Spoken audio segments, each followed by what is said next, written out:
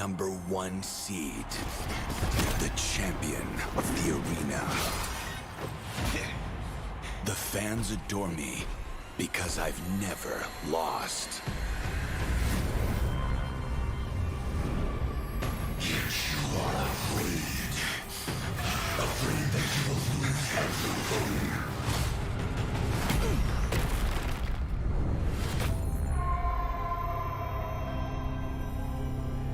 Do you ever get scared of losing, Kimmy? Well, big girl, I think we should cherish the joy and excitement of each game. Not who won or lost. That's right. I'll strive for victory, but I won't lose myself in its pursuit.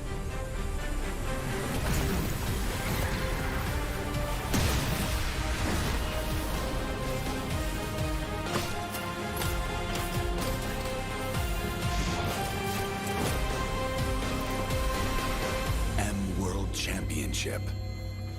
I'm back.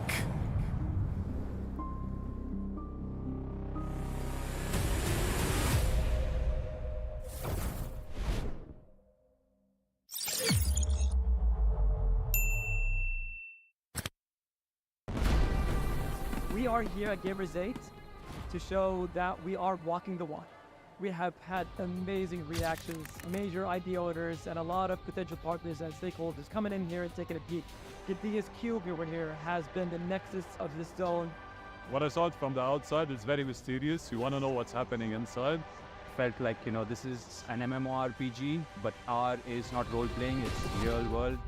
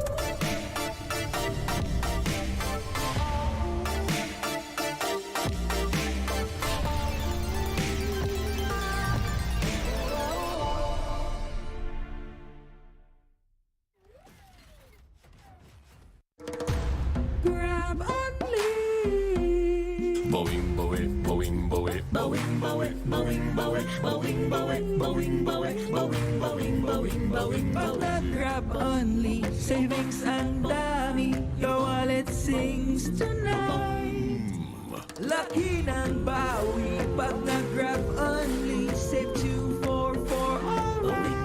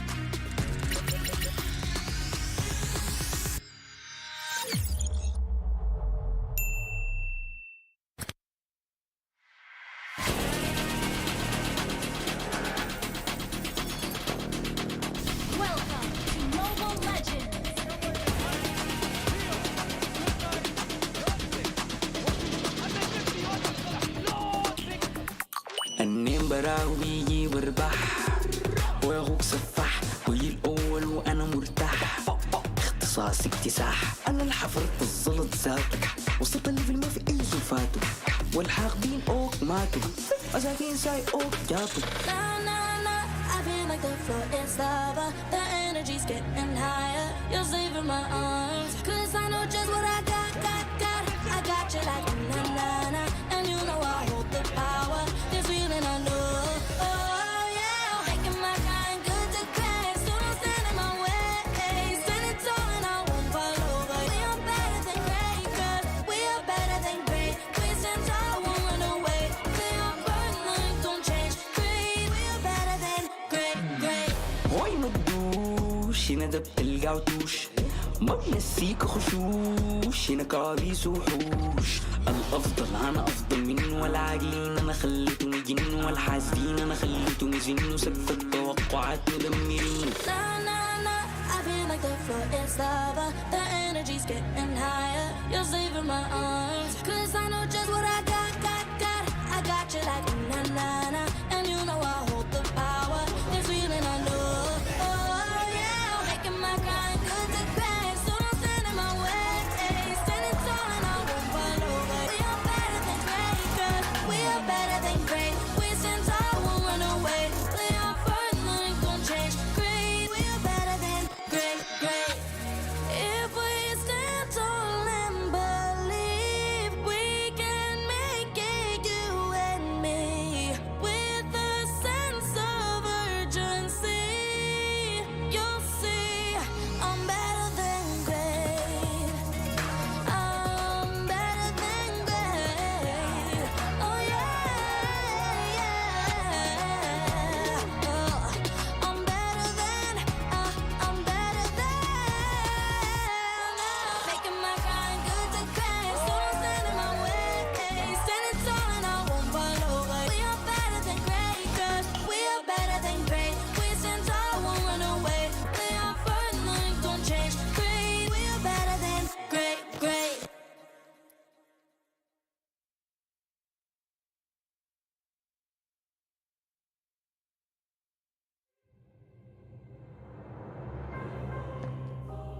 The Shadow Dragon was once my biggest weakness, but now it's my most potent weapon.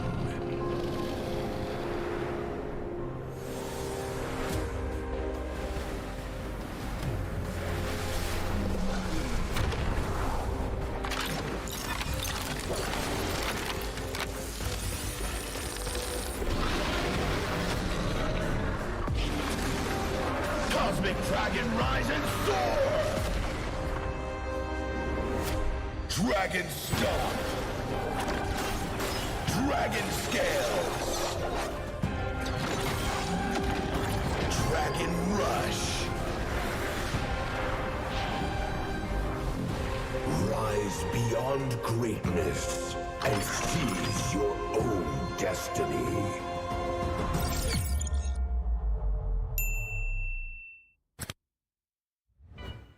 Tonight, we celebrate MLBB Esport.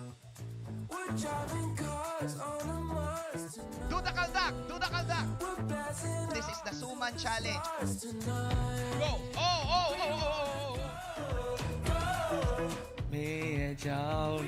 Just it.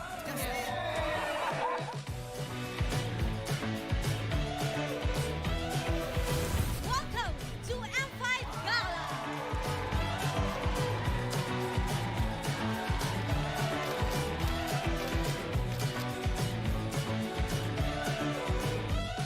Guess the Hero Challenge! Lapu-Lapu, Iritel, Franco, Nana. Nana. Nana, go! Best dressed team! Ole! Best dressed Super Marco!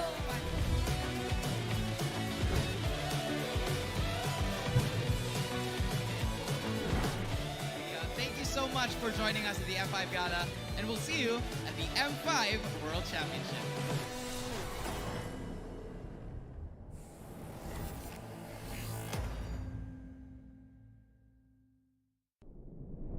Have you ever wondered what is our identity?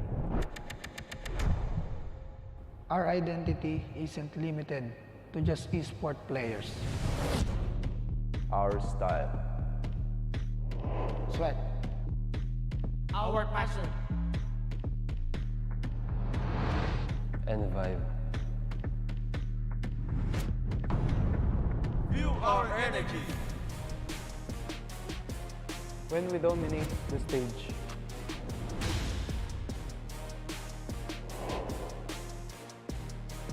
The hours of sacrifice. Shape who we are. So, what is our identity? We are legendary.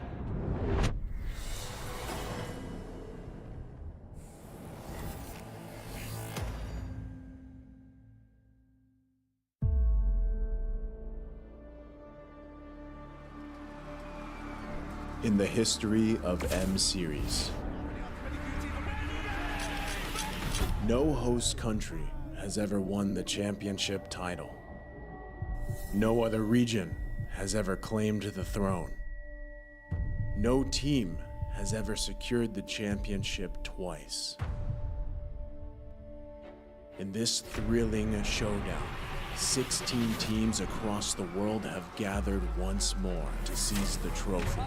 Which teams will prove themselves in their epic rivalry rematch? Will a new region unveil their strength and climb to the top? And who will leave an unforgettable mark with their skills? Behold, the old guards, seasoned titans returning to reclaim glory.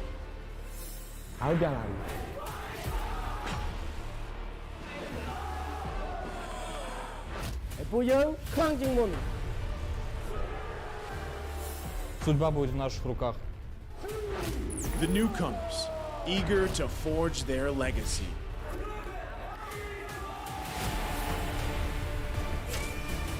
Kita di sini untuk lawan yang terbaik. Kami nggak takut tantangan apapun.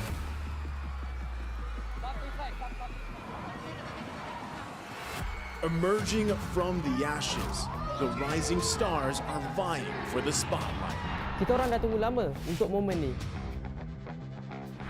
This is our time. It's now or never.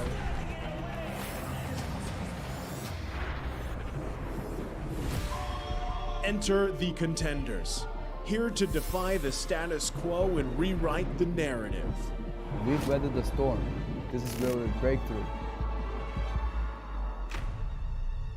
Nós somos brasileiros e a gente não desiste nunca.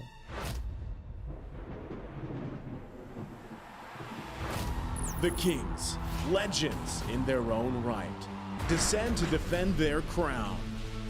Kita sudah merasai kemenangan. Ini saatnya kita menguasai dunia. Naitaas na namin ang kampyonato at itataas ulit namin ngayon. Babawiin namin ang corona para sa aming hari at reyna. Get ready as the stage is set for the most dynamic championship of the year. It all begins here.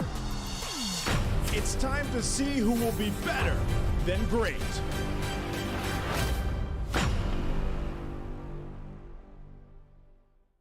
I welcome you to the M5 World Championship! M5 Group Stage Day 1 was a showcase for the carries. Where we are entering a new era, it is finally time for the junglers to shine again. AP Brand, the Filipino champions, are determined to rile up the home fans with a win against their old rival, Burmese Schools. The dreadful Nolan was left open by Burmese Schools in both games for Kyle Teasy to take advantage. It's stressful to see. Oh! AP Brand coming in with the Lord, and they are going to take this series in a 2-0 sweep. The home team achieved the opener that they'd hoped. Next, Team SMG tapped on family buffs in a quest to take down the Turkish champions. Fireflux rallied on with a great display from TNZ in both games. The base! Fireflux takes game 1. With that, the rulers from Turkey are off to a great start in the group of death. Led by two veteran roamers, Manages to take that boat down. He's now dancing with Nail. the match then turned into a back and forth contest between Nile and Chibi. Ultimately, it was the Malaysian carry that stood on top. The last match of the day, it was all Onyx from the get-go. Onyx, they just have that Tiger. Even luck was on their side. He died! Will he die? Oh! No way! No way! No way! The Sky Kings were way too dominant for the Brazilian robots to overcome. We saw plenty of spectacular jungler plays during day one of the M5 group stage. For day two, what else would you like to witness that is better than great? Let's find out.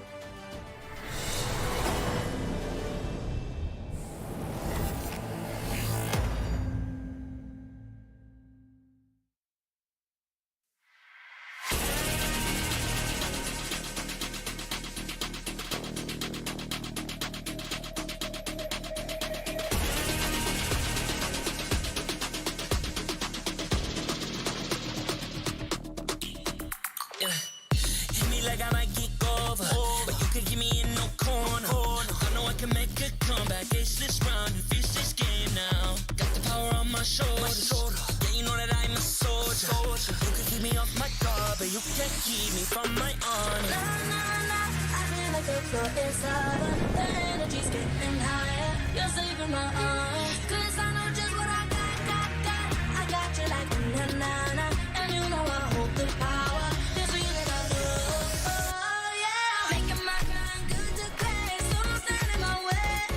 Standing tall and I won't fall over. We are better than great, good. We are better than great. We stand tall, won't run away. We are burn, nothing don't change. Great, we are better than great. Can't get it great, I'm better than great. I play my own role, I become the greatest. Transcend myself into this game, yeah. I build a power to dominate fate. Championship mind, no time for the weak. We start to the game, shine, reveal. Better than great, that's how we feel. I feel like the floor is over. The energy's getting higher. You're saving my arms, 'cause I know just what I got. I got you like na-na-na, and you know I hold the power. This feeling I love, oh yeah. Making my grind good to great, so don't stand in my way. Standing tall and I won't fall over. We are better than great, good. We are better than great. We stand tall, won't run away. We are burn, nothing gon' change. Great, we are better than great.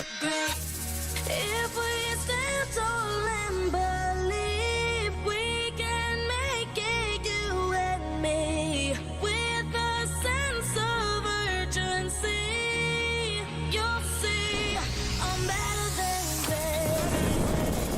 I'm better than great. Oh yeah, yeah. Oh, I'm better than. Making my grind good to great, so don't stand in my way. Standing tall and I won't fall over. We are better than great, good. We are better than great. We stand tall, won't run away.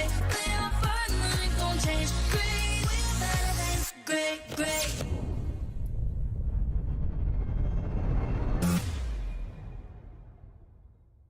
I am the #1 seed, the champion of the arena.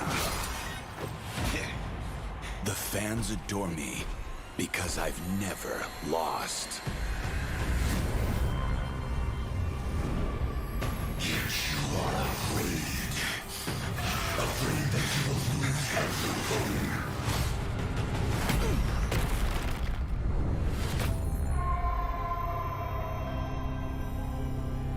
Do you ever get scared of losing, Kenny?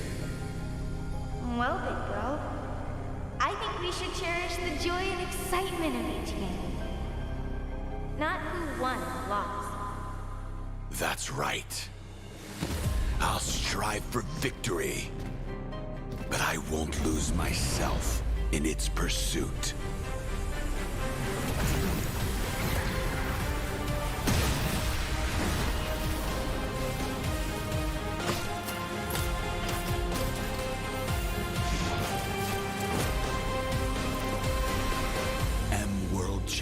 championship. I'm back.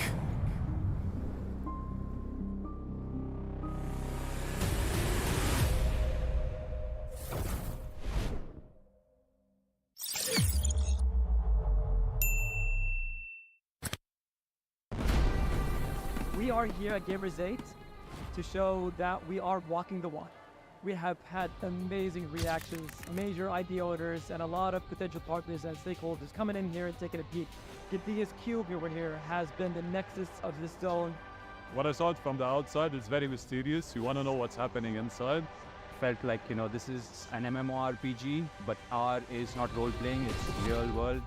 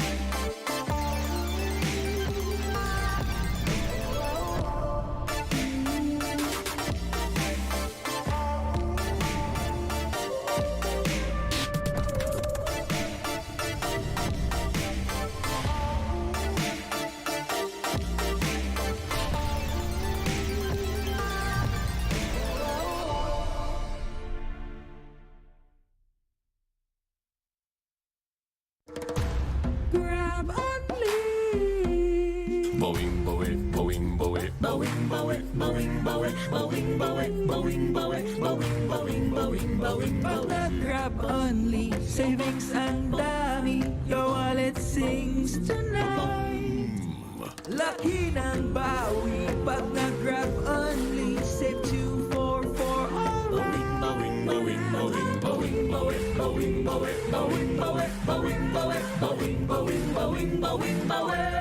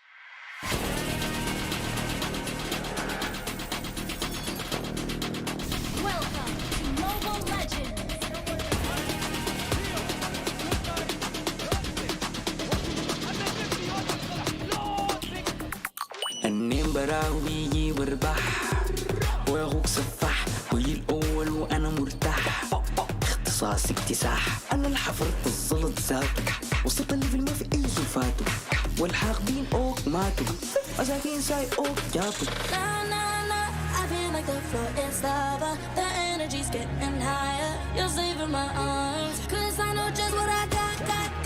I got you like na na na. And you know I hold the power. This feeling I know. Oh yeah, making my kind good to crash. So don't stand in my way. Standing tall and I won't fall over. We are better than great. Cause we are better than great. We stand tall, won't run away. We are burning like don't change. Great, we are better than great.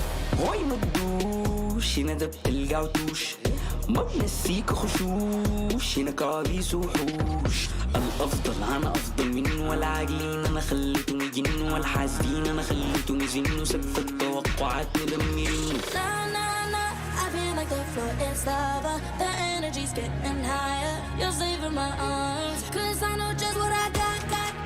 I got you like na na na. And you know I hold the power. This feeling I know. Oh yeah, making my kind good to crash. So don't stand in my way. Standing tall and I won't fall over. We are better than great. Cause we are better than great. We stand tall, won't run away. We are burning like don't change. Great, we are better than great. If we stand tall and believe we can make it, you and me, with a sense of urgency, you'll see I'm better than great. I'm better than great. Oh yeah, yeah. Oh, I'm better than. I'm better than. Making my kind good to crash. So don't stand in my way. Standing tall and I won't fall over. We are better than great. Cause we are better than great. We stand tall, won't run away. We are burning like don't change. Great, we are better than great.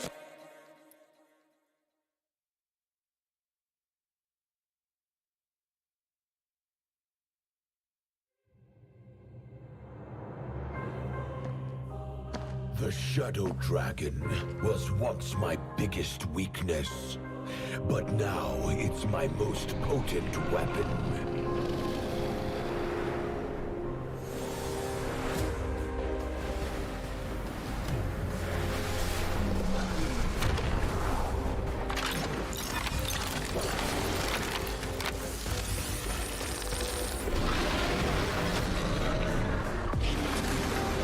Cosmic Dragon, rise and soar!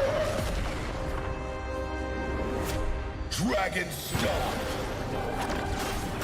Dragon Scales! Dragon Rush! Rise beyond greatness and seize your own destiny.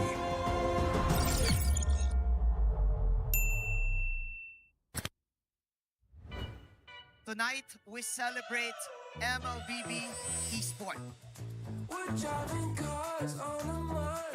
Do the kaldak! Do the kaldak! This is the Suman Challenge. Go! Oh!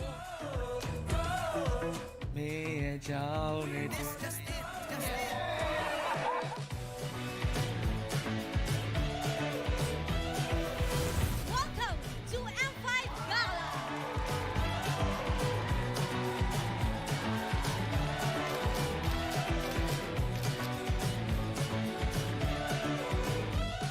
Guess the Hero Challenge! Lapu-lapu. Iritel. Franco. Nana. Nana. Nana! Best dressed team! Ole! Best dressed Super Marco!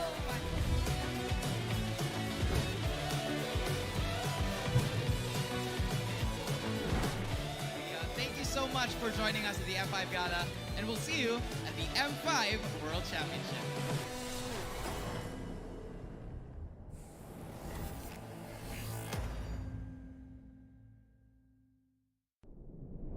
Have you ever wondered what is our identity? Our identity isn't limited to just esport players.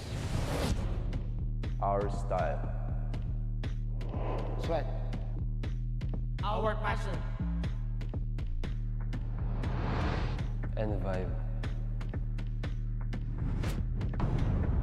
Feel our energy. When we dominate the stage.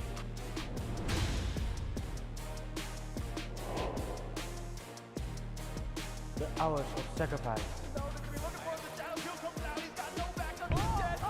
Shape who we are. So, what is our identity? We are legendary.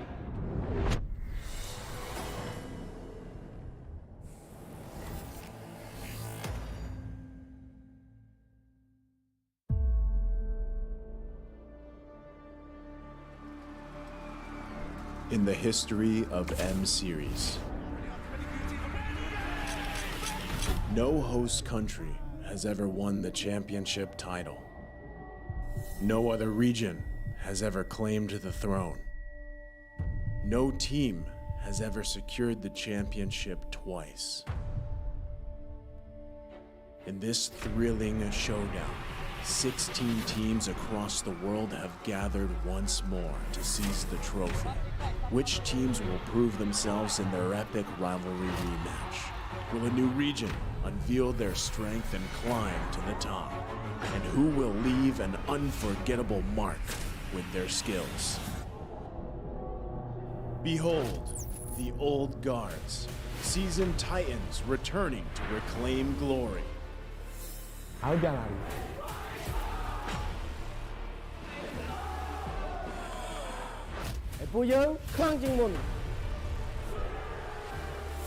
Судьба будет в наших руках. The newcomers, eager to forge their legacy.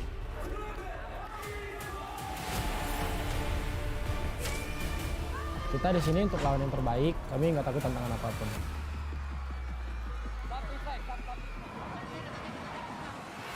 Emerging from the ashes, the rising stars are vying for the spotlight. Kita orang dah tunggu lama untuk momen ni. This is our time. It's now or never.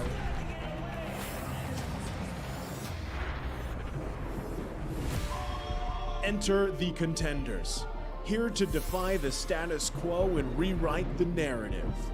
We've weathered the storm. This is where we break through. Nós somos brasileiros e a gente não desiste nunca.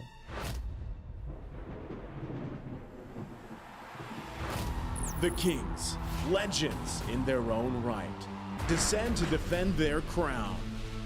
Kita sudah merasai kemenangan. Ini saatnya kita menguasai dunia.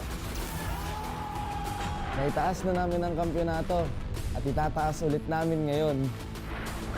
Babawiin namin ang korona para sa aming hari at reyna. Get ready as the stage is set for the most dynamic championship of the year. It all begins here. It's time to see who will be better than great.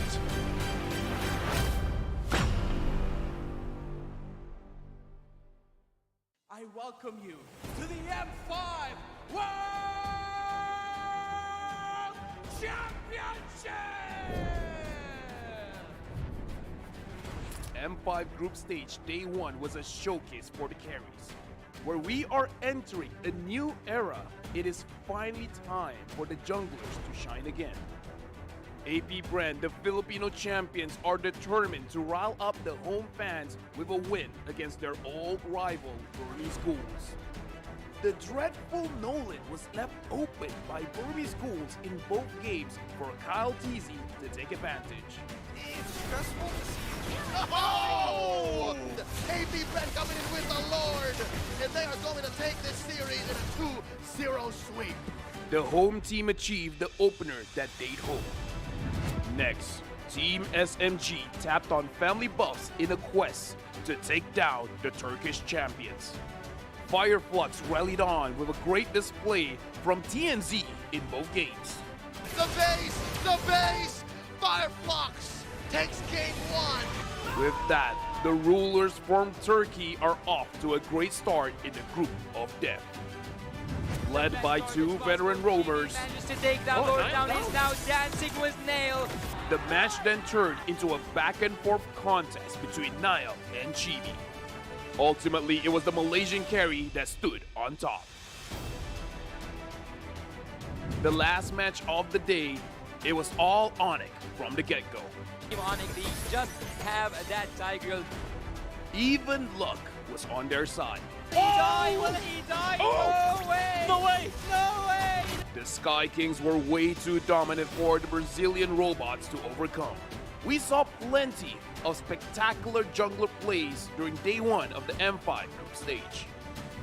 For day two, what else would you like to witness that is better than great? Let's find out.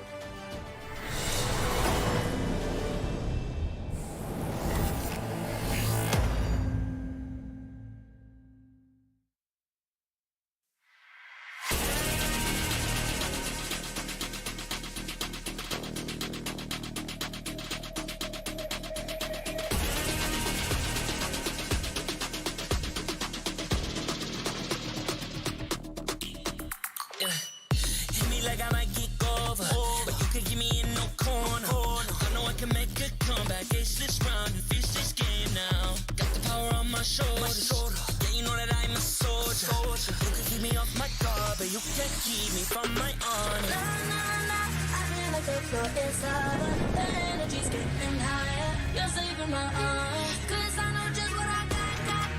I got you like na-na-na, and you know I hold the power. This feeling I do, oh yeah. Making my grind good to great, so don't stand in my way.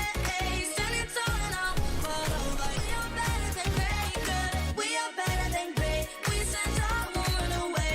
We are fun, nothing gon' change. Great, we are better than great. Can't get it great, I'm better than great. I play my own role, I become the greatest. Transcend myself into this game, yeah. I feel the power to dominate fate. Championship mind, no time for the weak. We start to the game, shine, reveal. Better than great, that's how we feel. I feel like the floor is over, the energy's getting higher. You're saving my arms, 'cause I know just what I got. I got you like na-na-na, and you know I hold the power. This feeling I do, oh yeah. Making my grind good to great, so don't stand in my way. Standing tall and I won't fall over. We are better than great, good. We are better than great. We stand tall, won't run away. We are fun, nothing gon' change. Great, we are better than great. If we stand tall and believe we can make it, you and me, with a sense of urgency, you'll see I'm better than great. I'm better than great. Oh yeah, yeah. Oh, I'm better than. Making my grind good to great, so don't stand in my way. Standing tall and I won't fall over. We are better than great, good. We are better than great. We stand tall, won't run away.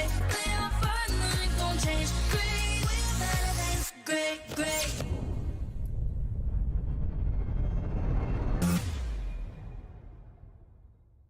I am the #1 seed, the champion of the arena. The fans adore me because I've never lost. Yet you are afraid that you will lose everything.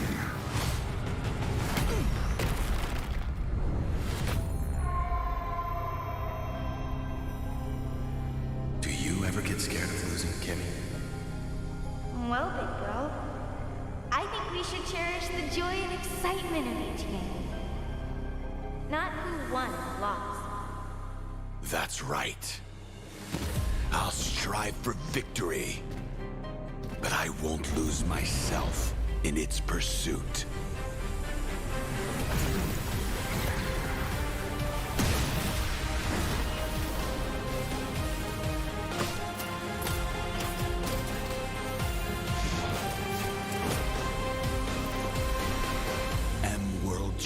championship.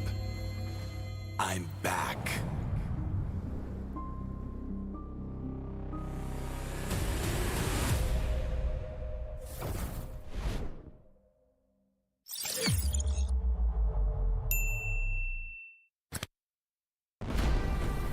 We are here at Gamers 8 to show that we are walking the walk. We have had amazing reactions, major IP owners, and a lot of potential partners and stakeholders coming in here and taking a peek. Gidea's cube over here has been the nexus of this zone. What I saw it from the outside is very mysterious. You want to know what's happening inside. Felt like, you know, this is an MMORPG, but R is not role-playing, it's real world.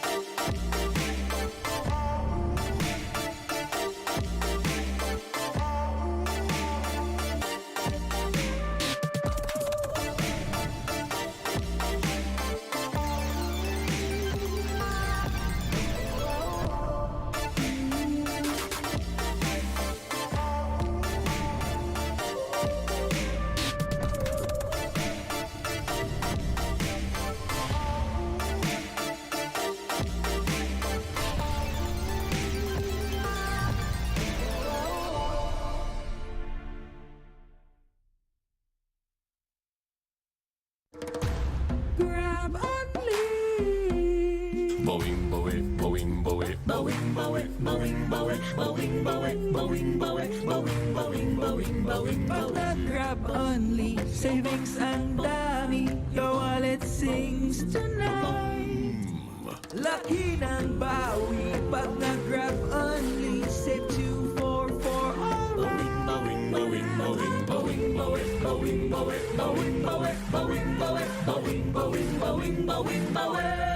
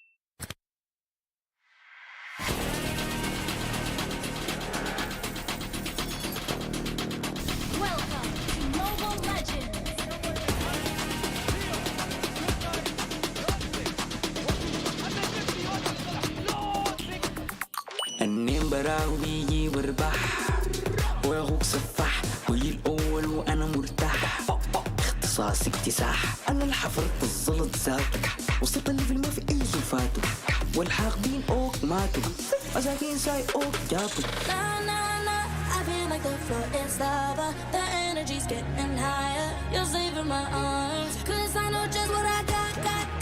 I got you like a na-na-na. And you know I hold the power. This feeling I know.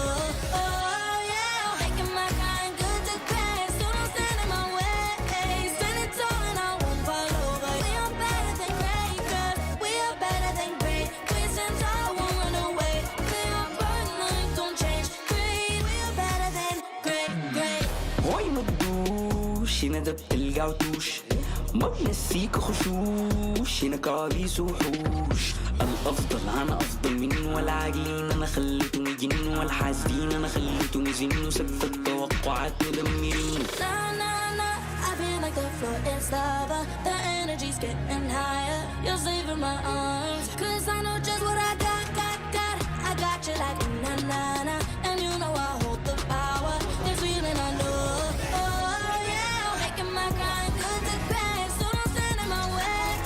Stand it tall and I won't fall over. We are better than great, cause we are better than great. We stand tall, won't run away.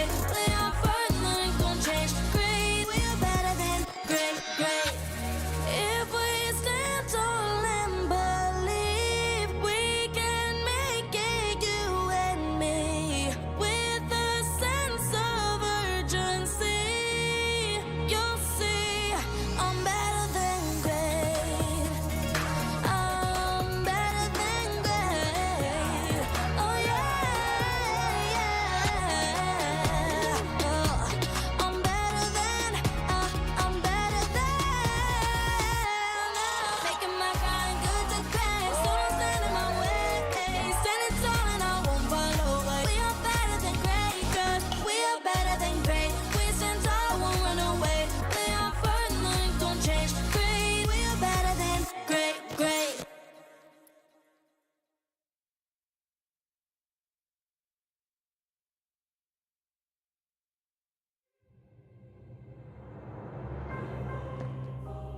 The Shadow Dragon was once my biggest weakness, but now it's my most potent weapon.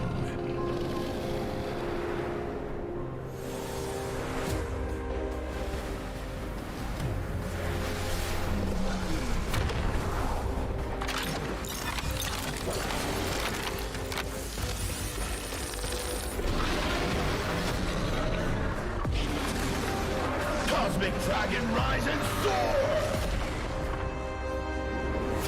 Dragon Stomp! Dragon Scales! Dragon Rush!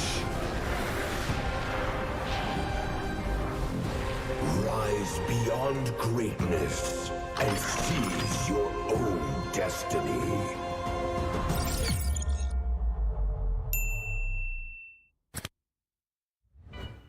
Tonight, we celebrate MLBB Esport. Do the kaldak! Do the kaldak!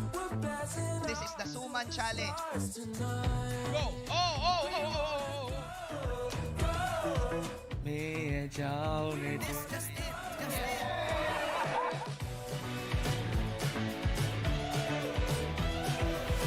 Welcome to M5 Gala!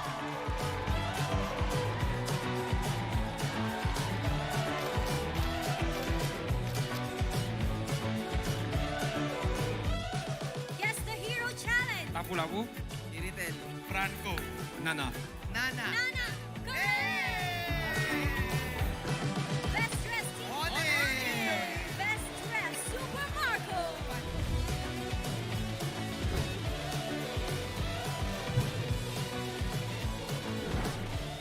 Thank you so much for joining us at the M5 Gala, and we'll see you at the M5 World Championship.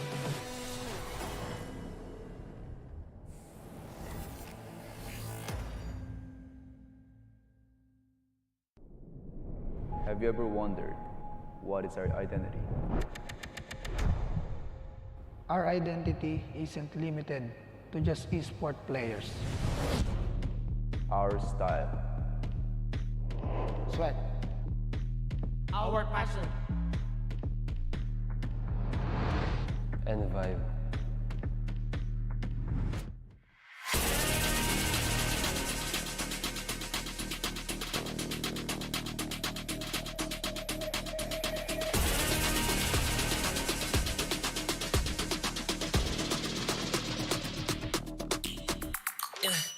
Hit me like I might get over, but you can get me in no corner. I know I can make a comeback, ace this round and finish this game now. Got the power on my shoulders, yeah, you know that I'm a soldier.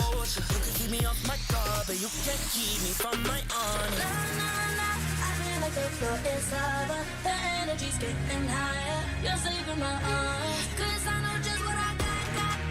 I got you like na-na-na, and you know I hold the power. This feeling I love, oh yeah. Making my grind good to great, so don't stand in my way. Standing tall and I won't fall over. We are better than great, good. We are better than great. We stand tall, won't run away. We are fun, nothing gon' change. Great, we are better than great. Can't get it great, I'm better than great. I play my own role, I become the greatest. Transcend myself into this game, yeah. I build a power to dominate fate. Championship mind, no time for the weak. We're start to the game, shout, reveal. Better than great, that's how we feel. I feel like the floor is lava, the energy's getting higher. You're saving my arms, 'cause I know just what I got. I got you like na-na-na, and you know I hold the power. This feeling I love, oh yeah. Making my grind good to great, so don't stand in my way. Standing tall and I won't fall over. We are better than great, good. We are better than great. We stand tall, won't run away. Play our part, nothing gon' change. Great, we are better than great. If we stand tall and believe, we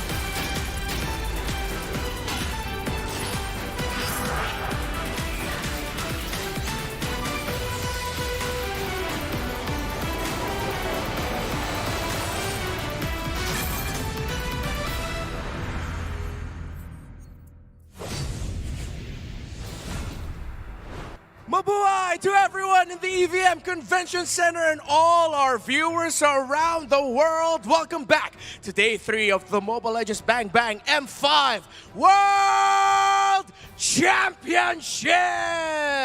We witnessed some breathtaking individual displays yesterday, from miraculous comebacks to mechanical outplays. It was action after action, and today we will have 4 more intense best-of-3 matchups to push the tempo and raise the stakes. There's a lot of questions in the air.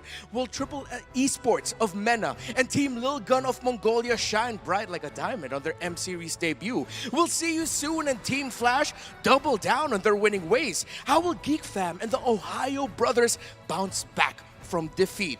And can the agents continue to break the code of advancing to the knockouts? All these questions will be answered soon. So let's join our wonderful talents, casters, and analysts from all around the world. It's your turn to be better than great.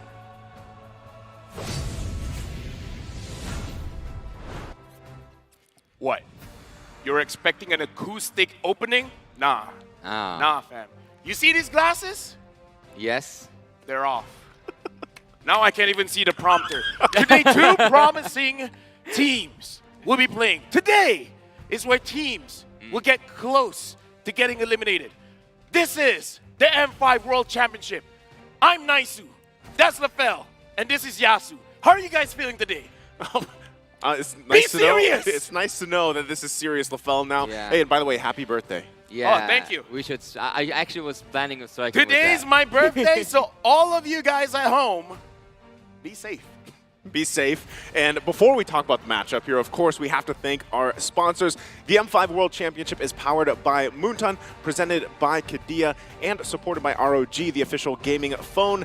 Grab, the official super app partner, and Secret Lab, our official chair partner. Well, thank you to our lovely sponsors. M5 wouldn't be possible without your support. You know, do you guys like diamonds? Yes. Of course you Who like doesn't? diamonds. Weekly Diamond Pass is currently all the anger, all the rage. Get 100 diamonds when you purchase. And then, when you continuously log in for 6 days, What happens? you get 120 extra diamonds. It's a surefire win. Don't miss out. You don't have to count so much. You know, you're in this chair today. Hey, I'm not an analyst, okay? That's And right. I gotta say, I special am. shout outs as well to our global presenting partner, Kadia. Kadia is a Giga project. You know what Giga is? I guess It's what? big. Yes, yes. I so think big. so. Okay, Kadia is a Giga project, a city that is being built in Saudi Arabia. It is the future capital of entertainment, sports, and culture. You see Thank how you, we Kadia. like sports and culture. Okay. Korea Gaming is giving away 5 sets of Knockout Stage 2 and Grand Final tickets. What? Grand Final Yes. tickets. For real? Maybe they heard it's your birthday. Dude, I hope I get to go to the grand finals. I hope you do too. That could be your birthday wish. But if you guys want to join that giveaway, to join, just follow Kadia Gaming on social media accounts. Comment why you deserve to win. And don't forget to tag 2 of your friends. You might want to tag LaFell as well. Just bring them along, bring on the comments, and good luck to everybody. Let me just say, 2nd December is where it starts. All right. 7th December is where it ends. So you guys got until today, until 3 more days. The winners will be announced on the 8th of December on @Kadia Gaming Instagram story. So if you guys don't follow, you guys are gonna miss out. Yeah. Why not, right? Go ahead and join it. Again, we want to see you guys there for the grand finals. It's going to be amazing. We know kind of what's in store, too. There's still kind of things falling into place, though, right? This is only day number 3 here of the group stage. You know what, Naisu, let me just say, I'm gonna spend a lot of time with you today, but I don't want to hear your voice. Okay. You know what I want to wait. know? I want to know what happened yesterday. So we're gonna see a little bit what happened yesterday on the daily recap. So stop talking. Filipinas, sent to everyone watching around the world. Welcome back to the group stage of the Mobile Legends Bang Bang M5 World Championship. M5 Day 1 was exciting. Day 2 was beyond madness as we revisited some old grudges. It was an intense battle of wits and in-game skirmishes between the EECA and the North American representatives. What are you doing? Deus Volt showed the Ohio brothers who's boss with a couple of next-level outplays. And Sawo's full damage Diggy sealed the deal and avenged their defeat to North American team in M3. Next was another 2-in-1 series, where Team Flash will be taking on Burmese Ghouls of Myanmar. This is a disaster for Team Flash! After losing the first game, the Singaporean representatives got the blessing from their very own MPL Singapore host, or the Cheryl Yao buff, to power through the next 2 games. Yes, and that's Team Flash taking the win! Next, Bigatron's sons attempt to overthrow the Cambodian champions. But turn already gonna be secured by MP the King. Now the fight's gonna break out. Final slash. However, MP the King was too majestic for the Brazilian robots to handle. Oh, but he's gonna go ahead and get bonked like that. Black's gonna be able to fall. Still Super Uber making his way. He just got the Berserker's Fury, trying to turn the tide of the fight. History repeats itself as See You Soon defeats their Brazilian opponents just like in M3. The agents have always been the kryptonite for RRQ Akira. Led by Edward, the Agent Zero, the Brazilian champions were read like a book in Game 1.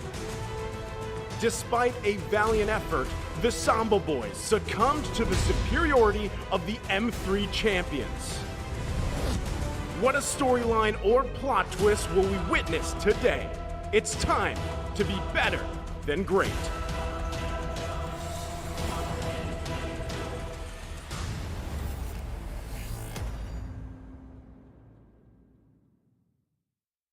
What are you doing? Why was that your voice? You told you didn't want to hear it, but you had to. What are they doing? They're doing the play of the day presented by Kadia, where Surim Felix did a 3-man flicker final slash. Yeah, this was, again, there were so many plays yesterday that we got yeah. to see, but love this highlight here. You see it just kind of unfold. Well played here all around. Dude, I mean, like, if there's anything that we can take from yesterday, it was surprising. Yeah, it was. It started with the two full series and ended with a full sweep for 2 times in a row. But the group standings here, walk us through it. We're gonna skip Group B. I don't like that group. Group A, Onyx and See You Soon is at the top. Bigatron Sun's not feeling all that good. Group C, AP Brand as well as Flash. Really looking really nice. We're gonna see if Lil Gun can contest. And Group D, oh yeah, that's great. Homeboys at the top. Well, you know, not only that, but today, I know we got to see them in the wild card. I can't wait to see that matchup later on. Like you mentioned, Team Lil Gun. The rest of the matches here, it's getting to a point. I know I did mention that we're only on day 3, but things are starting to get a little dicey, right? Some of these teams here that have been struggling need to find the wins here. And as we look at today's schedule, we're kicking it off, right, of course, with See You Soon. We have Triple Esports. This is their debut here for the world stage of the main event. We'll have to see how they perform. And then, of course, we have Team Flash versus Team Lil Gun. Well, we'll follow that up by TOP, the Ohio brothers, up against Team Geek, who didn't have a good start. Blacklist International against the SMG in the group that LaFell does not want to see. But it seems like we should. It's inevitable. You know what? It's my birthday. I'm gonna use my birthday wish. Yeah. For a bless. By saying I don't want to cast that game. I mean, I hope for the best, but who knows, right? But we got to talk about the game going on right now. Because it is between Triple Esports going up against See You Soon. And we saw See You Soon yesterday. Yeah. They were amazing. They were. They're quite deadly. And again, this is a team that... It's a region, really, that's just emerging here. And as we talk about the highlight for this matchup is, of course, the strength of the emerging MPL regions, right? Now, understandably, these are the Cambodia MPL KH has 5 seasons. MPL MENA is, I believe, in their 4th season. They've had 4. So it's been establishing, and I feel like that's why you have such a competitive region. And some of these newer teams, newer faces that are rising through the ranks here are going to have to clash it out for our first match of the day. Well, look. If we are talking about MPL MENA, because I can give you an insight on that. MPL MENA right now, or the latest achievement for it on the international stage was the IESF getting that 3rd place, and this was the roster that took it. So let's see what they can do. Yeah, honestly, we have a lot to talk about when we're talking about both these teams. And right now we're gonna look at a very cool graphic here because wait, what? Hey, Surprise. come on! Surprise! You're about to break it down. Why is there Kagura, by the way? Oh, there's an inside joke there, but basically, she's kawaii desu. Kawaii. I like Kagura. Is she your favorite hero too? Oh yeah. Do you want to be her Shikigami? Oh, that's good. That's good. That's good. Thank you, producer. Happy birthday to Zen as well. Yeah. Now we're gonna go back on topic. I'm serious here, okay? I want to do I'm serious, Lafel, okay? Yes. We're gonna go straight into our topic here. Let's talk a bit about the strength of the emerging MPL regions. And again, Yasu, talk to us again about MPL MENA. Well, we started, this is the 4th season, and yet a lot of achievements so far. We have seen the international stages, witnessed the MENA representatives, I guess 3 times so far. So in IESF, first appearance in M3, M4, and now M5. So that's the 4th representing from MENA. So I would say that we are going in the right path, but let's see what our teams can bring up to the table. Yeah, and I love it because when you look at this, right, both of these regions, thank you, both of these regions have had quite a difference in terms of the champions throughout the years and what we've seen, but relatively it's competitive both ways, right? And I like too that, you know, Yasu already mentioned this, internationally for this team, MPL MENA and Triple Esports, they did really well over in IESF. They got 3rd place, and I think they surprised a lot of people here. So who's to say that they can't surprise us with this game, their first one for day number 3? Yeah, I think it's so awaited to see how will the new roster, with a slight change, but yet it will make a difference, will do today. But actually, one of the facts is that MPL KH started, the first champion was Seasoon, and now they are the representatives. We got to talk about MP the King versus Tarzan as well. The clash of the Jungle Kings.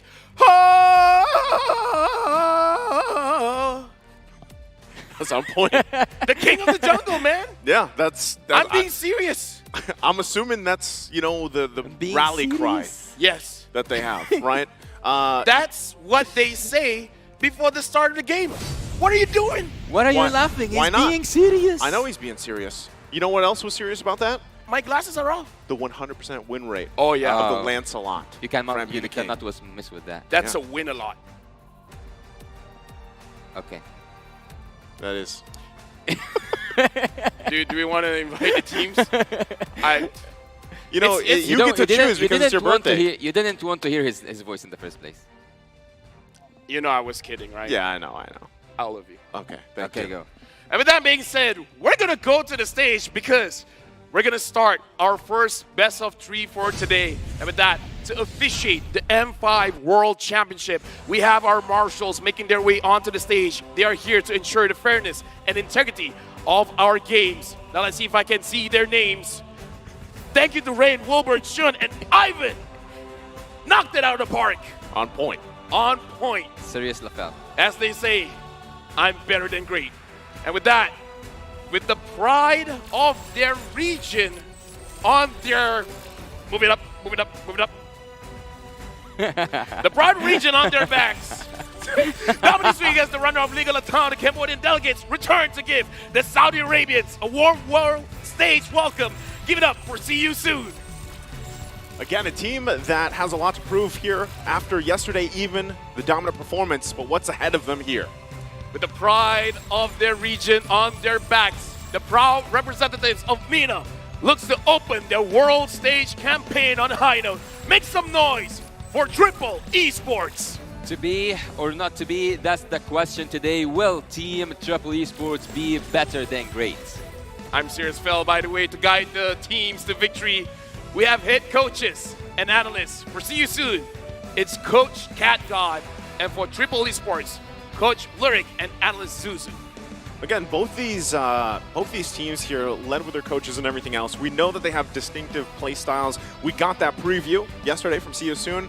It was very strong, you know. So now the question is, what exactly is Triple Esports gonna show us, right? Now, walking through the roster here once again, this is for See You Soon. We have Kosei, MP the King, we have Felix Ra, and Boxy the King. These are well-known names up to this point, and again, after their performance yesterday, I can't wait to see what they bring today. I want to see Boxy the King, man, because it really looks like everything revolves around him. When he says go, the entire team asks, how fast? How soon do you want us to go? Very soon. Very soon. Very soon. See you soon. Well, we will see if Triple Esports will witness that see you soon experience, because we will have Sano for the first time on the gold lane Tarzan with Sanji, Coffin, and Troll, which, as I can assure you, he is definitely not gonna troll. Okay, you're talking about Troll then. With that being said, Triple Esports, this is going to be their debut. It's going to be hopefully an amazing match to watch, because See You Soon yesterday, it was very quick. And with that, we need a little bit of insight of what's really going on with Triple Esports. So we prepared an interview to understand what's going on. Para sa akin yung personal MVP ko sa Triple Esports si Tarzan. Kasi bukod sa talagang nag-step up yung laro niya, siya din yung captain namin, siya yung gumagawa ng paraan para mag-stick sila together. At saka ano din, ang dami niyang sinakripisyo talaga. Kasi graduating si Tarzan sa college as a doctor. So, ang dami niyang sinakripisyo para matuloy-tuloy lang yung pagpo-practice, yung matuloy-tuloy lang yung momentum nung Hold up! Tarzan is studying to become a doctor? Yeah. Well, let's hope he puts on a clinic.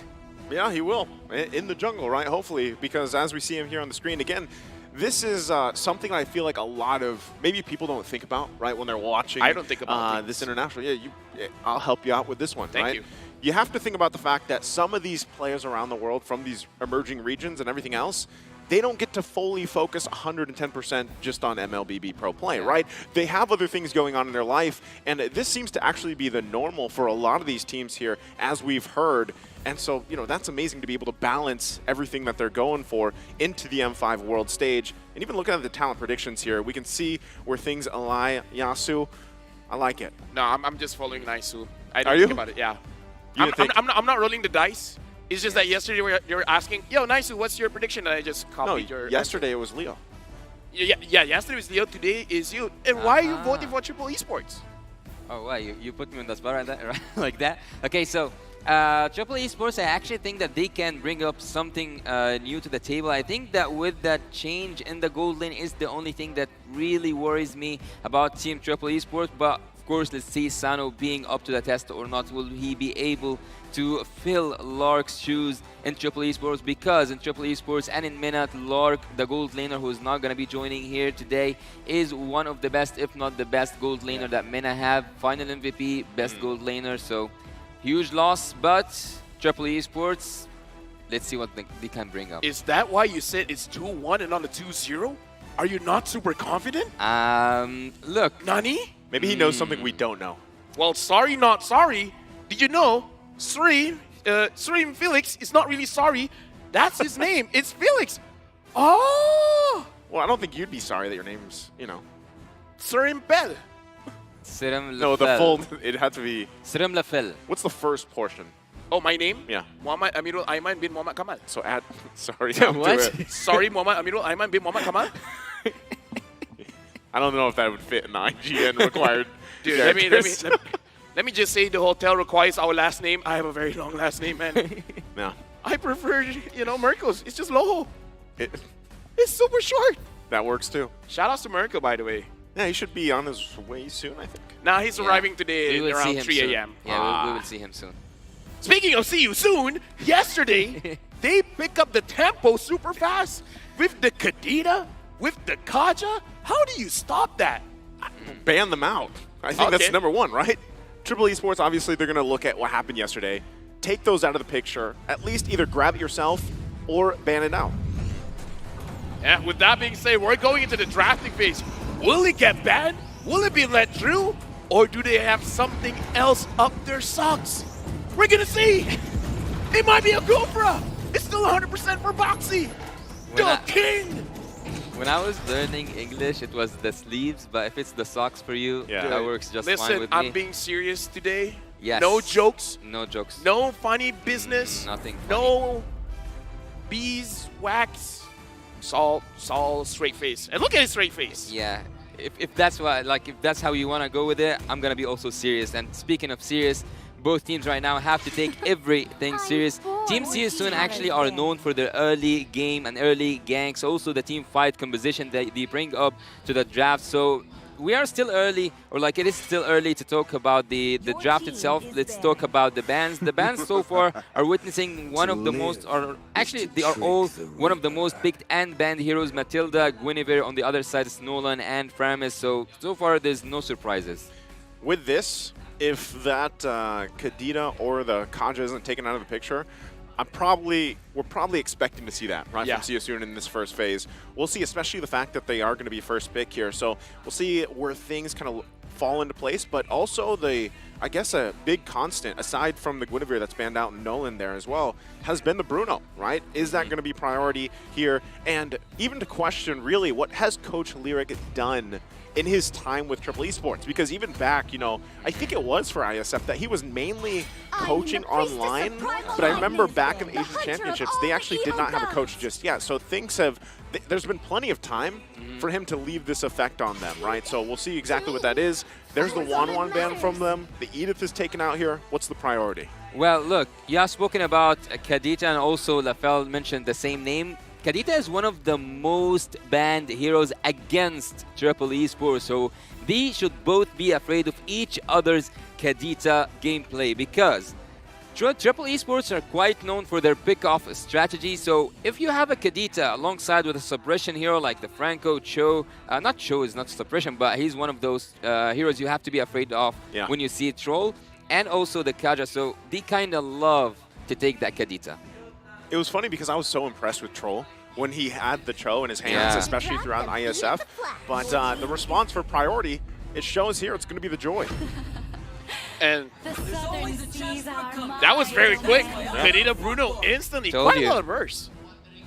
I mean, at this point, okay, will Triple Esports pick up the Kaja for themselves? Because it's also kind of good against the Joy. Look, with this combo, I would actually remind you, let me put it so fast. Sure. Triple Esports, once they came back after Season 3, they were the same roster, almost the same roster, played under the name Wild Axe. Okay. So when they went to the IESF, the experience they showed means that they, or like indicates that they adopted the style of Team Echo PH. So with having that Kadita, with having that show, I think that the full picture is now being painted for you guys. Not only that, but the name. There's a familiar name there as well, right? And with that, the flip side is going to be the Arla, the Angela. Here's a Bakshi. This is happening so fast. They exactly know what they want to do. It looks like Triple Esports, they already wrote down what they want, and then they're just like, guys, we already know what we want, right? Why do we want to waste time? Time is money. Money can sometimes be gold, and gold is amazing.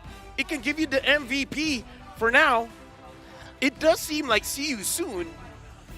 They're changing a little bit of their strategy here.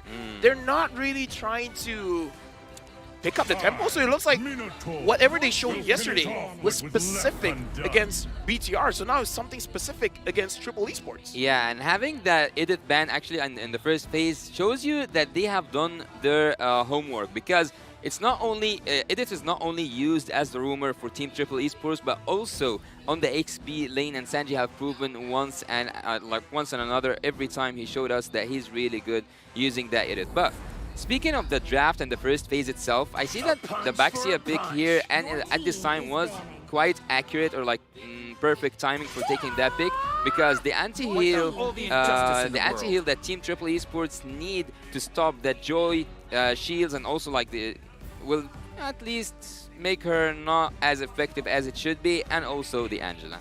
So the Cho getting banned out here, looks like they themselves don't want it, but it does seem that they're going to have a little bit of trouble with getting picked off. Looking at their composition for Triple Esports, they can be very aggressive, and I kind of feel like, see you soon, they're smelling something. It's like, you're banning out a Cho, we're not going to give you the Kaja. A Franco, maybe? A Franco, a Kufra? Yeah, either way, I mean, there's a lot left on the table here. And even with the way the second phase of bans went out, you know where they're focused on. But with this, there's the answer. Triple Esports takes the Franco, and someone that a hero we haven't seen too much of so far up to this point, but still huge impact. Even if you're missing, for example, the iron hooks for a majority of the game, a lot of the times, sometimes it just takes that one hook. Actually, I think that Franco at this point is one of the Mina's favorite rumors. Oh yeah, true. You know, I saw the highlights. I don't know how I ended up on that side of the social media, but I saw a lot of Franco highlights over there. And right now, Carey has been picked up as well, looking ready to go up against the Boxy. And again, it's kind of weird because Carey isn't really the greatest going up against Bruno. You would usually see the Ixia, but it looks like they're pretty confident because this is one of Kusei's best heroes. Yeah. Yeah, he's going for his, he's playing in his comfort zone, but seeing that Angela right now has been swept with the room, and also right now, I don't think... Oh, actually, they do have This is a 100% win rate hero for Boxy the King. I think that having the Joy on the side of Team See You Soon actually equalized the equation between the damage dealt in terms of the magical ones and also the physical ones. And the true damage. You have true damage. So right now, Triple Esports. I kind of feel like this Franco is amazing going up against the Joy. And they're having a Damas, a debut pick. Man, I wonder... Remember back in the wild card, like how many? Because I know we all were over there. Remember how many unique heroes there were? For the wild card, it was like 50 plus, I think. I was mostly a host, so I didn't care. No, you're on the desk. That one time. We shared the desk. Dude. Yeah, my guy. My guy. Anyways, looking at the draft, what do you guys think? More importantly, what does Yasu think?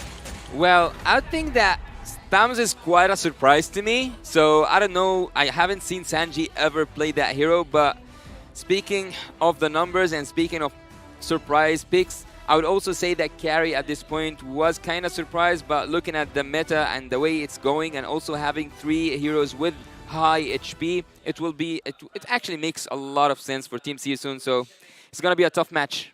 I feel like the tempo is going to be the thing we're going to be talking about the most. Can Thamus deal with Arlet in the EXP lane? We're jumping into the first game, the first best of 3 in the game.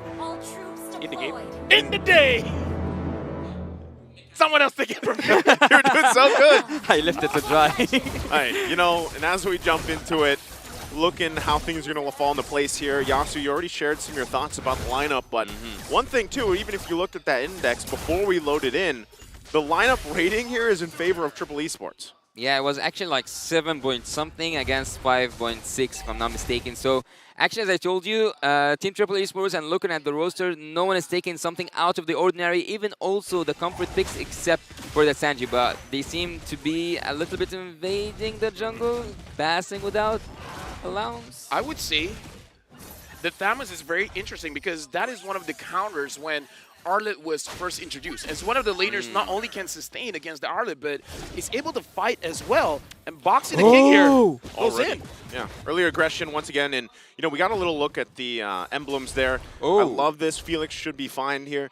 The fact that Troll took that focusing mark emblem, there's some Franco players that actually don't take this. There's some that do. And I think it works out great, especially the fact that you are playing with this lineup that is going for these ISO plays, ISO-centric pickoffs, if you will. Again, the Kadita is there. And really, that's going to help scale up the damage as well throughout the game.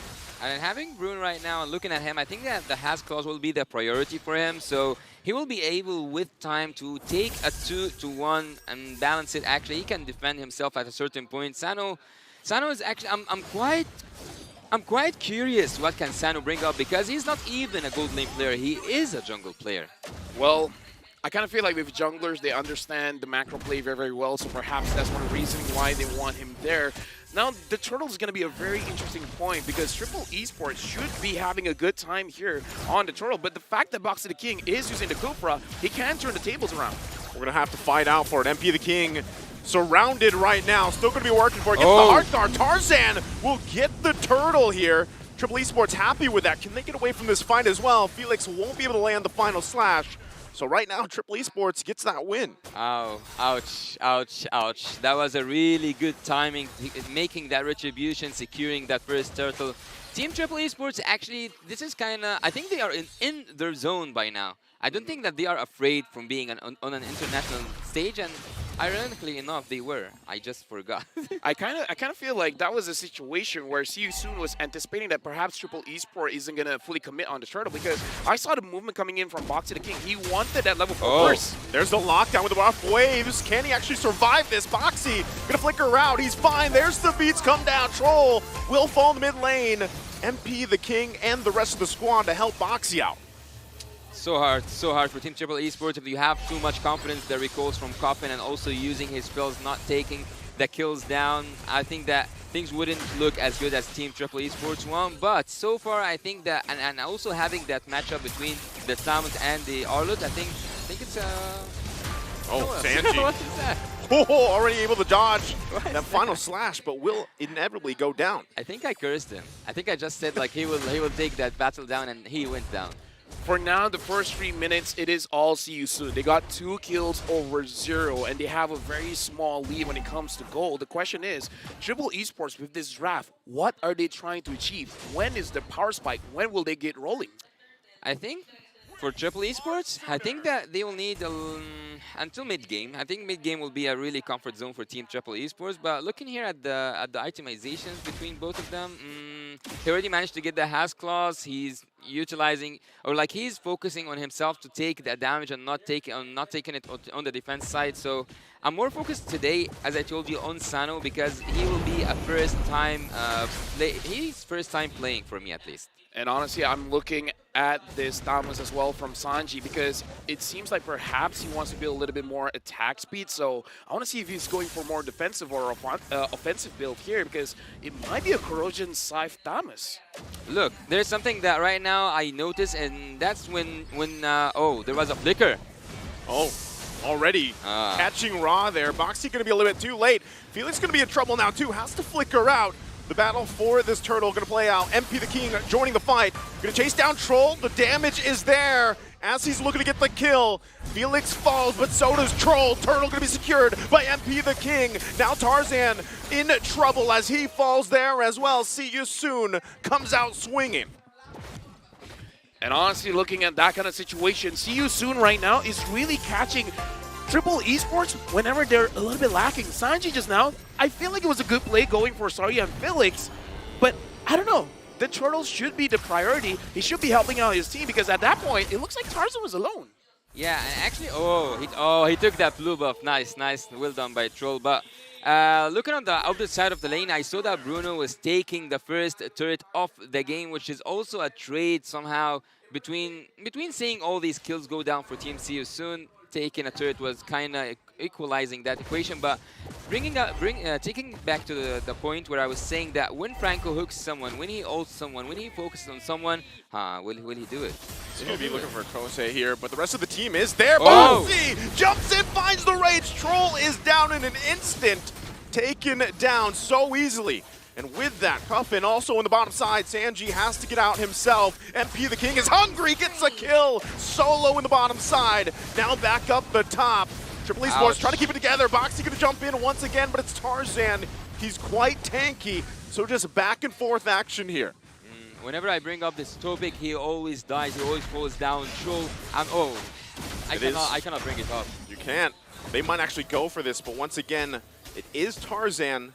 So, you know, on this boxer, he's safe for now. Something that I do want to point out, that now See You Soon, apparently they're really picking up the tempo, especially having Saria and Felix. He's the one really engaging everything, and Troll has not been finding those iron hooks. I kind of feel like it's one iron hook away from Triple Esports winning, but now, I don't know. Boxy again, gonna find Sano. The rest of the team trying to get here in time. Final slash with Heart Guard, and that's a kill under the turret. See You Soon pressing the gas here. He left the XP duty. He is not sorry for it, but he is Felix on the top lane. He joins his team as partial roamer, I would say, because Joy is taking care of both mid lane and bot lane. But what's remarkable, whenever the Bloody Hunt is used, we will see that Boxy, the King, will join the team fight flicker, but he didn't find it.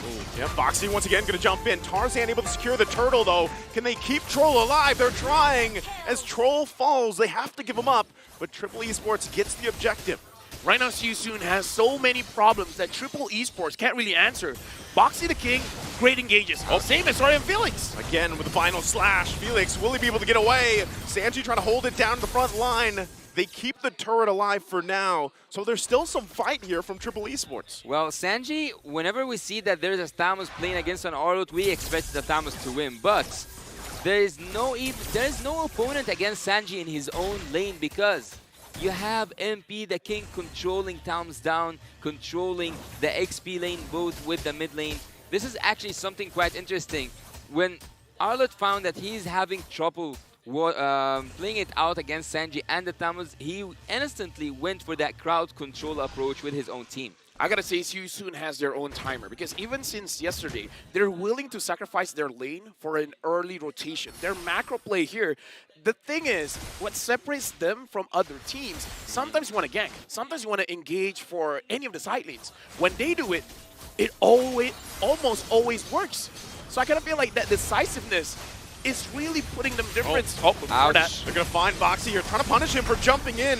They do get the kill, still going to be juking it out here for the buffs. It's going to be secured. They get the kill, and they're still looking for more.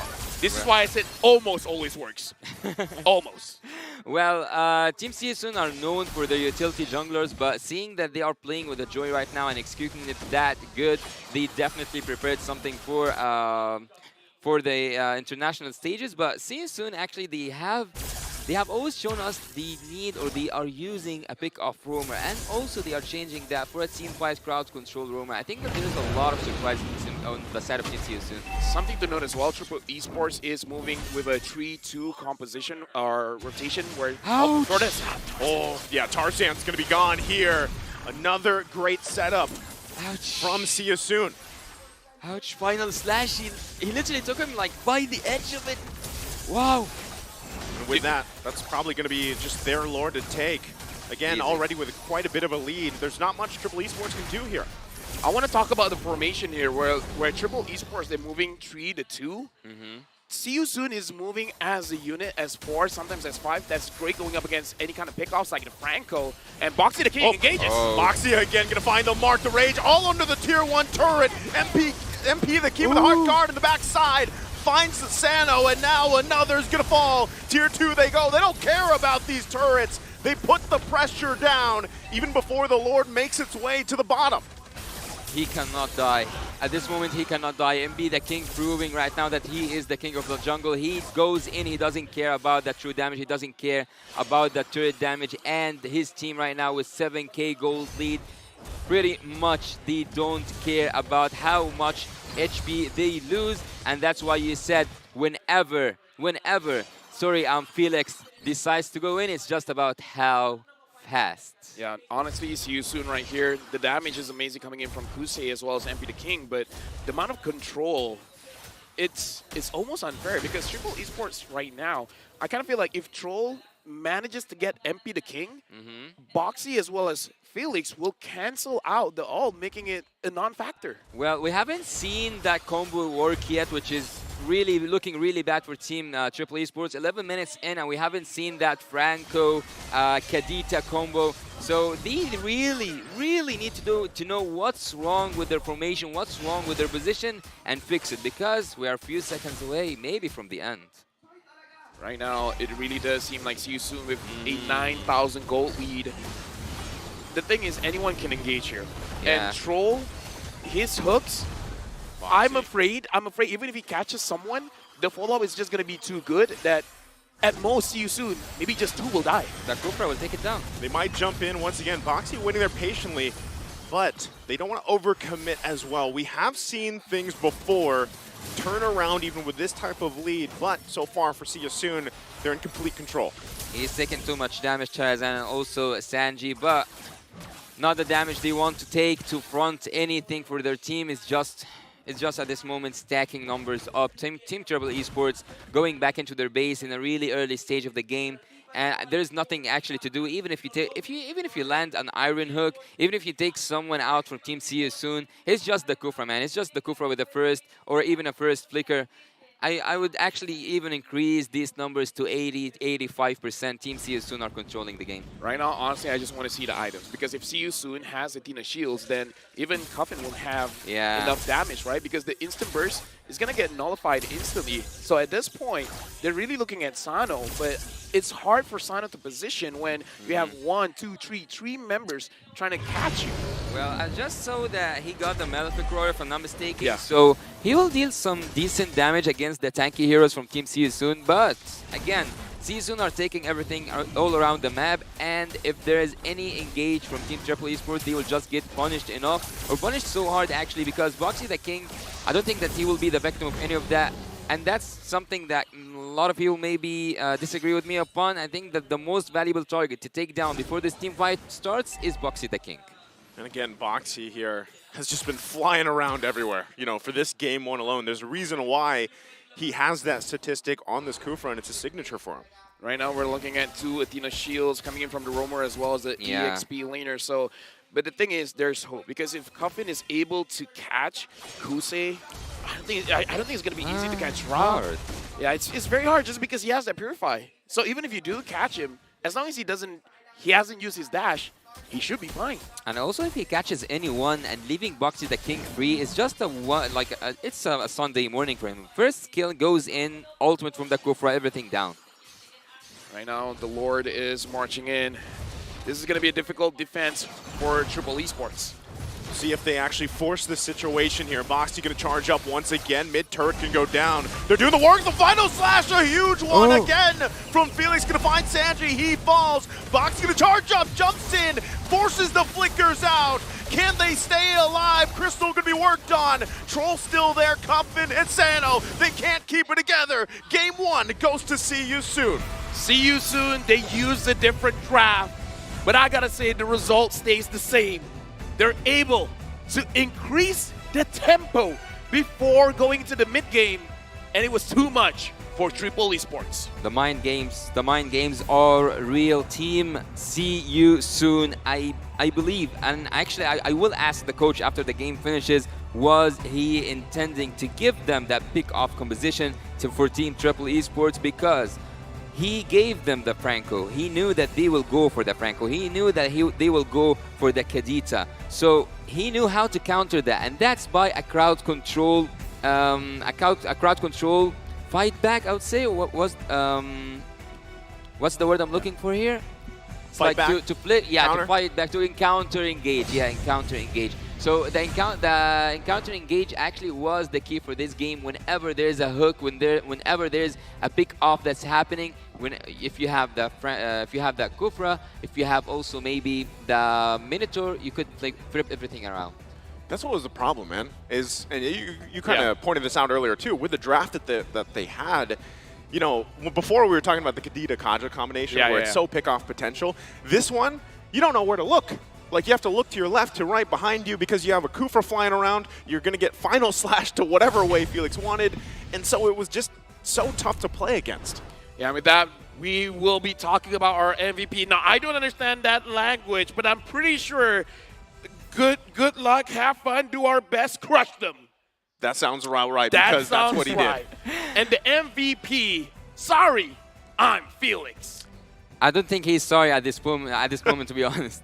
Well, Team See You Soon, with having Felix as the MVP, shows us that he didn't struggle at all in the XP lane, even though he should have struggled against the Tamus, but he managed to get the MVP. And that's because he took a lot of damage, he initiated a lot of fights, and he moved all around the map. At some point, if I'm remembering correctly, Naisu, you said that he didn't care about his own lane. So, looking here at the highlights, we will see how much effective moving around the map for the Arlott was benefiting his own team, and MB the King was able to not just take care of the bot lane or the XP lane and the mid lane, he was also able to take care of all the objectives and the neutral objectives. Look here at the top lane. I think that, yeah, Sorinov Felix, with all that crowd control dealt, Sano cannot actually do anything, even if he had all the damage in the world, as you said, Lafel.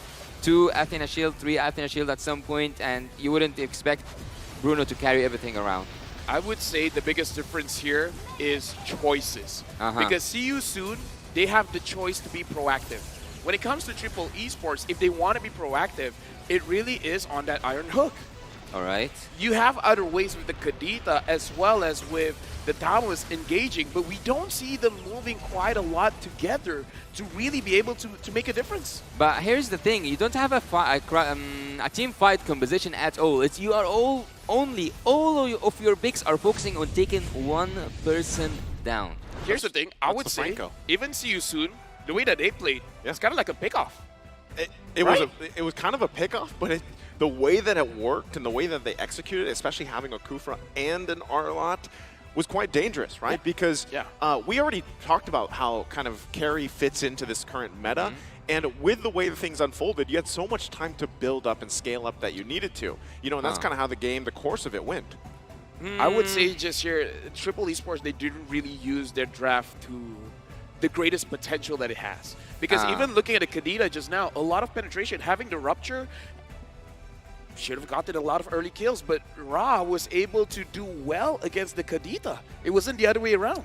But I would actually not completely disagree with you that they didn't use their draft quite well. I think that even if they used the draft of the Triple Esports, I'm speaking of Triple Esports, if they used the draft quite well, they couldn't have made anything possible whenever they do anything. Boxy the King is just there to just counter that engage, make everything flip around for the side of Team See You Soon. So it was so hard for Team Triple Esports, also focusing on one target at a time.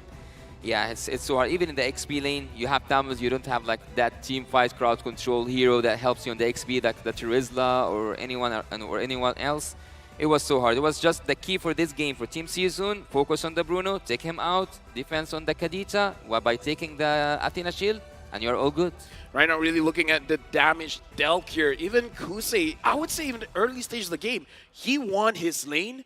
I would say that's kind of like the general direction here. I kind of feel like in the early game, Sanji did win the lane against Felix, but like you say, he left. Yeah, in the mid game, it's like, well, you win, I'm going to go somewhere else where I win. And the reason why I say even See You Soon is using this composition as a pickoff, because in the early to mid, Felix used the final slash to get one. Yeah. He was separating one person from the rest. So if they're moving as 3, they're moving as 2, he catches 1. That's what I'm saying, man. There was the execution factor, like you said, it was kind of pick-off potential. Yeah. I mean, you're not expecting that, right? So much from, for example, even the Arlot. A lot of times, you see them kind of wait in their lane, but yeah, at that point, it was just like, all right, see ya. Sanji, See you soon. See you soon. See you soon. Have the lane. Take the XP you want, I'll get the kills. And a lot of the times, again, the way they kind of layered their initiations, whether it was the final slash, whether it was Boxy jumping in with a Kufra, they had multiple options. And I feel like, again, that's why you have to look back at Triple Esports and be like, you know, they were either trying to catch their breath or constantly looking left and right, their head on a swivel, as they like to say it, because they didn't know where they were going to get initiated from. Even at one point, like you guys saw from the highlights there, See You Soon was deep into territory of the Tier 2 turret with both of those still up, right? They did not care. Again, why we typically see Angela being banned out, right? Because of just how much value the Heart Guard provides. Okay, but we should all give credit for the Angela and also the meta picks, but again, it was for me about the macro game itself. It was about the strategy that Team See You Soon pulled off, because they managed to ignore the XP at all to focus all their efforts on one place, which was the gold lane, which was Sano, and they took him out once and again and again and again. And even by doing that, they weren't only focused on taking that lane only. Taking that lane, suppressing every hook, or like preventing every hook, countering every engage. It was frustrating at a point for Team Triple Esports. There was no way to get this game back for Triple Esports. Nice. Do you have a watch? I do. I have 2. I kind of feel like for the next game, seriously, I have 2. I feel like for the next game, because this game felt a little bit like deja vu. I feel like we have to look at the timers. When does See You Soon decide enough's enough, we're going to move as a team? Because I feel like even yesterday, perhaps it's around between 3 to 6 minutes, is where they say the lane doesn't matter. We can start moving as a team and start getting those pickoffs offs. Because it really does seem like, okay, they're not going to move, we're going to move. They're the aggressors. The timing is something that I kind of feel like all teams should pay attention to. At that moment, if you don't see the opponent laner, you have to assume they're moving around the map. Enemy missing. It was just 1 minute. Enemy missing. That's when he hit that. I think it was just a minute. Just 1 minute and he left Tamus alone. Enemy missing. No, I think... No, yeah. I think the first minute he was still there because... He got burst down underneath the turret, if you remember, in the early stage. And then after that, I didn't see him at the XP lane again, to be honest. Well, I got 2 watches, so I'm gonna prepare. I have 2 phones, so I have 4 watches. Hey, that works too, right? Yeah, you can. But speaking of Triple Esports, if you're talking about the timing here, right? The timing for this, from what we've seen from See You Soon even yesterday, this is very reminiscent of that, and that's why you said it's deja vu, right? That's how it worked. Deja vu.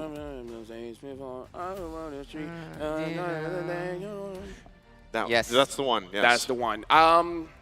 The Triple Esports have to adjust the draft because I kind of feel like they didn't have a lot of ways to start a fight. And they were led into taking this draft. Yeah. The Franco pick, it is, I do agree with you, it's a meta powerhouse. But again, Franco is one of those heroes where it's almost luck-based. If you're able to get that hook, that's amazing. But sometimes you might even hook the wrong one. That's true. What if you hook Arlet and Arlet survives the initial burst? And then imagine a five-man final slash. I knew this is where you were going.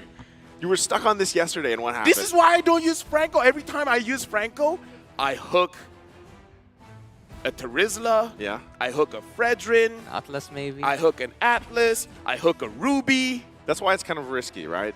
The Franco is just a risk pick in itself because, yeah, you could hook the wrong one. And I also do think, like, you know, obviously there's skill to it, but yeah, there's also luck to be able to land those because just with that, again, even looking at this here, the brotherly bond, the fun fact here. Did you know as the younger brother, Troll has known Tarzan for his entire life? Wow.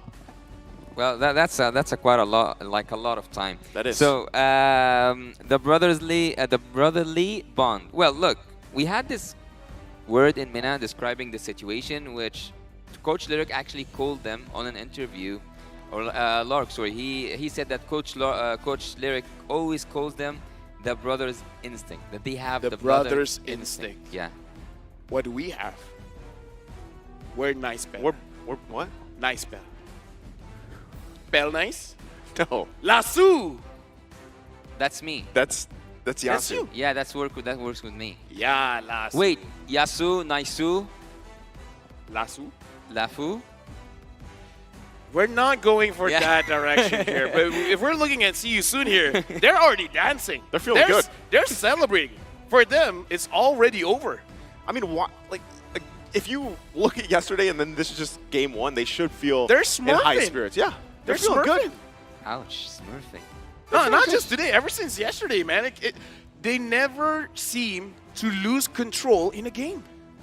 They build a massive lead early on and then they don't let it slip because that's been something that's happened to a lot of these teams where they get, let's say, 5,000 to 8,000 gold ahead and then all of a sudden it slips through their hands, right? But so far, and at least from what we've seen for See You Soon up to this point, I know it's still technically kind of early on, it's been on point.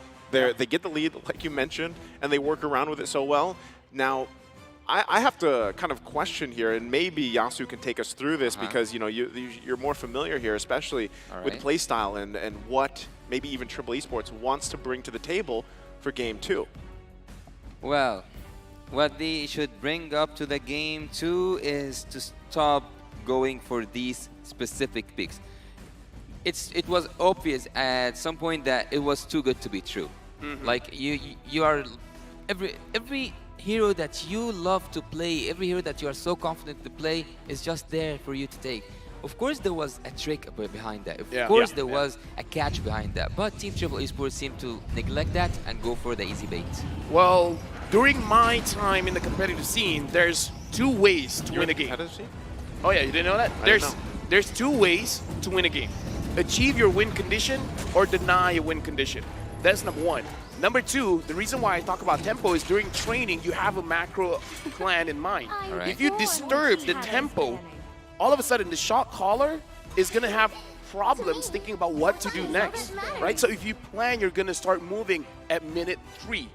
If you're disrupted at minute 2, it's going to change the whole flow of the game, especially if the shot caller does not have a lot of experiences going through that kind of trouble. And I kind of feel like that's what See You Soon has been doing. They're denying the win condition, and they're disrupting the timers that the opponent has. Their plan, minute 4, minute 6, minute 7.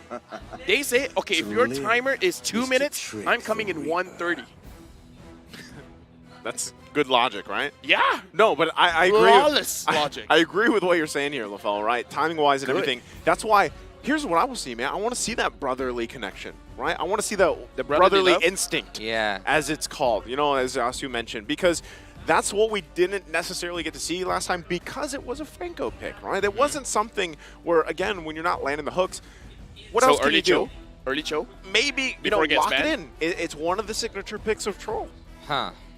Well, I will explain the Brothers Instinct thing before we go into the draft, which actually got triggered after we saw every time that Tarzan's trying to take a turtle or a lord, his brother Troll comes in and takes out the jungler, especially with the Cho, with any suppression hero, even like with crowd control, he just secures that place. But let's look here what happened. Nolan is up to the task by Team Triple Esports, and even before that, before we continue with the draft, Joy seemed to be the problem for Team Triple Esports. I would actually quite agree that Joy was a problem for Team Triple Esports. They couldn't handle it. Taking Nolan, expect a Phibius. Let me ask you this, Yasu.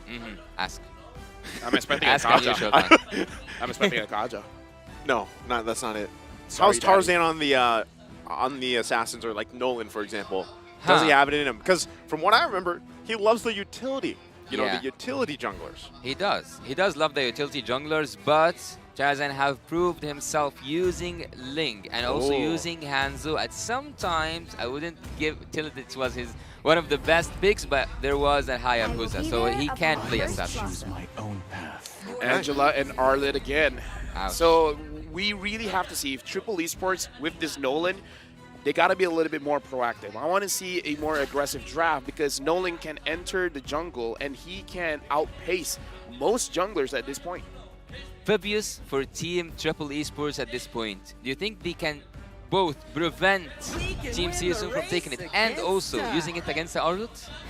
Well, right now, there's the plan, right? Just take the Kadena. They have the Bruno. They have so much burst potential for Triple Esports right now that they could play around that. My only concern, right, is once again, Angela going to be locked in here. Yeah. We know it's a favorite, especially in the hands of Raw, how they play around this. And with that, even the Arlot, again, having this utility for you and how it resulted even in the previous game, that's already scary. Even just 2 heroes for now. So for Triple Esports, I got to say, they have to be able to start fast. They have to get on their own timing, right? They need to get ahead of the curve here.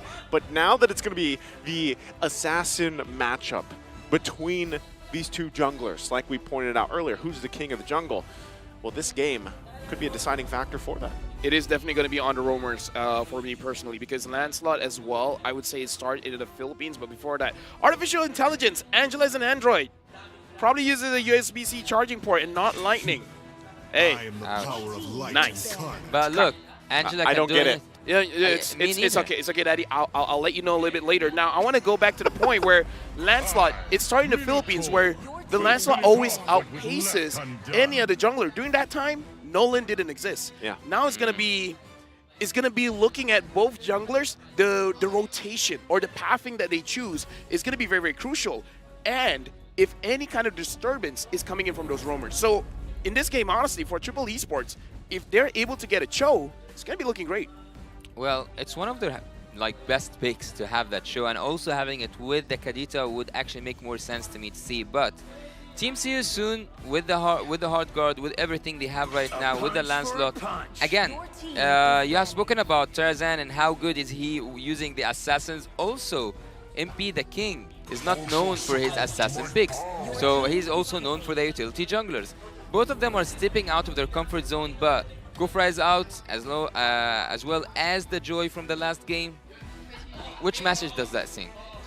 Well, again, when it comes to that matchup in the jungle, both of these junglers will be duking it out. My biggest concern, though, once again, Angela, Android or not, is going to give an upper hand here, especially with the Lancelot. Now, you know, the performance here is going to come down to some of those early skirmishes and those dances and how they played off. And, oh, man, they take the Cho. Cho is amazing. And again, you just still didn't get.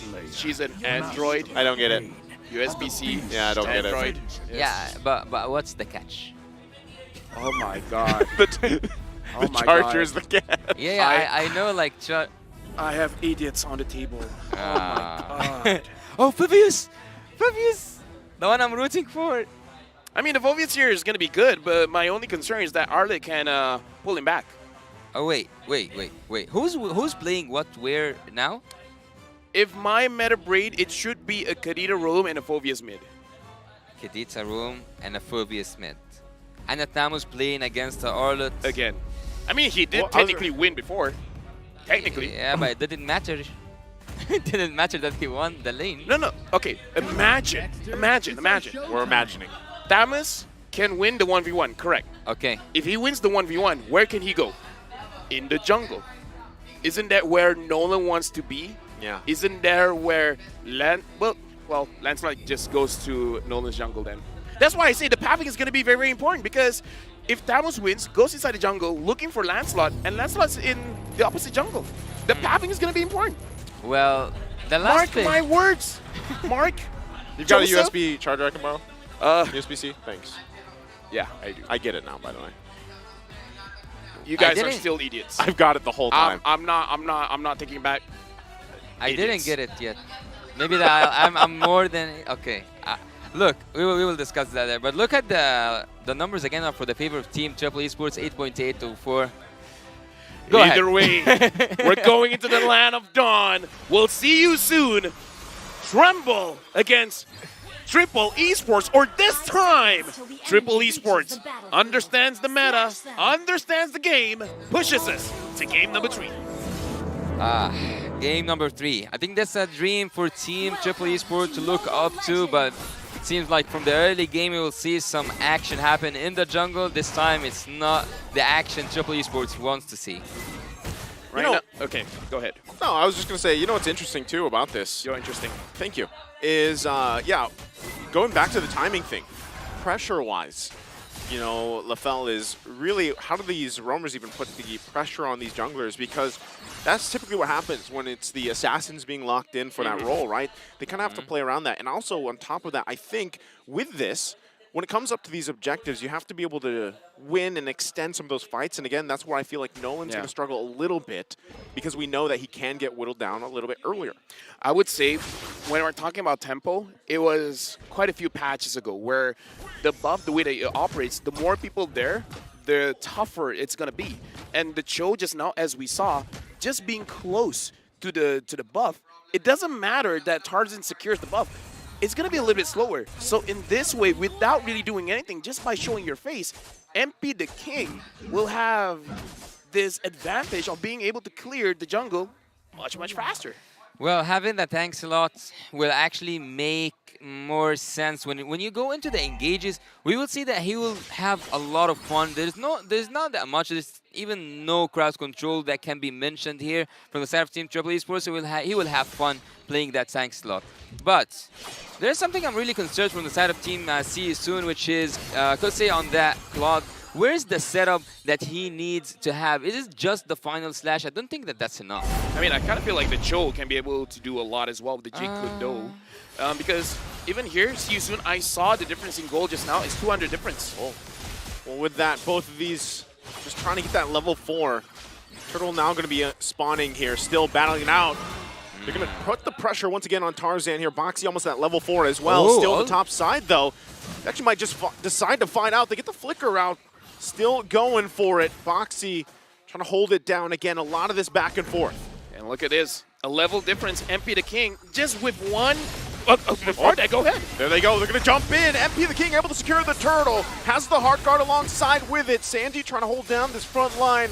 Cuffin there as well. There's the final slash. It's going to be canceled out. They're still working for it. Sanji will fall. See You Soon running here, but they did get the turtle. And I'm sorry, even though I'm the anchor, I gotta analyze here because we saw the difference. Because the difference in gold just now for MP the King and Tarzan before the turtle was 200 difference. That's one small item, and it was one level difference. And that's what happens when Boxy the King is able to slow down Tarzan. He only slowed down for one buff, but that one buff made a huge difference. Yeah, and also as an analyst, I would say that Team Triple Esports were so behind and also triggered the previous ultimate so early on. Oh, is it an ult? Oh, he's going to go ahead and use the Way the Dragon, but again, just kind of messing here with Tarzan. Rest of the team here as well. So Triple Esports, as you guys were mentioning, you know, they need to kind of keep things under control, right? Early game still, but that small lead is starting to build for See You Soon. Yeah, I think that Team Triple Esports could have done much more better in that team fight because they triggered everything right before the turtle fight. And not just that, the positioning was off point. was totally off point. Impede the King with the second skill with the Retribution. That's what we know about the Lancelot. Also having one level advantage that made his Retribution even more dangerous, let's say, for Team Triple Esports. Everything is aligning for Team See You Soon win. Oh, wow, kicking him right into the Phantom Execution. Ooh. Cuffin, though, going to use the Demonic Force, trying to stay alive for it. Still going. Heart Guard now on MP the King. Goes under the turret. He's in trouble. Cuffin falls right there at the tier 1. And I gotta say, good execution by Boxy the King. He was holding on to his dashes, and he's dashing towards the mid lane turret, trying to bait it out, and unfortunately, Cuffin took the bait. Well, winning the lane for Felix is not quite what we expect to see an Arlet do against... oh, that was good. Yeah, able to dodge the final slash, but he dodge the rest of the damage. Sano gonna fall now into the mid lane. Boxy the King also keeping it at bay. Once again, Triple Esports trying to get on the board here. Turtle now up for the taking. See You Soon, gonna go ahead and start it up. Still out, Rough Waves, this could be their first kill. Tarzan able to get it. Still gonna clash it out here. Felix has to flicker out, but on the backside, MP the King looking for Troll. Sanji gonna keep him at bay. Tarzan meets him there into the jungle. Using the Fracture, no one's securing a kill just yet. The final slash comes through. Heart Guard on MP the King, gonna be chasing down Cuffin. They want the kill, they get it. And now See You Soon in taking for this Turtle. I gotta say, man, one thing is 4 minutes 30. That was when they started moving together. Well, once again. Did you see that with the 2 watches? Yes. They did. He's got all the clocks here he needs. Phantom Execution. Troll, though, will be able to secure the Turtle here for Triple Esports, but Sano could be in trouble. Kosei and Boxy the King, he's got to play this around very carefully. Boxy trying to duke it out here. Sano, though, going to hold his own. Wow, that damage from Sano is something to take care from on the top lane. I don't actually. Let me look at the items. That was the actually question I was. He did get the Has Claws, and he's also going for the Berserk Fury, so he does have that damage. I mean, this is a Kadita roam. What you want to do, what you want to accomplish is to be able to catch people off. And the genius one is to make sure that you get to do your job. Your job isn't to tank. Sometimes you want to open the map, sure, but it's really about catching the rotations. You wait at a certain bush. When someone wants to go rotate, say, bottom or top or going for the turtle, you just burst them down as fast as you can. Well, I don't think that he's going for a tank lot. He's going for a semi-tank lot. Oh, Felix, he gets the Heart Guard. Is he going to be able to get out of this? It is only Sanji Tarzan. Felix is just going to be fine now. They still might go on the hunt for the top side. Boxy going to fall now. Still on the bottom as well. Troll could be in trouble. Still MP the King going for it. Conceal going to be used. Are they actually going to commit to this? They back off for now. But Triple Esports still trying to find anything they can to stay in this game. The question is, what are they looking for? Oh, MP the King. Still. He might take a couple too many shots. Phantom Execution out. Cuffin now jumping in with the Demonic Force. They punish MP the King. Yeah, MP the King, that was the perfect time to have that shutdown. He will be missed at the turtle time. They might go for the turret. They might go also for the kill. And now this on the top side, the tier 1 Boxy trying to keep them together. Away the dragon. Felix there as well. Gets the final slash. They're going to find Sano. He can't get away in time as Kosei gets the kill. Now Sanji confident Troll here to meet them for the fight. Still going to be down out. Raw has the Heart Guard available. Still trying to join the fight here. Blazing Duet going to come through. The Heart Guard alongside with it. Troll will fall. Cuffin still trying to hold it down, but he is next. Now Turtle for the taking. Tarzan has to get his buff and get out. Looking at the time, it's 4 minutes and 7 minutes respectively, because it looks like See You Soon. When they have a Claude, they're really waiting on the second item, because once that's completed, they just go ham. Oh, they're still going to be going again. Sanji, everything thrown at him as he falls, and the Turtle also taken. Now the mid lane, the focus here for See You Soon. See You Soon are increasing the tempo indeed. Look here at See You Soon. They are just taking everything they want, even more than what they want. Taking 2 turtles, two turrets, also having gold lead, really good compositions. Everything is aligning for a win to Team See You Soon once again. So I just don't have anything to do but to wonder, was that the plan again from the coach? Was that what he wanted Team Triple Esports to fall into? Give a Nolan, give whatever Team Triple Esports want, open that Kadita again, and just just to counter it back. I mean, I don't know about Triple Esports, but see you soon. They've been very disciplined because they've been doing this for like what, 4 games straight at this point, right? Yeah. 4 minutes, first rotation, 7 minutes, don't care about the lane. Just go and try to get as much as you can, and they never stop. And I like the way that they're layering the engage. It's like, Boxy, can you go in? No. Felix will do it. Felix, can you go in? No. Boxy will do it. Neither of them can go in, MP the King will do it. Oh, Troll trying to go in, forcing his own situation, not even going to use the Petrify there. He knew that that wouldn't work. So again, this is up to Triple Esports, right? How do you work around this timing that CSUN has shown time and time again? Now for the 4th game in a row in the bottom side, still in the mid lane. They're actually going to go for it. Under the turret they go. MP the King could be in trouble. Thorn Rose going to be there, but he eventually goes down by Sanji. But Felix on the backside goes in with a final slash, and they're forcing him back. Tarzan now the focus. He falls. The bloodbath though, it's a 3-for-2 trade. Felix still a threat here, but see you soon. Plenty healthy bodies. Finally, Sanji joins the conversation. So far, 2 games in a row, Tamus is completely out of the discussion. Even though he got to those 2 kills, there's nothing I could say that can save Triple Esports right now. Sano is in a really bad position. He's in a really disastrous performance right now. He needs to find his own tempo. That vengeance, though, from Sanji. He's just asking one question. Why are you hitting yourself? Because all the while, as much as damage Kusei did, he's just doing it to himself. And we saw him using the BMI early to like, okay, I understand what's going on. I'm going to back off. But the residual damage from Dexter being left at that location still hits him back. So it's something that Kusei has to keep in mind after this. Like, okay, does he have the vengeance? He does. Can you guys trigger it first? Then I'm going to go in. There's something that's really good if Team Triple Esports did right now, and that's to focus that there's no magical damage. Yeah, magical damage for Team CU soon that can be worried about. So building up some physical defense is the solution. Whoa, Troll gonna get taken out very quickly here. Boxy being focused down by Coffin. Now he's gonna get whittled down. Still, Lord gonna be worked on. Coffin waiting for the rest of the team. Hard guard comes through on MP the King. Just going for the backside. Sano could be in trouble. They have to take it through. Phantom Execution gonna be used. There's the vengeance as well from Sanji. Final slash to follow up. Sanji taken down. So 2 down for Triple Esports. This is a go signal for the Lord. And again, Kusei, this time he learned his lessons. He didn't go for it. He still has his Blazing Duet. He's going to make sure it's like, all right, we're just going to pick them off one by one. We have a 4,000 goal lead. If we don't have to force things out, we don't have to. We got to make sure that the game is clean. We're going to execute it as best as we can. Tarzan right now, also with this Nolan, he's not finding his targets. Yeah, Tarzan, I wouldn't say that Nolan, even though it's one of the best picks, if not the best pick right now at the M5, arguably, I would say he didn't show up in this game so far. But Triple Esports, I don't know. Right now, honestly, the question is, Triple Esports, what are they looking for, Yasu?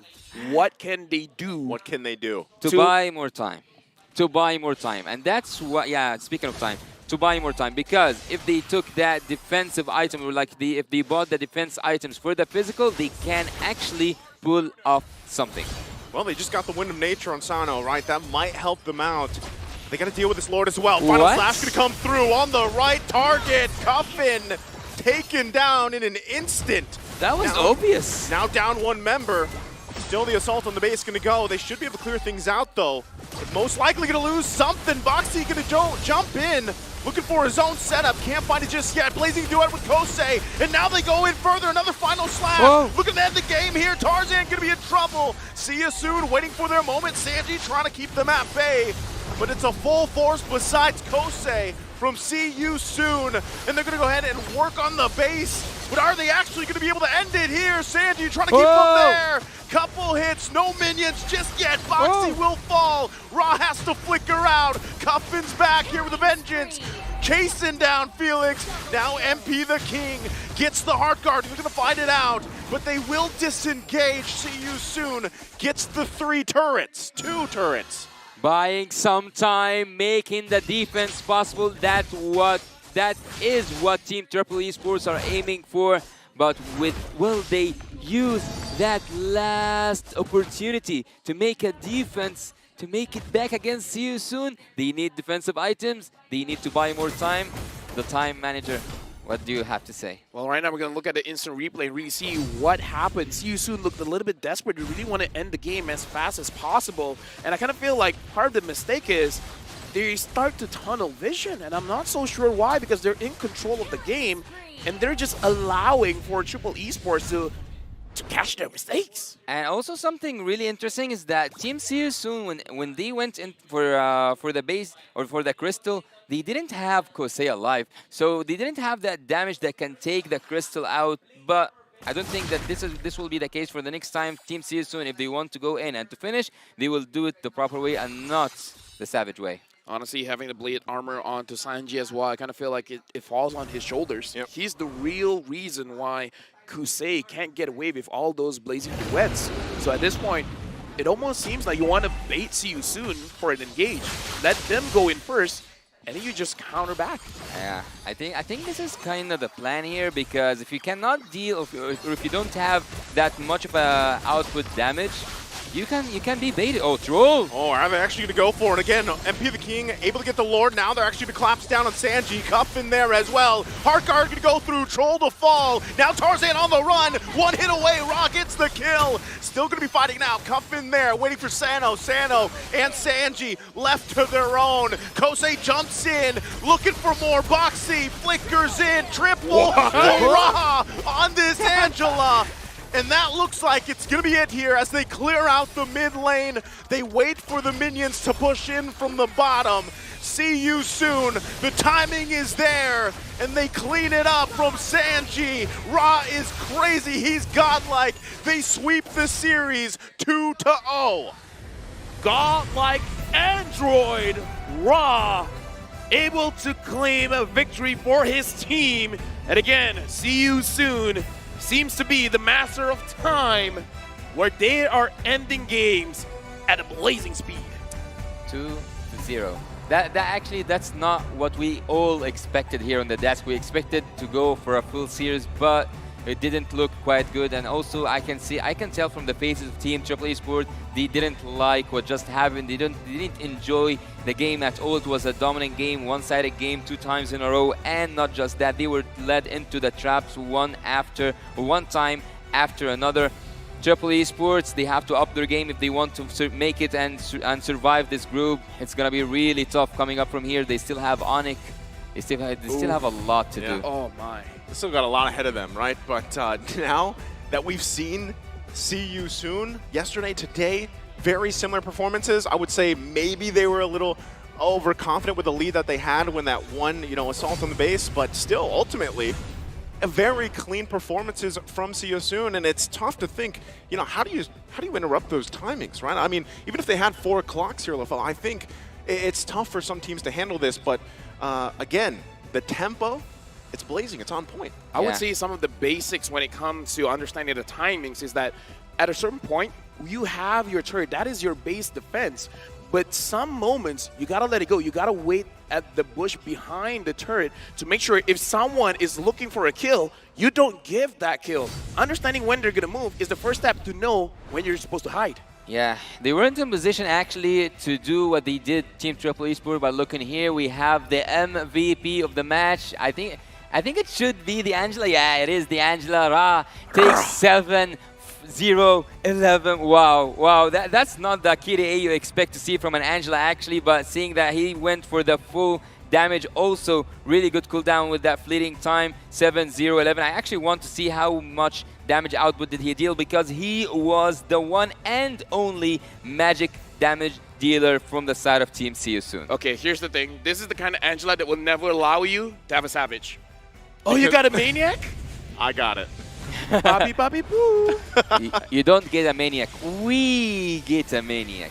So let's go in now and look what happened and break down what happened in the highlights here. See You Soon. We're actually dominating the early game. Sano here. This was the shutdown that Team Triple Esports needed desperately on MP the King, because it seems like he'd switch role from the utility junglers, or he switched places from the utility junglers to the assassin ones. And here, Sanji was making backfire at Team See You Soon, using that just vengeance was enough to take 2 members down from the side of Team See You Soon. And also, not just that, Team Triple Esports, as we have mentioned earlier on, they weren't in position to go and play in aggressive. They weren't in position to go in and risk anything. They had to go and make a solid defense once again, but they haven't made that. We will see that through the highlights coming up here. That was the solid defense coming from Sanji and coming also from the rest of the team, because they bought some time until Coffin came back from the dead to just make one more defense possible. One successful defense led by Coffin also was provided opportunity by Troll and by Sanji as well. There was the turning point for Team Triple Esports, but again here when they went in for that Lord, when they went in and risked it all with the Troll joining with the first kill, here is the double kill, here's the triple kill, almost a maniac. Team See You Soon actually were brutal. We're savages against Team Triple Esports. I would say See You Soon won in the first 30 seconds. The 30? The first 30 seconds, because that was the timing that you're gonna do your buff. And it is at that point that Boxy slowed him enough, and then during the first turtle there was a 1 level gap, and then after that, See You Soon. It's all them. Not only that, but the first 30 seconds, if you will, you talked about the rotation so much as leading into the game itself, and that's kind of what unfolded there. It worked really well for them. Even MP the King on this Lancelot, whether he went, tanks a lot, or the damage version of this Lancelot, which he, kind of had his own version of this, had that endless battle, had the Thunder Belt and everything else, but really a lot of it, he was able to just rely on Ra, the game MVP here, and it worked out so well for them. And when you looked at those highlights, even considering the itemization here, you saw how much of an advantage it was to have these tankier initiators, basically the shields, the heals through, and it kind of whittled down Triple Esports in the lineup that they had. Well, if Lafel says it's 30 seconds, I trust him. This guy have 2 watches, so I will trust him when it comes to time. But speaking of time, that fleeting time was actually so good on the Angela. Multiple times he was able to trigger his hard guard and managed not to just make his team survive. Actually, he didn't use his hard guard ultimate for his team to survive. It was more about going more aggressive and taking more out of the Triple Esport troops and also jungle. Here the damage dealt by both teams, whereas the Angela, 30 seconds. My personal worry here, Tarzan did the least amount of damage in his team. And that's a Nolan. That's a Nolan, that's a jungler. The only one lower damage was Boxy the King, and he's the opposing roamer. So I kind of feel like, again, the first 3 seconds threw Tarzan off. Yeah, I think they did. And, usually we have to acknowledge the fact that usually when these assassins are locked in the jungle, that's kind of like one of the boxes early on that teams have to check, right? They have to disrupt those rotations. They have to disrupt some of those assassins, because that's when they get down, it takes a little more work for them to build back up. And that's kind of what we saw there, even looking at the stats, right? The damage, you don't pick Nolan for that, right? That's the struggle. But look, speaking of the stats, there was a stat over there on the screen a while ago, the total heal. The total heal was 76k, I guess, from the side of the Angela. Even having that heal, that doesn't even equalize the damage output from Triple Esports. So they were healed more than even needed at some point. I mean, that's what happens when you're really dominating the game. But again, that was our first best of 3 series of the day, and See You Soon is really posing as a threat. Once again, the M5 World Championship is powered by Moonton, presented by Kadia, our global presenting partner, supported by ROG, our official gaming phone, Grab, our official Super App partner, and Secret Lab, our official chair partner. Up next is the best of 3 matchup featuring Singapore's Team Flash and the wildcard team from Mongolia, Team Lil Gun.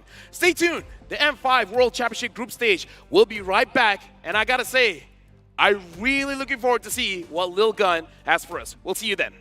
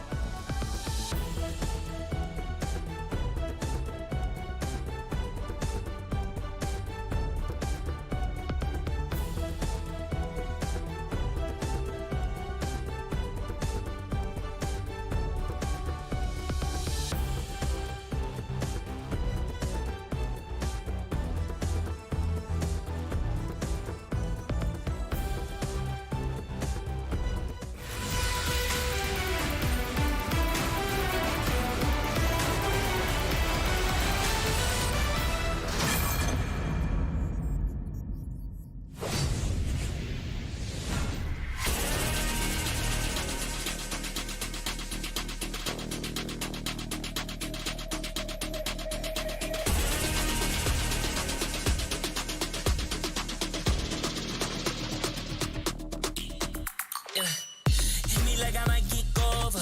But you could give me in no corner. I know I can make a comeback. Ace this round and finish this game now. Got the power on my shoulders. Yeah, you know that I'm a soldier. You could keep me off my guard, but you can't keep me from my honor. I feel like the floor is lava. The energy's getting higher. You're saving my arms. 'Cause I know just what I got. I got you like na-na-na. And you know I hold the power. This feeling I feel. Oh yeah. Making my grind good to great. So don't stand in my way. Standing tall and I won't fall over. We are better than great, good. We are better than great. We stand tall, won't run away. We are fun, nothing gon' change. Great. We are better than great. Can't get it great, I'm better than great. I play my own role, I become the greatest. Transcend myself into this game, yeah. I build a power to dominate fate. Championship mind, no time for the weak. We start to the game, shine, reveal. Better than great, that's how we feel. I feel like the floor is lava. The energy's getting higher. You're saving my arms. 'Cause I know just what I got. I got you like na-na-na. And you know I hold the power. This feeling I feel. Oh yeah. Making my grind good to great. So don't stand in my way. Standing tall and I won't fall over. We are better than great, good. We are better than great. We stand tall, won't run away. We are fun, nothing gon' change. Great. We are better than great. If we stand tall and believe we can make it, you and me, with a sense of urgency, you'll see I'm better than great. I'm better than great. Oh yeah, yeah. Oh, I'm better than. Making my grind good to great. So don't stand in my way. Standing tall and I won't fall over. We are better than great, good. We are better than great. We stand tall, won't run away. We are fun, nothing gon' change. Great. We are better than great.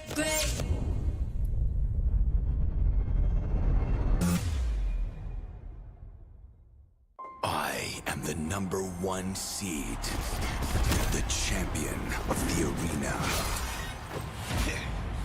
The fans adore me because I've never lost. Yet you are afraid that you will lose everything.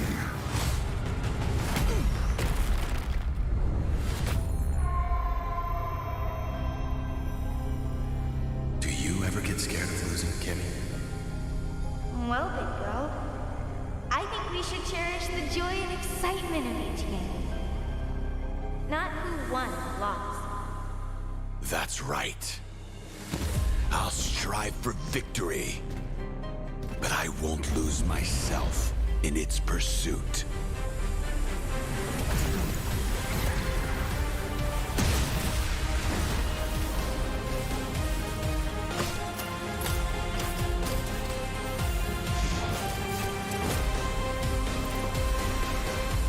World Championship. I'm back.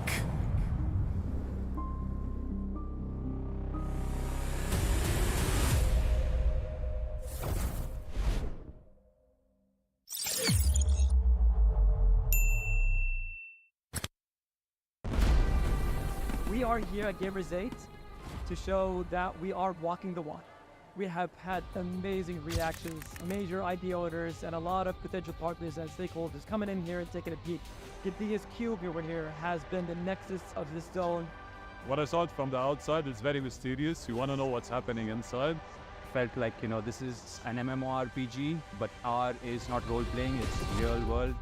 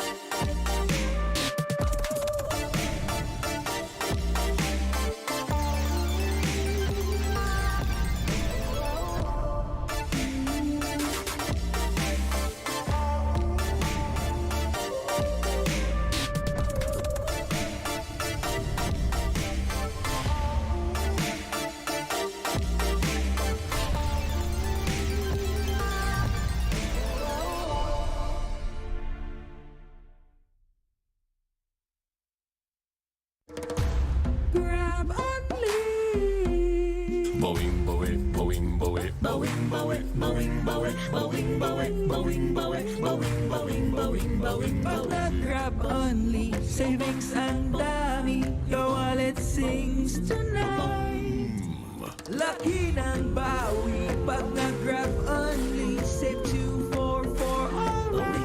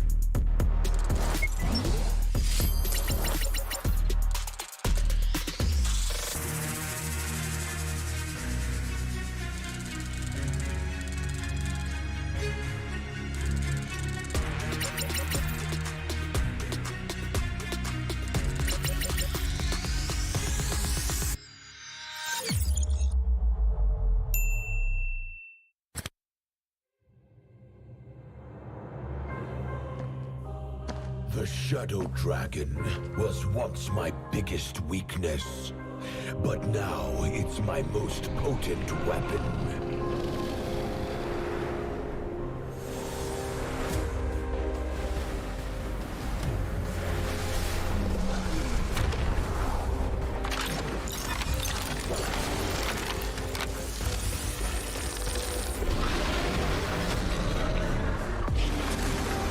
Cosmic Dragon, rise and soar! Dragon Stomp!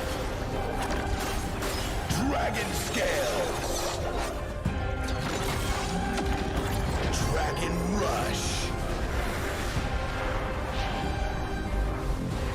Rise beyond greatness and seize your own destiny.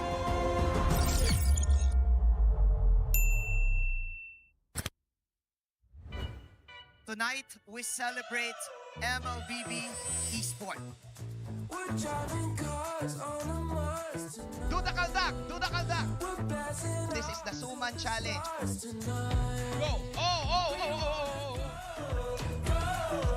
May jao, may Just it!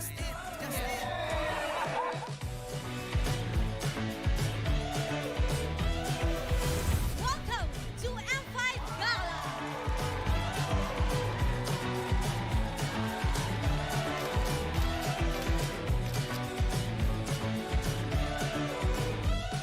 Guess the Hero Challenge! Lapu-lapu, Iritel, Franco, Nana.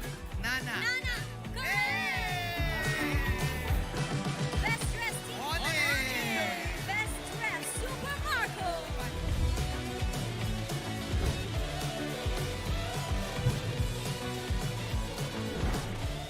Thank you so much for joining us at the M5 Gala, and we'll see you at the M5 World Championship.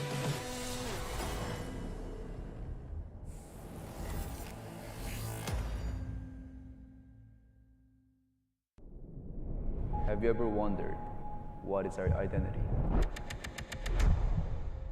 Our identity isn't limited to just esport players.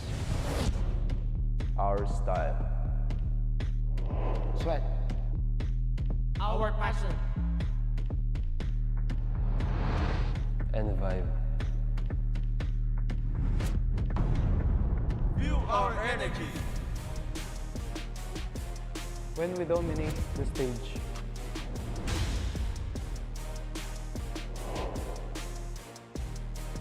The hours of sacrifice.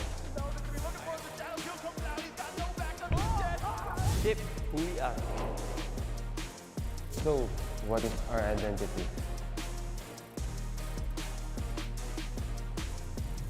We are legendary.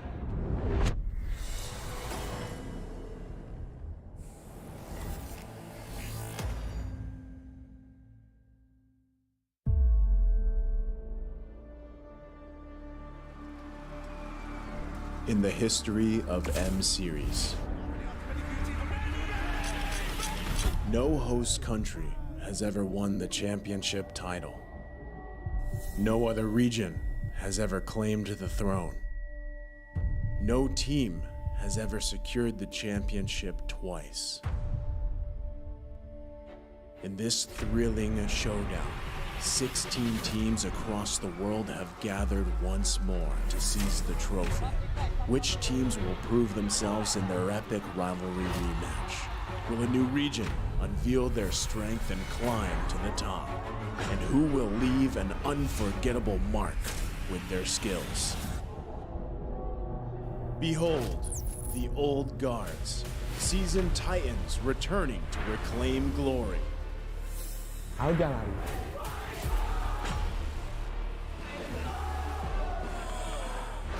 Пуел Хантингмон. Судьба будет в наших руках. The newcomers, eager to forge their legacy.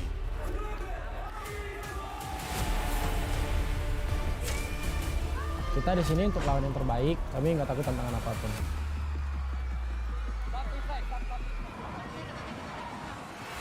Emerging from the ashes, the rising stars are vying for the spotlight.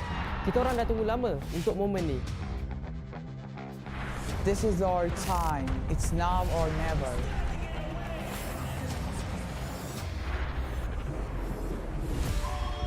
Enter the contenders, here to defy the status quo and rewrite the narrative. We've weathered the storm. This is where we break through. Nós somos brasileiros e a gente não desiste nunca.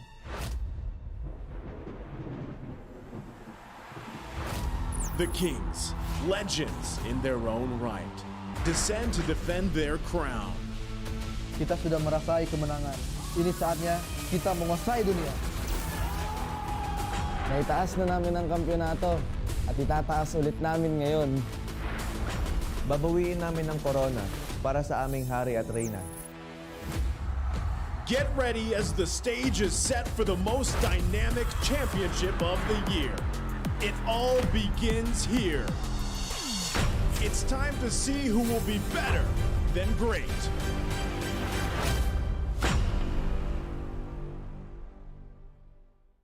I welcome you to the M5 World Championship! M5 Group Stage Day 1 was a showcase for the carries. Where we are entering a new era, it is finally time for the junglers to shine again. AP Brand, the Filipino champions, are determined to rile up the home fans with a win against their old rival, Burmese Schools. The dreadful Nolan was left open by Burmese Schools in both games for Kyle Teasy to take advantage. It's stressful to see you. Oh! AP Brand coming in with the Lord, and they are going to take this series in a 2-0 sweep. The home team achieved the opener that they'd hoped. Next, Team SMG tapped on family buffs in a quest to take down the Turkish champions. Fireflux rallied on with a great display from TNZ in both games. The base the base. Fireflux takes game one. With that, the rulers from Turkey are off to a great start in the group of death. Led by two veteran roamers, Manages to take down Lord Down. He's now dancing with Nail. the match then turned into a back and forth contest between Nile and Chibi.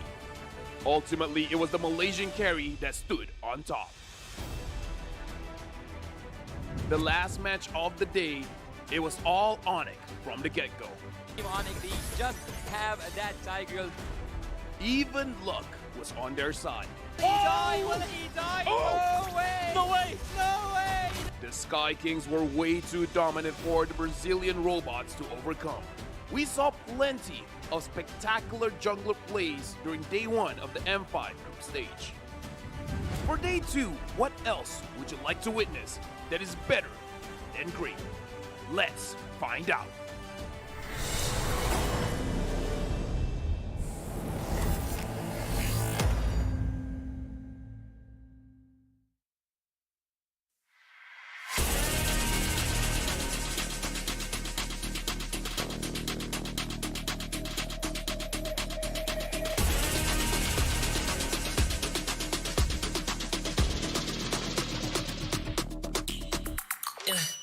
Hit me like I might kick over, but you can give me in no corner. I know I can make a comeback, ace this round and finish this game now. Got the power on my shoulders. Yeah, you know that I'm a soldier.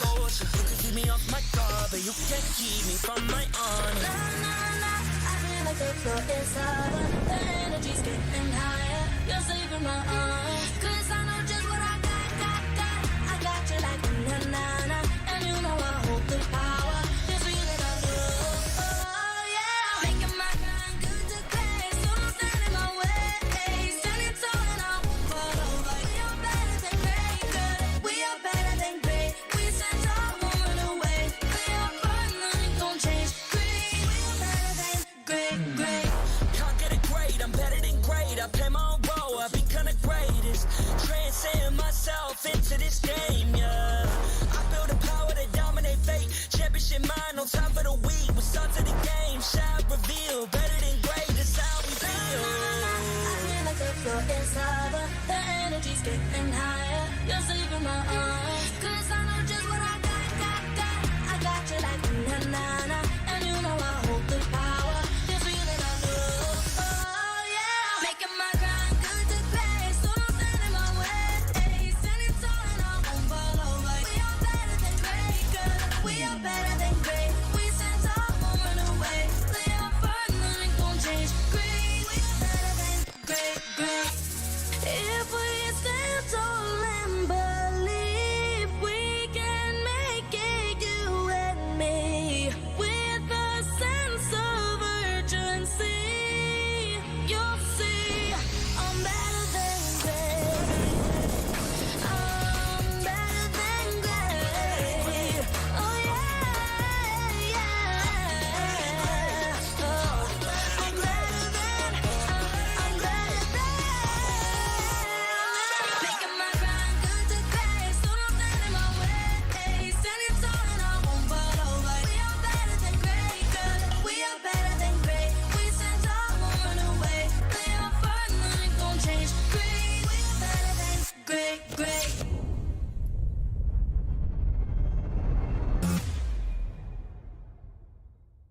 I am the #1 seed, the champion of the arena. The fans adore me because I've never lost. Yet you are afraid that you will lose everything.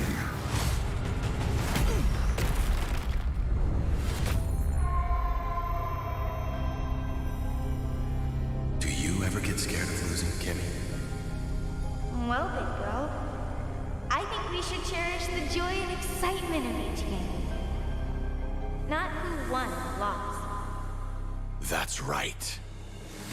I'll strive for victory, but I won't lose myself in its pursuit.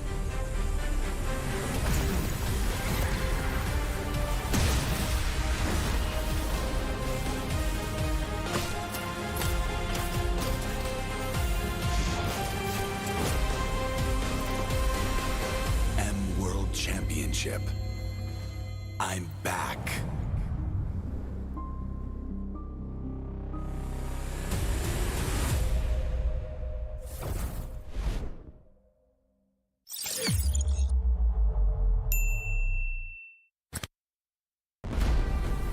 We are here at Gamers 8 to show that we are walking the walk. We have had amazing reactions, major idea owners, and a lot of potential partners and stakeholders coming in here and taking a peek. The biggest cube over here has been the nexus of this zone. What I saw it from the outside is very mysterious. You want to know what's happening inside. Felt like, you know, this is an MMORPG, but R is not role-playing, it's real world.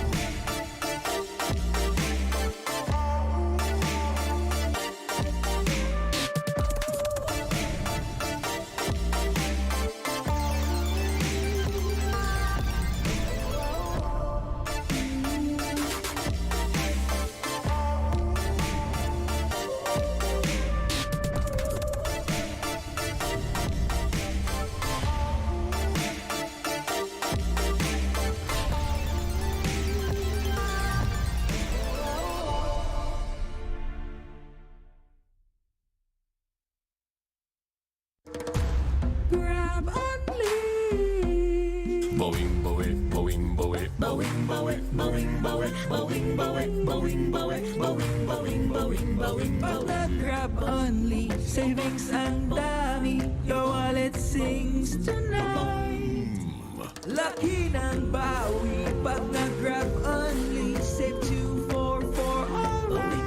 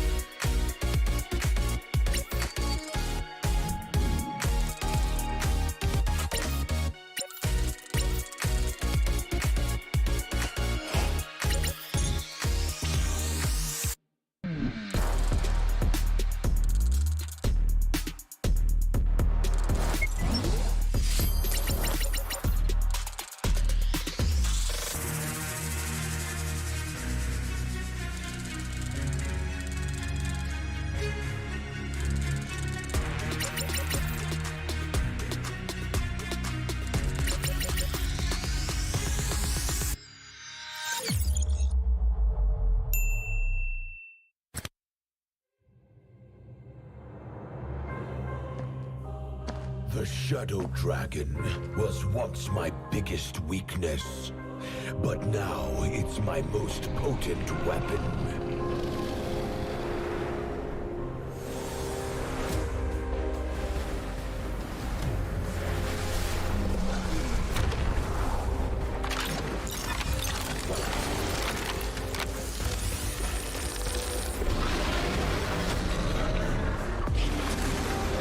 Cosmic Dragon, rise and soar! Dragon Stomp! Dragon Scales! Dragon Rush! Rise beyond greatness and seize your own destiny.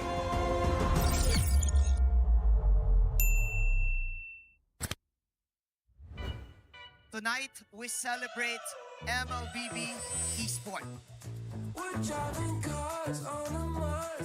Do the kaldak! Do the kaldak! This is the Suman Challenge. Go! Oh!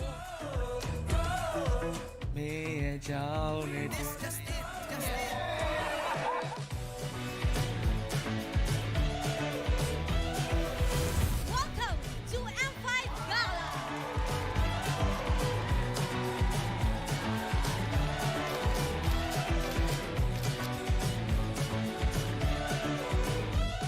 Guess the hero challenge. Lapu-lapu.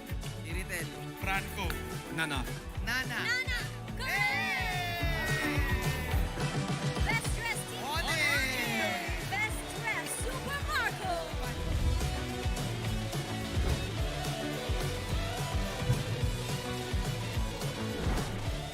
Thank you so much for joining us at the M5 Gala, and we'll see you at the M5 World Championship.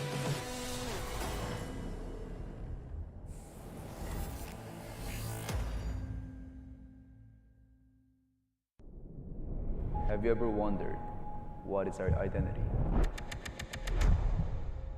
Our identity isn't limited to just esport players. Our style. Sweat. Our passion.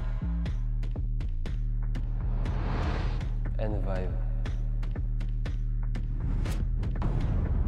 Feel our energy. When we dominate the stage.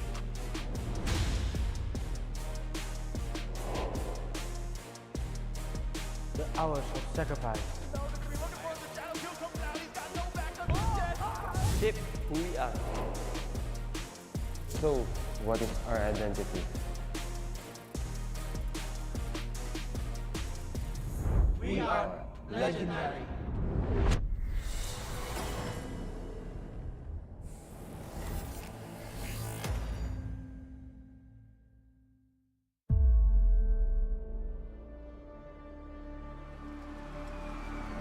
In the history of M Series, no host country has ever won the championship title. No other region has ever claimed the throne. No team has ever secured the championship twice. In this thrilling showdown, 16 teams across the world have gathered once more to seize the trophy. Which teams will prove themselves in their epic rivalry rematch? Will a new region unveil their strength and climb to the top? And who will leave an unforgettable mark with their skills? Behold, the old guards, seasoned titans returning to reclaim glory. Albianan.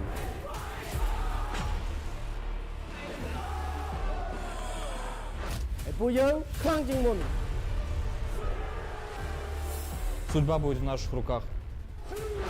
The newcomers, eager to forge their legacy.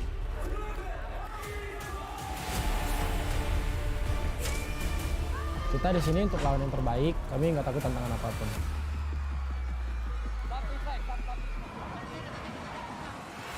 Emerging from the ashes, the rising stars are vying for the spotlight. Kita orang dah tunggu lama untuk momen ni. This is our time. It's now or never.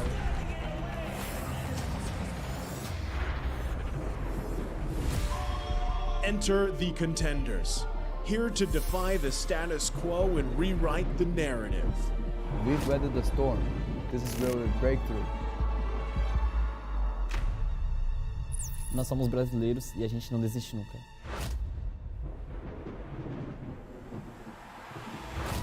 The Kings, legends in their own right, descend to defend their crown. Kita sudah merasai kemenangan. Ini saatnya kita menguasai dunia. Naitaas na namin ang kampyonato at itataas ulit namin ngayon. Babawiin namin ang corona para sa aming hari at reyna. Get ready as the stage is set for the most dynamic championship of the year. It all begins here. It's time to see who will be better than great.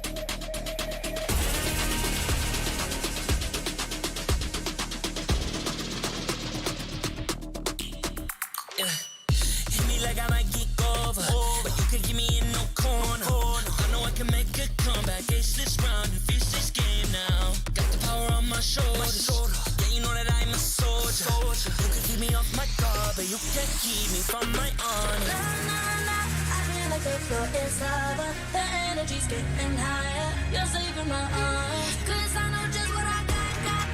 I got you like a na-na-na. And you know I hold the power. This feeling I love. Oh yeah. Making my grind good to great. So don't stand in my way. Standing tall and I won't fall over. We are better than great, good. We are better than great. We stand tall, won't run away. We are fun, nothing gon' change. Great, we are better than great. Can't get it great, I'm better than great. I play my own role, I become the greatest. Transcend myself into this game, yeah. I build a power to dominate fate. Championship mind on top of the week. We start to the game, shot reveal. Better than great, that's how we feel. I feel like the floor is lava. The energy's getting higher. You're saving my arms. 'Cause I know just what I got. I got you like a na-na-na. And you know I hold the power. This feeling I love. Oh yeah. Making my grind good to great. So don't stand in my way. Standing tall and I won't fall over. We are better than great, good. We are better than great. We stand tall, won't run away. We are fun, nothing gon' change. Great, we are better than great. If we stand tall and believe we can make it, you and me, with a sense of urgency, you'll see I'm better than great. I'm better than great. Oh yeah, yeah. Oh, I'm better than. Making my grind good to great. So don't stand in my way. Standing tall and I won't fall over. We are better than great, good. We are better than great. We stand tall, won't run away. We are fun, nothing gon' change. Great, we are better than great.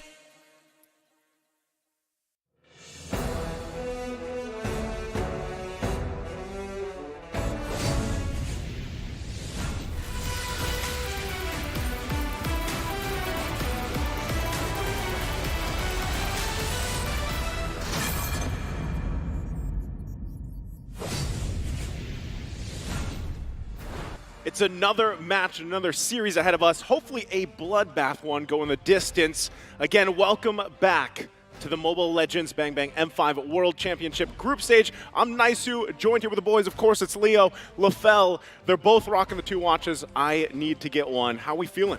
I'm great. I can only imagine the birthday boy is doing much better. Thank you very much. Called the last match. We're in for another one here. Yeah, and again, do not call me LaFell. Today, I will be known as the birthday boy. All right, the birthday boy again. We've got a crazy matchup ahead of us. Team Flash, Team Low Gun. And there's more in store for us because we do, of course, have to thank our sponsors. That's right. The M5 World Championship is powered by Moontime, presented by Kadia, supported by ROG, the official gaming phone. Grab, the official Super App partner in Secret Lab, our official chair partner. Thank you very much. In fact, today is all y'all's birthday. If you want some of the cake, sponsors, come to the room. I got some cake for y'all. Thank you very much. Hey, that was some great cake that we just had in between this. Cake. Amazing again. Thank you, Moonton. Thank you, Moonton. And also, don't forget to find the best M5 content on TikTok. Just search the hashtag MLBBM5.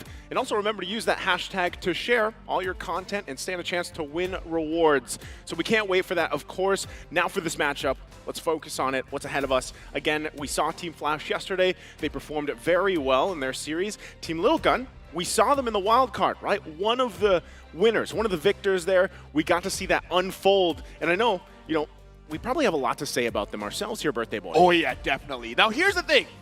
For all of you that don't know the lore of Team Lil Gun, they will lose the first match because they want to download what's happening in the game, and then they'll have a reverse sweep.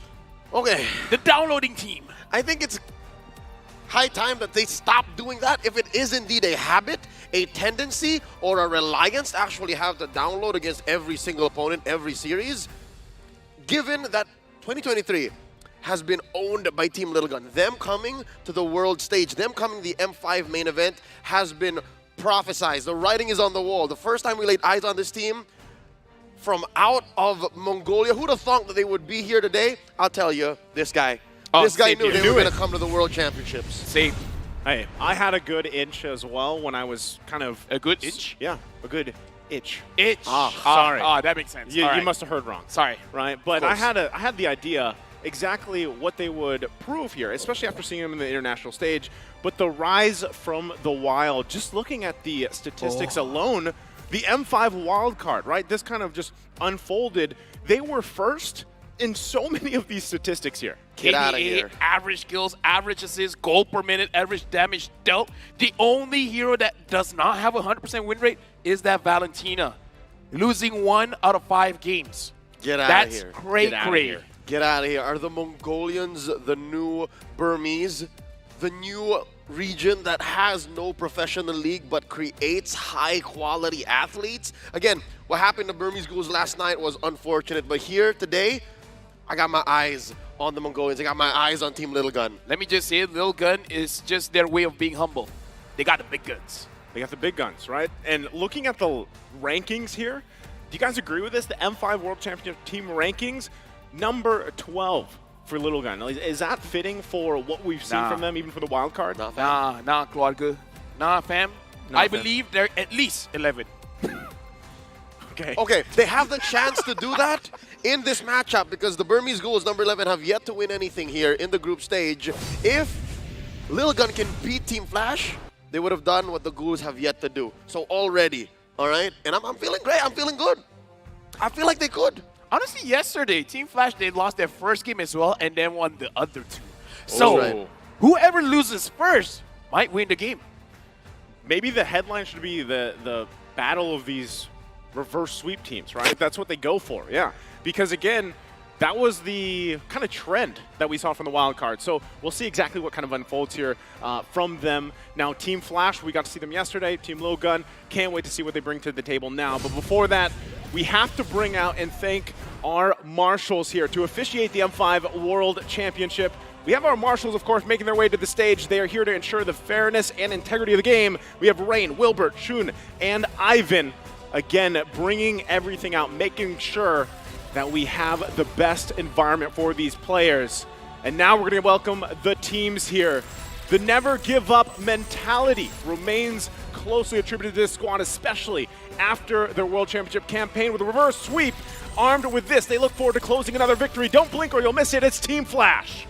Cheryl Yao forgot to give me the treats, man. With that said, I'm going to be very objective when I'm looking at Team Flash. Well, let's see what's across from them. This Mongolian powerhouse went all guns blazing in their wild card campaign with their wide arsenal reloaded for the group stage. Their Singaporean adversary should be prepared to take cover. Making the group stage debut, Team Little Gun. Let me just say, even though they came from the wild cards, but this is one of those teams that, in my eyes, is one of the favorites. And now let's welcome their coaches. For Team Flash, Coach Reminiscent and Analyst KZP, and also for Lil Gun, Coach Z-Mitch or Coach Mitch. All right, I need to be a little specific about what I just said, the context. Yesterday was proven that Cheryl Yao being present for Team Flash's matchups lead to great things. And here today, let's see how true that is once more. There's a Filipino coach, folks, and there's a Filipino player. Well, let's see here. Taking a look at the lineup here once again for Team Flash, we have Vanix, Hades, Adamir, Jay, and Lalzi. We saw what they could do yesterday, and anything that sticks out here, particularly for you, Adamir. Adamir. Definitely Adamir. Even though the first game, it did not have a good game, but second and third, he was the big playmaker. He was the reason why they won. He wouldn't die. He refuses to die. He had a choice, and he said, nah, fam, not today. That's what he keeps going for, right? The nah fam, not today. But across from him, once again, Team Lil Gun. We have Bebex, ZXora, Eisen, Forbin, and Ethan. These two teams, I feel like playstyle-wise, are going to just clash at each other here. But any stickouts here for you, Leo? How perfect it is that the birthday boy pointed out Adamir. I got eyes on Eisen, man. This young man can carry the game from the XP lane to help Bebex get to the power spikes he needs for ZXara to dominate and invade in the jungle. That's what I'm looking at. And here in the draft, I'm guessing XP laners are going to be scarce. Love the fact that we pointed out the XP laners here, but not only that, we have to also back at the stats from the wild card. If I remember right, Ethan, if he was one of the roamers who had the highest KDA, or if he was actually the player with the highest KDA from the wild card. So we'll see how that plays a part. Taking a look at the talent prediction, though, It's a whole lot of 2-1 Birthday for Team boy, Logan. are you copying me again? Actually, this time I'm copying Naisu, and I'm helping out Cheryl Yao. I promise her I will never believe in Team Flash. So is this the C word in action? This is, I think. This is the curse. Because I made the promise as well. I think we all might have. You broke the promise? No, I knew what you were planning here. Speaking of promises, I gotta say, you were talking about Ethan. I want to talk about the history a bit about Team Lil Gun. Before this, they were independent. Yeah.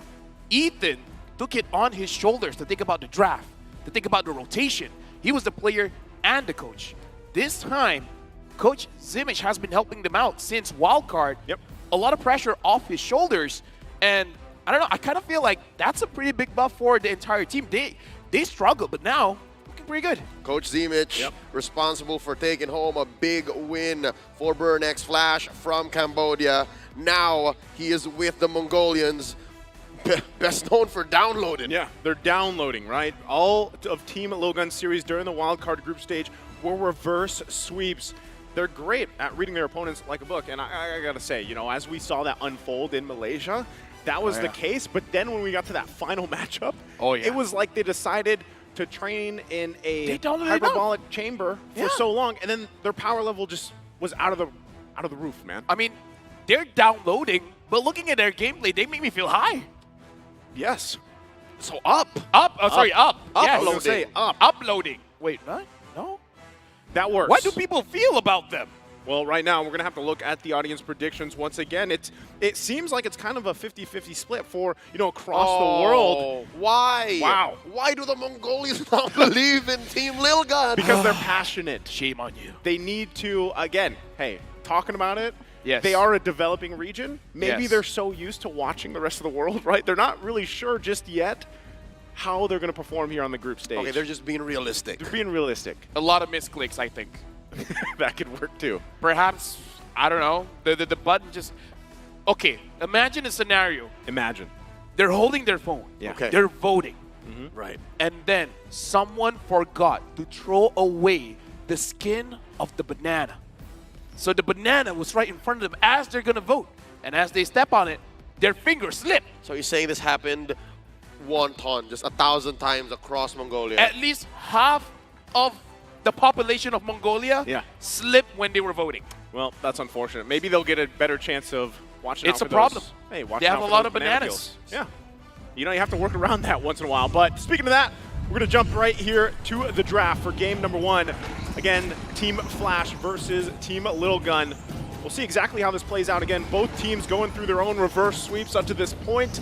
A lot here, obviously, on the line as we get through day number 3 here of this group stage. We have Team Logan on the blue, Team Flash on the red. First phase of the band's already coming out. I'm excited to see that they're respecting the joy. All day yesterday, she was hardly contested. And now, Team Lil Gun with Coach Zimmich at the lead, taking out the Fanny and the Valentina, while Team Flash gets out a couple of hot picks as well. The Faramis and the 1-1. I like the way that they're approaching it because the Valentina ban kind of shows they want to prioritize the Faramis. And the fact that they open up both Nolan as well as Guinevere, it opens up the possibility of Team Flash having the Guinevere as well, where we saw Hades using the Genius Wand, really stepping up the tempo for Team Flash.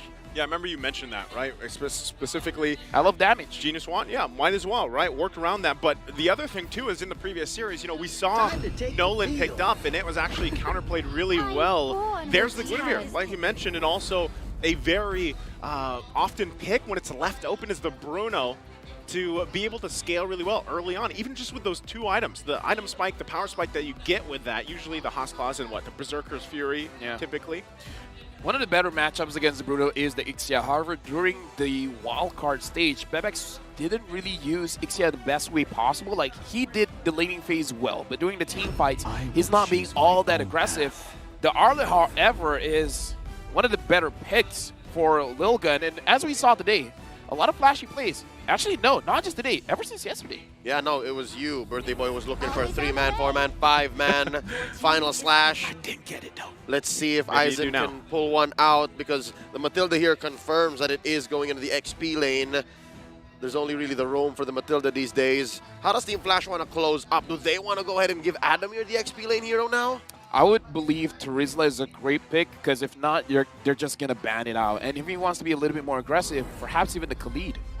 Because I do believe if they don't pick up their EXP, high chance it's going to get banned out. So either the Khalid or Terizla. Terizla didn't do too well for him personally yesterday. Right. Khalid, much better.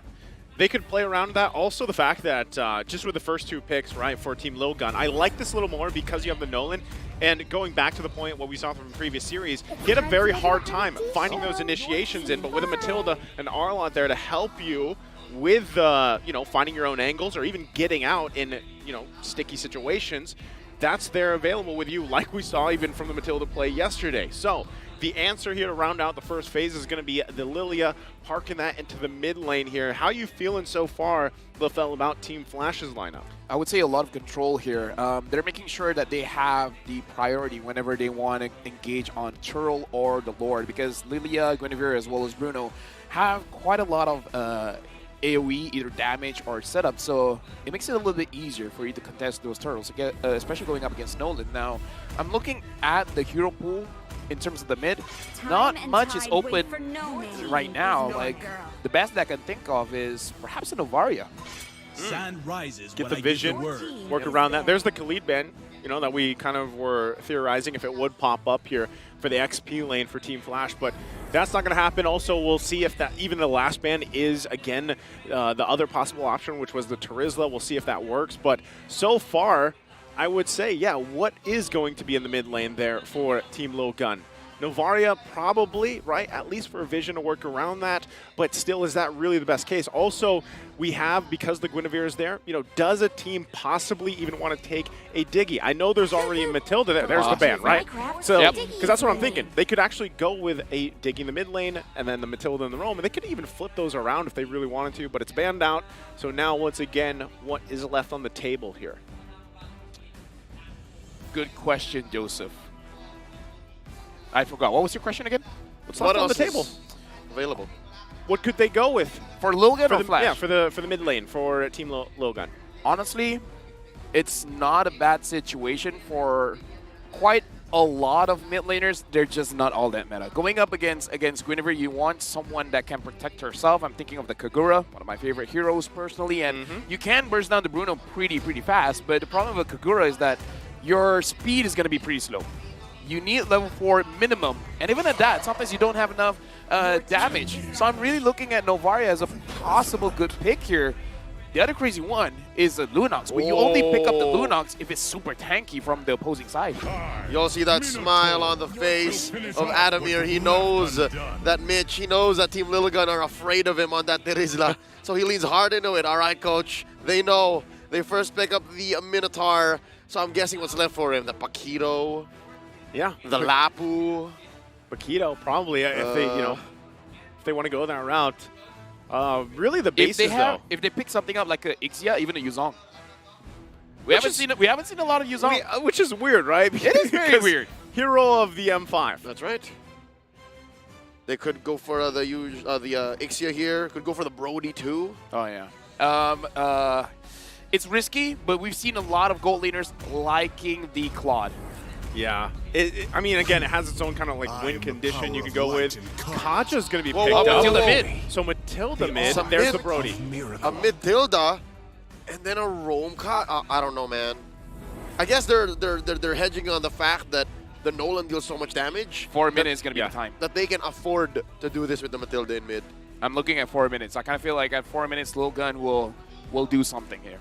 Again, if you think back of their playstyle in the wild card, when they showed these reverse sweeps and everything, they loved the timing, the early momentum, and if it's pick-off potential, but then you sprinkle in some utility with the Matilda, that could work really well for them, plus the Arlott there. Nolan, though, he's their glass cannon, so to speak, for the majority of this game.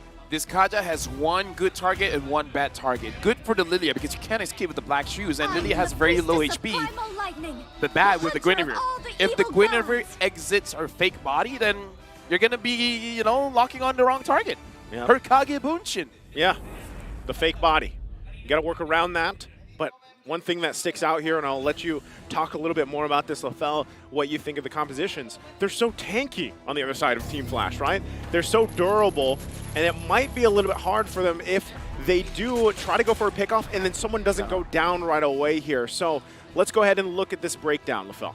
The weakness of a very strong body is if you take down the body very, very early on. Because if your composition banks on the fact that you guys can just trample. If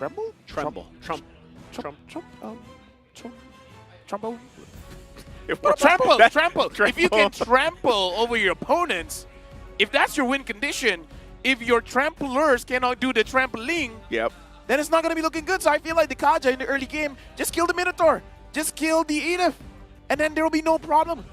They're not going to be afraid of anything.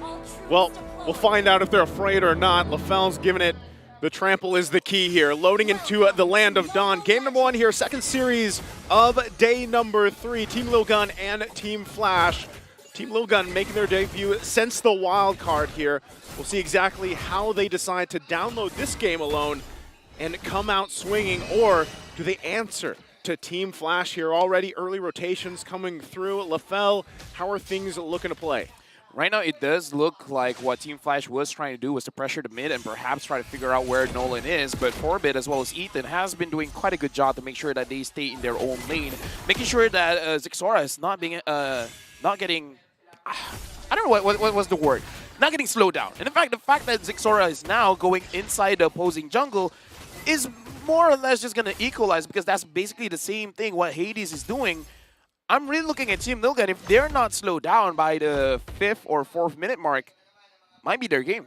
Yeah, and even looking at the emblems here, anything that sticks out for you to give that early advantage that they might be looking for? The Rupture on the Arlet shows that early rotations coming in from the Arlet might give off more damage than you expect.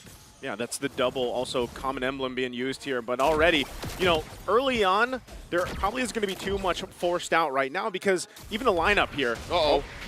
Aizen gets knocked up into the skies. Full-on combo from Hades. They draw first blood. The clap back from Zixora. Here comes the cavalry. 3 members from the Mongolian squad. Not enough of a hold just yet. Adamir gets away. Okay, so take that back. I didn't think there was going to be a kill before the first turtle, but Team Flash able to find it, get it in the hands of Hades as well, right? So in terms of the jungle matchup, that's a little bit of an advantage he can work with. And now leading into this first turtle, if Team Flash is able to secure the first objective, you know, Team Lil Gun, they'll be working back from a deficit early on already.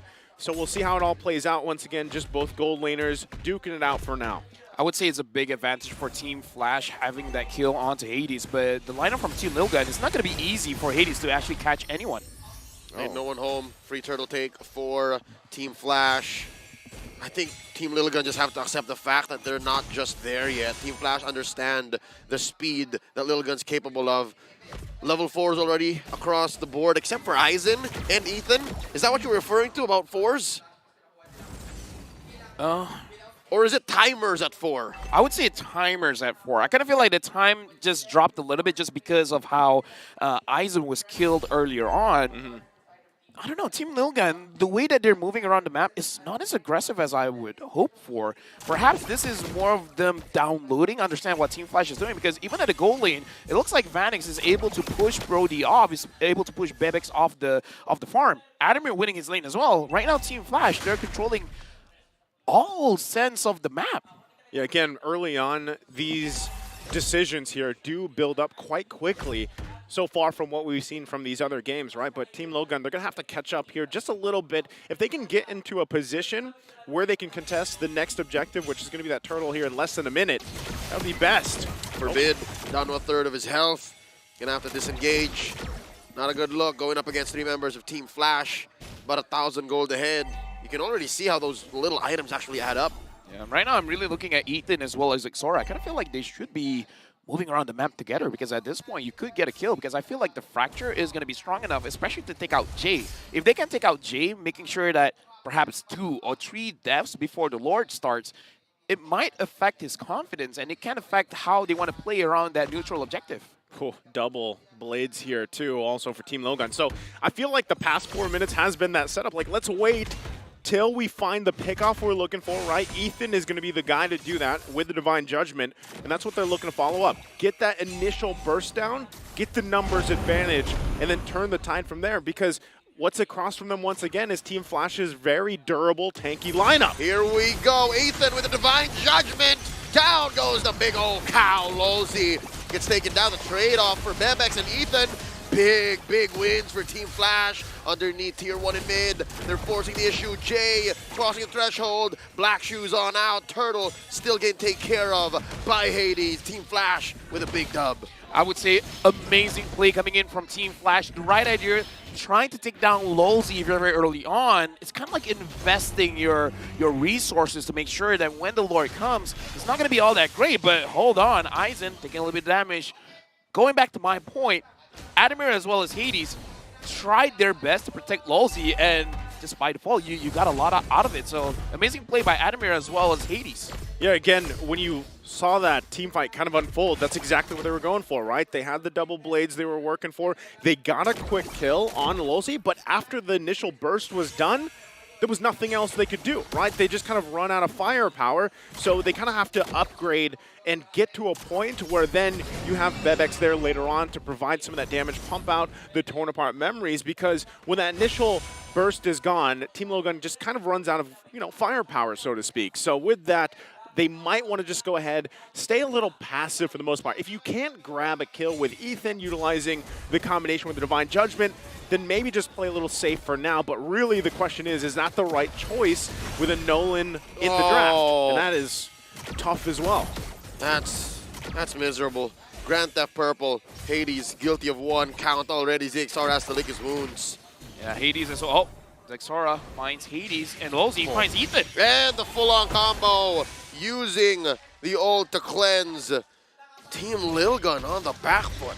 Right now, honestly, Team Flash, they're looking very good because Hades already completed his Genius 1. So at this point, he kind of doesn't even need his team.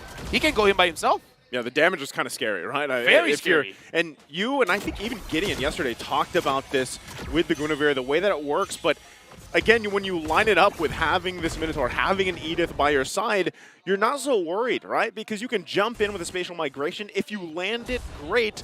You pump out the damage, you get out, and you can have still setup peel even available for you, right? And that's why this whole time, man, Vanex has just been having the gold lane experience. He hasn't had to do too much. He's farming up, and eventually he's going to be the big threat here for against Team Lilgun. The way that I look at it, with the build coming in from Hades, all the crowd control that Guinevere has is just icing on the cake.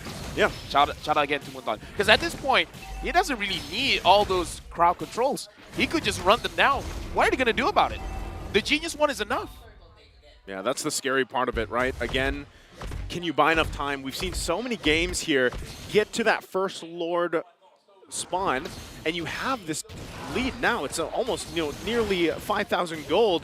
And when it gets to that, oh, hold on, Ethan. Oh, the Divine Judgment, circling Eagle, got the answer back. Minoan Fury, ain't no one home, backing off. Team Flash, tight formations. Lilgun calls for the back off. At least they know their dynamic. At least they know that neither team could have forced that in that jungle pit. A little bit of mistake there. It looks like Ethan was a little bit desperate trying to get any kind of kills that he can, but the fact that Lolzy was there trying to protect Hades, that was the big difference maker, but he could have gotten the kill if... Oh, that's tough. Oh. And the flicker as well. Oh. Yeah, that's tough to recover from, right? They're downloading. They're downloading right now. They're trying to download. I don't think they're going to convert anything here, really. They're going to lose that tier 2 in the bottom lane. And this is looking very dire right now, right? It's 8.5 minutes in. You still have a little bit till that Lord's up. But really, Team Lilgun, where do you find this moment to turn things around? Is it Aizen that has to land this final slash? Because even if you final slash, any of these members in, Lolzy or Adamir could most likely just jump in and cause chaos. Honestly, at this... Personally, for me, Team Lilgun has to find a way to get some kind of map control, because the strength of the Kaja is that you don't know where this Kaja is going to come from. If they find a way to flank from behind, catch Vanex off first, kite away, wait for your cooldowns, and then go back in for Jay or Hades, that's probably a good win condition. Look at this. Lozy caught up. Circling Eagle. The answer back from Forbid. Lozy very low. Lozy gonna survive. There's the ult spent up. Oh, Primal Wrath keeping Adamir alive. Extra HP. Just like that, Team Flash still with the senses. So even with that, you can see, even here in the items, right, it looked like that should have been a moment where they could have gotten a kill. What happened there, LaFell? Not enough damage. It really, Bebex probably needs a Malefic Roar. Then it might be enough. He's 2K behind. I mean, that, and they have a Matilda where the Matilda's damage is conditional. Oh, here we go. They're looking to blitz it. Circling Eagle, the answer back. Lozy knocked out. Final slash. Big ticket ult, but Forbid bites the dust. Bebex traded in. Aizen taken out. Vanix gets his first kill. Down goes the Ixora. Oh. It's almost a hat trick for Vanix this time. Ethan running off. There it is. Olay! Team Flash. Big wins. Ethan running off, the only survivor. The Singaporean squad takes everything. The reason why I say the Matilda's damage is situational, the way that her wisp work is that they're gonna find a target and then they're going after it. But if it's a singular target, that's maximum damage. If there's a lot of people there, you're gonna spread it out, and sometimes that makes it that it's not enough. At this point, the whole problem with their composition is it's very pick-off heavy. If teams are moving together, you don't have a good target that you want to pick off, and at this point, Vanix has skilled up. He has all the damage. He can 1v5 if he wants. So I was saying, you know, you get to that point where you're in the gold lane experience and then you just pop off like he just did here. Look at the massive gold advantage that Vanix has as well because of that triple that he got. So this gets even scarier because for Team Little Gun, that's what you're seeing, right? If the final slash is going to be utilized by Aizen, or let's say even Ethan jumps in, really once one of those are taken out, you don't have this kind of front line to really deal with a lot of the damage being thrown at you from Team Flash, right? And that's the whole point of the draft. They wanted to go with these pick-off-oriented plays, but right now they're going to have to defend into their base here at the whims of Team Flash. First turret already going to go down. They're already inside the base. They're making work of that Lord. Divine Judgment on to Adamir. Forbid gets the kill. Lord taken care of, sacrificing their mid lane inhibitor. Bottom lane up next. Big siege canyons. The minions are still crashing on through, and Team Flash not going to force the issue. I would say that's still a pretty good trade. I mean, they lost Adamir, but they got 2 inhibitors at this point. Team Little Gun, it looks like the way they can get a kill is if they actually pull Team Flash into their base. But again, there's a cooldown on that Divine Judgment. You can only get 1. After you get that 1, what are you going to do next? Not only that, but the disparity between the damage dealt between both gold laners speaks for itself because of how much of a gap there is in terms of the gold that we talked about earlier, right? So really, when you're looking at it once again, Team Logan probably has to buy another 5+ minutes. And if that's finding some pickoffs, great. If they can make that happen, but really, a lot of that has to rely right now on Bebex. He's got to get to a point where he can pump out the damage. Oh, Hades. Forbid uses the Purify. You were saying about Hades. Yeah, again, that was a love tap. It was. It was kind of just, the thing is Team Flash is so far ahead right now, and they know that even with the lineup they have, they can make choices like that. Whether they're checking bushes with Hades, whether it be Adamir, they have so many options down the line they can go with here. They're really looking at Bebex as well as Ixora to deal with damage, because even the Matilda, this is more of a utility kind of build. So they're trying to survive longer than Team Flash, but I don't know how there's going to work out because Bebex, I don't think that Bebex can have a good position going up against Team Flash, because you want to get close enough to deal damage, but if you're close enough to deal damage, you're close enough to get caught. That's a big problem.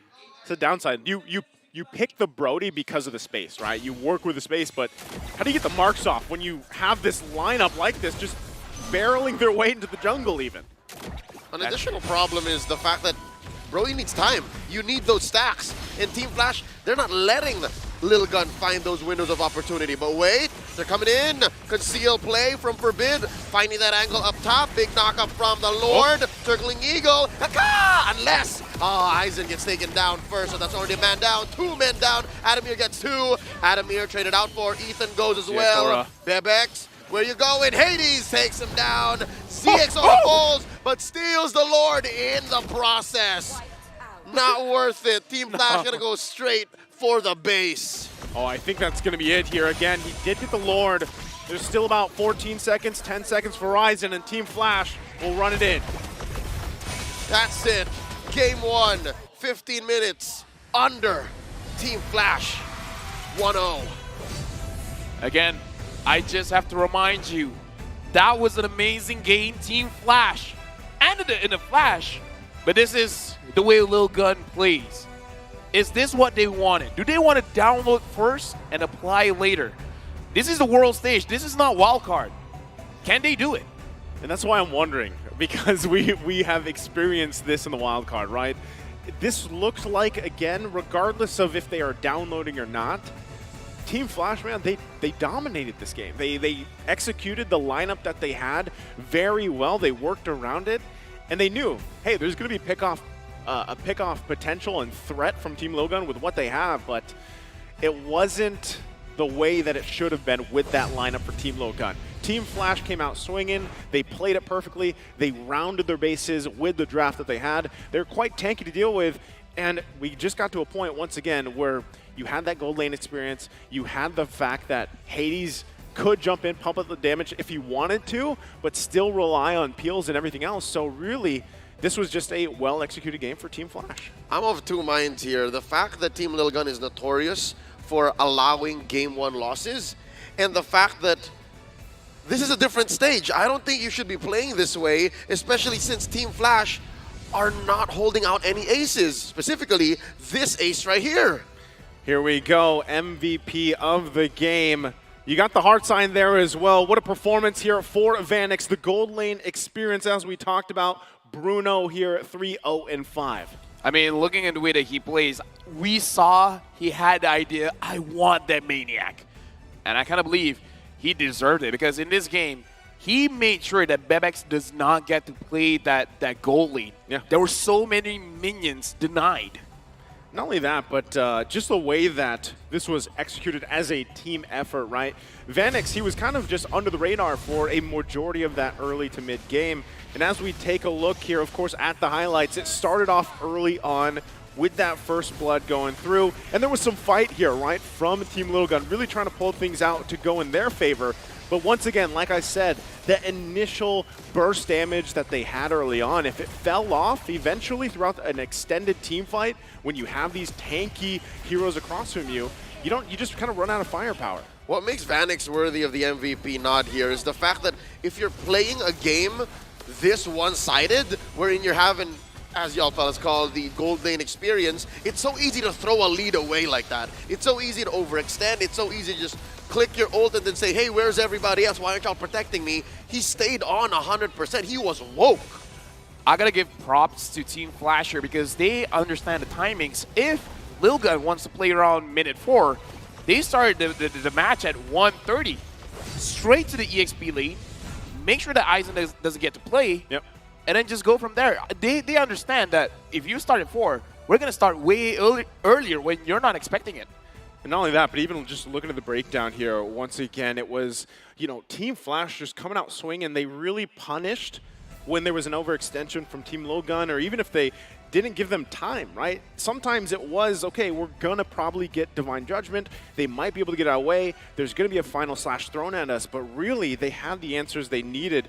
And when it got to the itemization part, right, it just, with the lead that you have, especially in the gold lane, for example, or any of these across from them, you just have that advantage that's hard to deal with. And now I'm wondering, even Nolan has struggled so far. We've seen it now time and time. He struggled, but he actually had quite the farm. This is very respectable from a losing lineup that's able to out-farm the opponent, right? I mean, call it what you will, a utility tank build Guinevere, but ZXaura had the items, ZXaura had the farm, it's just he couldn't find the opportunity. Yes, at that very last moment, he stole the Lord, but that's the very last thing you want to do as a Nolan. You want to kill. Yeah, I would say it was way too late, because if he was able to dish out damage, especially to Lolzy earlier on, making the Minotaur a non-factor, it will make it much easier for the Kaja to catch anyone off guard, because having that Minotaur was one of the big reasons why Lil Gun couldn't really catch anyone.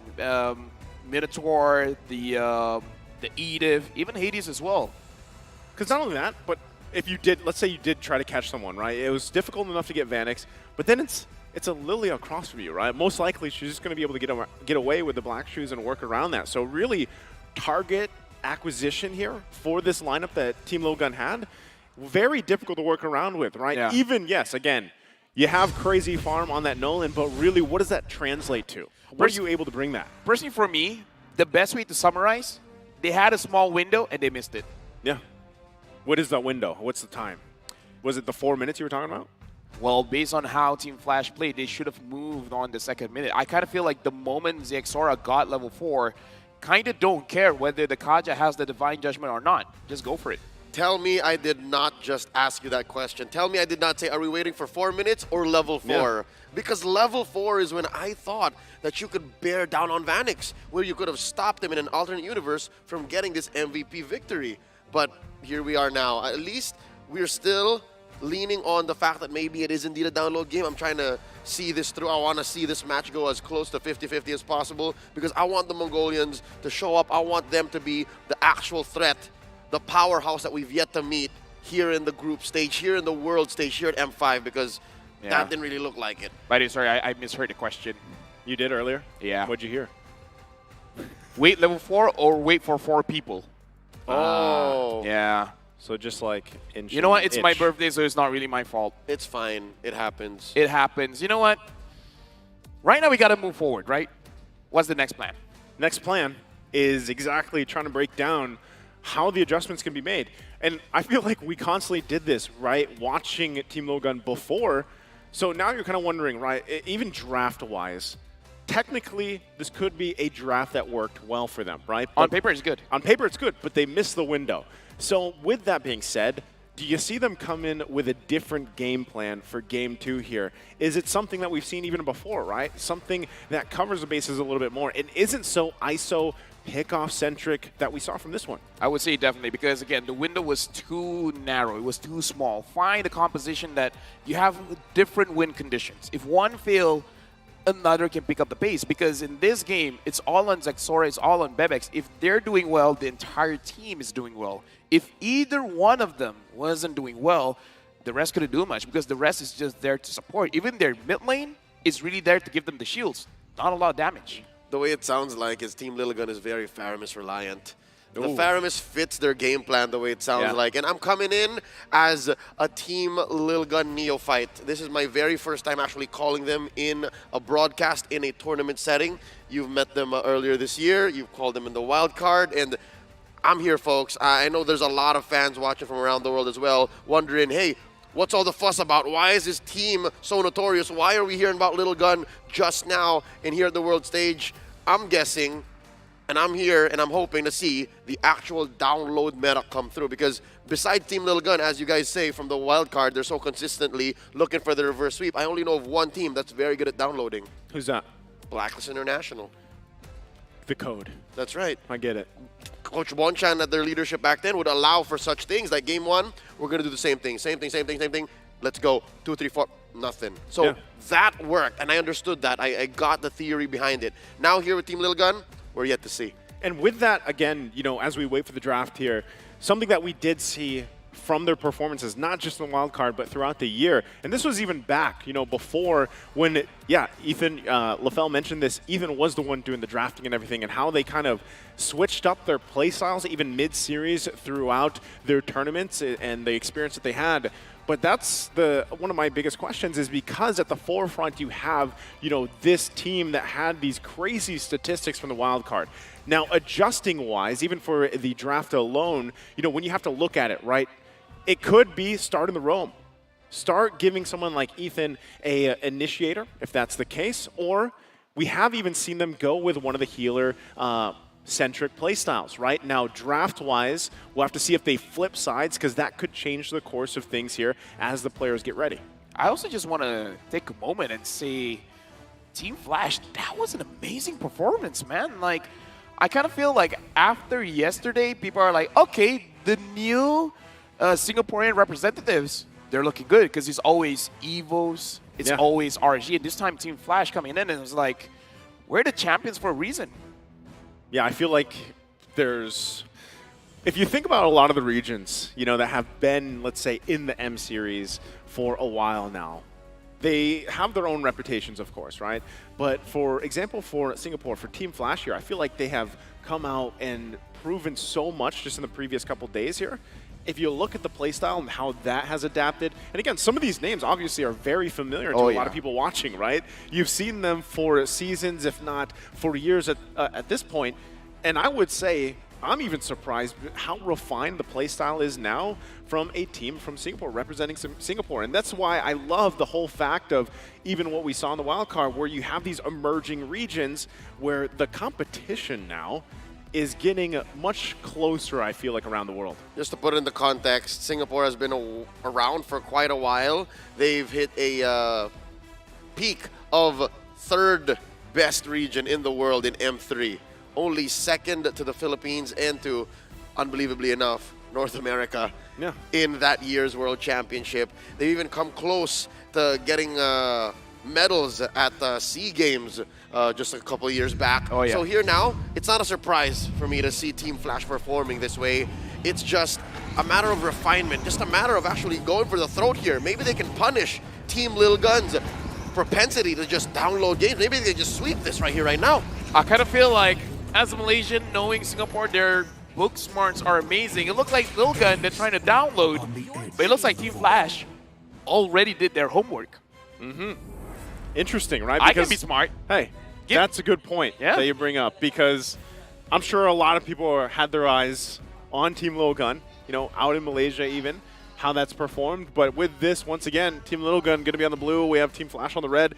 First band's already coming out. The Nolan is actually taken out here, right? What's left open? Oh, Guinevere is also taken out of the picture. What's the priority? Is it That's it! Is it? Do it! It's not. It's the Bruno. Okay. If Flash takes the Faramis, they have the Valentina. So steal the Faramis. They can't go Faramis Valentina. Exactly. That should allow Forbid to do a little more. Okay. So they take the Valentina. They're on to us. They did their homework. Oh, I love it. They did their homework. Coach Reminisce is like, Mitch, I see you. I will choose my own path. And this is R-Lock. my first rodeo. Okay. This is so is this the Faramis now? What other choices do they have? Gord. The Waria, right? Court. I don't hate it. Yeah. There you go. There's the Faramis. I was going to say, you know, hey, I was happy to at least see Gord yesterday. It was I had a moment of, oh, man. Yeah. It's bittersweet. You see your favorite hero, but he didn't win. That's right. Hey, I've done that a couple times too, and it's all right. It happens. Gilahun. Anyways, right now, again, big fan of the Terizla. If they want, it gives you consistent ways to engage. But I'm also looking at the junglers. Yeah. And the Marcus gets picked up. So we're going back towards utility here, at least for this one. Team Logan once again. The fact that they have the Faramis as well, and they can play around the Netherrealm, having their own Bruno of their own, it's fallen into place here, at least for this first phase. It's much better. Also, it helps because they know that there's no Lily on the other end. They only really have to play around the Netherrealm of Team Flash once they steal it away, which, again, if they steal it away, makes the Marquise all the more a worthy pickup. I like this. I actually like getting the Marquise early.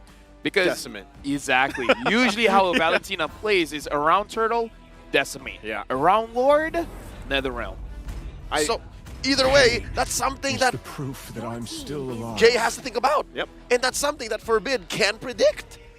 So now they close off the first phase here with these 3 picks. The Brody going up against the Bruno, which we saw as a matchup, but the other way around in game 1. So now it's Bebek's turn. How do you feel, Vanix? How do you like it? How do you like balls in your face? Hey, he's going to have to deal with that, right? His own way. But with everyone that has to deal with that one way or the other. At least once in your life. I know for sure. I should know. I play gold like 1 out of 10 games. I'm a jungler for 1.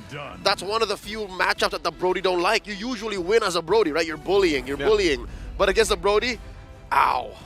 Nah, honestly, Lil Gun, their draft right now reminds me of how a Malaysian team would draft.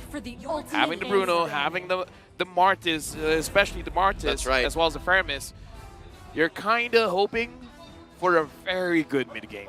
Because the Martis does exceptionally well the moment he gets 2 kills. Once the Martis gets 2 kills, it's all Martis. Yeah. The rest can just chill. Which is weird, because I feel like Martis is one of those junglers where, yeah, if you get the early decimate, let's say even a double, as you mentioned, you're kind of unstoppable for these objective takes for the most part, right? You work around that. Gentlemen, I smell an assassin afoot. I smell Hades going back to one of his old flames.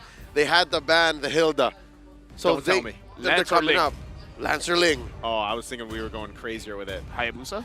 Amon. Sand rises when I Not give the impossible. Not I don't hate it. Amon.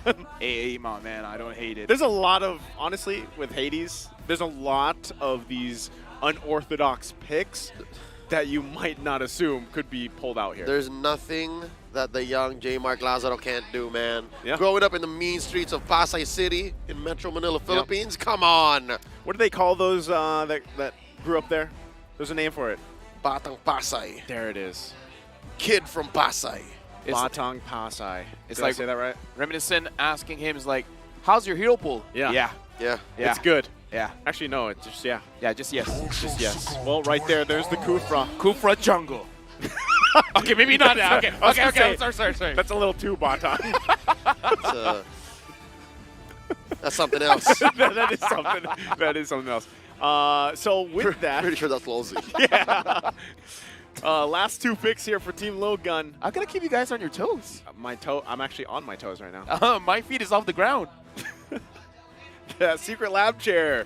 Thank you. Thank you, secret Adjustable. Yeah. EXP. That's right.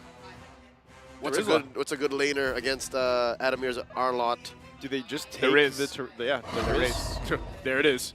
You do this voice line all the time. Yeah, something like that. I was so confused. Was it the clip or you? Yeah. You were the clip. Last pick, Matilda. So they're going to go with... They're playing the double roam again. Yeah, they're going with that well, support. Double support. Double Yep. support. Double support. The Faramis here. I like it though better this time around because Yeah. Ethan is definitely playing the Matilda. I don't really Amon? like mid Matilda, man. Yeah. Not enough damage. So Last now pick. it's a choice. Lance, Ling, or Amon. They can't afford to pull the double swap, by the way. You can't go utility this time around. There's not enough damage. Yeah, definitely not. Definitely not. I would say they scale much better. So even if the Martis doesn't do well, it's not the end of the world. But you do want a very good good start to the game. So the safest, honestly, is Lancelot. That's right, but yeah. I do want it to be a little bit crazy. What if they just throw out the Fredrin? It's not. Okay. Hayabusa. All right. Hayabusa. We'll take it. Debut pick here. Again, I'm really wondering Okay. how many unique heroes we've been at, including the Oh, wild card. man. We had like 50 plus there. Let me just say, I played the Faramis. Yeah. I hate the Hayabusa. Why? Shadow inside the Faramis before a fight starts. You don't even use your abilities. Maybe just your You shuriken. scare him. And then you just basic attack, force the Netherrealm out before any fight. And then there's nothing that the Faramis can do. You're basically making it into a 4v5. Crazy how time has changed. Crazy how now it's the Hayabusa that actually Exactly. counters the Faramis. Exactly. Oh, it used to be the other way around. It used to be the Hayabusa just trembling in their pants, you know? No, I've been told by pro players, like, don't fight against the Hayabusa. The Hayabusa just force out the ult and then you're done. Well, we'll see if they're actually going to be able to pull it off here. You saw the lineup rating, though, for Team Lilgun. It's 8.4. Can they pull the lineup off? Take us to a game number 3 as we load up here into the Land of Dawn. Game 2, it's match point for Team Flash here as things get situated. LaFell, what does Team Lilgun have to do here to get on the right foot? I kind of feel like Forbid has to find a very good catch, trying to give an early kill onto Zexora, because this is one of their very niche win conditions. If the Martis is able to get an early kill, he will feel unstoppable. The Hayabusa can be unstoppable as well, as long as he can control Team Lilgun, making sure that they have a disadvantage every single time a turtle fight is about to start. And with that, anything here emblem-wise that sticks out for you? Honestly, the thing that sticks out for me is the tenacity coming in from Forbid as well as Bebex, making sure that if the Hayabusa comes and ganks them, they have a better chance of surviving. I also like the fact that Team Lilligan now respect the power of Wilderness Blessing. Yep. They're rocking more of it now, and that means it's go time. They want to go a little faster. We'll see if that is able to play a part here. Once again, too, Aizen on this Terizla pick, the Riz himself, he was able to pull off some amazing things, you know, throughout the performances of this year alone. So that might play a big part in this in comparison to what we saw from game number 1. Once again, a lot of that will come down to that first big objective already, though. Look at the top side, the focus here. Hades just checking it out. Oh, Aizen's fine. I think Aizen understands that there may be shenanigans here. There may be a Hades hiding in the long bush. And now Forbid and ZXR is going to check. Oh, they know. Yeah, they got to be here for him, of course, and deal with that. Once again, everyone getting in position here for the first turtle take. And again, that level 4 from Aizen, a penalty zone could turn the tide of some of that placement here. But also, Lulzy already using that flicker to get out. Here they go. Forbid looking for a pull. Lulzy going to get popped here. First blood drawn by the Mongolian squad. Proud of myself. Called it. Forbid pull someone in, give the kill over to Zexara. But again, this is how you play with this kind of draft. And it looks like they understand what Hades wants to do. And there's a turtle. Shields up for Team Lilgun. Penalty zone coming in. Aizen commits the flicker. Jay at half health. Did steal the Netherrealm. Not going to force the issue. Hades clutch, taking his own orange. Yeah, even without the retry there, is able to secure it. Now we'll work on this purple. So with that, Team Lilgun gets this a little bit of an advantage that they have. Once again, they know some of this timing, the power spikes they have to work around against the lineup of Team Flash. I would say Team Flash also showed who is the real problem for Team Lilgun, because 2 games now, early rotations going to Aizen. It looks like the way that they've studied is that if you shut down Aizen, you're going to have an easier game. But it looks like Team Lilgun, they downloaded enough. They're like, fool me once, shame on you. Forbid, what are you going to do? Oh, birthday boy, I hate to say it, he did exactly just what you said. Yeah. He was literally coming in with the shadow, basic, basic, basic, and then at the last moment, all right, forcing the Netherrealm. I can proud. see you being proud of yourself. See, I can be smart. Yeah. I told you guys, I'm going to be serious today. He's a professional. I'm a professional. By the way, unique hero count, 65. It's 65? 65. 65 unique heroes so far. That is great to hear. Again, we like to see a lot of this. Yeah, a lot of this variability. Or that must just be the birthday blessing that you get to know that information. Oh yeah, that's the new Rome Boots birthday blessing. There it is. Now, bottom side. Already some focus here. Big jump from Lulzy. ZXR, perfect timing on the iframes. Missing, that could have been disastrous. Right now, Hades, the best thing that he can do is just to farm up a little bit faster than ZXR, having at least half an item more than ZXR, and at that point, even though it's a little bit late, you can't kill people off. Coming in, Ethan with the circling eagle, compromising Hades' position. Grand Theft Orange. That's ZXR stealing away the orange, but just in time, though, for the turtle to come up. Was that orchestrated? Was that a master plan by Team Flash? Because now the turtle's close to 50-50. Yeah, they're going to have to stall this out a little bit. ZXR, about 20 seconds on the retry. So they'll get in positioning here, relying on Aizen to hold down that front as well. Ethan there to help him out with mobility, but also Hades. Does he actually want to contest this? He's going to go ahead. Oh! Has his eyes on the purple. Uh-oh. He's also looking to commit theft. Going ahead and playing footsies. Adamir and ZXR. ZXR and Adamir. The jump in, waiting.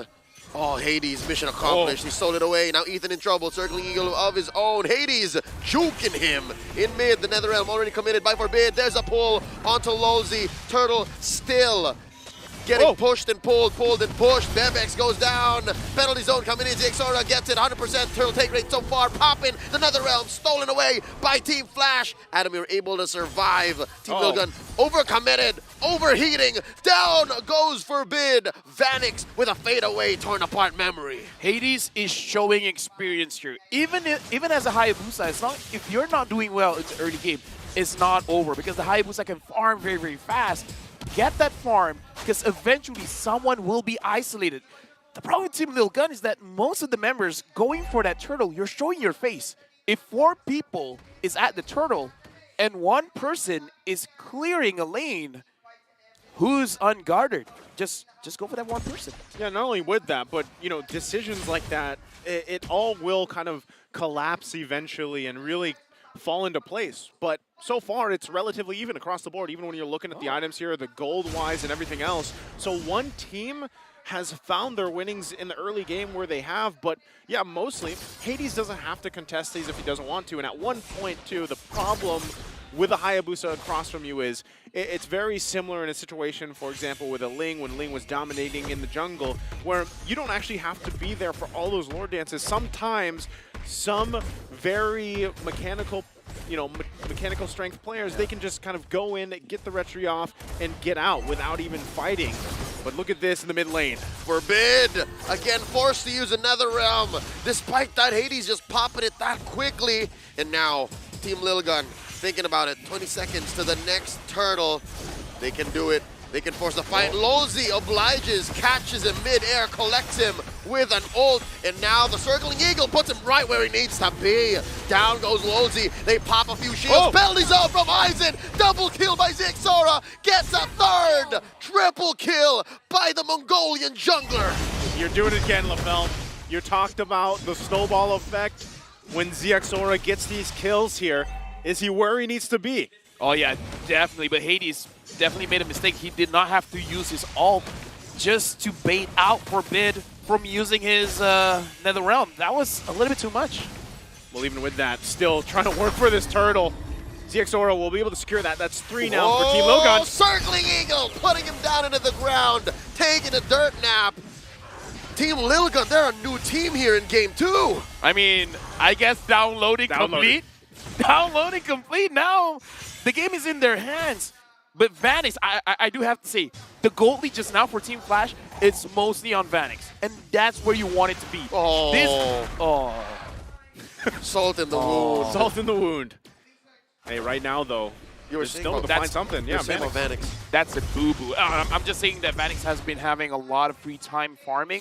He will eventually become a problem.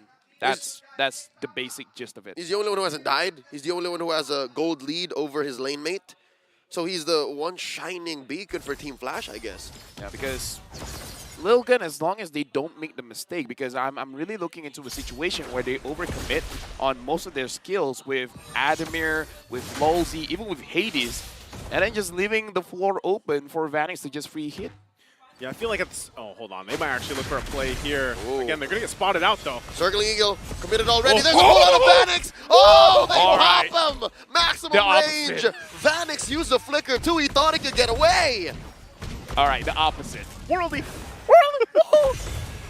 Right now in the mid lane, still looking to capitalize on that kill as well. Team Lilgun, they find exactly what they needed in that moment. And now they try to work gaining some space, right? 30 seconds, that Lord will be up here. ZXORA now taking away the tier 1. No! Hades. The shadows spent in by Hades. Forbid almost goes for the interception. All right, so now for Team Flash, Lozi has the possibility of actually catching them off guard, like especially when they're all grouped up together. This is one of those things where when you're using a Fire Mist, it's like second nature to you. You want to group up. You want to be alongside with your carry, your gold laner, so that he can have the confidence to deal out the damage. Lozi has the potential to catch them, but I don't know. It's going to be easier said than done. Okay, hold it together here. Adamir has to burn the flicker.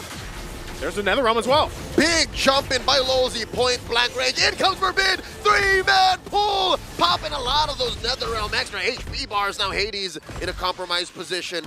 Does not spend the shadow kill. So this could be a re-engage coming in from Team Flash. Lord here at half health. There's a jump in, no one home. Lozi gets spotted. There's a pull one more time. Hades puts some shadows up.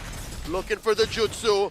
Looking for the kills. Team Lilgun takes it right then and there, welcoming Hades into their loving arms. A pickoff, a Lord, a big win for Team Lilgun. Hades, you gotta calm down, man, because right now he's trying to put too much burden on his shoulders. He's really trying to carry his entire team, but I gotta say, even if they got the Lord, it's probably not worth it. It's probably a better idea just to farm up and then having enough damage for when Lolzy makes a play. I know what he was trying to do. Yeah. I just don't know if it's worth it. Not only that, but given that the way that things unfolded in that fight, the zoning potential right now is so intense. Even here, assaulting that tier 2. Right now, Team Flash just kind of struggling. They have to get to their base and deal with this. It is only the first floor. They should be able to make quick work. But once again, the final slash as well. So we'll see how they play around this, if actually Team Logan wants to pressure even more so. Here we go. Mid lane, Holy Shield's popped.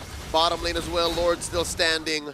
Lozi set it up, did not commit the ult. Team Flash able to successfully defend. Hades struggling to get a buff, struggling to farm up, make some moves, get some space across the map. His purple once more taken away.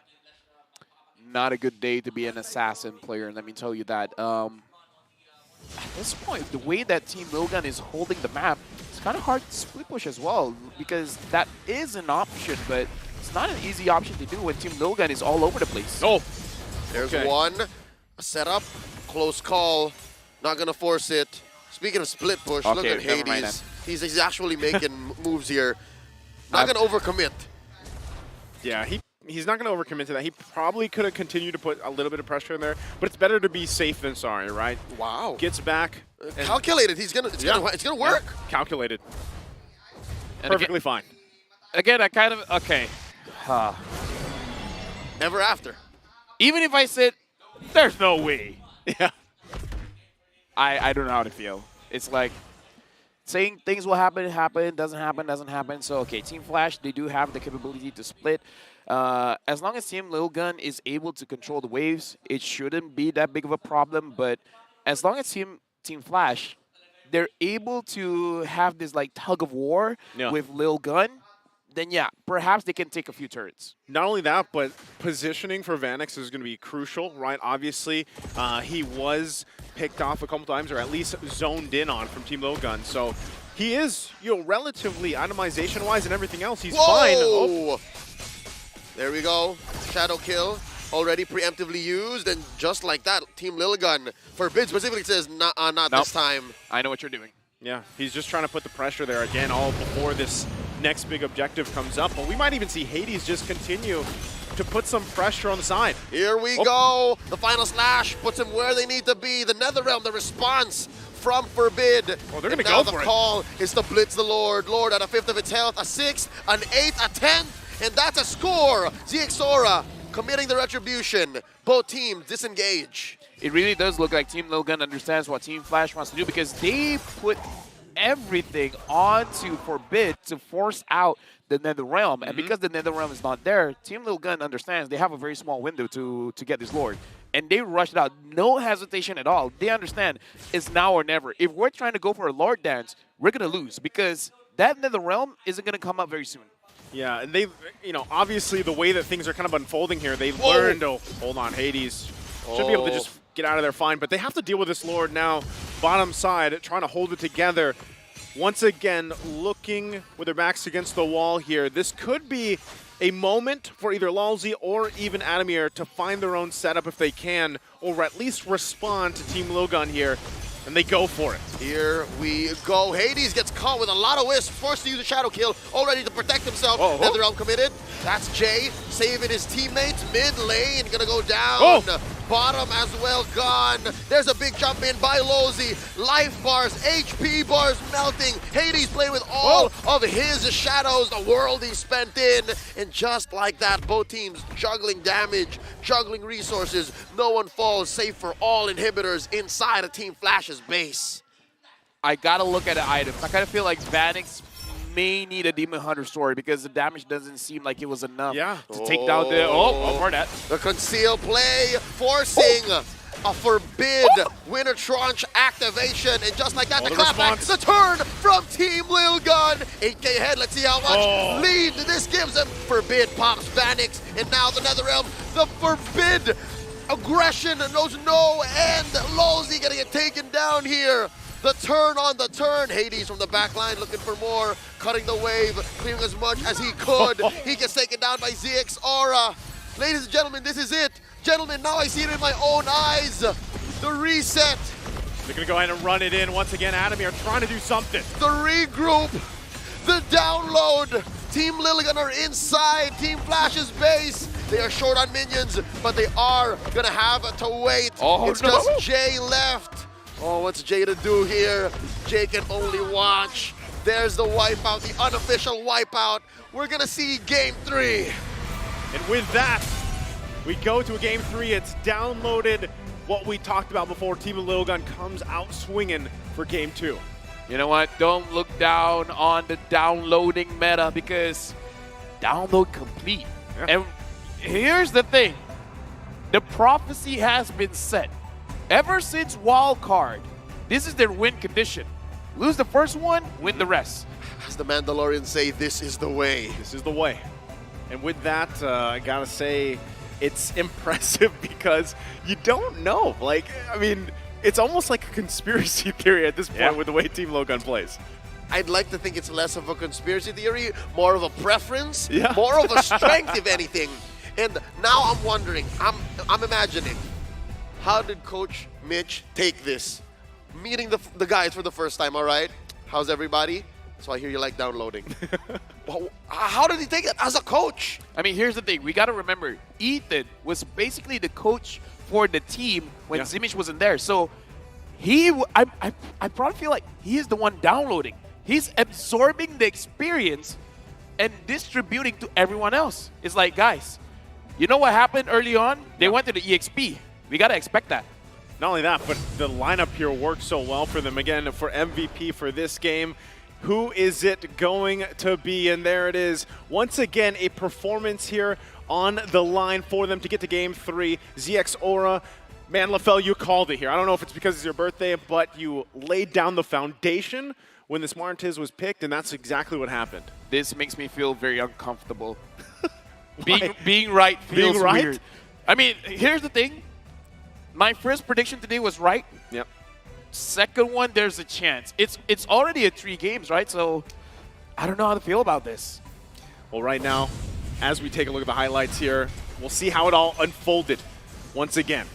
What I love about what Team Little Gun did and the fact that we're giving the nod over to ZXaura is the fact that, yes, a lot of these moments, it was Forbid who came in. It was Forbid who set it up. But it takes a lot of killer instinct, a lot of situational awareness to know when to commit and to know when it's your turn to be aggressive. And ZXaura was right 100% of the time in Game 2. And during the highlights, we can see a lot of it was on Hades as well, where it looked like he put himself in a situation where he tried to make the hero play.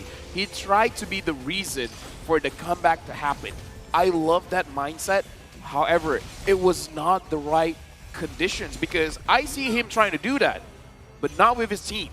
It looked like Team Flash as a team didn't perform the same as game number 1. A lot of individuals tried to make individual plays. So that's what I'm wondering. When you go back to the draft here and we take a look at this, the breakdown alone, was the Hayabusa like too much risk? Was there something that better, could have been better in that situation? Because we know that Hades likes to pull some of these picks out. Okay. With the Faramis on Team Little Gun and the now norm of forcing out the Netherrealm with your kit as a Hayabusa, all fair, right? There's a rhyme to the reason. But was it worth it? Was that one single solution for this one problem worth it? Because you also have your own Netherrealm. Yeah, I would say using the landslide could get you the same result. As a Link, perhaps not, because you're playing with energy, and your energy could run out when you're trying to take down the Faramis. But with a Lancelot, as long as there are minions there, you can accomplish the same thing. So I kind of feel like there are other options.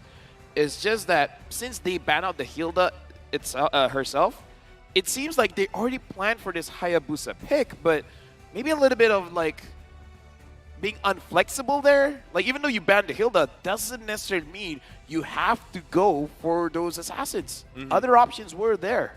And even looking at this, the breakdown here, once again, ZX Aura have an amazing game, MVP for performance. Adamir was doing his best with, what the hand they were dealt with this game. But still, overall, the story was told, and that's one of the things that struggles, right? When you lock in an assassin hero in the jungle, we even talked about this kind of extensively, usually when Nolan is picked up, right? Now, in that case, I kind of agree. Lancelot might have been better, something along those lines, because you can still kind of get into the team fights without worrying about getting just blasted, you know, at one point. So even with the Quad Shadows, it's still difficult there. And with the few hopes for Team Flash to actually bounce back, you're looking at Vanix. You're looking at that Brody, where we noted around, what, 8-9 minutes? Yeah. Oh, yo, he's having the gold lane experience again. He can do this. He can help Hades turn it around. It was just so difficult to think about because even the front lines of Team Flash were struggling. Again, I'm looking at Adamir, who was 100% the #1 damage taker in all this game compared to all other 9 players. He was the only real frontliner. I dare say, because Lozi was always looking for the catch. I'm just saying we're getting a lot of things right. And Leo, perhaps you get this one thing right. Perhaps Lilgun, they're a Faramis team. Is the focus going to be there? Team Flash, they saw what happened game number 2. Yeah. Adjustments has to be made. Game number 1, if I'm not mistaken, it was banned out. And I kind of have this assumption that it might just be banned out for game 3, right? Because we've come down essentially to a game number 1 here. And both teams, I mean, it's when it comes down to a best of 1, you really have to decide how you approach that draft. Once again, both these teams are known for the reverse sweeps and downloading things, so we'll see how they adjust. We are going to be taking a very short break before we head into game 3, so go ahead, take your break, get some snacks. We'll be back after this for game number 3.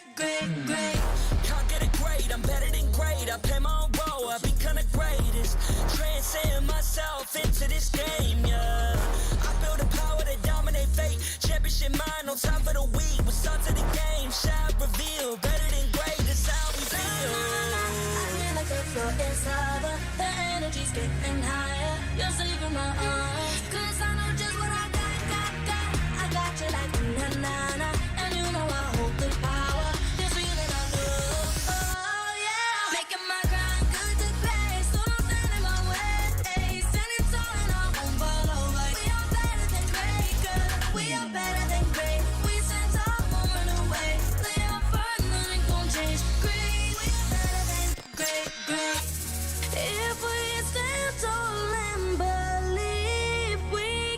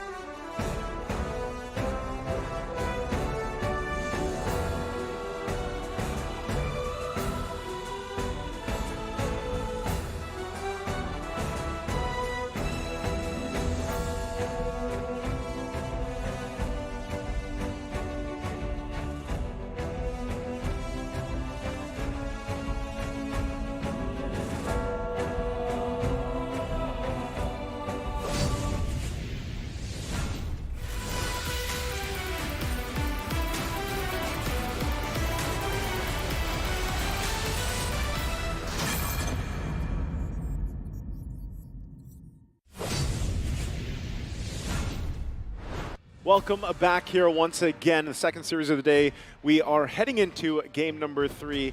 I'm Naisu, once again joined here with Leo and Sirius Lafell, and we're ready for what's come down to a best of one here between Singapore's Team Flash and, of course, Mongolia's Team Lil Gun. We just saw kind of game 1, very, I don't want to say it was completely one-sided, but it was also in favor of Team Flash. And now on the flip side, we see back to it the downloaded learnings here of Team Lil Gun for game 2. Joseph, I think Birthday Boy would like to say something. I'm Birthday Fell. Thank you very much. Now it's Birthday Fell. I thought it was just Birthday Boy. Listen, man. What's going on? I got ADHD. I gotta change it up every once in a while. All right. Ask me again. My name's gonna change. Call me Ayman.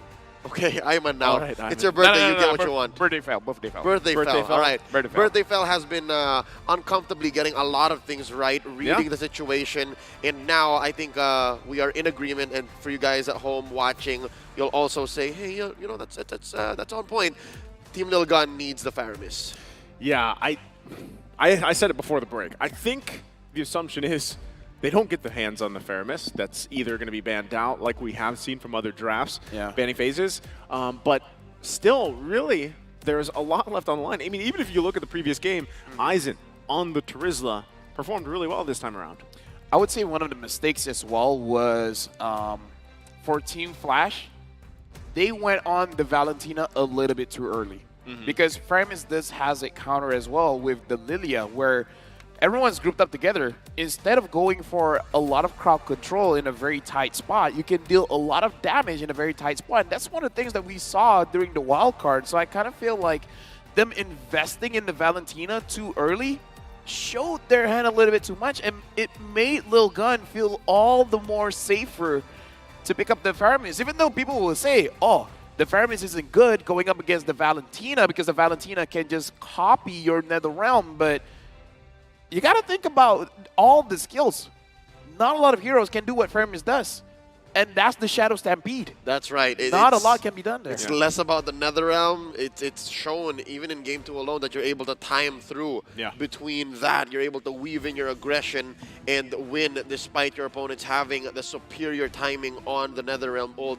So now we've come to a crossroads. I'd like to take the road less traveled. Maybe it's not about the Faramis. Given the fact that the Faramis was picked up second in game 2 by Team Lil Gun being on the blue, something tells me maybe they'd want to focus more on the Bruno. Maybe that's the linchpin. Because even if, let's say, your opponents do get something as good as a Faramis or even a Nolan, you can play around that. You can be better than great with the Bruno. Not gonna lie as well, I feel like Bruno all throughout the World Championship has been amazing. It really has. And for Team Flash, I don't know. I feel like macro-wise, they gotta change things up as well, because I kind of feel like game number 2, what they were doing apparently was pretty obvious for Team Lil Gun. They knew what was gonna happen before it happened. All right, let me propose this, gentlemen. Yes. Whoever has the better synergy wins. Not even about the draft anymore. We'll shake on it. I was going to say, how do you gauge that? Who has the better synergy? As a team or as certain... The look in their eyes. The look in their eyes. The look in their eyes. Well, we'll see how that plays a part. We're here in the draft now, game number 3. 1 for 1 for both of these teams. Ban's already coming out. Baksha taken out too. Team Flash this time, okay, hold on. We'll see if that actually is going to fall into place here. They've got a, looks like they got the call. They're put going up to the readjust X. something. You put up the X. Yeah, the look on their eyes say we need a bit more time. Yeah, a little more time to get this synergy going here. But no, I agree with that. You know, Leo. What, look in their eyes? The look in their eyes and the synergy, man. That's what it takes. Yeah, no, because game after game, back to back, both teams presented strong drafts. Both teams presented ways that they counter their opponents, and they're, even with amazing and immaculate execution, you should be winning on paper. But truth be told, game 1 and game 2, the team that actually executed on that all together at the same time and pushed the advantage when it mattered is who wins. So you got to be able to draft and make your heroes work with their kits more to the sum of their parts. Hades tried to make a lot of hero plays before. If he wants to make the hero play, I kind of feel like the entire team has to get on the same page. So that's why I do agree. They all got to be heroes. They all got to be heroes. They all got to be better than great. Yep. They can't just wait on one person to make that one move and then just let all pieces fall into place. And they can't rely on Vanix to have the gold lane experience anymore. Yeah, That's true. just not how it works. Losey has to get out of his comfort zone and say, guys, I'm going to get the big job. I'm going to get the big CC. And I don't know, I hate the point figures, but now we're going to have to name everybody. Adamir has to do more than just get a big ticket ult. Adamir has to be more than just, all right, I've annoyed them enough to get ults from their end as well. And Jay, poor Jay. Jay's just always caught in the middle. Yeah, he is. Literally. And with that, you know, when you break it down like that, he's in jeopardy. He's in jeopardy. That's right. Just like so much damage yesterday. Yes. Pick up the Diggy early. It is so much damage. Okay, but here's the thing. Realistically, picking up a Diggy early is bad just It's because probably not that good, yeah. if the opposing side has an assassin jungler, that Diggy is a boiled egg. Yeah, and as a non-analyst, I would agree. Yeah.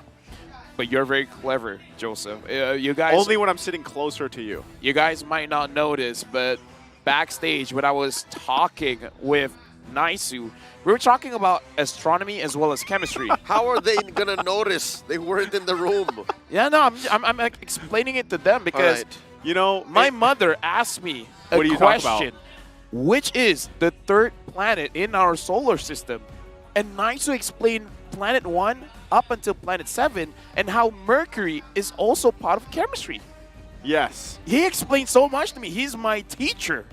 He is a teacher. He used to is be, a teacher. No, you're still teaching me chemistry, astronomy. Mr. Rezebek. Maths. Naisu is a detective. You know, I Excuse love me? every time that we're on the desk here, you give a little lore behind the scenes to Yeah. our viewers watching online at home. You know, some inside info. What happens behind the scenes of being a caster here. Leo is a chef. Leo is a chef. You guys might not notice, but I asked him for an egg. He gave me an omelet, and that omelet was made out of Diggy. With Leo's face cheese. says that did not happen. With cheese on top. Are you talking about me? Is there another Leo in your life? Yeah, it's gotta be another Leo. Talking about you, baby. Hey, That Diggy was delish. I'll allow it this time because it's your birthday. Yeah. Birthday fell.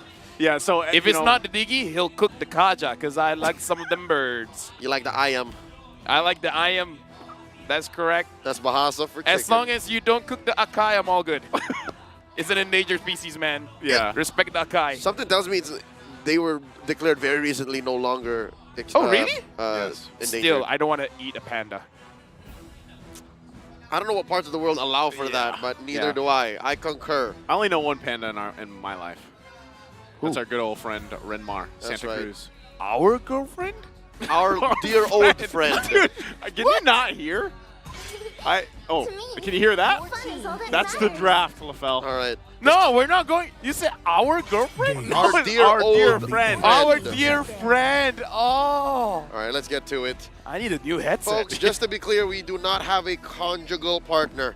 We do not have a relationship altogether with the same person, all right? Let's get into this. All right. Team Flash on the play. Looking at it, how are we feeling about already these first bans? Is this laying the grounds here for a Faramis once again, or is it going to be taken out? You know, with these next two bans, we'll find out. But even with what's left open, there's still a lot. The Guinevere, there's the Faramis ban. Great. The Guinevere has to be banned here, right? Guinevere. It has to be. Is to trick the Okay. The downside is maybe the Fanny gets through, but no, I wouldn't worry about the Fanny. I wouldn't worry about the Fanny. Fanny's not that big of a deal. Yeah, as long as the answers are out there. Yeah. Both teams have a solid Kufra. Both teams have a solid Kaja. And of course, again, here's the underlying statement, the underlying thesis statement. The Bruno's going to be key. And now, Team Little Gun, they get the Valentina on Forbid. Oh, so I would say that there's, you know, I guess statistically even, Bruno is just worth the first pick, right? So far, he Golden has been legs. phenomenal. He has the golden legs. At this point, why not just give him the M5 skin? Right? Actually, I was thinking about Right? that earlier. Just give him the M5 skin. You read my mind. Great minds think alike. That's I true. know that Mercury is actually very heavy.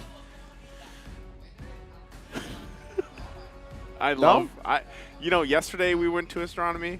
Today we're back to astronomy. This is chemistry. This is chemistry. Oh, is it chemistry now? Teacher, please. Sorry. Catch up. Even some of the other IQ that you have rubs off All on right, me. something tells me we need to see a Matthew Hilda very soon. Matthew Hilda. That didn't sound like it. They take up the Lilia and the... Oh, now I get it. The Matthew Hilda. Do you need your headset changed as well? I think I do. Right? See, it's not just me.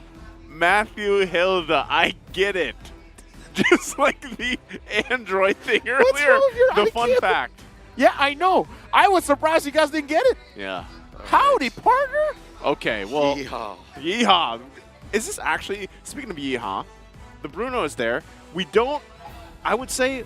Brody, not the play. He loses that fight, man. Do they want to go with 100% loss in this series so far? Yeah. Right. Is there a better option? I know Claude's not banned out yet. Clint. Could be the Claude, Yeehaw. the Outlaw, or the Clint if you want to be on the side of justice. But instead, they're going to go ahead and commit to their Rome as well. Well, the reliable what? connection, according to the... Maybe it was a lie. He was like, wait, that's not right. Fun fact guy's like, no. We take it back. We take it back. All right, well... Pretty sure that was a statistic that was constantly in flux. Yeah, So it wouldn't have done probably. justice to our friends in Mongolia. All right, going into the second phase of bans here, they can start attacking Oh, Hades. XP laners or junglers. And yeah, they have already committed their roam, so they don't have space for a Kaja or a Kufra or a Cho. So they're like, you know what? Forget about it. Do you respect the Khalid?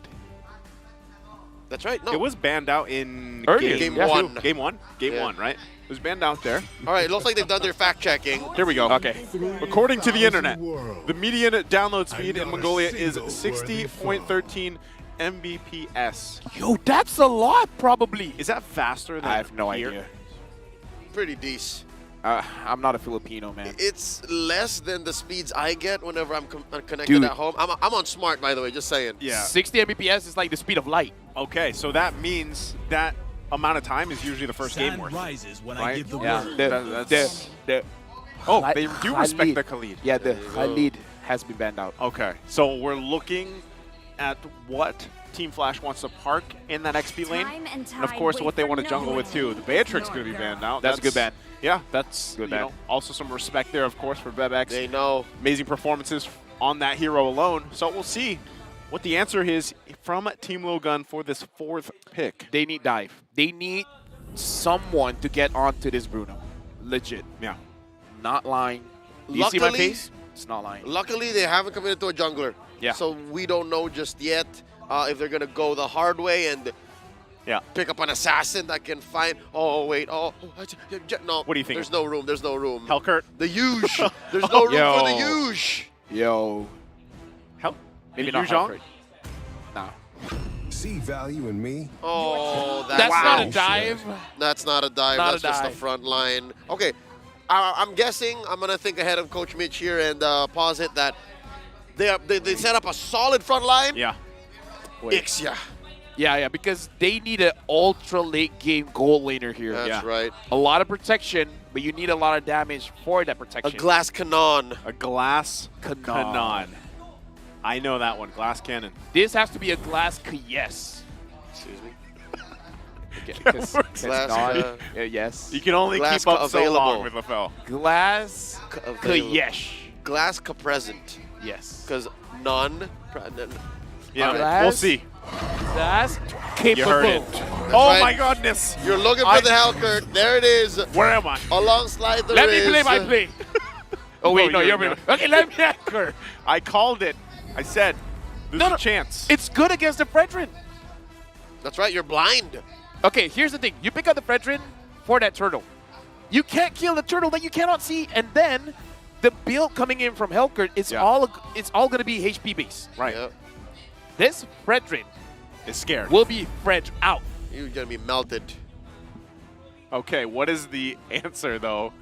There's for Team no Logun? answer. There isn't. Oh, there's always an answer Okay, here. fine. Clint or Ixia. The Ixia is the The best. Ixia, I think, If is they the want to go best. crazy, Leslie, but I don't think so. Because even if you're blind, Leslie you just does- lay down the full barrage. Leslie does nothing. Leslie does nothing here. Don't do it. Spray and pray. No. Leslie don't spray, but No, Ixia does. okay, that's The definitely. art oh well. We were very adamant on this. Wait, Cheryl Yao might be happy. I don't know. Lilgan has to make this She work. is, because if folks, you're listening, if you're with us, Lilgan's draft is less than optimal right now. It's just because the Brody hasn't been winning. So Yeah. our confidence is not there. No, that and okay, I see the logic. Brody needs time. Brody needs a solid front line so that he can get the moments to put on the stacks and then press the button for the ult. I'm just saying this should not be a good game for Zixora because going up against Lilia Bruno as well as the Hellkurt is not a game for... It's a minefield. Yeah. It's a minefield, gentlemen. Well, again, team lineup rating still favoring Team Lilgan here.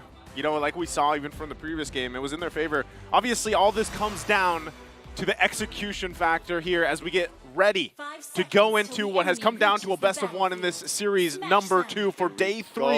Is it going to be Team Flash or Team Lilgan coming out with the series win? Looking at the rotations right now, we have to see if below 2 minutes the EXP gets attacked again. Will Flash go for that? But at this point, they don't have to. All they have to do is just punish Zixora on the turtle. They don't have to do anything crazy here. They can just go for full standard, and it might be fine. Not only that, but you know, even looking at this, because we've been talking about timings and the way, you know, that these teams lead into even that first objective. Whoa, already. Hey! Lozy put down to a fifth of his health. Ethan cancels it. Hit him and down. First blood drawn by Lilgan. Concussive blast. Uh-oh, here we go. Even Hades is bothered. Forbidden Ethan, though. Joseph, you were saying. The concussive blast able to get the kill there, but yeah, I was wondering about timings here. How does this play a part, LaFell? Hey, you mess with the bulls, you get the horn. Yep. Wait, is Minotaur? He's bull cow. He's a bovine.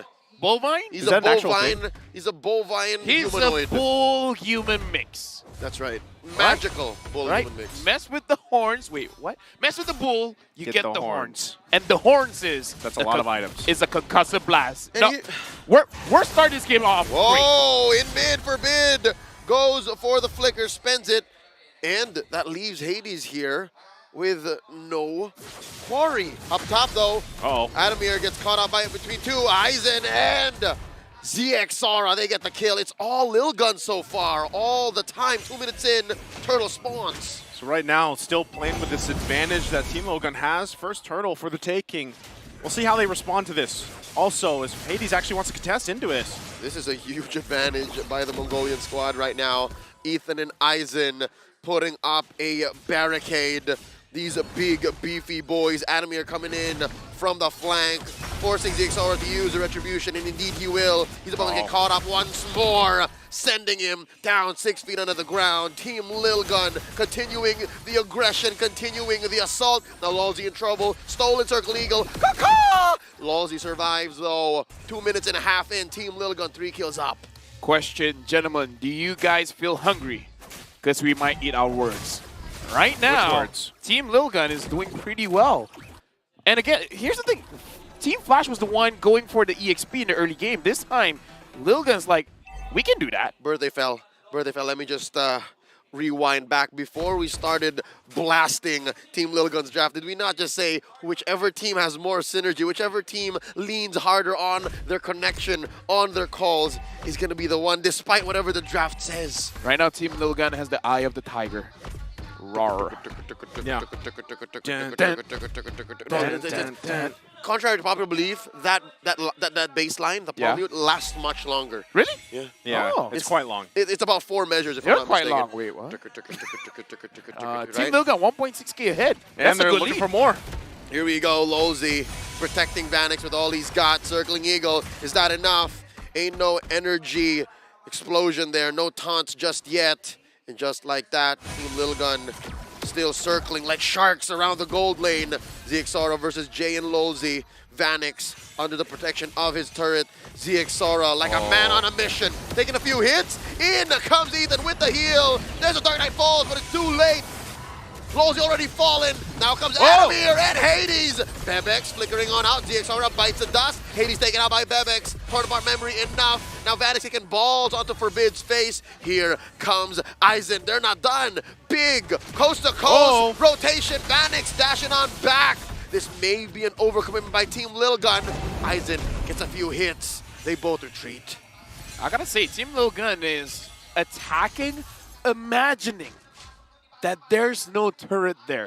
One thing that you guys have to keep in mind, below 5 minutes, right? Yeah. Minute 1 up to minute 5, whoever is in the gold lane turret, you will have some damage reduction. 25%. So probably not the best idea to dive that turret specifically. And but like, given that situation, even with that, if you consistently put the pressure there, hold on. Whoa, Bebex in trouble. 2v1, Lozy and Vanix get their man. But on the other side of the map, there was a turtle taken by ZXora. Joseph, you were saying? So, as I was saying, you focus down on Vanix trying to, put the pressure on him, then that might still be part of the plan. But with this, he gets a kill now, has this advantage himself. Yeah, there's still gold deficit, but we'll see how they play around it, because for that, we'll see if they get more. Oh, the aggression from Team Flash. The rubber band has snapped. They go ahead and push in on that tier 1 down bottom, nulling Team Lil Gun's aggression. Well, look at this M-Series fact. The last M-Series appearance of Hellkurt was in M2, the lower bracket final, used by Zin of RQ Hoshi against Bren Esports. Well, that's an amazing fact. Another fact here is... before that. Guiding Winds, keeping Vanix safe. Lozy committing the Circling Eagle, popping him like a pinata. That's a 4-man kill squad from Team Lil Gun. Forbid stole away the Dark Knight Pulse just to be safe. You don't see that often. It was like, wait, that's the wrong one. You're on the wrong team. It's like, oh, wait, yeah, Valentina. As I was saying, Lil Gun, they're on a timer. Hades, once he has the Sea Halberd as well as the Demon Hunter Sword, is going to hurt a lot. Demon Hunter Sword completed, should be the Sea Halberd after this. After that, it's not going to be good. Vanix, left to his own devices, gets knocked up, hit with a concussive blast. Taking a while, but they will eventually find their man. This is a 4v2 down bottom. Circling Eagle from Lozy, cancelled out. Taken to the west side of this jungle. They disengage.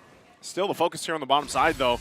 Still really trying to put the pressure, get this turret, open this side of the map up. Hades will continue on up on the top side. Turtle will be up in 10 seconds. So really a lot of these kind of macro plays happen right now. Team Little Gun, though, trying to control, a lot of this pacing and a lot of this momentum for their favor and see how they transition to it. What is the response from Team Flash, though, now that this turtle is up?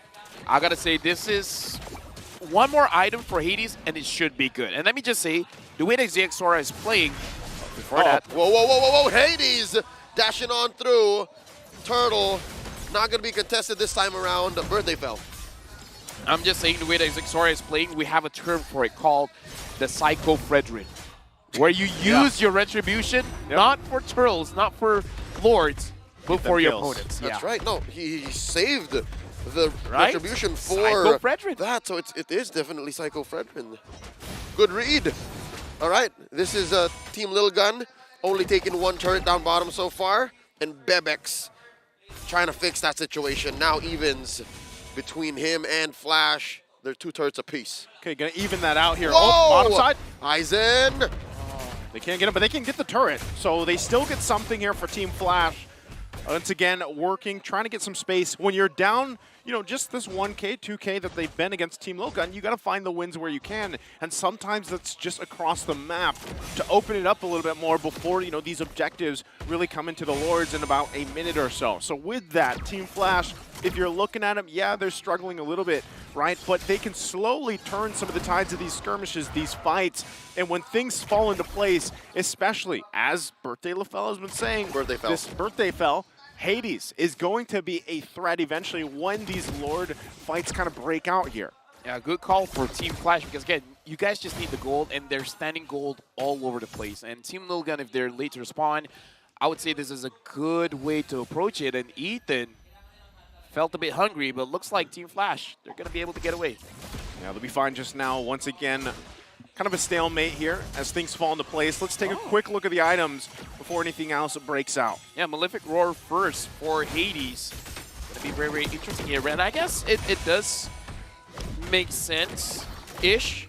He's trying to burst them down as fast as possible, but you need the right targets. And if Ethan is wrong, any target is not going to be a good target. That's going to be the big problem. Ethan is the big problem here that they have to figure out how to solve. Okay, something tells me they've invested into the Ethan problem via their battle spells. 3 purifies. I think they're hedging on that. That could work for them, right? And not only that, but if you're able to kind of play around that using the purifies here, if somehow, some way, they can take out Bevex, they lose a lot of that damage, right? They can play around that right now, though. With this Lord up, both teams getting a position, both mid turrets in the tier 1 also still up. So that's even for now, but this is the hard part. We know why Fredrin was so popular before. They go in. Whoa, ZXora commits, forcing out a penalty zone from Adamir now inside that bush. Final slash onto Jay. Jay goes down. Aizen gets the kill. It's a 5v4 situation. Both teams let go of the Lord. They reset. Adamir keeps this bush. That's an engage right there. Ethan checks in on the Hades. Silences him, forces out a Fury, and there's one more. Hades goes down. Aizen gets the kill. 3v5 this time around. Final slash, stolen away.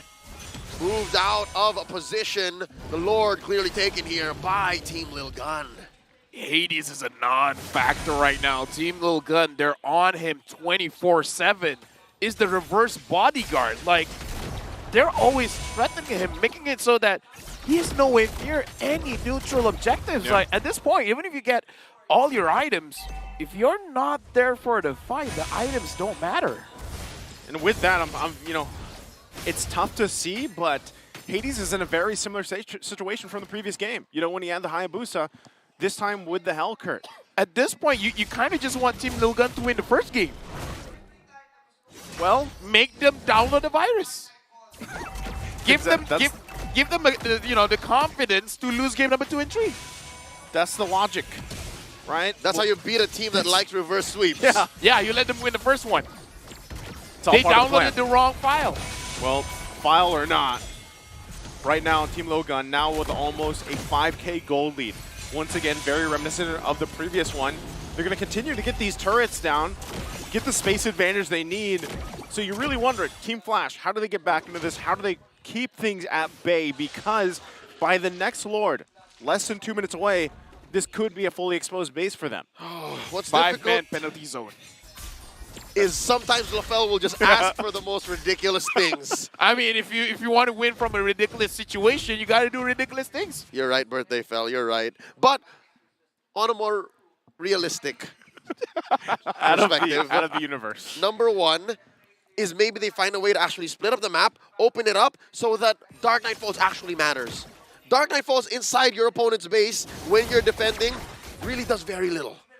So maybe if they're able to buy space on the map, have more farm on Vanix, have Hades maybe isolate 1 or 2 members, go from there, that's one way Team Flash might be able to clap back. Okay, the real answer is...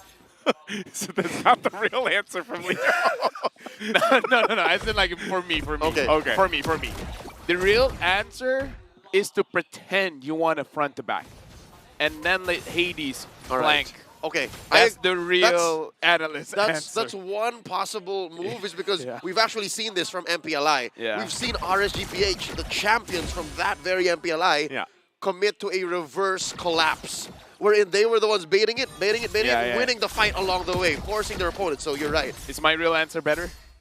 I'll accept both. All right? I'll accept both. Both are valid. Hey, both are valid. Look, if the 5-man penalty zone happens, we'll scream. If that's your hypotheses, we'll accept it.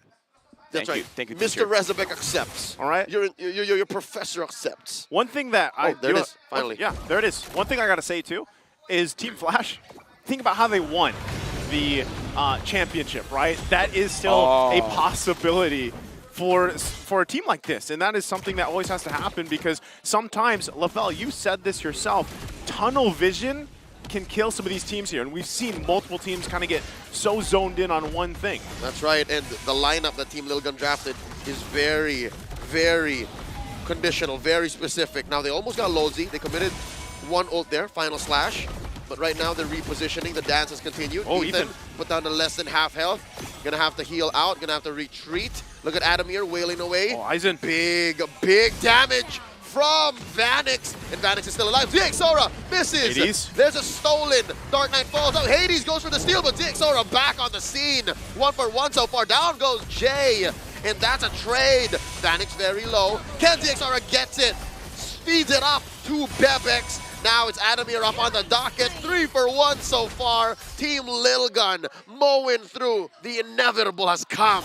Team Flash had the right idea. Get to a very cramped up position so that it's easier for Adamir to use the penalty zone, but unfortunately, he didn't get 5. He got 0.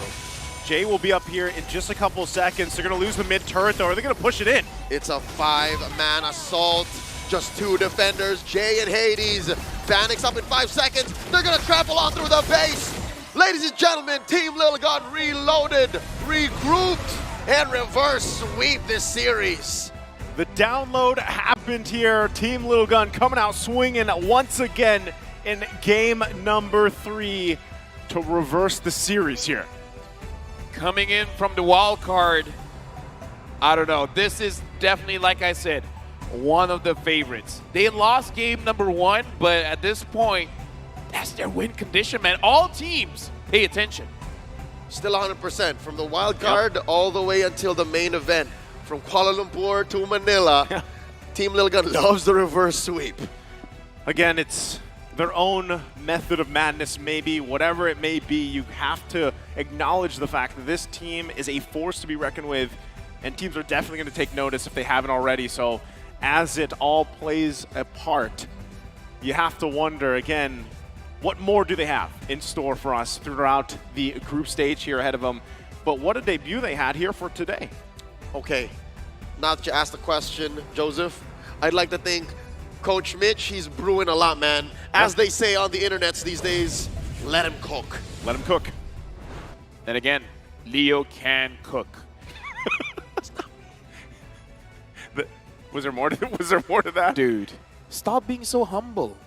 Give yourself some credit. Mental health matters. That it does. It's okay, but looking back into the game, I kind of feel like it's not over for Team Flash. They won a 2-1. They won yesterday. They won yesterday. That's right. Today they lost. The group stage, sometimes you just got to take it as a learning experience. But again, you got to get through that group stage. Oh, I didn't notice that there was going to be a focus shot. Hey, what's up? Gentlemen, Birthday fell. can I just say, Birthday fell, you put this into context. I'm loving Group C. Group C is the group of opportunity. I mean, say for one of our competitors. But yeah, no, it's back and forth, back and forth. It's back and forth. I would like to just say that even, you know, group stages alone is kind of wild itself, but let's take a look at the MVP here. Once again, this man has done it the previous game. He did it here for game number 3, ZX Aura on the Fredrin, who has been a staple hero for a while, kind of fell off. And then, once again, you kind of reminded why he's so strong. 0, 1, and 10. Dude, I'm gonna be so full. Like, why do we like think that, oh, this draft isn't gonna be good, and then the opposite happens? Caster curse, man. I'm going to play more Fredrin now. Yeah. I'm so happy that ZXR showed us the way. Fredrin gold? Do we want to actually go back to that where Fredrin's always picked up? Hey, I was never one to complain. I actually thrived in that meta. Okay, well. And here we are. Here we are. As we take a look at the highlights, you'll see things kind of unfold with that. And even so, ZX already got MVP, but early on, Aizen was helping put the pressure here with Ethan. And maybe this goes back to the point, Leo, that you mentioned. You know, that synergy factor, this just painted that picture for them. Honestly, as an analyst, the highlight that I want to see is game 1 and game 2 and game 3. What's the like? All of what them? change? What no, like? Look at the movement on game 1, right? And the change in game 2, and the evolution on game 3. Like talking about adapting. Okay, they're evolving from one leg of the tournament to another. If this continues to happen into the knockouts, if Team Lil Gun are able to come through, there has to be some science to it. There has to be some statistics and mechanics that show, all right, after game 1, we know how to do this, this, and this. Then we step on the clutch. We switch gears, we win. Man, I don't know. Like, if it stays like this, I don't know if you can call them Team Lil Gun anymore. They might have to be Team Big Guns, you know, because as they download and they adjust on and on. Honestly, at this point, they have the Sharing gun. Game 1 is the little gun. 2, 3, 4, 5. Big guns. Big guns. That's when they bring it out. Dude, as a caster, I'm terrified of the idea of a best of 7. Against Lil Gun? Against Lil Gun. If Lil Gun's involved, man, dude, I would love to watch all 7 games. Let's go. I would still say, you know, as this breakdown here comes through, I said this in the wild card, like, this is my dark horse team here for the M5. I think they are so impressive just in the past months that they performed, and then wild card, and now here. It's the dark horse so far all year long. The real wild card. Yes. Something to note, though, the fact that Team Flash invested in 3 Purifies, get this, gentlemen, was not enough. Yeah. 3 Purifies was not enough to quell the frontline heavy lineup that Lil Gun drafted, and it led to this very swift victory. It makes sense why they took the 3 Purifies, and it still wasn't enough, right?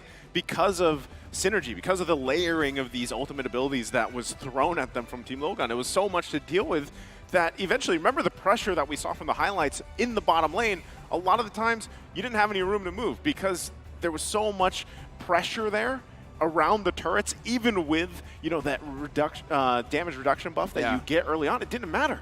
So do you guys still want to disagree with me? Just let Lil Gun win game 1? I mean, lose the battle to win the war, why not? Okay. Download the virus? That is an unprecedented approach to a problem that no one really figured out up until this point. Yeah. So I don't know. I'm not one to speak on behalf of the teams, man. It's tough. Because imagine a world. Imagine a world. Here we are.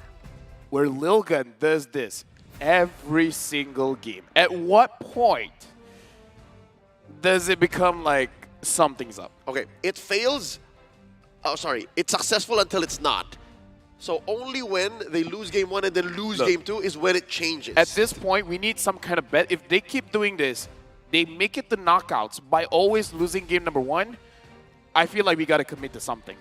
This is why I was saying, you guys can call it what you want, but this sounds like you guys have your own theories, conspiracies that might play a part. You're talking about losing game 1 against Team Lil Gun? This is my first time witnessing it. I'm still in awe.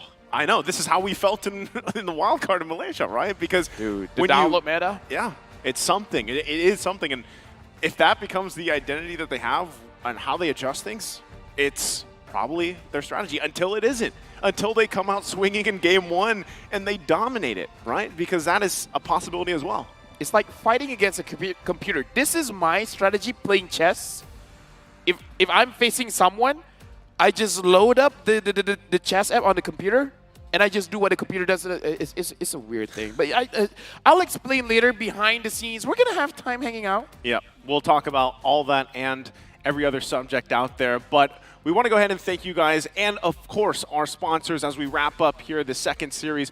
M5 is powered by Moonton. It's presented by Kadia, our global presenting partner, supported by ROG, our official gaming phone, Grab, our official super app partner, and, of course, Secret Lab, our official chair partner. Now, coming up next is an important matchup for Group D featuring the Ohio Brothers and Geek Fam. Stay tuned for the M5 World Championship group stage. We'll be back after this.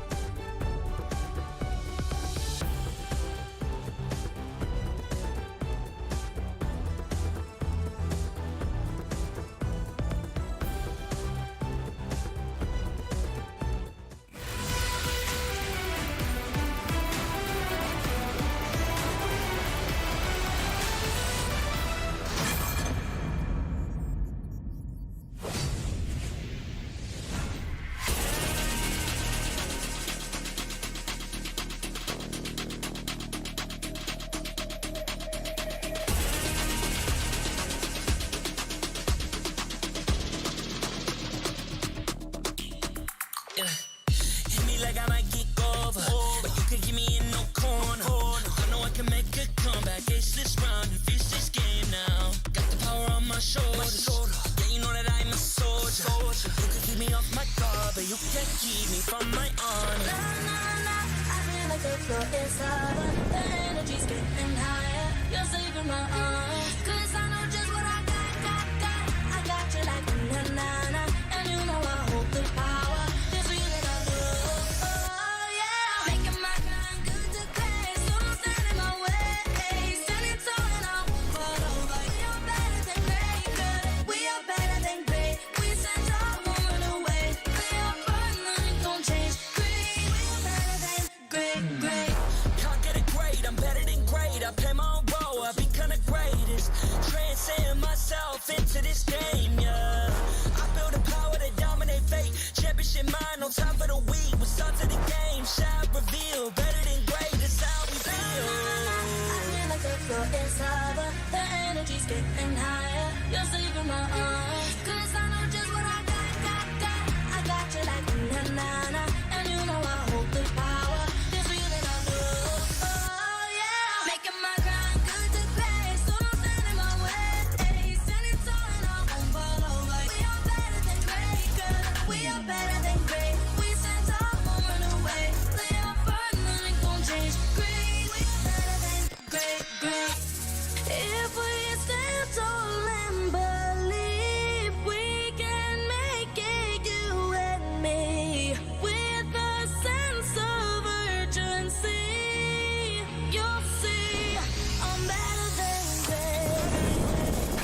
I'm better than great. Oh yeah. Oh, I'm better than. Making my grind good to great. So don't stand in my way. Standing tall and I won't fall over. We are better than great, good. We are better than great. We stand tall, won't run away. We are firm, nothing gon' change. Great, we are better than great.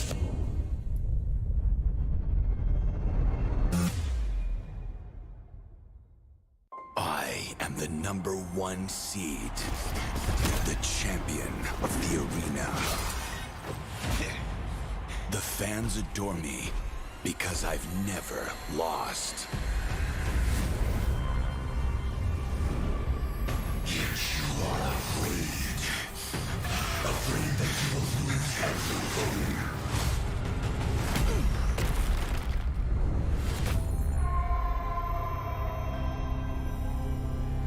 Do you ever get scared of losing, Kimmy? Well, big bro, I think we should cherish the joy and excitement of each game. Not who won or lost. That's right. I'll strive for victory, but I won't lose myself in its pursuit.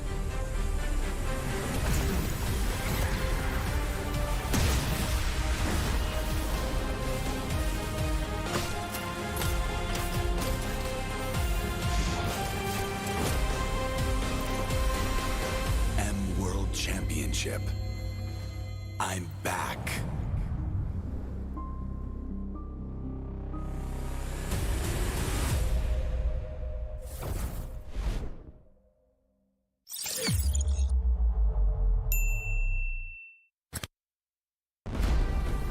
We are here at Gamers 8 to show that we are walking the walk. We have had amazing reactions, major idea owners, and a lot of potential partners and stakeholders coming in here and taking a peek. The DS Cube over here has been the nexus of this zone. What I saw from the outside is very mysterious. You want to know what's happening inside. Felt like, this is an MMORPG, but R is not role-playing, it's real world.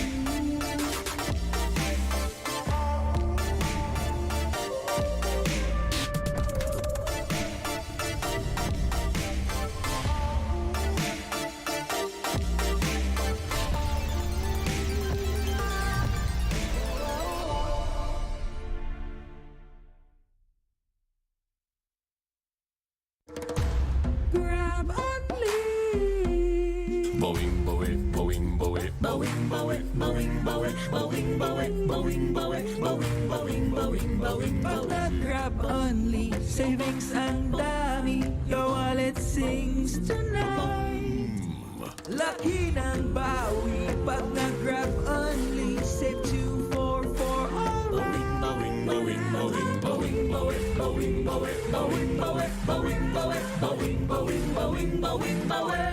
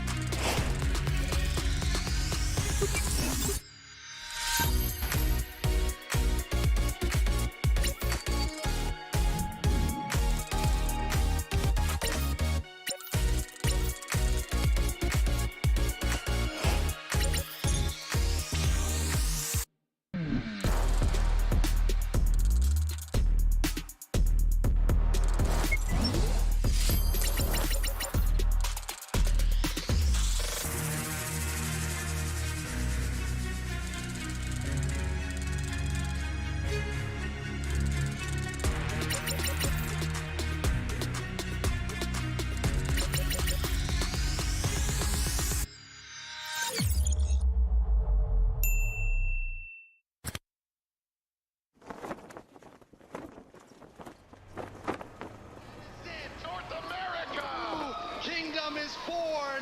The Ohio brothers stand above. The throne is taken. The crown is theirs. T.O.B. claiming what they thought was theirs. What is greatness in MLBB esports? All right in the backside. Lots of damage. Basic immediately deleted. Whole world will be Tell them that nobody's safe. Gotta put food on the plates. Right now I'm taking the safe. Whoa, wait, I just been doing the race. I just been catching the cases, and it's already too late. People say he diabolical. Right now I'm feeling unstoppable. Learn to avoid all the obstacles. Black and get hotter than tropical. Ay, do what it takes. We taking it too. Yeah, breaking the bank, breaking the rules. If my people starving, then I gotta steal.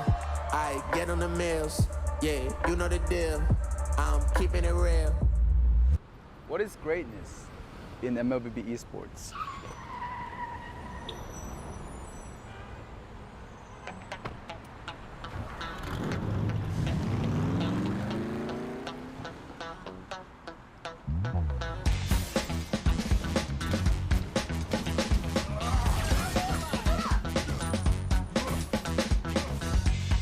You have been slain.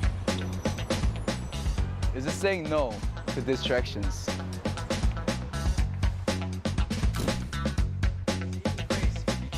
Very close call. Officially named the first grand finalist, taken down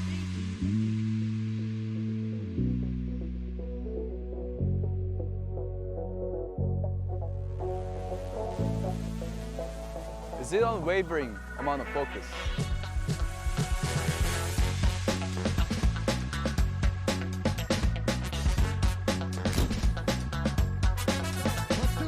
Promise, gonna get locked in. Elo, final flash once again, and Cold World Basic.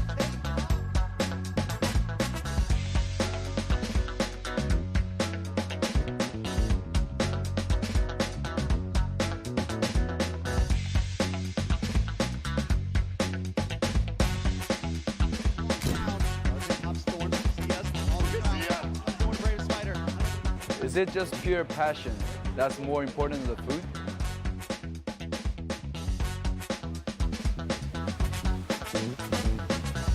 How about hard work and no sleep gaming? Hey, give me more 5 combos. Yes, Captain.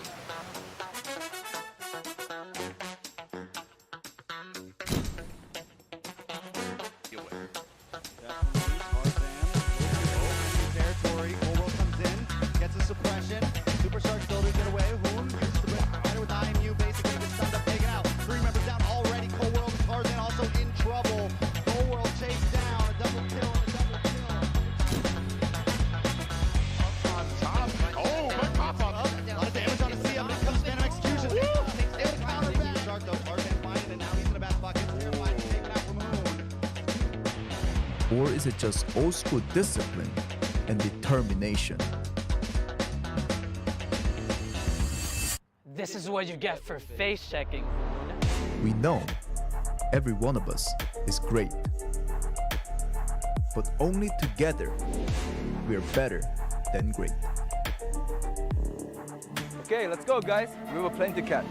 Boys, it's time for M5.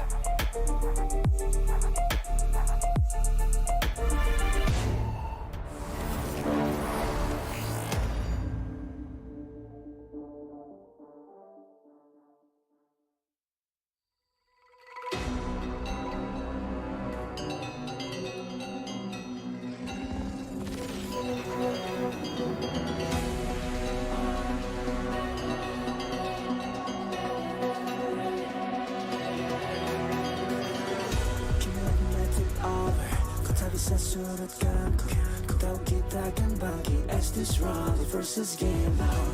Got the power on my shoulders. Tahu ku sang petarung. Kau bisa buatku lengah, but you can keep me from my honor. I feel like the floor is lava. The energy's getting higher. You're serving my arms. Cause I know just what we got. I got you like na-na-na-na. And you know we hold the power. Cause we are better than great.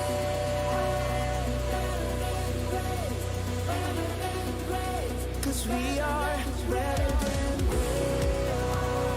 Better than great. Better than great. Better than great.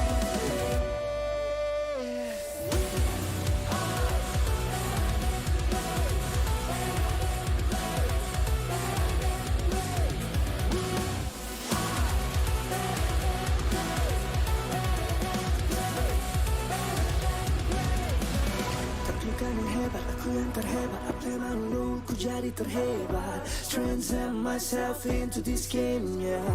I believe the power to don't be afraid.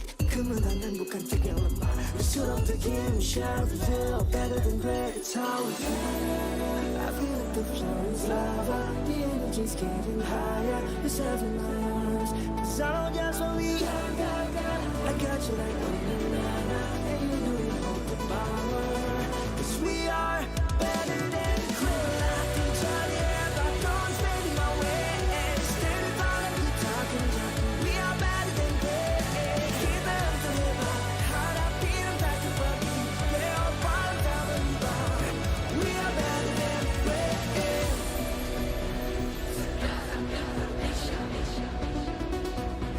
Cause we are better than great.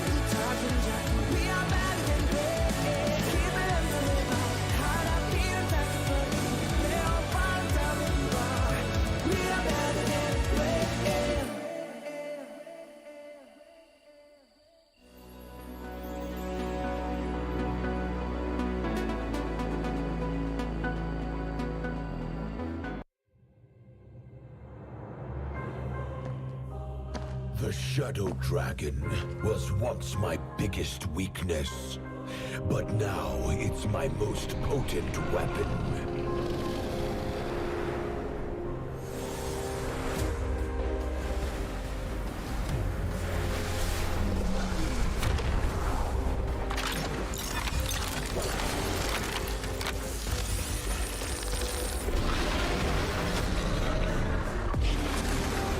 Cosmic Dragon, rise and soar! Dragon Stomp! Dragon Scales! Dragon Rush! Rise beyond greatness and seize your own destiny.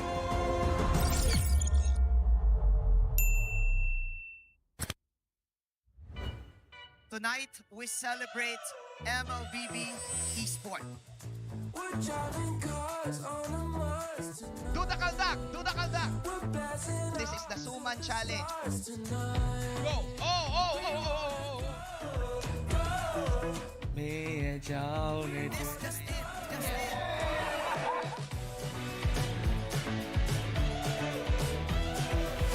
Welcome to M5 Gala.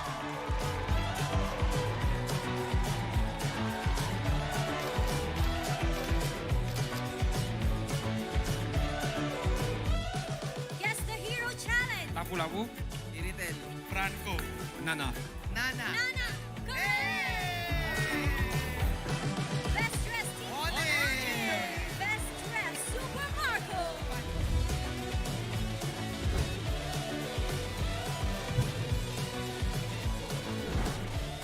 Thank you so much for joining us at the M5 Gala, and we'll see you at the M5 World Championship.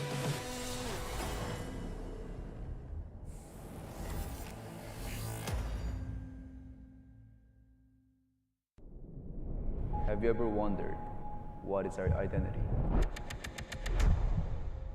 Our identity isn't limited to just esport players. Our style. Sweat. Our passion. And vibe. Feel our energy. When we dominate the stage.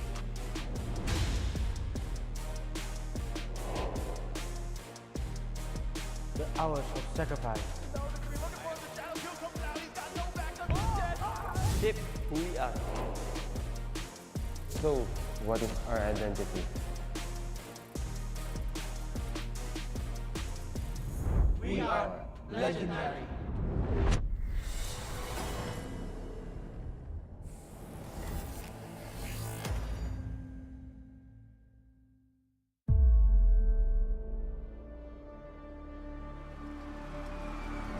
In the history of M Series, no host country has ever won the championship title. No other region has ever claimed the throne. No team has ever secured the championship twice. In this thrilling showdown, 16 teams across the world have gathered once more to seize the trophy.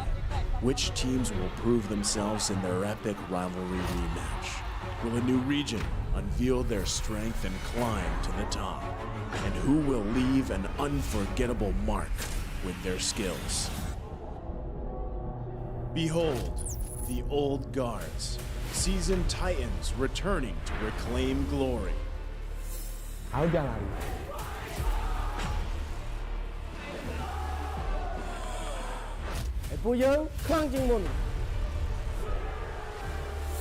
Судьба будет в наших руках.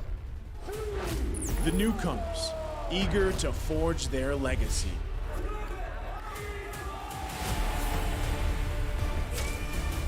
Kita di sini untuk lawan yang terbaik. Kami nggak takut tantangan apapun.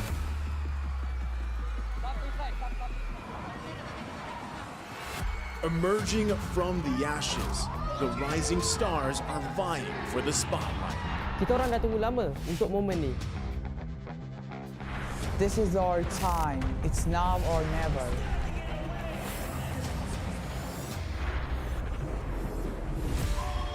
Enter the contenders, here to defy the status quo and rewrite the narrative.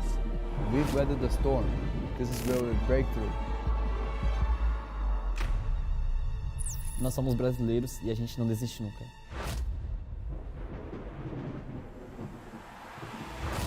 The Kings, legends in their own right, descend to defend their crown. Kita sudah merasai kemenangan. Ini saatnya kita menguasai dunia. Naitaas na namin ang kampiyonato at itataas ulit namin.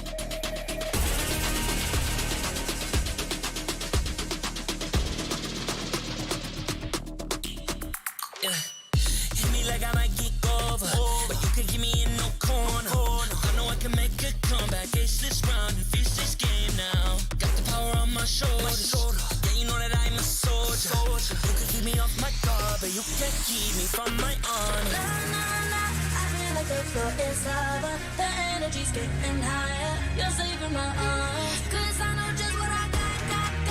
I got you like na na na, and you know I hold the power. This feeling I feel, oh yeah. Making my grind good to great, so don't stand in my way. Standing tall and I won't fall over. We are better than great, good. We are better than great. We stand tall, won't run away. We are fun, nothing gon' change. Great, we are better than great. Can't get it great, I'm better than great. I play my own role, I've been kinda greatest. Transcend myself into this game, yeah. I build a power to dominate fate. Championship mind, no time for the weak. We start to the game, shout, reveal. Better than great, that's how we feel. I feel like the floor is lava. The energy's getting higher. You're saving my arms. 'Cause I know just what I got. I got you like na na na, and you know I hold the power. This feeling I feel, oh yeah. Making my grind good to great, so don't stand in my way. Standing tall and I won't fall over. We are better than great, good. We are better than great. We stand tall, won't run away. We are fun, nothing gon' change. Great, we are better than great. If we stand tall and believe we can make it, you and me, with a sense of urgency, you'll see I'm better than great. I'm better than great. Oh yeah, yeah. Oh, I'm better than. Making my grind good to great, so don't stand in my way. Standing tall and I won't fall over. We are better than great, good. We are better than great. We stand tall, won't run away. We are fun, nothing gon' change. Great, we are better than great.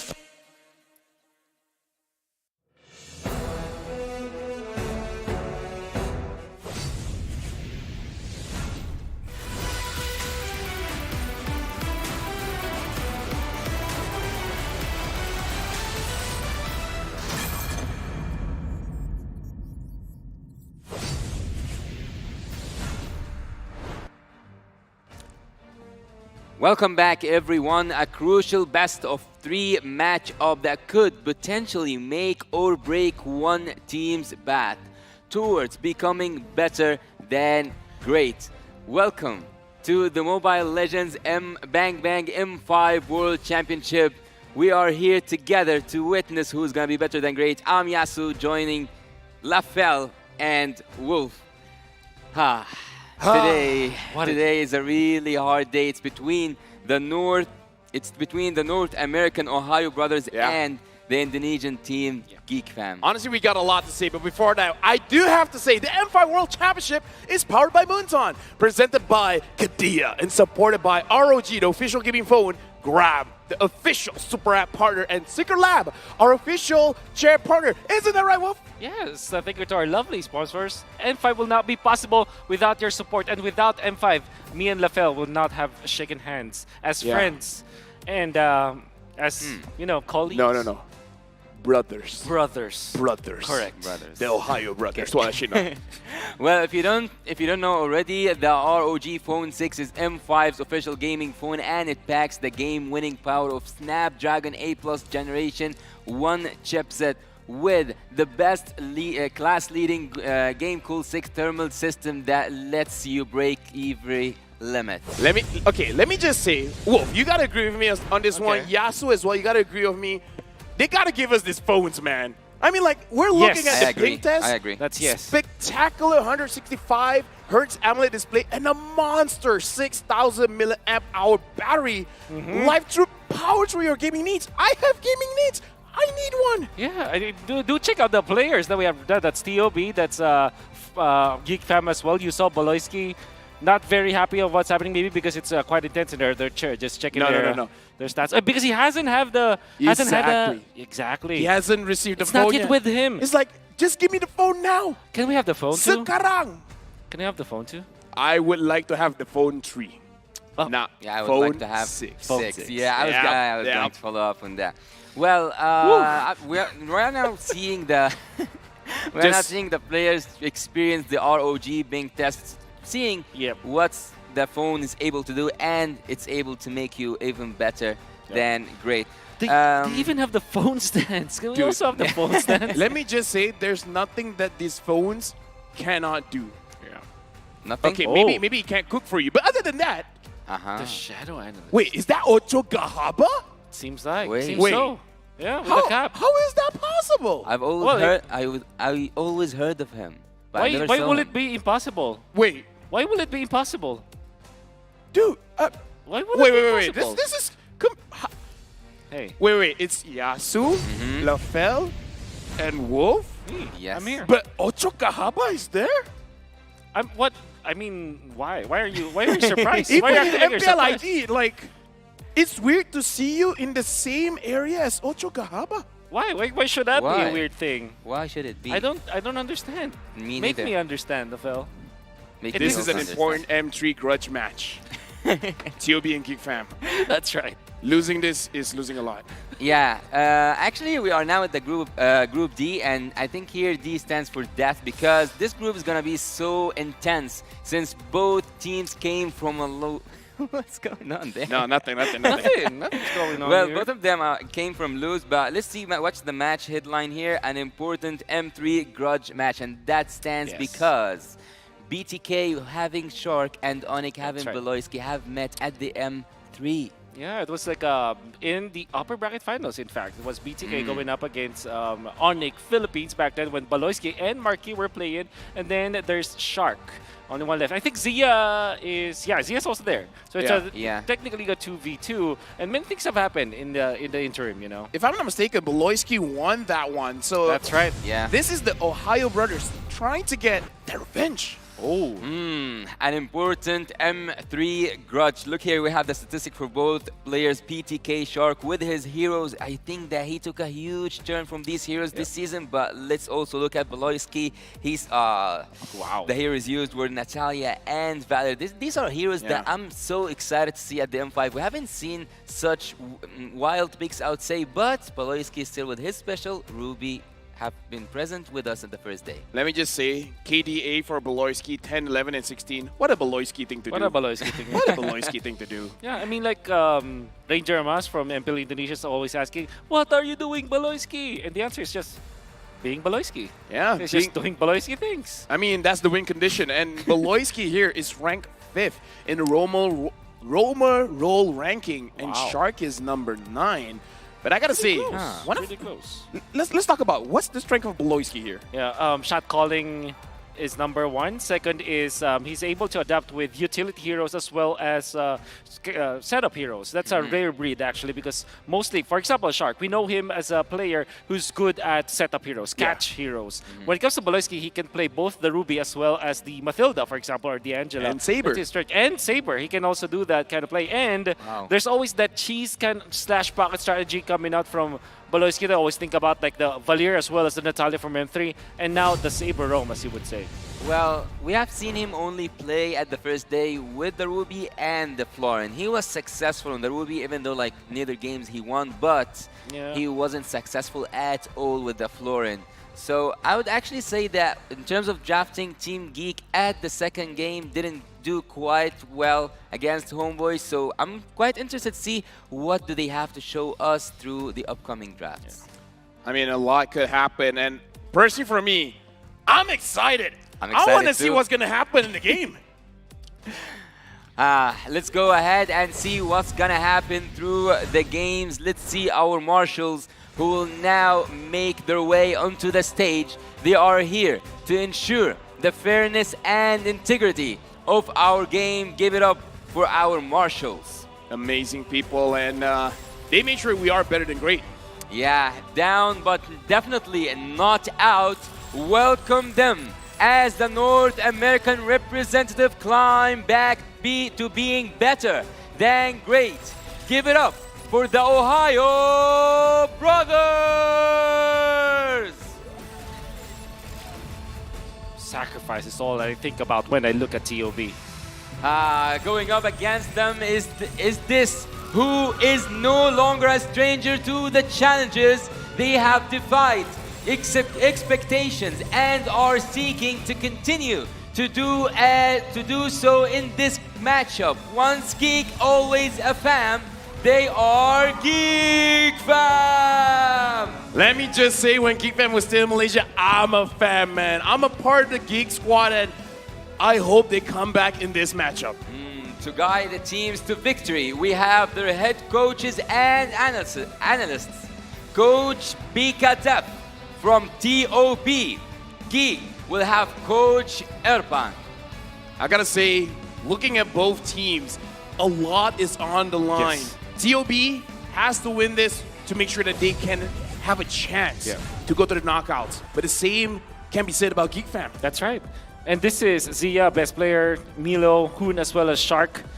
I can definitely say that this could actually be elimination match. Technically speaking, who wins this will be safe a little bit when it comes to the standings heading to the playoffs, and who loses it is about what 90% guarantee that they will not make it to the knockouts, and that is actually true. So this is so difficult for the entirety of the Ohio brothers. If you tell me losing this game gives me a 90% chance of not going to the knockouts, that's way too much for me. And now introducing Geek Fam, we got Marky, Nail, Luke, a boy, as well as Boloisky, where again, against Homeboys, they actually did good in game number 1, just couldn't finish it out. Yep, and they were controlled by the mind games of Mr. Zorn.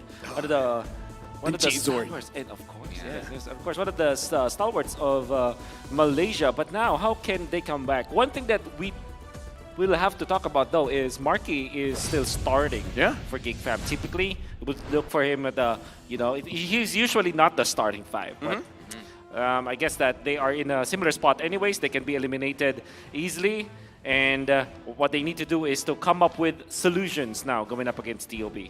Well, I think that all eyes also will be on A-Boy and Luke to pull off clutch plays that they have already used in the MPL ID. Let's look here at the talents prediction. It seems like, the only one who's not on board is Wolf 2-0 to Geek Fam. Explain yourself.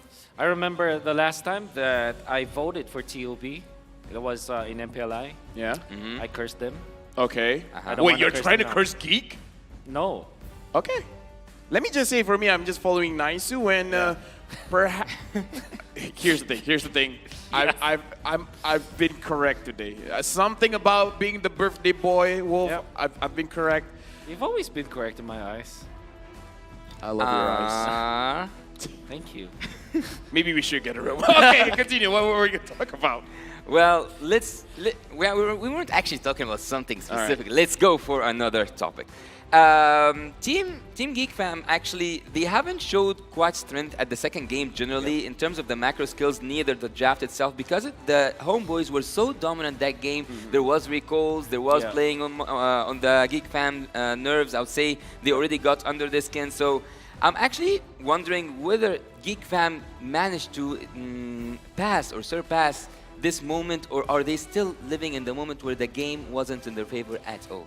I think that's a difficult question to answer, but I think I guess my answer to that is, we have had Geek Fam have always survived when there are so low expectations for them. Like in PLI, nobody believed in them, and now that people are actually rooting for them, now they started to crumble. So that's a lot of pressure that is given to them, and maybe this is the time where Geek Fam might be even more comfortable because now nobody is rooting for them. Only one caster rooted for them. I wonder why. Geek Fam. I also wonder why. Okay, for real though. We're looking at TOB as well as Geek. They lost their previous matches. I think the question is, what did they do wrong? Like for Geek Fam and TOB, Wolf, personally, do you think it's the draft or is more on the gameplay? I think for Geek Fam it was the draft. All right. The draft in a way that their composition doesn't equate to their winning playstyle. And then for TOB, it was definitely the macro. When you look at their macro and their hold of the game, it's not as good as their opponents, which was Fireflux. A nail in the coffin. This could be an elimination decider match. Basically, any team with a 0-2 record will be in danger of ending their M5 journey. This is a really good statement here. A nail in the coffin. I think it's a nail in either in either team's coffin, to be honest. Stats-wise, though, numbers-wise, if you look at the mathematics of things, it's much more difficult for Geek Fam because they went 0-2. Technically, for TOP, even if they lose this, but if it's a 1-2, they're not 100% eliminated yet. So it was great that they got a game off of Daewoo. Sorry, I mentioned Fireflux earlier, but it was Daewoo that they faced. So if you know, when it comes to just having these coffins, I think it was Geek Fam having a deeper coffin, you know. Let me just give a quick shout out because I saw in the audience, I saw my teacher, Mr. Joseph Gisbeck, Ray Joseph Ash, Charles, spotted. Joseph Charles, and I'm pretty sure Sass and Dave is somewhere down there as well. Yep. So a lot of Mr. eyes in our friends here are watching the game. Mr. Mao. And speaking of watching the game, I think that I have to say this. I think Mr. Wagner. Wagner, yes, Mr. Wagner. Mr. Wagner is hosting a watch party. Really? I hope that he is watching right now. Shoutouts to you, Mr. Wagner. Mr. Wagner, we love you. Yep. Come to Manila.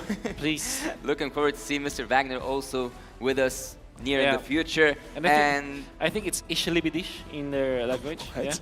Yeah. Ishlib. Yeah, Yes, it's German. Ishlib. Yes, Ishlibidish. All right. Oh, Yeah. I forgot Mr. Wagner. That was German. Yeah, Mr. Yes, Wagner. German. Yeah. Yes. Huh. Well, one of those things that you just said right now are we might see Sass and Dave somewhere on the screen at any moment. He have been rooting for the NA team since day one, so we will see his journey with TOP. How will it go? Will it go to the way that every NA fan wants, or will they go back home? This game is deciding. This game is gonna be so harsh on both teams. This game, the losers, even like 2-0, we said, yeah, I nailed in the coffin. But even with 2-1, your odds don't look that good because Team Geek still have Team Devil to go up against, and Team TOP are actually going to go against my dark horse. I don't know about like the rest of you guys, but Homeboys. Well, that's very true. I don't know. I think Homeboys is just a normal team. They're like, meh. They're okay. Yeah, like, they're okay. So yeah, it's not that big of a deal. Yeah. And Daewoo is great. I mean, you saw how You're they great. perform against TOP. You're better than great. Oh, thank you. I want to share some of that love. Why, like, every time no one's sharing any of these? Hey. We've been friends for about 20 years now, okay? Get in line, buddy. Get in line. But speaking of which, we gotta go into the draft. I'm excited. What kind of game are we watching here? Is it gonna be more setup? Is it gonna be more catch? What's happening? I can already see some bands. Let's see what's popping. Team TOP right now, they already started the draft with 2 bands, but before we go to that, I'm gonna ask the Wolf himself, from the Pharaoh to the Wolf. I wanna know, will Team Geek go for support heroes again? Because the Florent wasn't successful at all, and there wasn't enough engage heroes or even front heroes in the previous game. I think the most that when it comes to like having the support heroes might be Mathilda. And obviously this Faramis is such a good band coming out from TOB. They're already telling Geek Fam, hey, we are going to pick up the 1-1. So that is something that maybe the third band for Geek Fam will be. And I think that they're very comfortable in this as well. I'm actually surprised that they banned the Faramis, especially because they use that hero as well. Yeah, I would say Faramis is, again, like you said, is pretty good going up again. Generally good. 1-1 is good against the Faramis. Yep. Wait, no, sorry. Faramis is good against the 1-1. See, I'm a play-by-play. I'm not an analyst. I've never done that job before, but Faramis is also good at denying those burst-heavy compositions. So perhaps that's something that TOB wants as well. But which Faramis are you talking about? The fake Soulbinder or the real one? I know what you're referring to. For any of you that don't know, you guys got to catch up on Instagram. Looks like Mobile Legends Esports, they posted a very incriminating picture of me. Thank you very much, Muntan. Yeah. Happy birthday, by the way. Oh, thank you. All right, I try my best. All right. So Guinevere as well as 1-1 should be the choices here. There it is. No more. 1-1. I'm thinking just about Matilda or 1-1 for TOB. I like the 1-1 better, for sure. There's also that Baxia, but Valentina instead. Oh, they're given Matilda and 1-1 to Geek Fam. Hey, Phobius is still around. That's also true. Yeah, that's true. Come on. Why? though? The Valentina you know. as a first pick is actually really good. We have spoken about how dangerous she is in terms of like limiting some of the heroes from the side of the opponent team. Geek Fam right now, if they took the Matilda, we will all see like circling eagles everywhere in the map. But Geek Fam, Matilda, yeah, it's a good choice. But what else could be good with Matilda? 1-1 for sure. 1-1. Yeah. Although there's Alright. the threat of the Phobius, you can just swing it around and maybe get. I mean, it could be a trap, right? It could be a trap, like Uranus as your third pick, for example, and especially because the Valentina was already opened up, you know that this will be the mid lane, and if they do pick up the Phobius, that will be 100% Phobius. But they, They didn't go with the wolf selection. Yeah. They went for The the Baxia wolf and selection. the wolf selection. Yeah. But there's something we have been together through this Lafel. We have seen TOB right suffering from that Diggy, right? It was Oh, TOB. yeah. Oh, so much damage. Yeah, so much damage. But I would say I actually like Hoon on this Valentina because as a leader, I want him to be able to have a hero that can actually force something out. He has the damage, he has crowd control, and depending what else Geek Fam gives him, technically, he could also be an engage. So I kind of feel like Hoon on the Valentina might be the game changer. Yeah, I definitely agree with you on that. And the benefit of getting both the backshots was the Bruno is that you don't give big ultimates to the Valentina. And there's the Terizla, typical answer for TOB. Kind of expected them to pick up the Claude, but they go for the Brody instead. Geek Fam, they still have the Matilda. It still is a pretty good hero in this particular matchup. At the same time, though, do you want to consider getting your XP lane? Something like an Edith already for Geek Fam. Well, after seeing Brody, before we go to the first stage for Team Geek completing, what is Bruno's in-game hero title? What? Okay, our scriptwriter gave us something difficult. This is not something. The best football player in the world. Probably. I actually don't know. Yeah. Probably. Who knows? Well, for Brody, Michael X, perhaps. for I don't know. Brody, yesterday we have seen I'm Zia. searching it up. What happened? It's the Minotaur. That will be the answer Alright. for Geek. All right. You guys, okay. What happened? I'm upset. You guys talk. I'm gonna look it up. All right, I'm gonna look it up. Do you ban the Fanny now if you're Geek Fam, or do you ban the Protector. Actually, I Look, didn't know. they answered before you like. Give Wow. me a chance. Can we at least Before you get try. some options like choices? A, B, Yeah. C, D. or Already see. It's A. always A. The answer is always A. Why is that the case? From where I come from, it's always C, to be honest. But going back to the point, Ghost Journal yesterday when he said and he pointed out that, not yesterday, I can't remember the was timeline. yesterday. Yeah, it It was was yesterday. That Zia wasn't in his zone, and when Zia took Brody, he was doing really good with it. He had a really high KDA, and yeah, it seems like Hood Toot Toot is a problem in this group. Maybe TOB were preparing for something of such sort, but I think it was mainly for the Minotaur, right? Yeah, 100% for the Minotaur. Thinking about like for TOB, they can ban Edith as well as perhaps Novaria. I mean, like not a lot of Novaria, Lilia, something like that. Lilia, especially. Gord as well, perhaps. Osirio's not gonna be there for a boy. I'm also interested if TOB are looking to ban out the Khalid, for example, because those are the heroes that will be great versus Geek Fam's composition against TOB's composition. Okay, looks like they're banning out the Glenita, and again, looking for that mid lane matchup because perhaps for TOB, Milo specifically is very confident on this Terizla. Without the Arlet there, perhaps is like, I can take on anyone, even a Khalid. Bring it on. It looks like the mid is what they're really focusing on, making sure that whatever they pick up is going to give an advantage to the Oh, spin. Okay. Spin. Let's go. Let's do it. Click. Oh, it's Rayash. I'm hoping you get a bad skin. Calling it bad skin. They ban the Matilda. Go ahead. Go ahead. No skin! That's a first. That's a first. That's actually no. a first. You know what this is? What? He's too rich. He already got majority of the skin. That's right. That's true. Well, TOB, because they have the mage, they will continue focusing and pressuring on the mage phase. But for Geek, it's the counter, or not the counter, they are focusing on something else, which they have the room, so they ban the room heroes. Yeah. TOB, I think they are like area crowd control heroes that can. Lillian. I know think who's I know. that. That's Mr. Joseph, right? That's Joseph Charles Nice. Yeah. of House Rezabek. A punch for a There's punch. the Paquito as the ban. Geek Fam, will they get the Lilia, for example, for Mr. Aboy? Honestly, I have a crazy idea. What is your crazy idea? Might as well just take the Dire off. Last pick. That was the last pick. Yeah, going up against. I like Teresa. how you think. You know, You like how I think? I like how you think. You should probably get into a team, you know? Yeah, no one wants me though. Maybe What's- even as a shadow. Yeah. I mean, I don't know. I'm worried about not getting. All right, all right. Any kind of mage, and then perhaps the last pick Dire. Perhaps. Yeah, Dareth or Khalid is what I'm thinking yep. about. Generally, for Geek Fam, you want something aggressive that can go with the Baksha. So they go Lapu instead.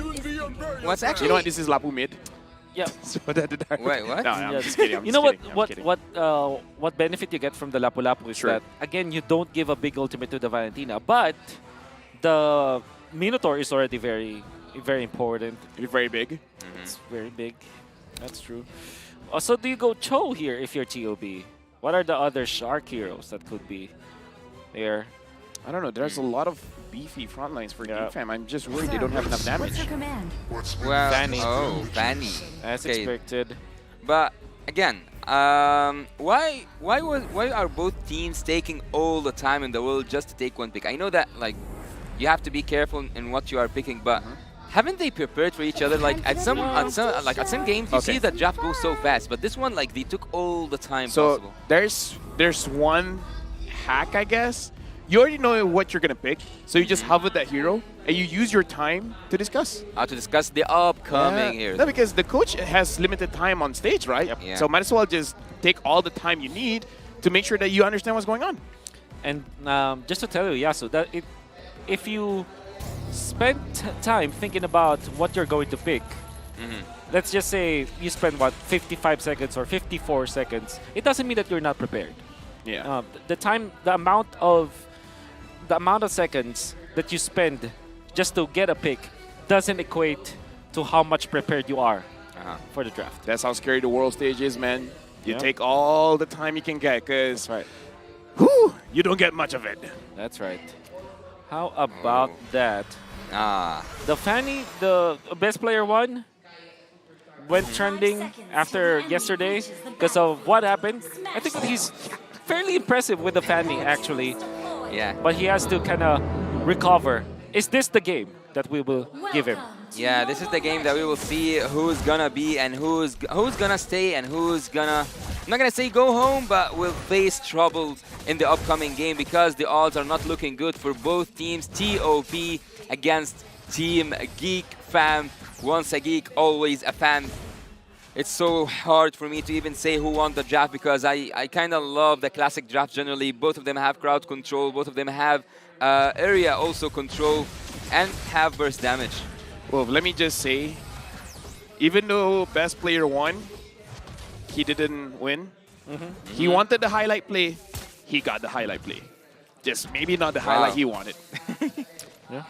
Wanted the clips, he gets it. But no, nevertheless, I mean, let's cut him some slack. You know, it's his first international tournament. I mean, he's yeah. playing the Fanny. I mean, he's True. brave enough to play the Fanny in the world stage. You gotta give him credit for that. I think that all he has to do now is to recover. Some players, you know, if they pick up these assassins, they do make mistakes too. All right, but So- having the Fanny here with no crowd control whatsoever except for that Minotaur over there on the side of Team Geek Fam is actually quite a lethal weapon. I would say the thing is, with a Bruno, sometimes you just out-damage that fan, especially when you already have your Haas Claw. You just survive all the way through. So it is going to be a mechanical matchup between best player one and Marky. That's right. And Zia, the last time that Zia as well as Marky went toe-to-toe against each other, Zia was actually playing mid. I was mid lane, I mean. Don't get me wrong about saying mid or something. But yeah, he was playing the mid lane. And this time he's going up against the Solution, Marky on the bottom lane with that Bruno. And what I like about the way that Marky plays the Bruno is that he's not a scaling kind of Bruno. He actually is activated early And look at this, they're trading. I mean, Ohio Brothers not even contesting the first trading turtle. what? I mean, again, Fanny isn't really known for grabbing those turtles as well as the lures, really trying to get those kills on the side lane. Yeah. And this is already a good control coming in from Geek, making sure that they control the purple, but right. best player one, he knows what's up. Yep. Yeah. Just gonna trade. They are trading both purple buffs, but I don't think that this worked really good for Team TOP because they're also getting brushed. That's a first buff. All right, Luke, look at you. Yep. Doing good. Remember what Milo said during MPLI is the strongest XP laner among all of the Indonesian players. All right. Look, making sure that that doesn't happen. Yeah. And now looking at the gold earned as well, all three are for Geek Fam. Yeah, Geek Fam are ahead, but also in terms of the rotation, I think that it should have been the other way around because Team TOP have that Fanny for the early game. She can go in a blink of an eye, take Marky out, but so far, he haven't even tried to pressure that gold lane. So far, I haven't even seen Fanny use that cutthroat or even touch any of the enemy heroes.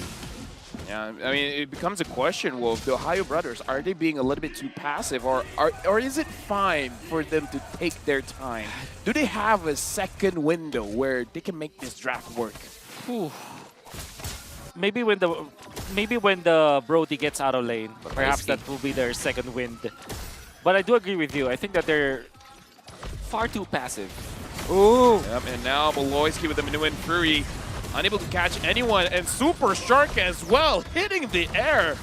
Unable to hit that rage. A-Boy with the burst damage that happened here underneath the feet of every member of Team TOP. It was so hard for them to survive. Actually, that was an almost massacre at the bot lane. Honestly, right now, I'm looking at best player one, level 6, and Nail, level 7. I don't know, Wolf. I'm not an analyst, but that doesn't seem good. Yeah, that doesn't seem good, especially if you're a fan. You want to at least be at the same level all the time. That means that the only way for you to kind of recover as the Fanny is that you always take your own jungle, your own side of the jungle. And Geek Fam will get the second turtle again. Easily. Yeah, they are not even trying. Team TOB are playing way too passive. Even though they have the Fanny and they have really good damage at the early game, they also can rely, yes, they can rely on Zia's damage at the late game. But I'm not gonna risk it all just for the torn apart memory to do something as a miracle for Team TOB to get back into the driver's seat. Team Geek Fam are using every hero as they are supposed to do. Let me just say, I'm using my imagination, and I'm looking at the different path for the Ohio Brothers. Zia as a Brody can take down those turrets very fast, same as the Fanny. Perhaps they can do a 1-3-1? Maybe. Right? That could be a solution, because the thing is, the slower you use the Brody, the harder the game will be for you. Yeah, it's true. not like a Bruno that can scale easily. Oh.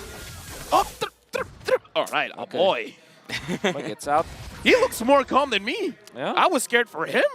Yeah. Oh, bot lane. Yeah, right now, Nail as well as Luke finds one on Zia. Zia gets taken down. Super Shark, can he get anything out of this? Ooh. He finds Boloisky. Boloisky able to heal. Minoan Fury on to Super Shark. And now it looks like Super Shark is the one that's going to get taken down. He is down. Wonderful juggle coming out from Geek Fam, but even better, Nail. The best timing to actually take on Zia. Never mind the Fanny. Just take out the gold laner. I think that there's nothing that Team TOP can do at the moment. A dominant 4 game seconds from for the Geek retreat Fam. for Nail. But it will be. Oh, penalty zone by Milo, able to catch Nail. Unsure whether he got the buff or not. He did, and best player one survived, but no purple buff for him. Oh my god. I'd say that's worth it for Nail. I mean, he got the purple buff. Yes, 100% worth it for Nail, because they got a kill onto Milo as well. I mean, they're not essentially growing the farm on Nail, but they're taking away so much from best player. Oh, but I have a question here. All the players from Team Geek Fam, except of course for the Roamer, are up there in the charts, and Team TOP are actually the ones who are supposed to be in the lead, which is actually pretty annoying to me to watch. Because why Team TOP are playing so passive with such draft? Yeah. I know where your sentiments are at, because you kind of want to use the Kufra Brody combo. You want to use the Turtles at this point. And even the Valentina having access to the Minoan Fury to copy. there are so many team fighting tools that you could be using. And then maybe it should be best player who is splitting the map, but instead it's Zia. So I also don't like the way that they are approaching this Brody draft. Yeah. They're taking all the turtles, or like basically leaving all the turtles for Team Geek Fam, and leaving everything that can be and cannot be took by any team in the matter of 7 minutes. And you forgot to mention Fanny. Fanny's early game is actually really good, even though, look, he's not doing anything. He's getting melted. I mean, looking in the situation right now, I don't know, perhaps the tournament got to them. Super Shark goes in, finds Nail, Look unable to hit anyone, but the Minimum Fury, everyone on TOB was able to dodge it, but Milo can't run away. Look grabs the kill, and not enough damage from Zia just yet. Baloyski is unkillable at this point. At 8 minutes, no deaths on Baloyski means that he might have the second item already come the next Lord fight, which also means that you can't do anything. And by the way, look at what they're doing. They're leaving the purple buff, the baby purple buff. Oh, yeah. So that best player 1 will not be able to trade. Best player 1 actually is now trying to go for a split bush kind of approach, which is okay for a Fanny, but there could have been much more than that to do. It was actually forced. He doesn't have any choice but to split push at this moment. Yep, and right now, ouch. Geek Fam engages on the Ohio Brothers, but really just to zone them away. Yep. At this point, they're just grabbing what they want for free. Yep, and they're going to be defending bottom. Fortunately for the Ohio Brothers, they have 2 carts down the bottom lane. That means that if you're looking at this turret, it is actually whittling down. So that is one thing that Ohio Brothers will have. The Fanny can be the split pusher, and it took them 8 minutes to figure that strategy out. And had it been that they did that previously, this game would be totally different. No, I would say they were waiting for Geek Fam to move together, because this is one of the things, one of the identities, I would say, of an Indonesian team. You want to group up and you want to force things out. So I kind of feel like the green line was like, okay, they're moving as a team. Nail. Now we can move individually. And right now, Nail is there. Look goes in front. Milo tries to re-engage, and best player 1 gets taken down by Marky. Milo in the middle of it all. Double kill for Marky. And now Super Shark goes back in. I don't think that's a good idea. Taking a lot of damage, and Marky, the solution, dishing out the damage. That's terrible. That's terrible. That actually hurts the eye to watch. Team TOB, what's happening here? What's happening here? They went in for the Fanny, and now they're suffering all of the problems that you have to face when you're playing the Fanny against a utility kind of jungler. Invades coming out from Geek Fam were marvelous. I think they started around the 2nd buff or the 3rd buff. But the point is, they're willing to allocate bodies. They're willing to lose some of their heroes just to control the purple buff, and they have been controlling the purple buff. Best player 1, the moment he tried to go for the steal on that quote-unquote purple dance, he died. He melted from Marky. At that point, it doesn't matter even if you get the buff. Can he actually take on Marky this time? Oh no. Marky dodge, and this is what I'm talking about. The Bruno can fight back. Everybody. The Bruno has the Haas Claw. Best player gets taken down against Bruno. Like I said, even the Fanny might not be enough. This bottom lane is a no-fly zone. Oh, yeah. For you, best player. Wow. Even though there's no crowd control from the side of Team Geek Fam, one jump from the Minotaur was able to stop Fanny, was able to take best player out. Yep, and now Super Shark in the back line. Baloyski jumping forward, finds Zia. Zia is going to get taken down by Luke.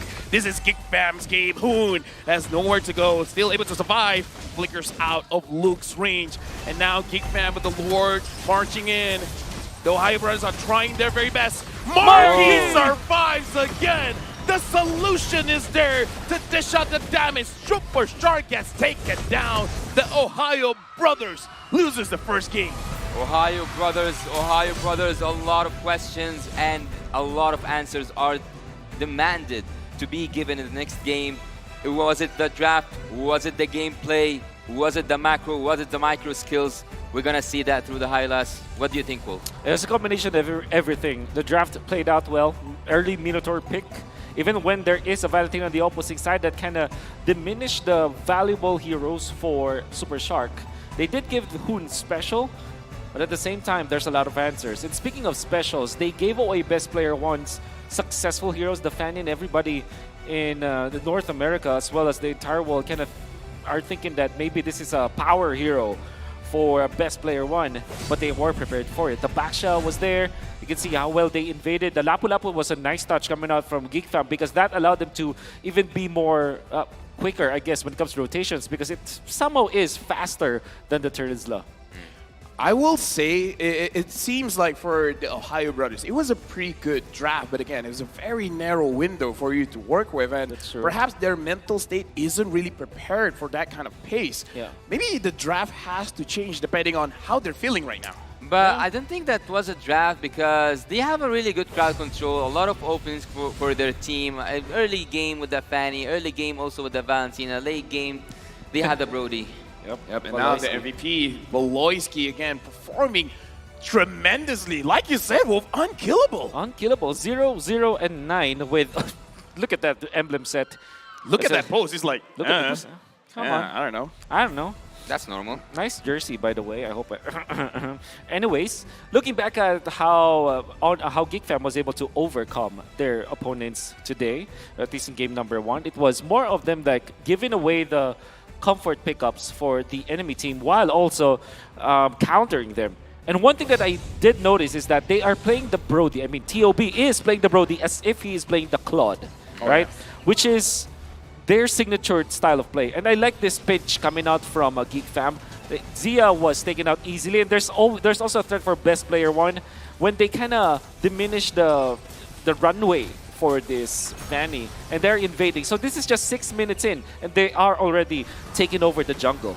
Yeah, I think that Zia was neglected to a point by his own team, and Minotaur being able to take Fanny down with the first kills makes it so hard for Team TOB to bounce back. Yep. Yeah, I would say in a meta where the assassins are back. Look at that, Marquis. Part of the, again, look at that. Marquis' HP was low, but the Haas Claw made it so that you have one burst attack. Yep. Mine is just an auto attack. Yep. It keeps on going. A lot of damage per second. And the end of the game, I would say throughout this entire game, it looks like Geek Fam put a little bit of pressure on the Ohio brothers, but then they just don't stop. Yep. They keep on coming in. It's like a boa constrictor. A boa constrictor. Yeah. I don't know if you've read the... Yes, I have. I have. Le Petit Prince. A what? The Little Prince. Oh, Little Prince. Yeah. What kind of accent were you trying to pull off there? That's the French book. French. Exactly. All right. But I'm not good at it, so never mind. Geek Fam, what also you have to take note in this particular game is that they have very independent laners. Like, for example, the Bruno versus the Brody. Obviously, the Brody has a little bit of lead. Yeah. If not a little, actually, Brody can win that match. Sorry to cut you off, but one stat that we got to look at, 3 purple buffs for TOB. The rest was all Geek Fam. Oh, yeah. Because there was one when there was an invade coming out from Geek Fam, but they just traded. Exactly. And that's the most that they did. And how do you like that move coming out from Geek Fam where they left the young purple buff alive? The young purple buff. Well, the baby purple buff. Making the purple buff take more time and cool down is actually a pretty smart move. And also, we all know that some heroes like Fanny, like Hayabusa, also the Ling, you can carry on with some of the heroes, are dependent on the purple buff. Once Team Geek Fam controlled that area, it was easy from that and on. Marquis, the rich guy, the carry, the solution, did a lot this game. And again, it's kind of just like, Fanny, you're on a timer. You know, sooner or later, this Bruno just is too much to handle. That's right. And that kind of, again, it brings me back to what the draft choices were for TOB in comparison to their execution choices. For example, Brody versus the Bruno. Wow. Most gold laners out there will say that, okay, the Brody will win the 1v1 versus the Bruno in the laning stage. Yeah, he took that turret damage person, by the way. Yep. Look at his turret damage. 21,000. I mean, at least Zia gets some turret damage. That's I mean, right. this showed the dominance, making it so that the Ohio brothers can't even touch the turrets. Yeah. That's how big the discrepancy is. The only 50-50 lane for Geek Fam might be the Brody lane. I mean, that Brody lane should have won. But TOB played the Brody lane like a Claude lane, wherein they just leave that marksman behind, just farm and farm, just stay in the lane as much as possible, try to double lane if you can. and stabilize that lane. Unfortunately, that is now how you utilize the Brody. You want to be aggressive with the Brody. Utilize your Kufra, utilize your Terizla, fast clear that lane, get into the river, get in the opposing jungle, team fight, and look for the Lilia, look for heroes that you will be able to take down. But unfortunately, that wasn't the choice for TOB. And looking here at the damage, it wasn't like that much damage during to the early game. I would say that it was the when and how that damage was dealt and to whom exactly. So I don't think that at a certain point the goal difference was the issue as it was for the macro skills. You know what? A lot is going on. I believe that, honestly, for both teams, they need a little bit of a breather, especially TOB. After this, we're going to go to Remar. We need him to buy some time. We need to see what does he have to show us from the audience. What does he have to tell us there? Let's go to Remar and see who's going to be great.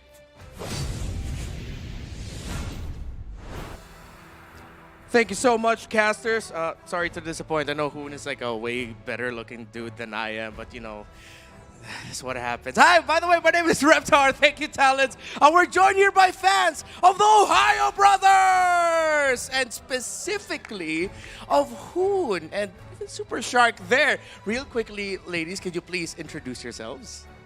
I'm Tina. Right. I've been a fan of Hoon since 2019. Oh, since 2019. All right, we'll get back to you later, Tina. What about you, ma'am? I'm Romeline. I'm a fan of Ohio Brothers. Oh, okay. Christine, fan of Ohio Brothers as well. All right, so we got Tina, Romelin, and Christine. So, you mentioned, Tina, that you've been a fan of Hoon since 2019. How did that start? Paano po yung nag-umpisa? Actually, he was the first ML streamer that I discovered through the game. And then it escalated from there, so I got involved in the community of Hoon's fans and the Discord server and all that.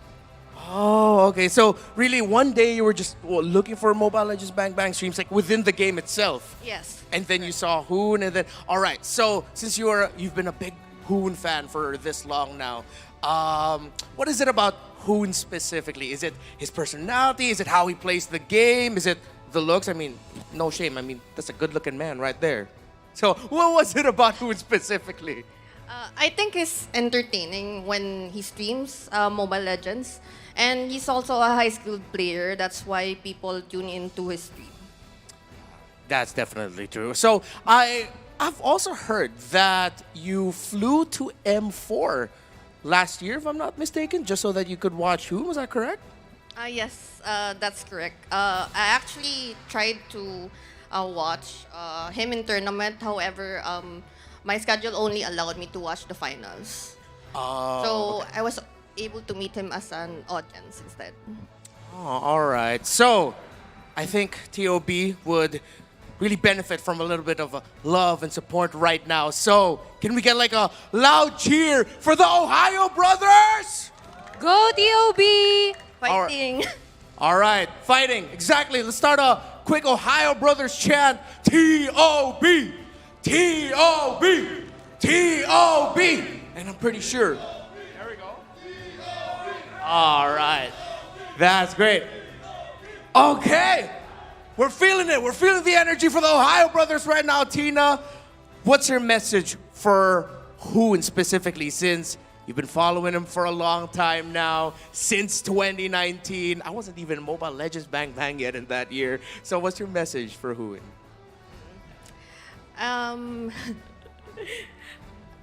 Just keep playing, and I hope he's able to realize that he has developed a community of fans that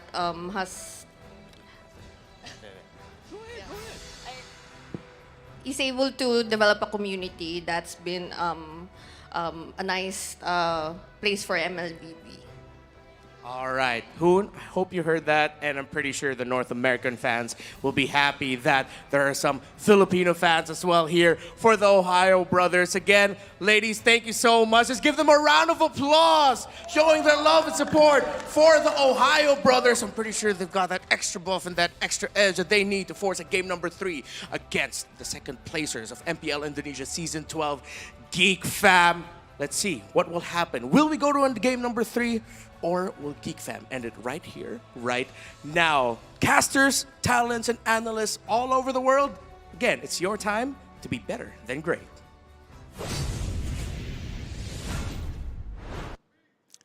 Thank you so much, Reptar, and it's always heartwarming to see those fans, to see those, I wouldn't say, they are a family, not just fans. They are rooting for their own teams, and I have been watching actually Super Shark for too long, and I know that he loves that setup heroes, but he made some bad decisions, and also the ones at some points there wasn't the best follow-up ever, but I think the problem is the early game. You had something to say. Yeah, I mean, what I really like about TOB as an organization, it's because they're not actually a quote-unquote organization, right? They're just a bunch of kids being, handled by a manager who is not literally owning the team. They had to sacrifice a lot.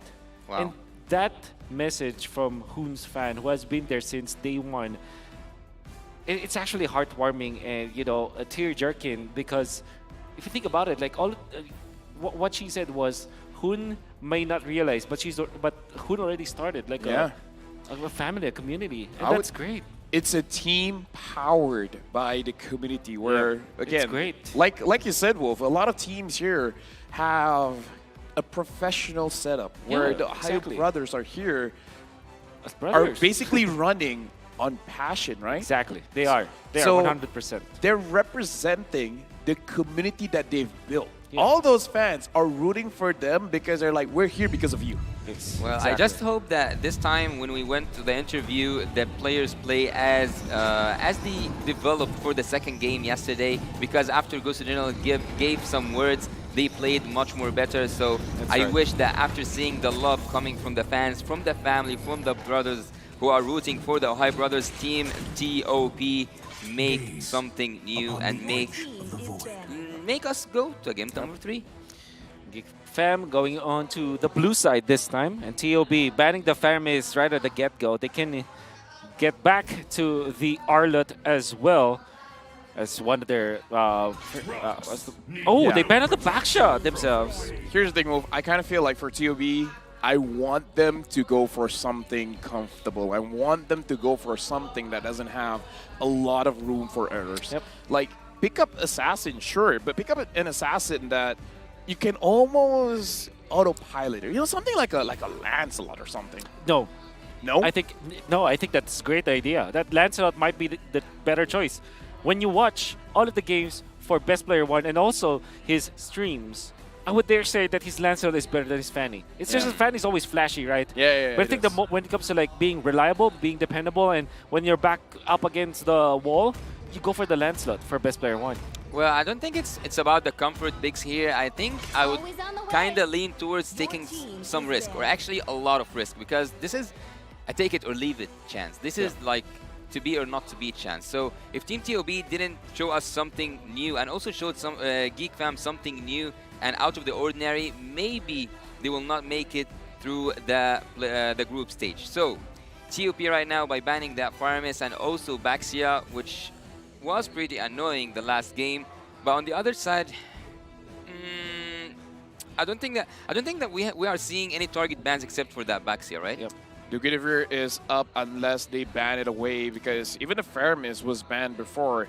If Geek Fam has the Faramis, it's gonna deny a lot of kills coming in from TOB, so it's gonna slow down their game. Oh wait, sorry, Faramis has been banned. Bruno has been. Oh, Guinevere's up. This is the green light to pick up the 1-1 now if you're Geek Fam. 1-1. But I don't know. I'm not looking at Gwyn here. I think Gwyn's still pretty good. Gwyn in 1-1 should be the case.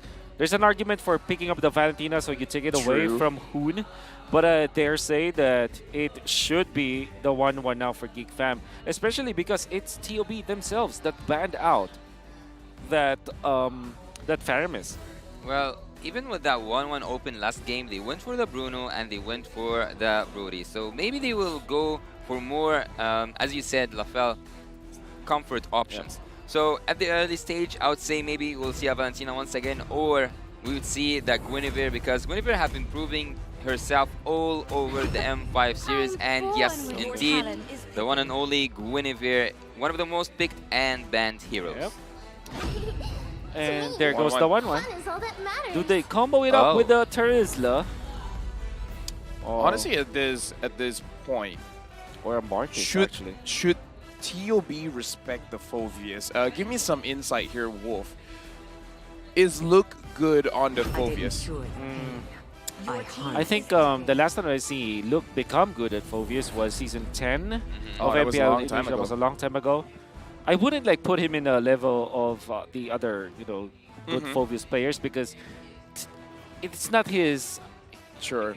That's not his hero. So you know, basically, it's it's like archetype, you know. out of practice then. Yeah, exactly. Luke wants to go in, but in a flashy manner, not in a demonic first manner where there's a lot of like conditions. All right, Khalid. And, yeah, it's like Khalid or Lapu-Lapu, Pakiro. Those I don't know how to explain it, but Yeah, more he, like he wants to carry. exactly He wants to the dish out the carry, damage. Exactly. Yeah, I think that also we might see Phoveus but for the mid lane because it's still an option. But Team Geek, they go for a good setup. They go for a really good composition here. Having the claw, the knock-up from the Minotaur, that will help Guinevere. I think this is a really good first phase of drafting for Team Geek, fam. You know what draft this is for Geek Fam? What? It forces your opponents to dance. It forces your opponents to jump up high in the air like they don't care. Minotaur can do it. Guinevere can do it. When Claw goes in, you want to run away. But You're going to be like, I think dancing, but not in the way they want it to. Yep. They're forced in a bad dance. Yeah. With TOB, so the idea for you for Geek Fam is to just take away the Minotaur. Okay. I'm scared. I'm scared. Oh. This Diggy's evil. This Diggy. This Diggy. The eyes are cute, but the heart is devilish. Yep. Okay, the idea here obviously is to utilize that hero for protection, right? Yep. So this is like a damage as well, man. Yep, in the late game. So Another scary. portions of the game. Divine Glaive Diggy. That's very true. So I would think that Geek Fam are interested on taking a hero that kind of can step on those Diggy bombs, you know? Khalid. Something like Uranus. No, I just want would go Khalid for to Uranus just too. kill this Diggy before this Diggy can do anything. True. I feel like the best way to deal with the Diggy is to cook it. You're right. So Farsa should be the choice here for Geek Fam. What about? Or Valir. I want your insight on that, Wolf. We have Guinevere here. She might go for the XP lane, and then you have an assassin or like an opportunity to take an assassin because taking a one in a blink of an eye, also a Diggy can be like more of an assassin pick here. My general idea is you don't want to go for assassin kind of compositions or farm dependent composition when you already have the Claude.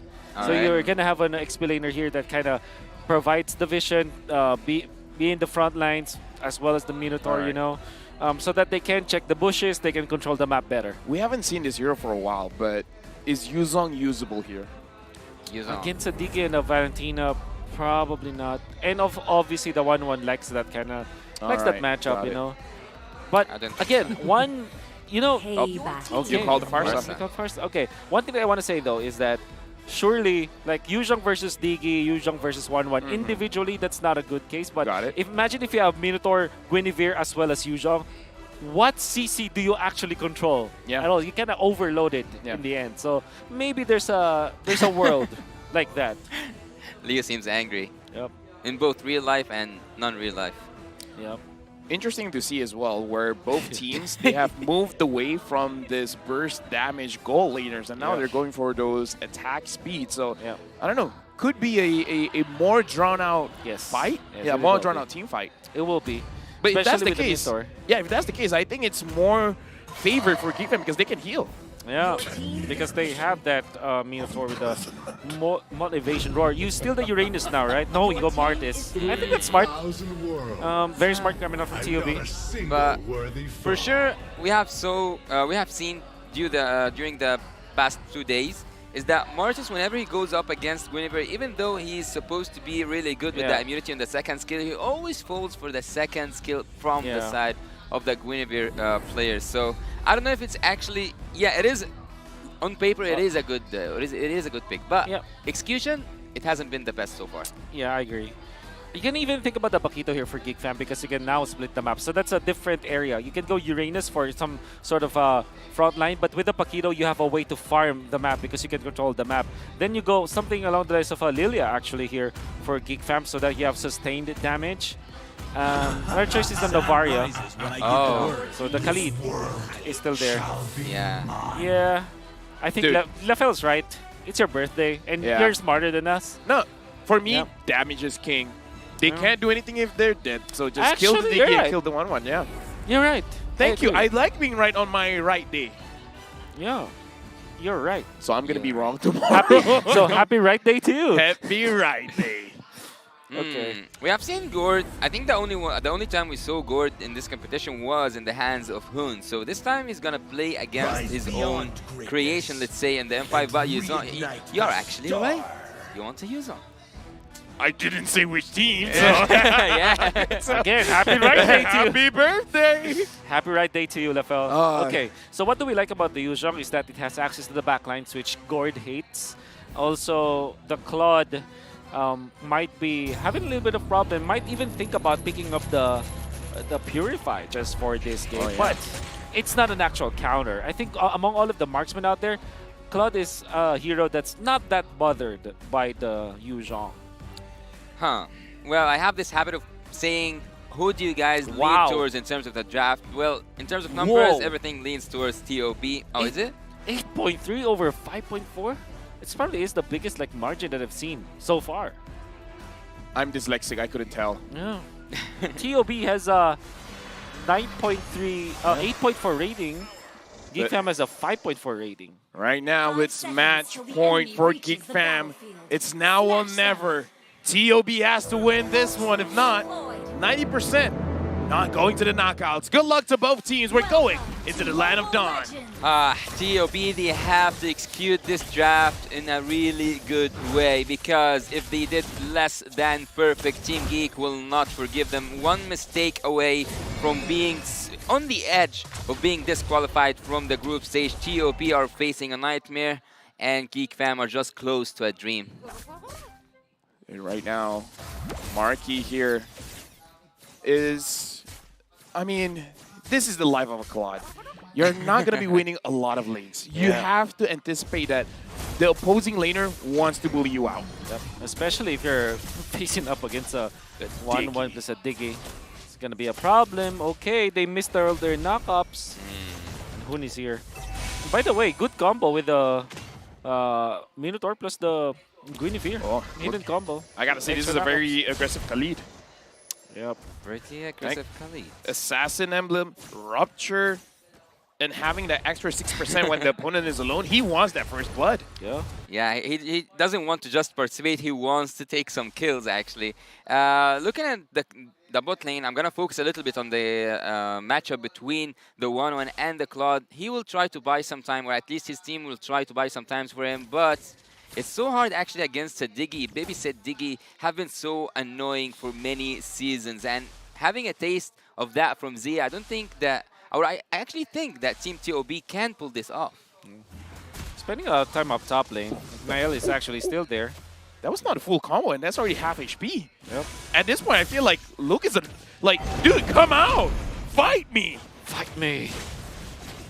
And now it looks like the turtle is going to get started up, and Milo is not allowed to get out of his lane.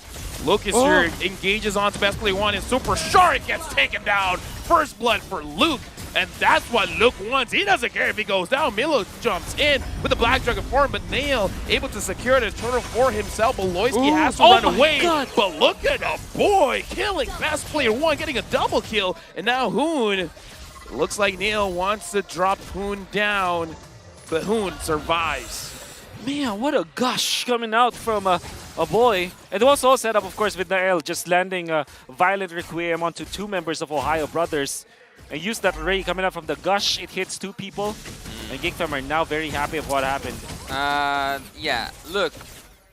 Except for the fight that happened in the top lane, I think that Murky so far is doing really good. But let me go a little bit. Let me go back to that team fight. I think that everything went in the right direction. Every star aligned for Team Geek Fam to do the perfect move at the perfect time. Looking here at the gold earned, Huh. I think that E-Boy after that double kill will hurt. Will hurt for sure. I mean, I kind of feel like he already hurt just now, and the Ohio brothers kind of felt it. They're like, yo, what's up with this gourd? Yep. You don't want the gourd to have a lot of farm because it's naturally scaling hero. So if you speed up the scaling of gourd, that's not a good sign. That was a good projectile from a boy. Oh my Stopping God. Hoon in his tracks and just killing him there. Tasting some of his magical damage. Hoon is now suffering from E-Boy. This is what I feel about like how you deal with Diggy. You have a lot of sources of stuns and hard stuns like the Minoan Fury, the stun coming out from the gourd, obviously the combo from the Guinevere. You have so many CC that the Needles and Flowers as well as the Divine Judgment, if layered properly, cannot actually like overcome all of it, right? So it's like you're overloading when it comes to like the frequency of stuns. Ignoring Marky actually is quite dangerous for Team TOP because so far, yes, you did put that Diggy on the gold lane, but still, Marky is getting his Premium Hunter Sword, he's getting all the farm in the world, he's moving freely, he doesn't feel the pressure coming from the Diggy, so they will actually be a lot... Oh, what's that? Well, Luke taking a lot of damage. I'm guessing he took way too much turret damage, and now the turtle's going to get started up by the Ohio brothers. They got to find a way to deal with a boy, because if not, a boy... Oh, never mind. I guess that's how you deal with a boy. Just make it so that he used the Mystic Gush way earlier. Hoon jumps in with the Minuet Fury. Beloyski is all alone. Beloyski is trying to run away, but Melo drops him down. And now the turtle is up for contest. Milo zoning a boy out. Look goes in, but he doesn't have damage. And Nail secures the turtle steal. And again, looks like Milo has nowhere to run. Kill goes over to Nail. A wonderful fight already for the Ohio brothers. They found a good opening. And actually, good punish onto Beloyski. Unfortunately, Milo kind of overheat. And he tried to go for more. And then they lost the turtle afterwards. So what looked to be a very good play coming out from the Ohio brothers turned out to be a disastrous play. Because now Marky, actually, while that was happening, he gets 2 lanes of minions. And now he is 500 gold above Zia. As a Claude, you're very happy about that. Actually, Nail, he already got his Blade of Hypnosis. And that's going to be so... annoying for Milo, I would say, because so far he has shown his emblem with a really high damage potential, and now having this like first hit that will deal a lot of damage.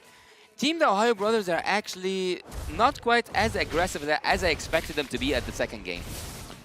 Now looking like, I feel like part of the reason is because Milo doesn't really get to roam around. Yep. He's just hugging his turret. At this point, yeah, that's all that he can do.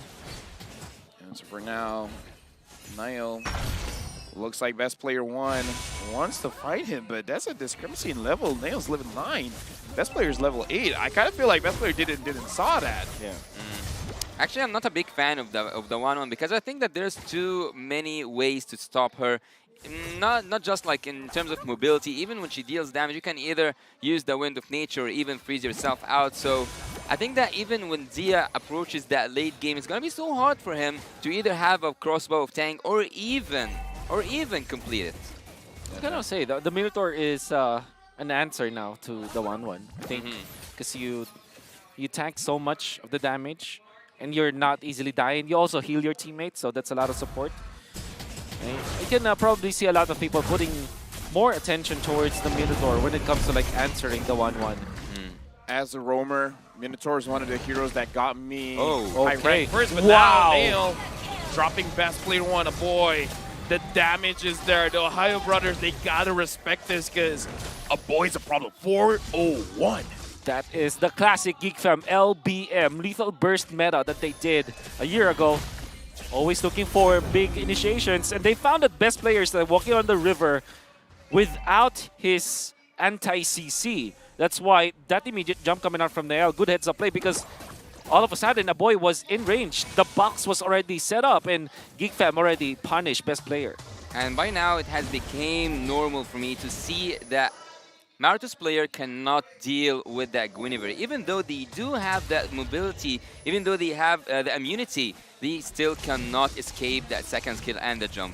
Luke, he's quite confident there up on the top lane, and A-Boy just with 1 skill, so 2 skills, got to the half of GB of Zia. Right now I'm just worried for Zia. I kind of feel like I'm worried that Zia might die before getting that crossbow of Tang off. Yeah. And now it looks like Beloyski and Neil is looking at Zia Markey. If no one's going to stop him, he's going to get this turret. Best player one goes in front. The Mystic Projectile hits onto Zia, and now a Mystic Gush onto best player one. A boy's going to get engaged on Milo with the Black Dragon form. Finds a boy in the backline, but looks like Team Ohio Brothers are doing it. Beloyski is low. Markey goes back in with the Blazing Web. Finds Zia. Will Zia go down? Zia still climbing. And Luke is there. Gets Zia all alone, taking quite a lot of damage. And best player one wants him, but Milo gets him. Overall, good fight for Team Ohio Brothers. Finally, they found their opening and they punished Nael from being very aggressive into the backlines. They even survived Markey. Fortunately for Geek Fam, there still is Luke, but he died in the process. So I would rate that as a TOB win, nonetheless. Yeah, and also they were cheating death, actually. All of them were 0 HP, almost 0 HP. The Ohio Brothers, this is the first engage they do that can turn things around, because the Lord is 10 seconds away, and now they do have a chance to contest that Lord. Super Shark is fighting against a boy with the highest damage dealt with. Yep. His Diggy is evil. This Diggy is evil. You have to evil egg. Oh, yeah. That happens a lot. And now Super Shark taking quite a lot of damage from a boy, and a boy still 4-0-1. We saw how Milo tried to engage onto him, but it looks like the entire team was ready to respond. And is the Ohio Brothers going to respond? Because the Lord is 15,000 HP. Best player one goes in front, but for now, I don't know. Markey's low. Milo using the Black Dragon form. Looks like the Lord has been resetted. And this is what Geek wants. They just want to reset. Definitely. They will just reset because they know no Dragonite form. Yeah. No Dragon form from Milo. That's a massive ultimate that they don't have. Agreed. Actually, Geek Fam, they want to fight. They want to drain TOP's ultimates out. And right now, looking at the formations, I think they want to engage once again. Yeah, and right now, Luke still has his Raging Sandstorm. So if the Ohio Brothers slip, even if the Diggy cancels the crowd control, the damage is still there. Speaking of damage, best player one taking quite a little bit of it. And Markey goes in front, finds Milo. Milo's going very, very low. Manu and Fury from Hoon. Zia gets the kill on to Luke. Neil still secures the Lord. Worth it? IDK. Generally, obviously for Geek Fam, that's worth it because that gives gold for Markin. They can control now the lanes. I only lost one hero, so it's not as disastrous as you would think. Not the perfect one, but I think worth it for Geek Fam. Looking at Valentina, actually, I kind of forgot that if she stole the ultimate from that Minotaur, she can be quite annoying for Team Geek. Yep. Oh, nice damage from E-Boy. But again, going back to my point, I think that at some point, Hoon can flip things around. It's not about surprising your enemy that you have this anti-CC hero, which is Diggy. You also can make a really good engage with a Flicker ult, stolen ult, but still an ult from Hoon. Now Geek Fam pressuring the mid lane. It's very, very low at this point, and Beloyski is just healing up all the damage coming in from the auto alarm bombs. We're looking towards the... Look at the map coming out from Geek Fam. All of the lanes are pushing. But this is the goal that you should have when you have the first Lord.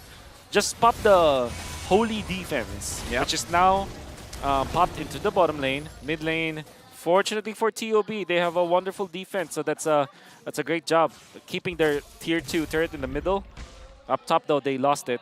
Wolf, I just have one question though. Ohio Brothers, are they able to fight during the late game? Like when all items are there, can they fight back? Quick answer to that, yes. They have the 1-1, they have the Diggy. Right now, best player one is pushed out of the mid lane. Geek Fam successfully got all outer turrets from the Ohio Brothers. Now it's all just inhibitors. I would say that imagining an ideal world, Team TOP, if they make that Flicker ult by Hoon using the Minotaur ult and also opening a crossbow of tank, things might turn towards the side of Team TOP. But so far, they should go back. They should withdraw. They should wait until the waves come and the opportunity reveals itself, because they are waiting not for an outplay from them, it's also they are waiting for a mistake, and they need to force a mistake out of Team Geek Fam. Beloyski gonna be spotted by best player one, and at this point you wanna secure your jungle now if you're the TOB. You want to have at least a chance to go toe-to-toe with Nael. He's level 15, Nael's level 15 now. You wanna get to level 15 before the next Lord. Unfortunately for TOB, they are denied of that idea. Look at how Geek Fam is playing. They're taking over the jungle. Yeah, and also they are freezing the lanes, which makes a lot of sense because what can TOB do except for going out of their inhibitor turrets? Right now, Team Geek are actually not just asking, they are demanding Team TOB to come out of their base, to come out of their inhibitor turrets just to have one more fight. And in this fight, everything can just flip around. Even Marky is level 15 right now. Geek Fam, they could do what they did previously and force out the Black Dragon form out of Milo. And once the Black Dragon form is not there, they could try to get in with the fight. The Lord this time is going to be much more valuable because it is going to be enhanced Lord. So the High Brothers now, what are they going to do? They have to make sure that their ultimates are layered together. And they have to kill people with their ultimate timing. This is very important. It's about mechanics now for TOB. Yep, Look is looking for the High Brothers. Zia is Ouch. far behind, and Super Shark is taking way too much damage Black from Dragon. a boy. Black Dragon form coming in from Milo. They can trying to reset find again. any targets, and Geek Fam is like, we're just kidding, we're gonna back off. But the Lord still hasn't been resetted. Nail still holding on to it. Look is behind. They find best player one, gets bursted down. Look gets the kill. They got what they wanted. That's what I have to say. They got what they wanted. That was beautiful. Let me be a nerd here a little bit. Go ahead. They utilized the BMI as well as the projectile coming out from a boy to actually watch the left mid bush. So they found Hoon actually, and then Marquis blinks in with the BMI, knowing that he has the Purify, he can fight, and he zoned out Hoon. And that allowed the entirety of Geek Fam on the left side to be able to catch Best Player 1 without skill 2. So that's no CC on the Martis. Super Shark. Oh, my take him down. word. Look has the damage, and he wants that Diggy to know. This is how you deal with Diggy. You kill it before it becomes a problem. Now, the Ohio Brothers, they're doing their very best to protect their base. The Lord is marching down bottom. Zia has to go in front. Zia is gonna get chased down. Hoon goes down to Marky, blazing the wet by this claw. Unstoppable killing spree by Look. Game goes over to Geek Fam. Not having Diggy was the key to finish this game. It was actually so hard even by having a Diggy. Imagine without having a Diggy. The gold speaks, the strength speaks. Team Geek Fam takes game number 2. A full sweep to Geek Fam. Dude, this is what we expected from Geek Fam. Winning is not enough. Winning dominantly, that's what I would say the world was expecting of. Yeah, I agree with you because it has been a very long time since I've seen that lethal burst kind of gameplay that they're doing. Like, see a person, just take him down quickly. That's the Martis that they were eyeing. And a massive win as well for Team Geek Fam, getting the 2-0 victory. Fortunately for the side of TOB, even though they have a very low chance getting to the knockouts, what advantage they have against Geek Fam is that they have a 1-2 loss. So that one point actually, going up against Dave Vu was very important. They need to take 2-0 against Homeboys just to have more, or like to turn the odds to look into their favor. I would actually say that Team TOP have shown us really good performance out of the NA region. So it's going to be really hard not to see them go to the playoffs because they have proven that they are worthy of going to the playoffs. I mean, that's the reality of competition. That's Yeah. right. One person goes to the front and another person might have to go home. But either way, we're going to talk more about this game because we got to talk about the MVP. And I got to say, in this game, it could go to anyone. Yeah, that's right. I mean, Luke, even after dying so much in this game, played his part so well. Okay. Fastly. Who do you think it is before it comes? Ooh, I think Niall. it's or maybe actually it's No, a boy. One. You have to a go boy. one. A boy. Okay, I would say a boy. You? A boy. Okay, so we all three a boy. I was about to say, like, if someone says We something say that else- it's Baloyski. Do you even curse like your MVP predictions? No. But it's your right day. But it's your right day. Then it's a boy. Then it's a boy. All right. I'm like a doctor. It's like, give me the news. The news is, It's a boy. It's a boy. It's a boy. Okay. Congratulations, it's a boy, or maybe Wait, not. wait, wait, wait, wait, wait, wait. Maybe Slow, not this. Not slow this. your roll here. Slow your roll. It's a boy. It's a boy. It's a boy. Alhamdulillah. All right, but Mr. Right Day. Mr. Right, indeed. 5-0-5. I will always remember that play that he did in the mid lane where he was able to land a gush. And I think that his chemistry with his team, his synergy with his team is top notch. Remember when they were able to take out best player, when best player was just walking towards the turtle and they already have the stun? It kind of felt like a boy read the minds of his teammates that when a stun actually lands, the gush will be there within a fraction of a second. You cannot even react. We're going to see the first turtle fight will be in the favor of the side of Geek Fam, especially because they were able to zone out Super Shark, and even after Luke died, it was more than enough. Look at that beautiful gush coming out from a boy, able to land out like a Super Saiyan. Again, we're gonna see him just perform well with this ultimate, and every time that there is someone getting stunned, the follow up with the gush is always there. So this is turtle number 2, which would have been good already for the side of TOB, but they lost. And Luke saving the day, catching Zia with a passive, which, you know, this is the part where we know that the Khalid's passive is actually pretty good because of the range that you have. And look at that. They land the stand on best player 1, immediately the gush was already there. It's like a boy is hyper aware of his teammates. The chemistry is there, and he pops the gush in the right moments. Yeah, and I also think that the double kill in the early game made him few steps ahead from Hun in terms of lane phasing. And actually, by seeing his damage by the late game, he was so hard to kill. Actually, even though you have that Yuzong that can reach Gordon the backlines, he was so hard to find, hard to kill. 0 death, right? Yeah, 0 deaths. 5-0-5, I believe. Majority of the deaths from Geek Fam was from Luke, but then again, there were deaths like the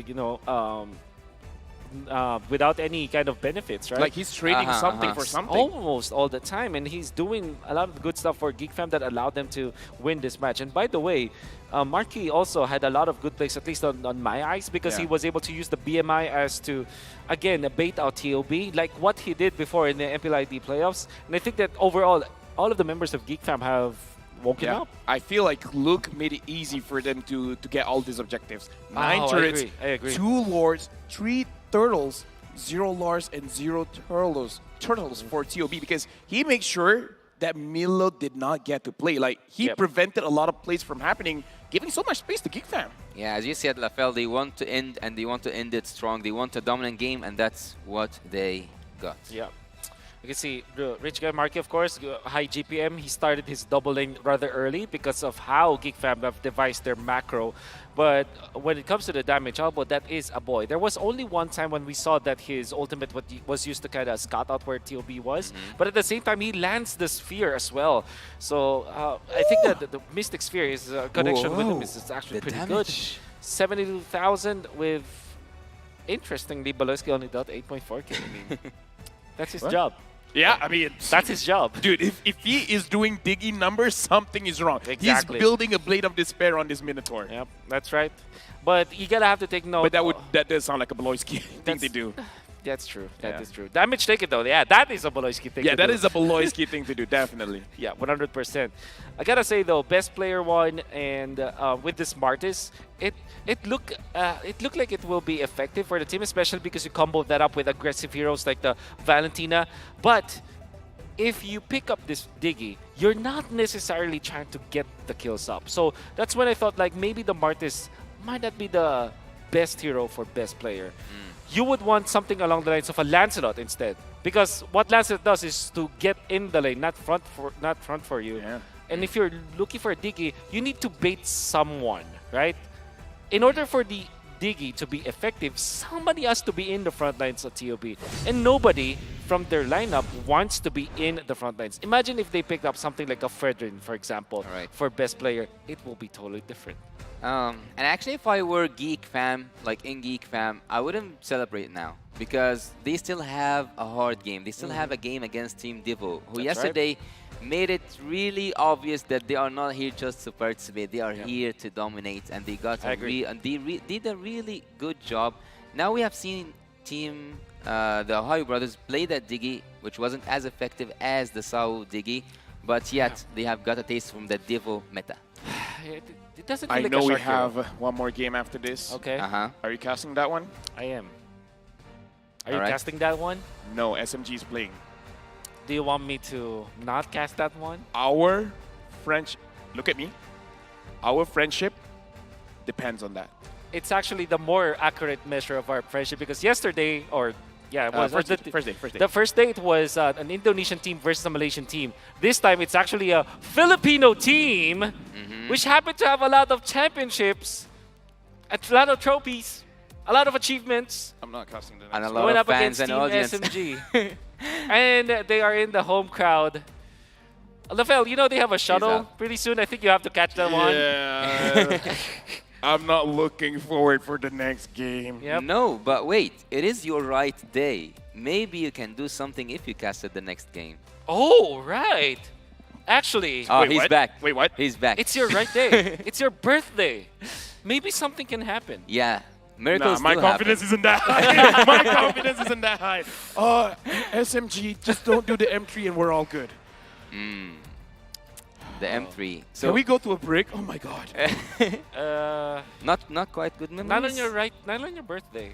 Okay, the producer. I mean, if Wolf is gonna be there, Yes. Uh-huh. just get some bodyguards. Let me just tell you that. All right. Yeah. We're friends Hey, for now. We're friends for now. But may I remind you, you're in my country. oh bro. no! I can actually tell you guys that this relationship is complicated. It is. Very It is complicated. Very complicated. Because I've left them as My friends. wife has been texting on me. desk. There was. Congratulations, by the way. Oh, thank you. Yeah, I'm Yeah. married. Yeah. But you're Oh, still in even my the producers. country. Ah! Oh By the way, my happy God. birthday, sir. Happy birthday to our producer as well. Yeah. Mm. That's it. That's important. Yes. Yes. I'm actually I'm not looking forward for the next game. Are you Why? SMG going against Blacklist after Hey. what happened yesterday. The heel man. Hey, The heel man. don't worry. You still have Miko. You still You have still have- Saksa. You still have the last Kage. Yeah. You can Yes, do it. you can. You can. All right. So once again, let's say it. Let's put it together. M5 is powered by Munton, presented by Kadea, our global presenting partner, supported by ROG, our official gaming phone, Grab, our official super app partner, and Secret Lab, our official chair partner. Up next, we'll bring you to the final match of the day between the Code Breakers, Blacklist International, and Malaysia's wildcard representatives, Team SMG. You don't want to miss this action. Let's see together who's going to be better than great.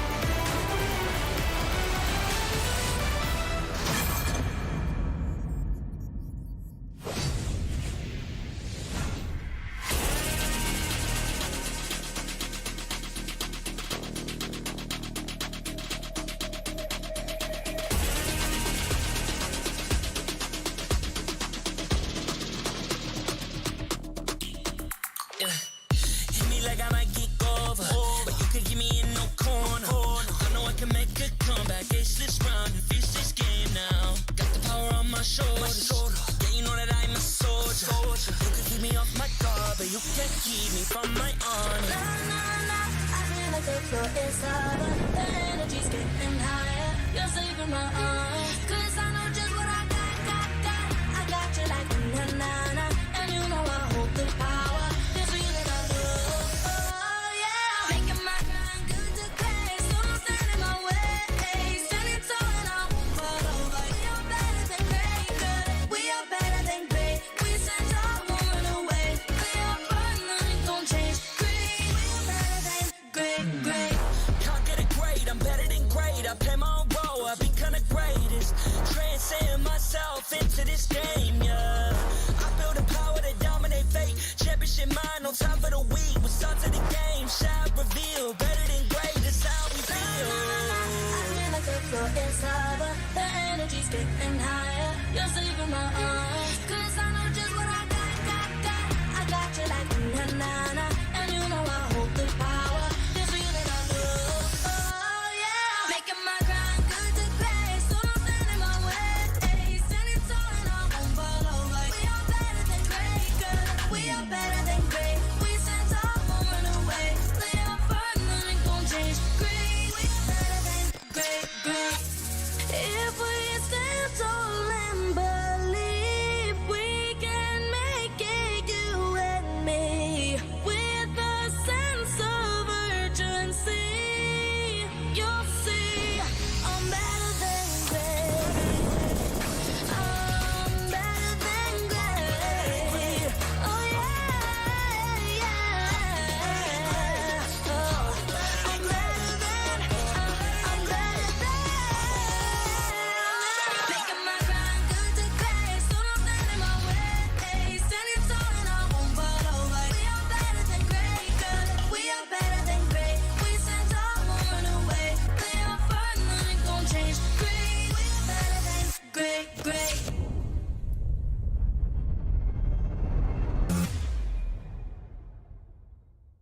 I am the #1 seed, the champion of the arena.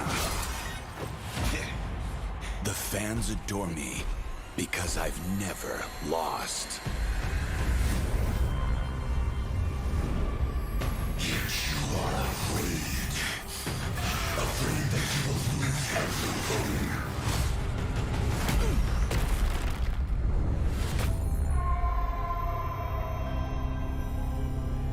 Do you ever get scared of losing, Kimmy?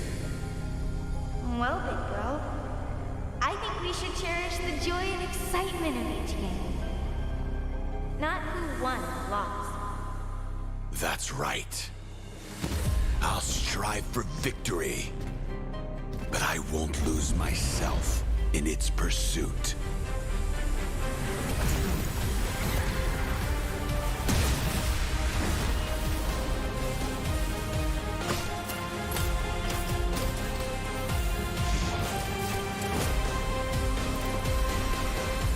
World Championship.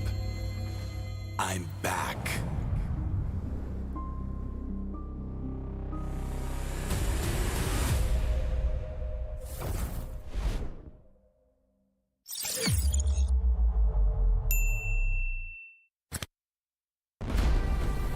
We are here at Gamers 8 to show that we are walking the walk. We have had amazing reactions, major idea owners, and a lot of potential partners and stakeholders coming in here and taking a peek. Gideon's Cube over here has been the nexus of this zone. What I saw it from the outside is very mysterious. You want to know what's happening inside.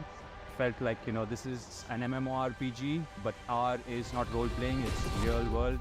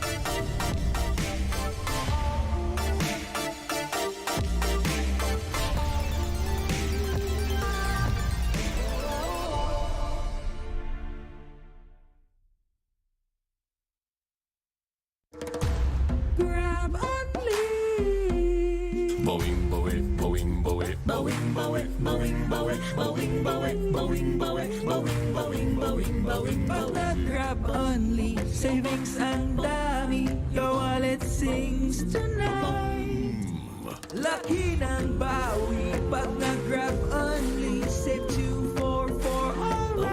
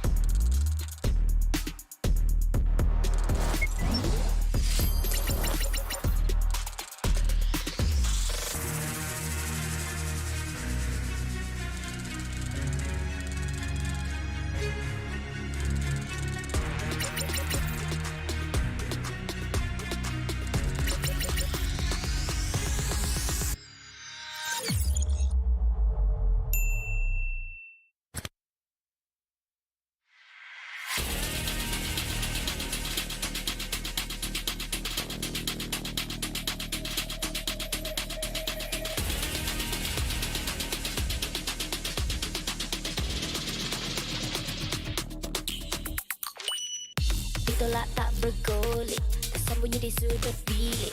Kau mampu melawan balik, is this round masih yang terbaik. Kuasa ada di bahuku, kau tahu aku soldier. Cuba buatku leka, tapi tak mampu rampas my honor. Na na na, panas sepanas lava, ku semakin bertenaga bila bersama. Ku tahu just what we got. Terbuka like unanana, kuasa di tangan kita. This feeling I know, yeah. Kerja kuat lebih dari hebat, usahlah kau mendekat. Jangan gentar terus bertahan. We are better than great, cause we are better than great. Tak gentar mulai ke tekad, play our part, they ain't gonna change. Great, we are better than great. Misi berat lebih dari hebat, jalan kanan mana masih bersemangat. Transcend myself into this game, yeah. Jangan kuasa tu genggam piala, minda juara kan tawanya lemah. Hasil dibalik usaha buktinya lebih dari hebat, itu yang ku rasa. Panas sepanas lava, ku semakin bertenaga bila bersama. Ku tahu just what we got. Terbuka like unanana, kuasa di tangan kita. This feeling I know, yeah. Kerja kuat lebih dari hebat, usahlah kau mendekat. Jangan gentar terus bertahan. We are better than great, cause we are better than great. Tak gentar mulai ke tekad, play our part, they ain't gonna change. Great, we are better than great. Terus yakinkan diri, gapai impian pasti. Usah berlengah lagi. Oh yeah, I'm better than great. Oh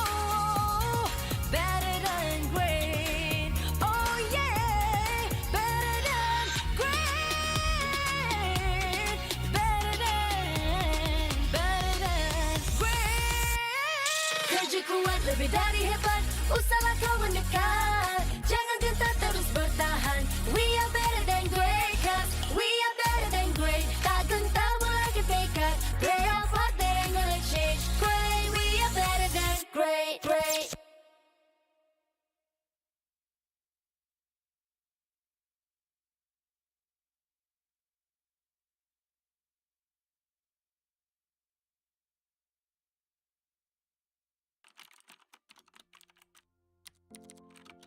Hi, Monina. Alam kong nag-iisip ka ngayon if you're going to let go of your BPO work. You know what? Take the risk. Pumasok ka sa mundo ng esports and tanggapin mo yung hamon and opportunity na maging team manager. It's gonna be exciting and different. Iba to sa dati mong naging trabaho. Hindi siya mas madali because you're gonna be dealing with kids and people with different personalities. The workload is going to be overwhelming, kaya please, huwag mong akuin lahat. Madaming challenges, pero mas maraming taong nakapaligid sa'yo na tutulungan ka to overcome those challenges. Learn to delegate, work on your adaptability. Life is not a straight line. May magiging ups and downs talaga along the way. Don't be afraid to try and to speak up. Kung may mga ayaw makinig sa'yo, lakasan mo pa yung boses mo. As long as alam mong may sense yung sasabihin mo, go for it. More than a manager, be an ate. These kids would be going through a lot of emotional stress and disappointments. Do your best to be there for them and to comfort them kapag kailangan. Alam ko, masakit din para sa'yo kapag natatalo. Pero ang importante, nandyan ka para samahan ng mga players mo, mga batang kapatid mo. You will sacrifice a lot. Resources, time with family, and even relationships. It would be stressful, but every minute will be worth it. Especially when you see the joy in your players' eyes na makakasali pala kayo in the World Championships. I promise you, Monina, you will not regret leaving your corporate career because time will come that you will manage a world-class esports team.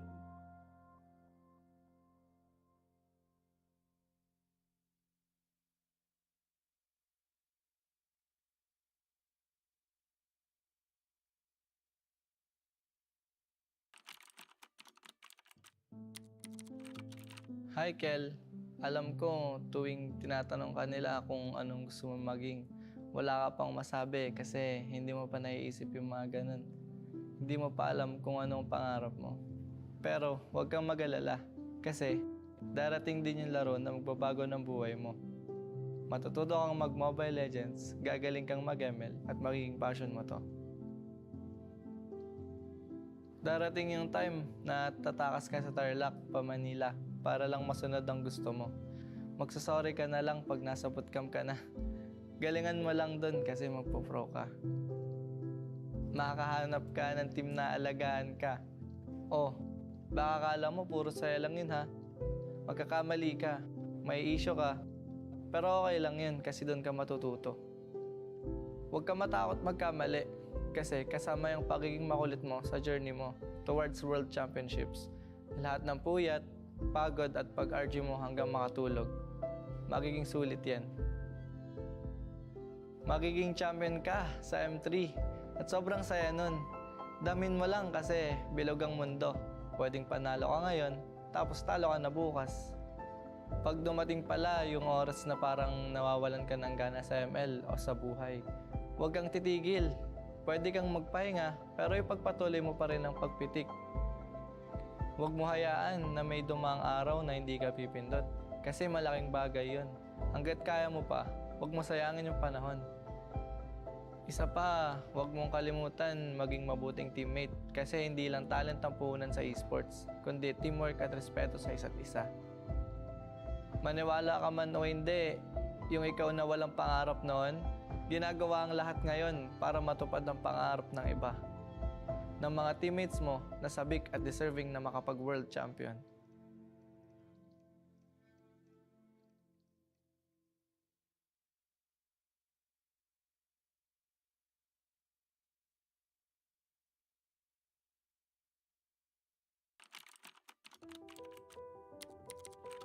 Jay, kamusta ka? Kamusta yung pagbebenta mo sa palengke ng prutas tsaka pagtatrabaho mo sa babuyan para makapagpa-load ka at makalaro ka ng ML? Kahit pa 2 oras yung biyahe papuntang Bagak para maghatid ng baboy sa palengke, hanga ako sa'yo kasi kaya mo magtiyaga. Huwag kang mag-alala, lahat ng sinakripisyo mo, magiging worth it. Dahil sa Mobile Legends, magbabago ang takbo ng buhay mo tsaka ng pamilya mo. Oo nga pala, huwag mo kalimutan magpasalamat sa ate mo kasi pinahiram ka niya ng cellphone para makalaro ka. Mag-thank you ka rin sa mga pinsan and kuya mo kasi sila yung mga unang nakasama mo magbatak sa ML. Darating din yung panahon na makakabawi ka rin sa kanila. Sa atin lang dahil gigil ka sa kaka-RG, magiging top 1 ka sa stars at diyan ka madidiscover ni Boss D. Simula dito, marirealize mo na iba pala ang pagiging pro sa pagiging RG boy. Na kailangan mo pala mag-isip at kailangan mo matuto sa mga macro plays. Diyan ka rin magiging content creator. Enjoy mo lang yung pag-vlog and pagko-content mo kasi yan yung makakatulong sa pamilya mo. May purpose lahat na nangyayari kaya huwag ka mawawalan ng pag-asa. Darating yung time na kakailanganin mong lumipat ng team para pagbigyan naman ng gusto mo at yun yung makapag-focus sa pagiging pro. Don't get me wrong magiging thankful pa rin tayo sa content creator na Renny J kasi dahil sa kanya may abilidad ka na para sundin yung puso mo. Since natulungan mo na yung family mo, pwede mo nang tuparin yung sarili mong pangarap. Dahil dito, marami kang may sasakripisyo. Vlogging, projects, oras sa pamilya. Pero huwag kang mag-alala. Worth it lahat yan. Kasi mas magbubunga yung hirap po at magiging M5 representative kayo ng Blacklist. Ito na yung chance mo para patunayan sa buong mundo na may bubuga ka. Yung respeto na hinahanap mo, makakamit mo yun. Dahil simula pa lang, alam mo na mas matimbang ang bagay na pinaghihirapan.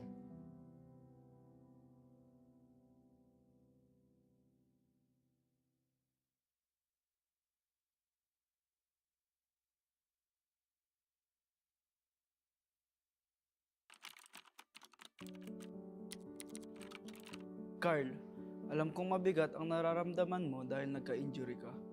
Gusto mo pa naman maging professional volleyball player. Pero, gusto ko lang malaman mo na ang mga pangarap ay nagbabago at lumalago. Hindi ka man nakapag-pro sa volleyball, magiging daan naman yan para mapadpad ka sa esports. Dahil sa support ni Mama at Lola, magiging player ka sa Mobile Legends. Mula rito, huwag kang matakot mag-risk sa mga bagay talagang gusto mo. Kahit na mukhang malabo, subukan mo pa rin. Hindi mo malalaman ang mga kaya mong gawin hanggat hindi ka umaakbang. Balang araw, mabibigyan ka ng pagkakataon na maging kasama ng Blacklist International sa SEA Games. Mai-intimidate ka sa una pero okay lang yan. Huwag mong baguhin kung sino ka. Oo, hindi ka man palaimik at madalas kang nabubuli dati dahil dito.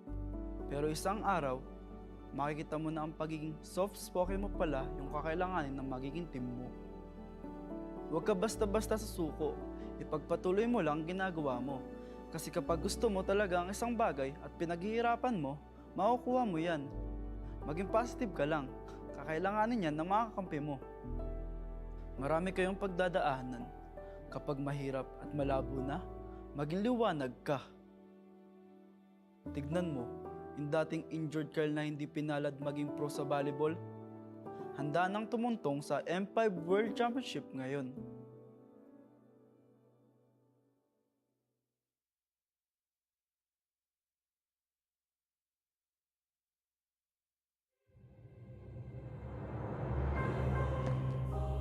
The Shadow Dragon was once my biggest weakness, but now it's my most potent weapon.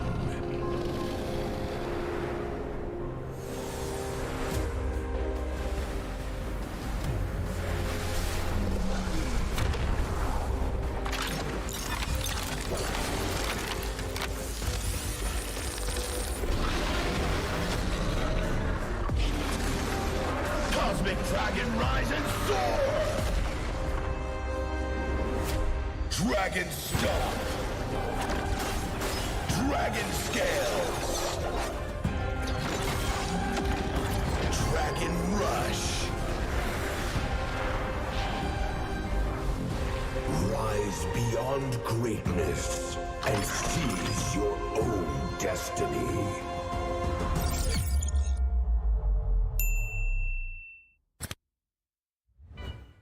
Tonight, we celebrate MLBB Esport. Duda Kaldak! Duda Kaldak! This is the Suman Challenge. Go! Oh! That's it.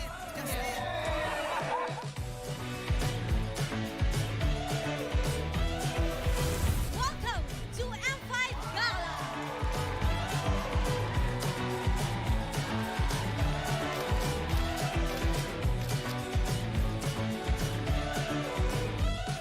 Guess the Hero Challenge! Lapu-Lapu, Iritel, Franco, Nana. Nana! Go! Best dressed team! Best dressed Super Marco!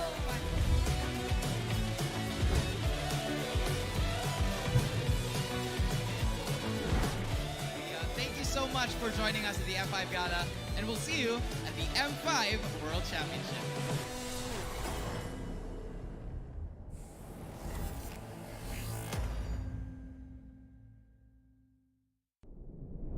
Have you ever wondered what is our identity? Our identity isn't limited to just esport players. Our style. Sweat. Our passion. And vibe. Feel our energy. When we dominate the stage.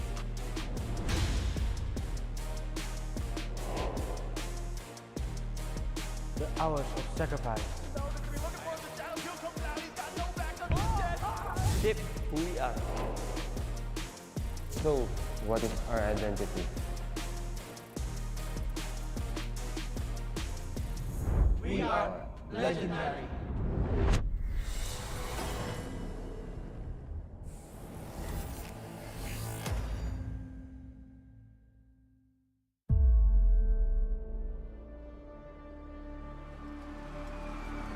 In the history of M Series,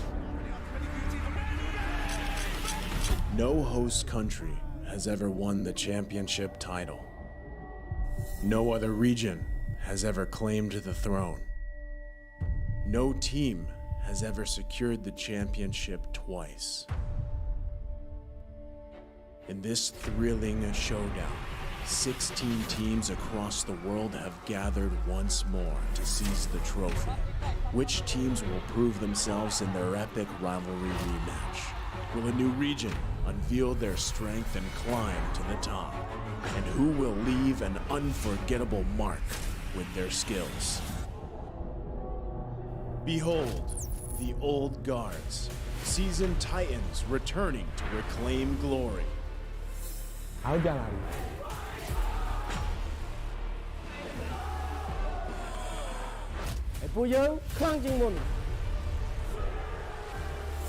Судьба будет в наших руках. The newcomers, eager to forge their legacy.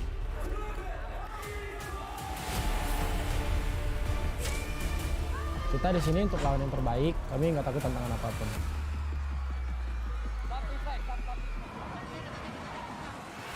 Emerging from the ashes, the rising stars are vying for the spotlight. Kita orang dah tunggu lama untuk momen ni. This is our time. It's now or never.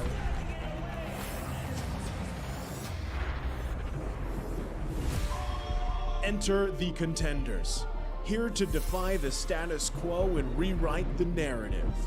We've weathered the storm. This is where we break through. Nós somos brasileiros e a gente não desiste nunca.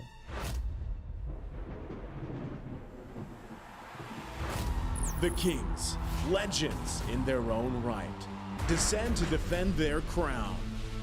Kita sudah merasai kemenangan. Ini saatnya kita menguasai dunia. Naitaas na namin ang kampiyonato at itataas ulit namin ngayon. Babawiin namin ang korona para sa aming hari at reyna. Get ready as the stage is set for the most dynamic championship of the year. It all begins here. It's time to see who will be better than great.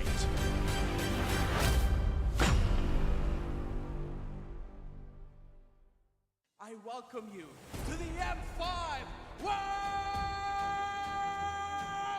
Championship! M5 Group Stage Day 1 was a showcase for the carries. Where we are entering a new era, it is finally time for the junglers to shine again. AP Brand, the Filipino champions, are determined to rile up the home fans with a win against their old rival, Burmese Schools. The dreadful Nolan was left open by Burmese Schools in both games for Kyle Teasy to take advantage. It's stressful to see. Oh! AP Brand coming in with the Lord, and they are going to take this series in a 2-0 sweep. The home team achieved the opener that they'd hoped. Next, Team SMG tapped on family buffs in a quest to take down the Turkish champions. Fireflux rallied on with a great display from TNZ in both games. The base! The base! Fire!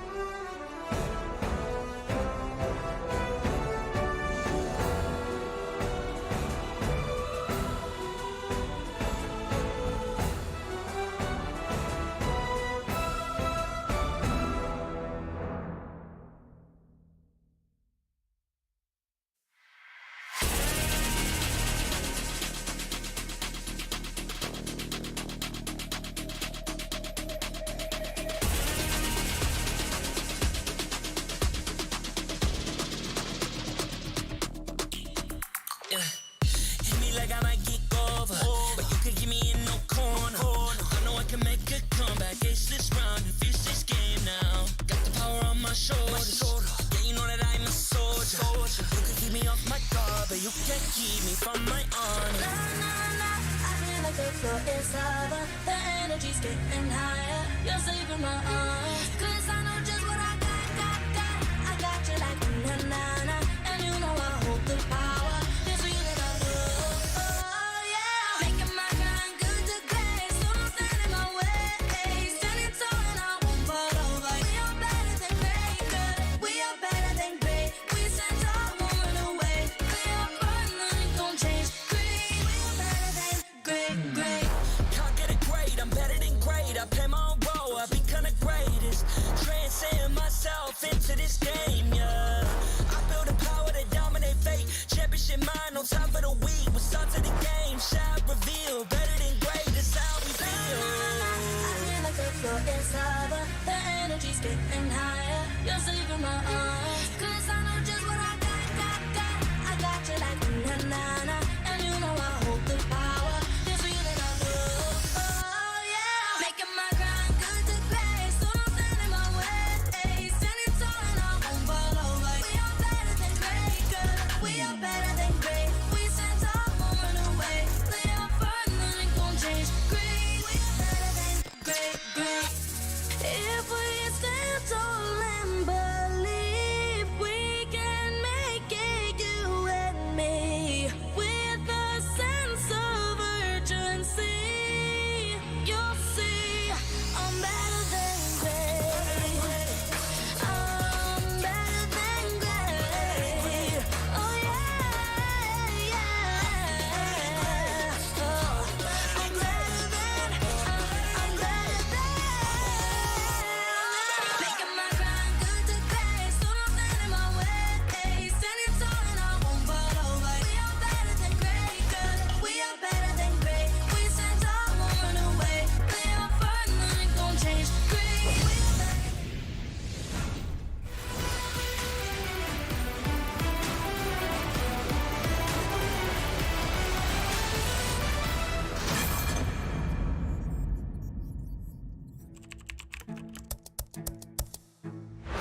During the group draw, everyone dubbed Group B as the group of death. But what do the players think? Bizim grubun en zor grup olma sebebi bizim grupta birçok başarısı olan takımlar var. Blacklist olsun, Arquaker olsun, Team SMG olsun. 我觉得 Blacklist 应该对我们来讲是最难打的，他们配合性很高。 Acredito que o time que vai ser mais difícil de enfrentar vai ser realmente a Blacklist. Nung nakita ko yung group draw namin sa M5, parang medyo naging pabor siya sa amin pero pa rin, mahirap pa rin kasi alam namin malakas pa rin yung mga kalaban namin. Acho que a Fire Flux, né, o time da Turquia, não é um time que vai trazer tanto problema pra gente, por ser uma região que não tem MPL. Geçen sene bizden beklentiler çok azdı. Hani bizi tanımayan vardı, Dark Horse takım olarak görülüyordu. Muhtemelen bu sene de aynı şekilde görülüyoruz ama yine insanları şaşırtmaya devam edeceğiz. In day one, Fireflux surprised everyone by beating SMG 2-0.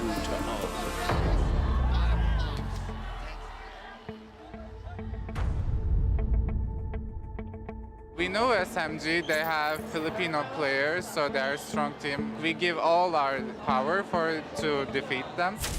Fireflux had more teamwork coming to this game. We unexpected they performed that well.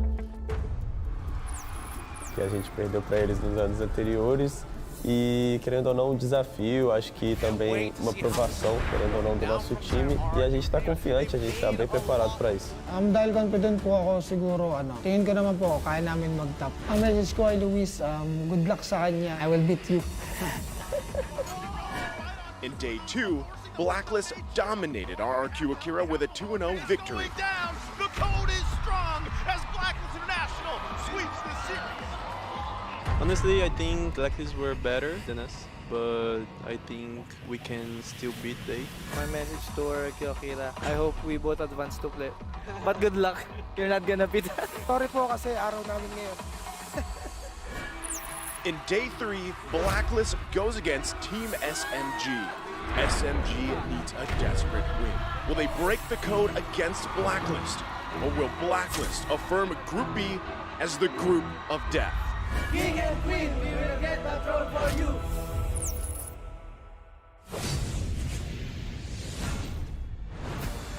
Welcome back, everyone. A promising matchup between two prodigious mid laners is about to unfold. Welcome back to the Mobile Legends Bang Bang M5 World Championship Group Stage. I'm Yasu here with Wolf and Leo, and today we will be facing a match between the hometown heroes Blacklist International and the Pride of Malaysia, Team SMG. The M5 World Championship is powered by Moonton, presented by Kadia, and supported by ROG, the official gaming phone, Grab, the official Super App partner, and Secret Lab, our official chair partner. And thank you to our lovely sponsors. M5 will not be possible without your support.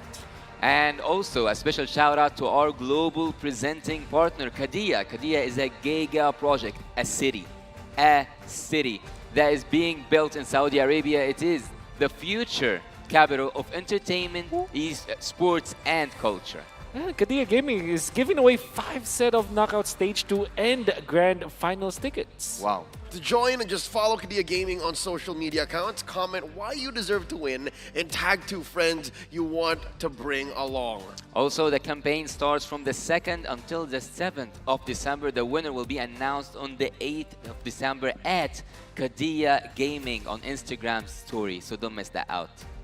All right.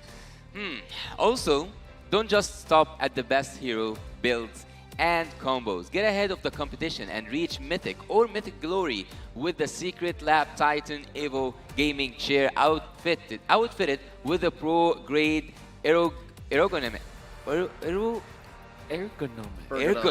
Wow.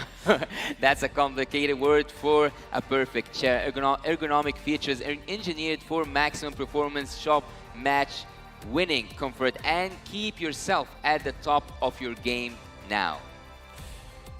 Let's talk about Group B here. Group B, as said by the likes of Apex 47, he never gets appreciated enough. The likes of Renegade, Luis, the Brazilian GOAT, and of course, Sasa.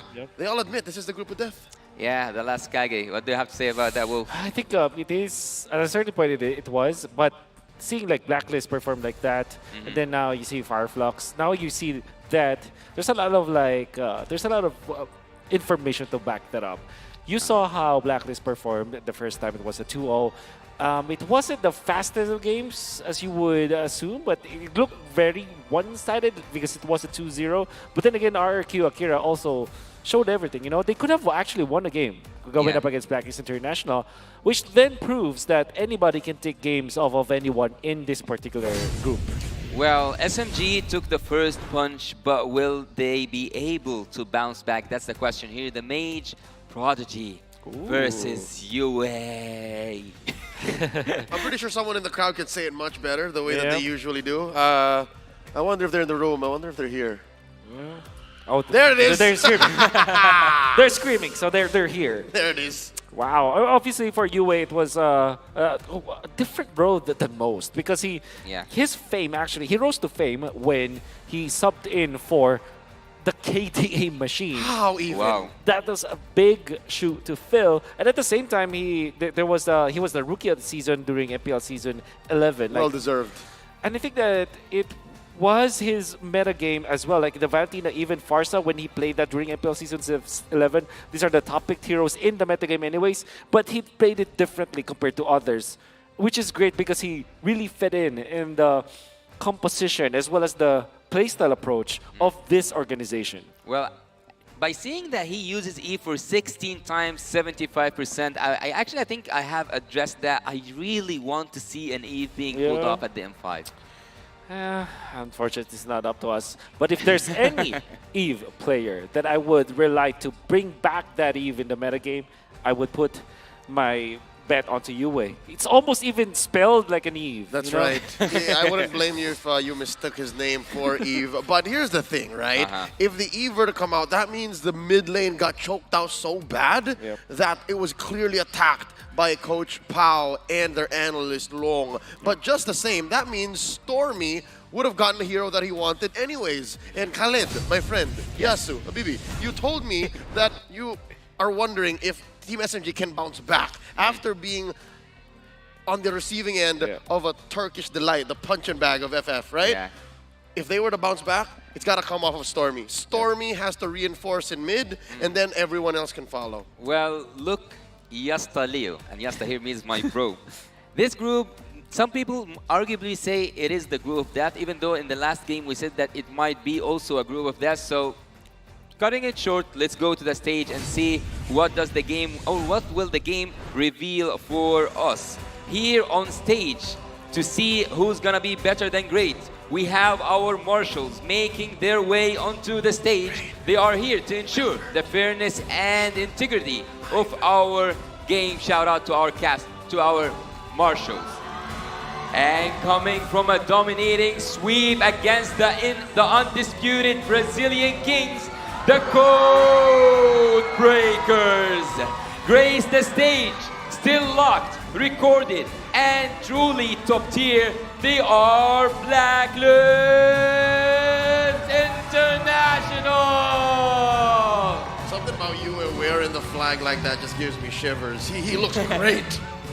With that said, and with their backs against the wall, the Malaysian representatives enter this match looking to bring out bigger guns and defy to so-called group of death. Still moving under gunfire, Team SMG. Very long road. They had to go through the wild cards. They had to go through a lot just to get here. And after losing their first match, this is their way to come back. It's a much-needed win for Team SMG. And to guide the teams to victory, we have their head coaches and analysts, the masterminds behind all of this. Coach Yep, or Coach the Master, the Basics, and Analyst Dexter for Team Blacklist, and for BTR, Coach Pao and the Analyst Long. It's a tough battle for Coach Pao and Coach Long, to be honest. They're facing off against two very technically sound partners that have been working for the better part of 2 to 3 years now together. And not to mention the youngest Blacklist International iteration we've seen in a while. Their mechanical ceiling unlike any other. Yeah, full of nicknames and full of title. Oheb, the Filipino sniper, and seeing here Yoe with the magician title. Oh my god, oh my god. Every one of them is a star on his own, a team full of stars. I like the way that you pointed out that this is actually, yes, it is the youngest that Blacklist has ever seen. And that means a lot because I think that most of for the longest time, Blacklist International have like always the veterans. Like when it comes to like average, yeah, surely they're not that high, but when it comes to like a ceiling, like you see like Wise as well as Oh My Venus, they're veterans from before, you know? Right, now they're all leading each other. Exactly. Here with the Malaysian team, Team SMG, with the last Kage, the last man standing, Sasa, and also Saksa. Here we see him in the jungle, smooth on the XP lane duty, and Stormy up to the challenge against Yoe. In the mid lane, Miko will be against Rene J for the rooming. There was an interview before, I think it was from Batgirl Seth. Yeah, he mentioned that Team SMG is still scary because they have Filipino players. But I think that particularly in this series, the Malaysians need to step up. Right, Stormy as well as Sasa, they will be the ones to kind of rally this team. I think Miko, you can expect a lot obviously from Miko as well as Saksa, but the Malaysian aggression should be seen today against Blacklist International. Actually, I would also say at the first appearance for Team Blacklist International, they have sent a strong message. They are not hesitating. They are taking that group serious as if it was the finals. Of course, I mean, looking at the predictions, Kai Sam talked to me about this. Hey, what makes you think SMG can draw blood here? Miko and Saksa are there. Come on. Okay, you're right. Coach Pao. Coach Pao is also there. All right. So there are still Filipinos out there. Okay. You gotta give them points, you know. All right. I may have been blinded by my Filipino pride, but just the same, I think Blacklist is gonna play clean. That's all I'm saying, man. Yep. There's something, you know, I kind of woke up today and felt like, okay, Team SMG going up against Blacklist International, surely it's a, you can see that the Blacklist Team International are the favorites, but Team SMG, knowing Coach Pao and of course Pico is there, and I also read an article somewhere out there that they're willing to. They're the team that's willing to kind of experiment, at least give us some pocket strats. So I'm thinking that maybe this is the time that they can show us that. Look at this interesting quote. Zoran here says, Sasa. Wait, what's that? Ay sayang. I care for you. That's right. I thank you already. Know that you have to play properly because this M5 might be last for you too, right? All right, a little bit of backstory on that. Right after winning the MPL Malaysia Championship, just recently concluded, it was hinted that Soren might be playing his last leg of competitive MLBB. So this could be his last dance, so to say, and that's what he's alluding to with his short message to his, colleague, his longtime friend in Sasa. Longtime friend. I mean, Zoran has been there for the longest time, and Sasa as well. I think the prime Sasa that you might know when it comes to like achievements was when during the Kage era of Onyx, as he is practically one of the first few imports, because he's a Malaysian and now he played for Indonesia. That's right. That's a funny bit that I think I had to confirm with Lafel and Gideon, our Malaysian brothers on desk. They said Sasa is more popular in Indonesia than in their home country because of his time with Onyx. Yeah, that's right. You know, actually, there is something I'm wondering about. What's Lafel prediction for this match? I wish I can even speak to Lafel, Hey, I can't even. It's his birthday, man. Birthday Fel is off celebrating now. He's happy to have served here, doing what he loves. Now he's just watching. I think he's just happy to see this kind of action. And again, seeing that it's a Malaysian team, I'm pretty sure he'd rather not. But that now that we have this game here upon, it's already starting. The drafting phase is already here. Team SMG are up to the test against Team Blacklist International. Let's see who will break the code. That, of course, the home. It's here. We can see that even the stage is welcoming Blacklist International. We have a lot of audience here today. That's right, the agents came in droves. Let's get into it. SMG on the play. Black answering back. There goes the Baksha. There goes the 1-1. Blacklist taking out the Joy and the Guinevere. Yep. All right, so typically you ban out the Assassins as you are Blacklist International. All right. Well, for Team SMG, you want to ban out all of those heroes that scale. And obviously, Baksha is one of the stronger heroes in the utility jungler role. And that might be the most that Coach Pao will be banning when it comes to the jungler choices. Yeah, no, the Baksha is so good at helping expedite scaling heroes, right? Like, he moves fast on the map, able to tank and assist those softies from the side lanes. Even Assassins have a hard time taking down the Baksha. So with that said, they know about Sensui, man. They know about Sensui. Yep. Blacklist International, actually, thinking about it, they are the ones, I'm not going to say who invented, but definitely who mastered the art of utility junglers. So having Baxi here in the band makes much more sense than anything else. But again, Blacklist International, if I'm not mistaken, Renegade took an MVP using the Estes. I don't think the Estes with the Baksha would be the best combo because Baksha is kind of moving so fast for Estes to catch up with.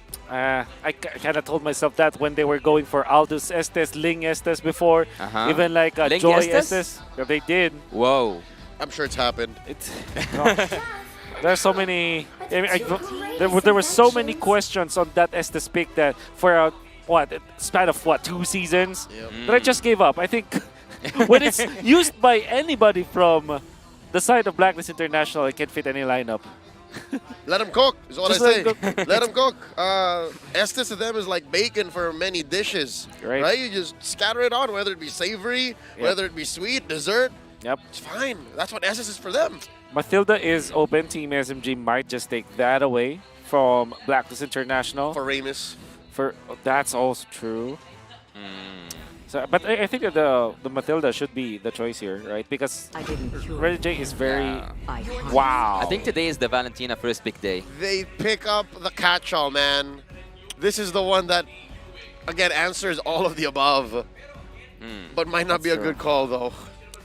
Well, looking at this, it's a good start. We have seen Valentina quite effective during the whole M5 series so far. And in the group stage, we would say, and actually in the death group here, we might see the first victim. If Team SMG lose this, it's not just the odds, it's nearly impossible for them to bounce back.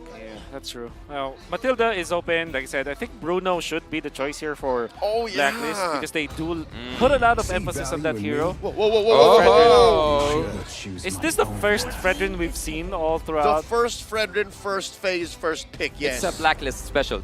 Blacklist special. We saw one earlier from Yeah. the little gun. Yep. ZXR picked it up with a win. Yep. And the thing with Fredrin is that it is a hero that's very comfortable when there's a Valentine on the opposing end because That's that's one ultimate that you're not that scared about when it comes to like copying it, you know. But looking at it, having Matilda here will make the Blacklist formation for just the first phase a winning draft. Yeah. Engage, disengage, utility heroes, all the thing. All what you can ask will be in the first phase only. Okay, what do they combo this? I think, yeah, Matilda Akai is typically the choice here, but Terizla is there. They go Martis because Martis is the typical answer to the Fredrin. I think we're dialing back one patch ago. That's right, maybe 2 or 3 months back. Yeah. Make the Fredrin's engages awkward. Yeah. Make him regret ever dashing in. That's what the Martis does. I would know. Got a bunch of reps on that. But here's the thing. We've been saying Matilda for the better part of 5 minutes now. Where is she? Is this her pick? It's gotta be. I don't know why are they taking too long to pick up the Matilda. Maybe they are hiding something they don't want to show us now, Wolf. Maybe they're just making sure that Renegade will have the better hero compared to Miko. And they don't know what Miko's playing yet. Exactly. So until Miko picks up his own hero, they will not pick it. So I think Bruno, or, I mean, what's wrong with Feramis plus Fredrin, right? So I'm only thinking two things. Feramis plus the Bruno, or the Bruno, I mean. How about neither? Oh, what? What?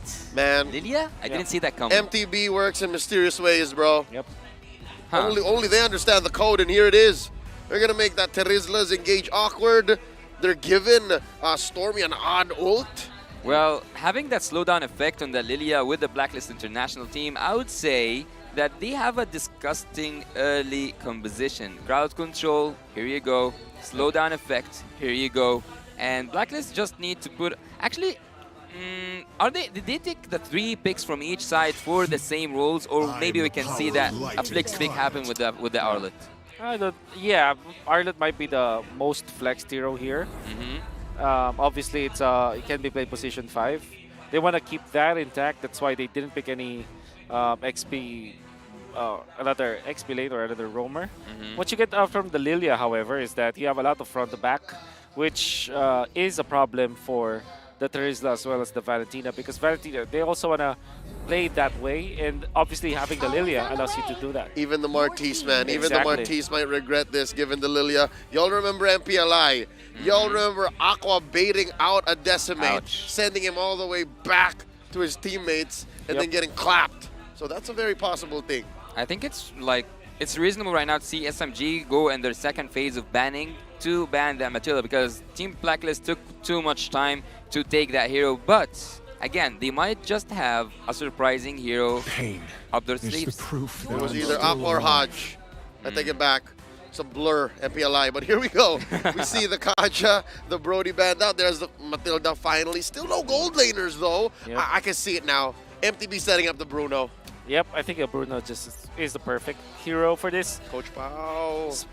I think it's worth it to ban that out because there's not really a lot that you can counter it with. Maybe if they are planning to pick up something like Ixia, that could be good. Oh yeah, it's much better. Yeah. Ban it out. Well, having a look at the draft phase after it ended, we see that they had one rumor to the ban list, also a gold laner from both sides. So I would actually say Oheb, he is called the Filipino sniper for a reason, right? Yep. You still have the Beatrix. Oh, wow, you're right. It's never bad. Dexter. Oh, Dexter. Claude. Right. Okay. There's the Claude. That means that you can probably play Irthel if you're Team SMG, because what else is left, right? Oh, actually, now they can play the Ixia. They can go Ixia they have good Digi. setup. It's okay, given that Ixia Minotaur. Ixia Minotaur. It's a pretty straightforward front to back. Yes. Oh, and the Minotaur answers Oheb. exactly. It answers the Claude. I wonder if Coach Pao's thinking the same. Oh, wait. If they go Ixia Minotaur, and then what if it's the Renegade egg that they're Yeah, that's what I trying was to do? asking because about. Fredrin plus Diggy is actually nasty. He can just do anything he wants. Oh, All right. Oh. So it's neither. Okay, they don't want to plant themselves. Yep. Team SMG, I'm liking it. The evolution right before our eyes. Yes. They don't want to commit to a one-track strategy. They want to be able to move around. I guess that's one of their strengths. I love it. I love it. It's much better than RD actually. And we have seen Sasa actually when he played against Fireflux, he was doing really good on that Beatrix. So I expect nothing less than perfect from the side of Team SMG. But what do you think is the last pick for Team Blacklist? Would it be a Diggy? They can be the ones to pick up the Minotaur actually. Oh yeah. Because that's the way to kind of protect your Claude anyways. Yep. It fits the profile of what Renegade wants to play with. It's a combination of both the sustain, the Uber strat, as well as setup. Well, having the Minotaur into the consideration and also the Diggy, do not forget that there is an honor. Whoa, whoa, whoa, whoa, whoa! An honor. Mr. Bakarse. It is Come an honor. on! The Hitman. Is this the second Tigreal of all M5? It is. Make it like Keyboy. How about it? Yep. Oh. Okay, so Tigreal does have the passive for addition. It's like it's technically an Antikyras, right? It's literally just Antikyras. But how will you deal with all of these crowd control heroes from the side of Blacklist? You just dodge it and counter it with the Valentina. And no counters at all from both teams? Nope, there's a very little, how do I say, interaction. Yep. They all just want to do their thing. Well, let's have a favorite, all of us, from the draft. Okay, my favorite is Renegade, the Hitman. Okay. Forever. And for you, Wolf? Definitely. You know, at least for me, right? The basic foundation of MOBA, any kind of MOBA, how do you win a game? Have more CC. The team with more stuns wins the game. You stop your opponent from doing. That's it. You take away their capability to can. Game one between Blacklist International and Team SMG is on its way. Looking at these early rotations. Oh, it's a mirrored start. A world champion. Oh, there's the reset. Oh, not. No reset, Renegade? Come on. I don't believe it. Are you? He knows. He respects Stormy's damage. I mean, look at him now. He got chunked. Yeah, he lives in B for now. He lives in B for now. But a world champion, a previous world champion up against a wild card winner. This is a really good match here. Both of them have a lot to defend. Either Blacklist to say like, and also to commit to this message they sent earlier on that they are not here to mess around, and SMG to prove that this wild card was a second opportunity that can make them winners. What I am curious about is that which hero will you copy if you are Stormy? Obviously, it's very tempting to go for the implosion. You got the FS though. You got the FS. But yes, exactly. I think the FS might have the better. I would say might have the better effect. Right? Yeah. FS is great. Implosion is great. FS is better than great. Yeah. Gotcha. Yeah, that was How smooth. about the BD, the Blazing Duet? Hell no. That's pretty bad. You're It's pretty bad. You're desperate. You're clearing waves with that. Yeah, it's worse than bad. Yeah, it's worse than bad. Let's not make a song about that. Yeah. Well, on the top lane side, I think that Claude here will have, I'm not going to say the best time of his life, but there's no pressure whatsoever from Team SMG so far, and the pressure should be from Renegade, having that Tigreal, having that resetting ability, and also looking at the mid lane, he's trying to get level 4 just before he hits that turtle fight. It's going to be a turtle level 4, it's not going to be a level 4. Both junglers, no level 4. Sasha with the pull, Stormy putting out some damage, picking up the black shoes, looking smooth, coming in from the back. Oheb goes first blood onto the last Kage. Sensui confirms it. A lot of damage coming in. The Hitman has to back off. There's some delayed damage. It's about to get popped. He does not survive. Lord Smooth gets his way. You were very low, Black. Shoes on out. Sasha gets taken out by the big old bonk. And Smooth surviving with the BOS. Yue lives. It's a bloody engage, ending with Blacklist up by 1,000 gold. And absolutely a disastrous fight for Team SMG. Even though it looked like they were in command of it, they lost just because of the sustain coming out from Blacklist International. The stun coming out from Renegade, just perfectly timed. And also, you can see usage of the Lilia baiting them out. Obviously, also, you can see Sensui baiting them out as well. And the biggest part of this is Oheb got a gold. Gold lane kill. He's 1k ahead in gold, and I don't know what triggered that. Was it the turtle? Was it something else? But Claude having a lead in terms of the gold. An early game against the Beatrix, that's the problem. That just doesn't happen. And you're right, it makes me wonder what went down there. Yep. And it was off camera, so it wasn't the turtle, it wasn't the extra damage, it wasn't the shields that made the difference. Must have been positioning. Maybe the time, because Sasa died one time. Yep. You know, that was a 1v1. That's what it was. Yeah, that's and what the it first was. blood gold as well. And not only that, look at Hohem already getting 2 lanes of minions at 3 minutes. Oh, it's the classic Oh my double goodness. lane. That's He a is problem. Barreling on forward. It's a 5-6, man. Man, if you're Team SMG, you might be wondering, we should have gotten the Minotaur at this point.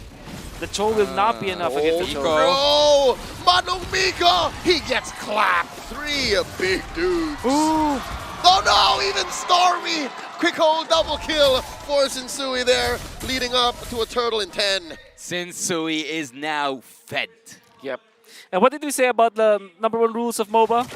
More stuns, easier around. You can see that the Lilia, or at least I say it was the Valentina, not able to run away even after having so much mobility on the Valentina just because of the implosion of stuns. Two-man final slash, the answer. Okay. The penalty zone and the way of the dragon, but there's not much going on for Team SMG for them to capitalize. Sensui keeping his retribution in check, takes that second turtle. I'm going in for an invade on that orange buff, but before that, Team SMG feel paralyzed. They cannot move not an inch with the crowd control, with not being able to move an inch, having that Fredrin, Arlet, also not to mention the Tiger himself, and they cannot even move smoothly because Yui is on that slow down effect, having the Lilia. What I'm looking at Team SMG is that they are getting forced to utilize their ultimates without it being the best timing of the usage. For example, they use the Way of the Dragon in combination with the Teresa ultimate without any follow-up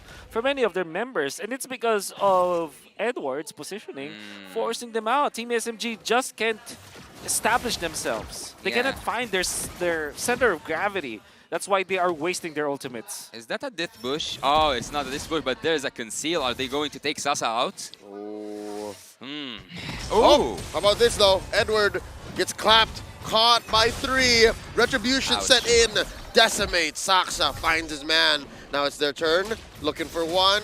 Here comes the cavalry, 3 response. Stormy at half health, stealing away the black shoes. They're still going. Saksha dashing on out. They disengage. Smart play coming out from Smooth actually to mirror Edward and the retribution usage. After they forced the flicker, I think that is a positive trade for Team SMG. And guess what? The turtle is 54 seconds away from responding when the fight happened, so the retribution usage wasn't even punished. It was all according to plan. Exactly. Smooth making the plays. I love the macro, and he's even able to push down the bottom lane. Actually, what's remarkable here for me is that the gold lead is not that big, even though we know that Blacklist are now in the driver's seat. They are now taking care of everything all around the map, yet 1.5k, that's not called a lead, at least on my perspective. From my perspective. Look at this, Miko helping set up this turtle. The last one could be 50-50. Team SMG first to the scene. 4 members roaming around, make that 5. From down south, Stormy still with the black shoes. Massive pull by Saksha. Turtle approaching half health. Look at all the damage laid down. Renegade less than half health here. Smooth coming in. Implosion. Yes, sir. Thank you very much. Blacks International owning everything. Turtle take 1. Saksha backing off. Miko way deep behind enemy territory. Not exactly where you want to be. Oh my goodness, Renegade with that play.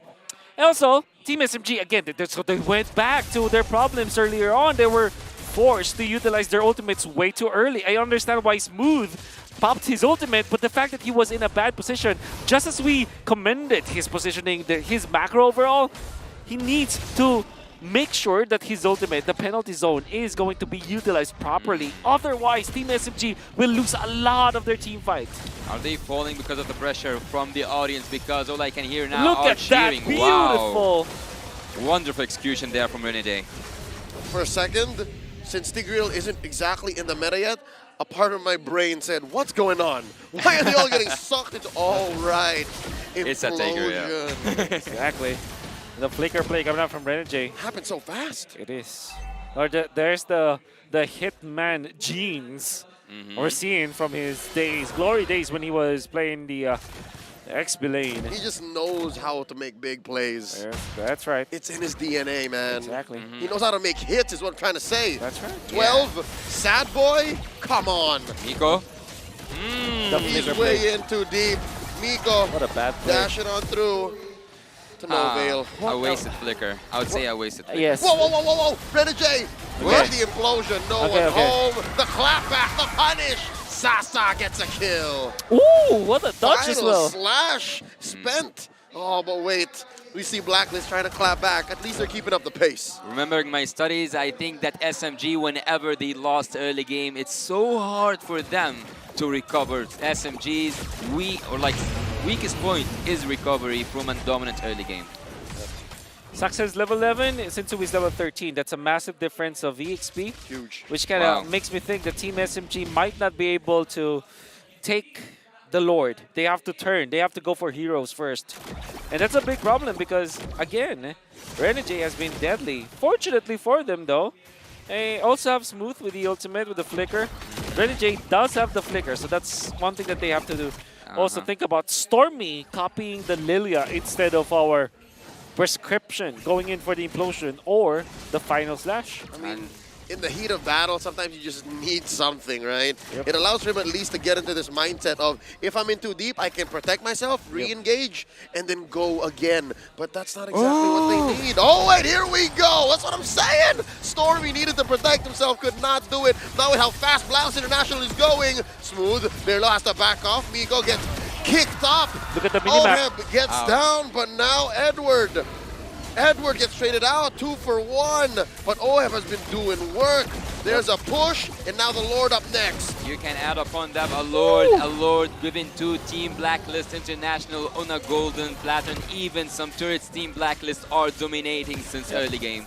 Wonderful trade for Blacklist International. They got 2 heroes, they got 2 turrets, including the one in the mid lane, and then they also get the Lord. In exchange for one death, which was onto Edward. Oheb! Point blank, blazing duet takes one down. Stormy is out for the count. Oheb, though, shut down. Saksha looked for the BMI. Says nothing comes for free, son. I think I can blame myself for that because I was about to say that Oheb is 2 items ahead from Sasa, but yeah, he falls down. But you didn't. I didn't, yeah, but now I did. It's Saksha's fault. Oh, yeah.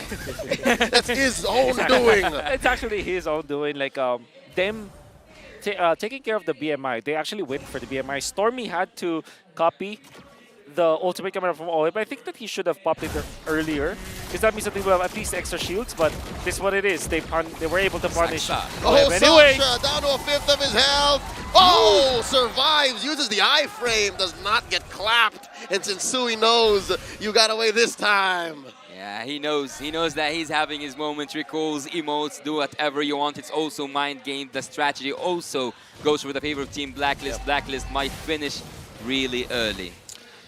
The benefit of this is, for Blacklist, is that they're winning the macro battle as well. Uh-oh. Okay. They're forcing it. Sensui able to dash out, you were saying. Yeah.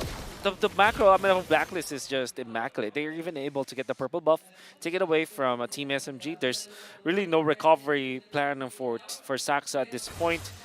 The Lord will respond in 79 seconds, and I'm pretty sure that Sensui will still have the level advantage because Saxa being level 13 at this point and him losing all of the jungle creeps, Team SMG will not find a way for Saxa to recover. So again, that's the conundrum for Team SMG.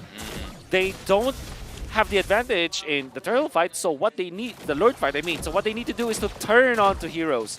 But Blacklist are dotting their I's and crossing their T's. I've also heard earlier on today that Blacklist International, when they are ahead, they don't play around, they don't mess around. Whenever there's an opportunity, they always go for the take. And so far, Team SMG will go to the defense duties, to defending their own inhibitor turrets. No waves are gonna be allowed to pass through the mid lane. All lanes are freeze. Team Blacklist wanna increase that gap of gold, and Team SMG are right now suffocating from that remarkable draft with really high crowd control. Also potential at the late game, scaling that hero up, Oheb with that 413 KDA. Everything, all the odds go for the side of Team Blacklist International. What's good news for Team SMG is they have won presence of mind. They know that they can't force fights, and I think they have an inkling of what Wolf is talking about, that they should turn. And the second bit of good news is they have the kit to turn. They can really ruin heroes that are off position.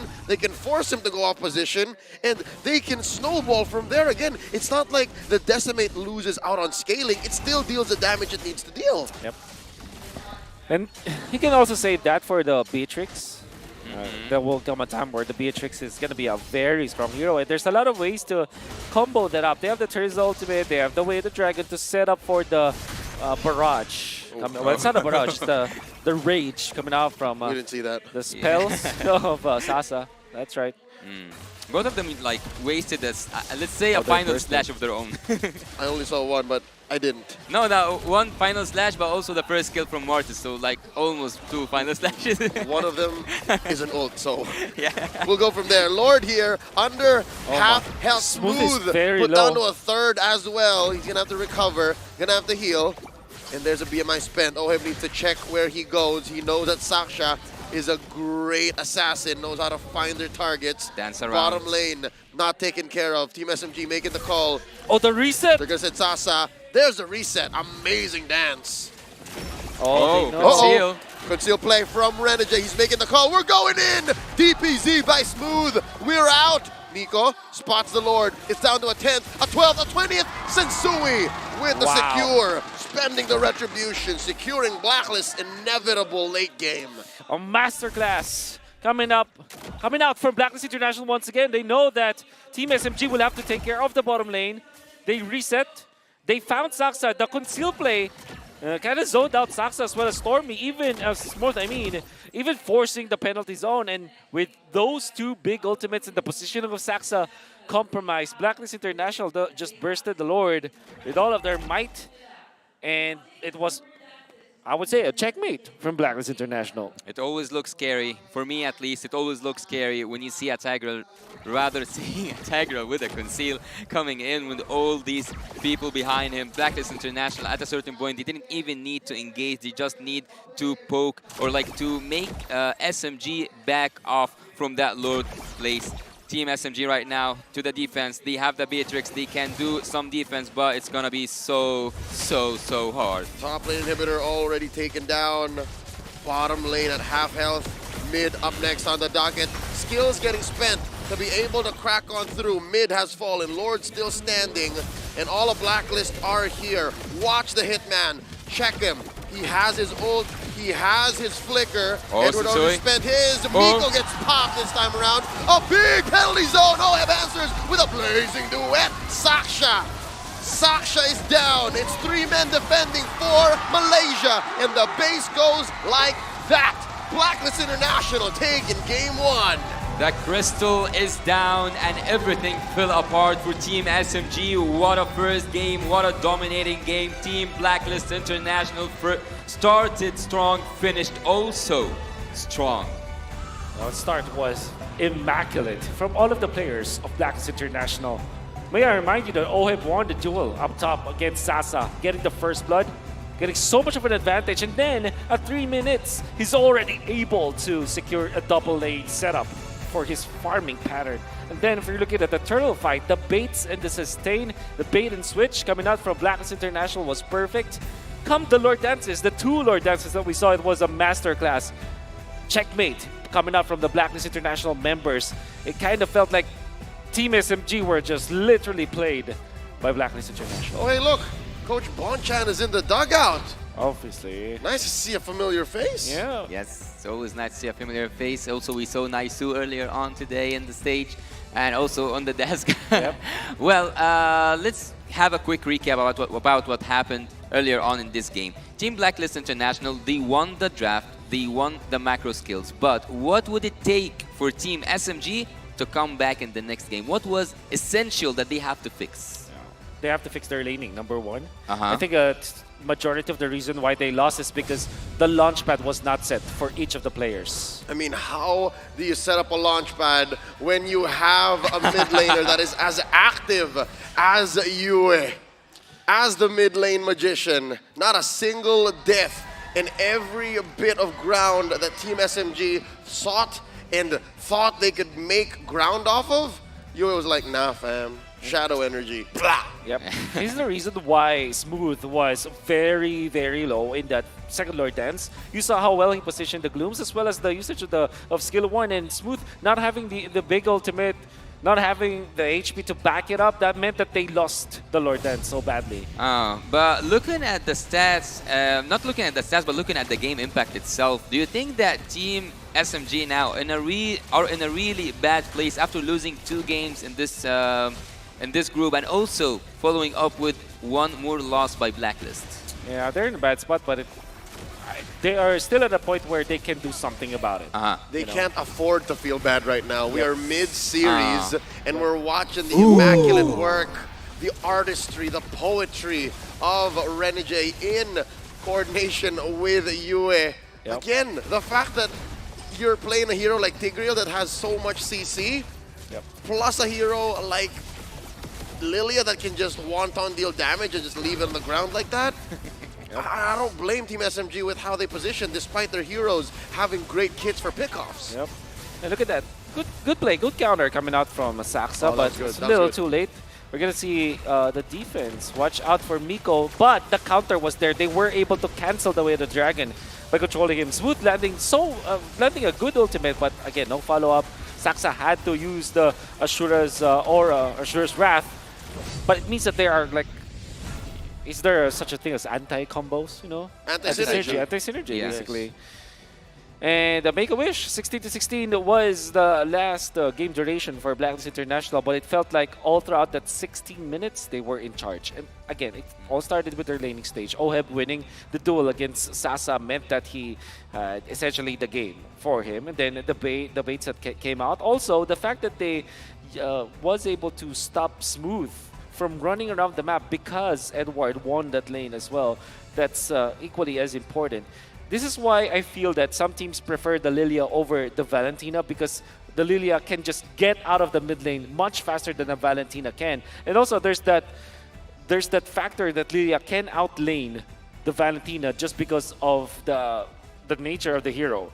That's why even when you see teams pick up the Valentina, people will just pick up the Lilia just because of how it wins the lane. Well, I just saw something in the highlights back there. I think that the goal difference was the biggest element that finished the game itself, because there was a possibility to make one more solid defense, especially after seeing Smooth's ult. Yeah, maybe.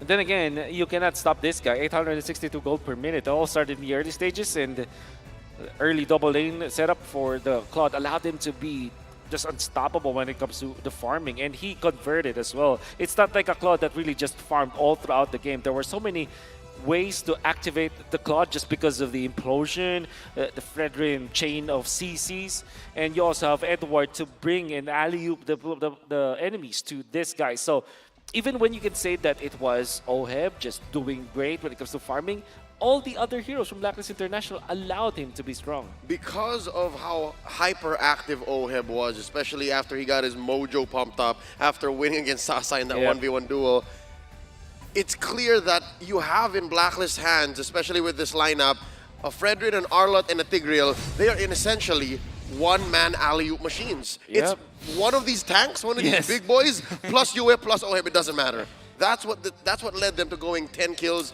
all in, 5 from SMG for the trades. But now, that's what brings us to the question of what's going on in SMG's mind, right? Are they thinking, yo, we got 5 kills, we were trading with them, we were pushing lanes in, was close. Should they think that way? Or should they say, you know what, Coach Pao, it's time. We gotta change the way we play. We have to reset the way we draft. It's your territory, Wolf. You have to answer that. I think they are relying so much on their I would say like signature heroes. Like the Valentina, you want to understand why it was the first pick. Despite the Matilda being in there, despite all of the other heroes that are very strong in the metagame, they still gave the Arlott, they still gave the Claude, for example, and they relied on the heroes like Beatrix, which are technically speaking out of the meta. They're not the first choices. They're not S tier. Whereas if you're looking at Blacklist International, these are very comfortable heroes. I understand why they picked up the Cho plus the Beatrix in the end. It was a 1-2 punch combo that they've had, and it worked well in MPL Malaysia. But in the international stage, they have to really rely on the strong heroes that we have. At least get maybe Brody early, right? So don't let it get banned out when you're facing up against the Claude. At least get something like a Minotaur that can allow you to have safety and also a win condition, right? So for Team SMG, they're relying so much on their comfort heroes that they forget that, okay, there are big heroes, there are S-tier heroes that are left on the table. I think that even with a winning draft from the side of Team SMG, like, but that for me wasn't a winning draft. But I mean, like, if there was a winning draft, like something that you say, whoa, that's a 100% win draft. Having the amount of crowd control will definitely be annoying. Will definitely stop you. Will definitely make you paralyzed. As you said, the number one up the charts is the crowd control. Which I think is odd. In addition to getting a winning draft, I think Team SMG also have to, as Wolf says, dot their T's and cross their I's. And look at what the opponents are doing as well, right? The lack of battle spells that answer exactly what your opponents are doing is alarming. The fact that it was Blacklist who actually picked up the Purifies and not SMG made me think like, all right, this is a little greedy. They want more than what's given to them in addition to the whole comfort situation. So yeah, that's one more, I think, little bit for them to actually make a bid for Game 3. And also, you have to fix your lanes. I think when it comes to their execution in their laning stage, that's one thing that they really have to focus on, because you never really want to give Blacklist International a good early game, because they are disciplined, they are surgical about how they approach the map, and if you give them a little bit of lead in the early stages, you just literally say goodbye to all of your neutral objectives. They're gonna take everything. Well, we were looking for Matilda, I think even until the end, but having Coach master the basics, take one more crowd control, not just any crowd control hero, one of the OGs, I would say. And having Tiger actually is one of those things that I think will stick with us until the end of the M5. I think he's a really good hero after the recent revamp or the recent update generally. Instant ult, not mistaken. Yeah, it's also very good against ramp heroes or attack speed kind of heroes. Your Irithel, your Claude, your 1-1, as we saw in this particular game, and Beatrix, because you can also like count that in that regard. Like these are not burst heroes. Bruno, for example, is a big big damage kind of hero. Brody is right click or right tap heroes. Right. You tap it, right? You do. No, sometimes I just let it go. I just let it go. I very rarely play gold, but here's a quick look at the dugout deep inside Team SMG's camp. And of course, you gotta reset, you gotta get in there, and I'm loving the spirit we're seeing from Saksha and Miko very specifically, and of course Coach Pao, is because despite playing for a Malaysian team, they understand the responsibility. They're repping two countries here. Imagine that, the pressure on your shoulders. After all, still moving under gunfire. Team SMG are now looking for the last opportunity to stay here. The same thing is actually happening for Team Blacklist International as well, boosting the energy all around the stage, boosting the energy in the rooms of the players. Both teams are now ready. Both teams now are able to show us who's gonna win. Is it match point for Team Blacklist International, or will we go to Game 3? It actually is match point for Blacklist International. I mean, like, will it finish as a match point? Oh, no. I don't want to be the one. I don't remember. Okay, you know what? I remember my prediction. Let's not talk about that. The ages don't like it when I talk about predictions. Yeah. Big shout-outs to our birthday boy, That's Lafel. right. Yeah, I wonder what he's thinking about now. Birthday Fell is always watching. Birthday Fell is always watching. Okay, so it all starts with the draft, and I kind of want to think, like, so far for Blacklist International, they have this recurring theme of like putting Yue in a hero. There's a flavor of the month for them, or flavor of the tournament. There was a time where he just exclusively played Eve, and then there eventually was Valentina. Now it's actually Lilia. 3 games for Blacklist International, straight for Yue, all Lilia. Consistency.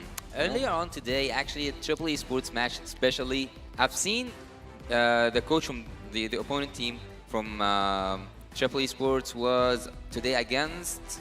See you soon. See you soon. That's right. So the See you soon coach actually led the draft for Triple Esports to take what they want. Do you think, Leo, that today we will see Coach Master the Basics do the same thing to Team SMG? It's not about what they want. For Coach Master the Basics, for Blacklist International, again, knowing how they operate for years now, it's about what protects them. It's what allows them to perform. This is actually very true. There was a time where Coach Pao and Renegade was together in a team. That was season 10. Yeah, no, that's where Oh, that clip next came from. play. That's where that Exactly, vlog came exactly. from. The survival. Look it up, folks. Yeah. Friendly fire. Friendly Fire. Yeah. That was it? No, it was... What was the title again? The survival. The Survival, yeah. Survival. Yep.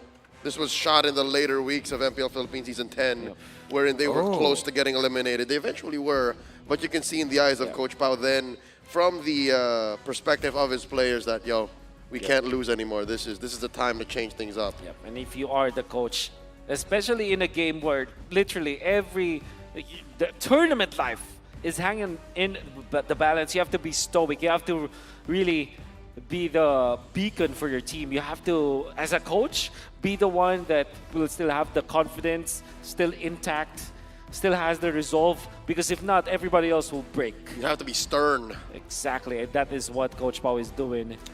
But he will need to do more than that, because now it's a drafting phase. Yeah, focused as the laser. Team Blacklist, I can see the determination in their eyes to finish this off once and for all.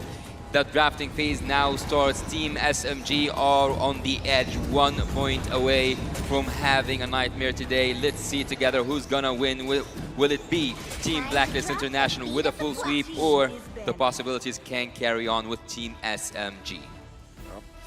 Gaze. Back shot, Nolan. It's gonna be standard. So it will, for Blacklist, I remember it was, what was it? What did they ban? The last game? Faramis? No, it wasn't. No. Right? Nope, Faramis was left out. Yeah. I'm having a moment of blackout here. Yeah. I don't think, honestly, I don't think the Valentina is the best first pick for SMG. Yep. It's too, what's that, limiting? Yeah.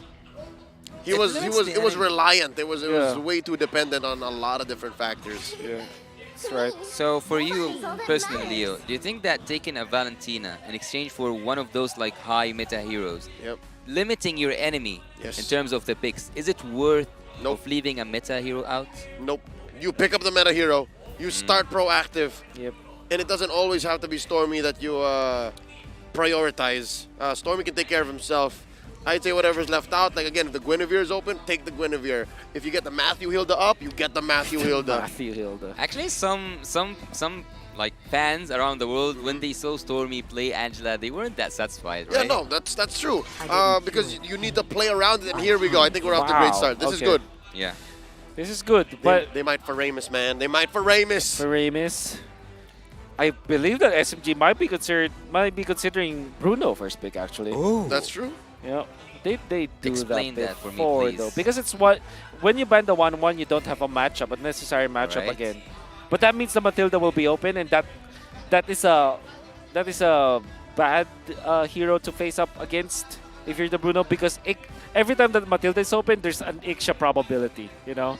Nolan, Guinevere, Matilda. Nolan's banned. Nolan's banned. Nolan's banned? Oh, I didn't see him. Okay, so Guinevere and Matilda. Guinevere's out. Okay, I'm only thinking Matilda or Bruno here for Team SMG. Both are power picks. I mean, it swings hard. Yeah.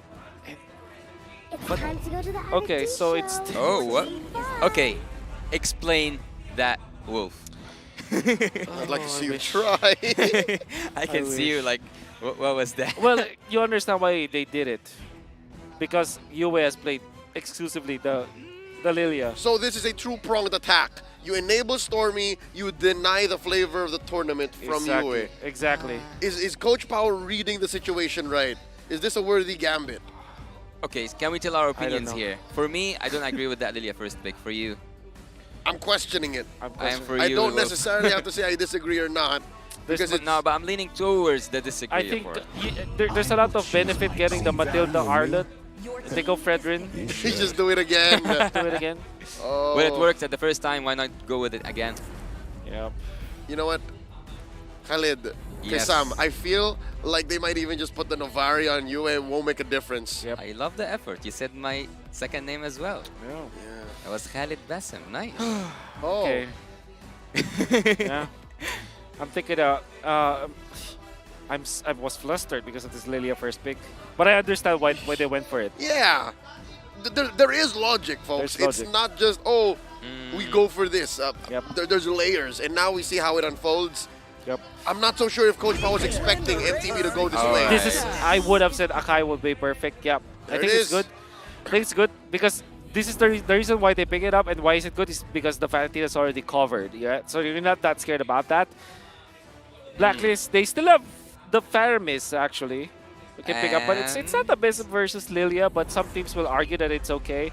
Novaria should be also an option here for Blacklist International. The Diggy against the Akai is good. Against the Bruno, no. No, against the Lilia, neither.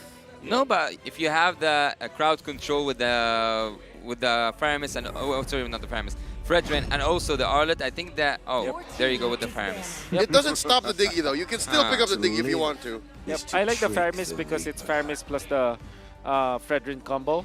And some teams like they always say like Lilia is good against Faramis because of the shields.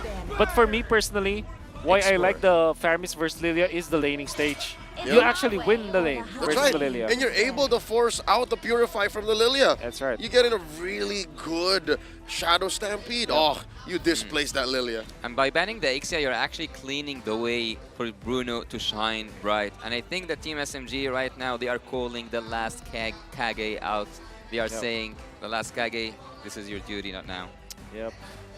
If the Edith is banned by Blacklist, it's now hard to repair, or at least to supplement the composition of Team SMG. Terizla should be an okay pickup for Team SMG, but I think Edith is the real hero that can actually contest this Faramis pickup coming out from Blacklist. If that gets banned out, it's going to be very difficult for Team SMG to think about the second phase. I'm wondering if MTB is going to attack the XP. All the more. This is a tell. There's the Yuzhong and the X-Borg taken out. They're going to put something really soft on Oheb. Oh, wait. Are they going to go the Kusei route and pick up carry eventually? That could be the last pick, though. Yeah. But you still have a lot of heroes left. Still have the Beatrix.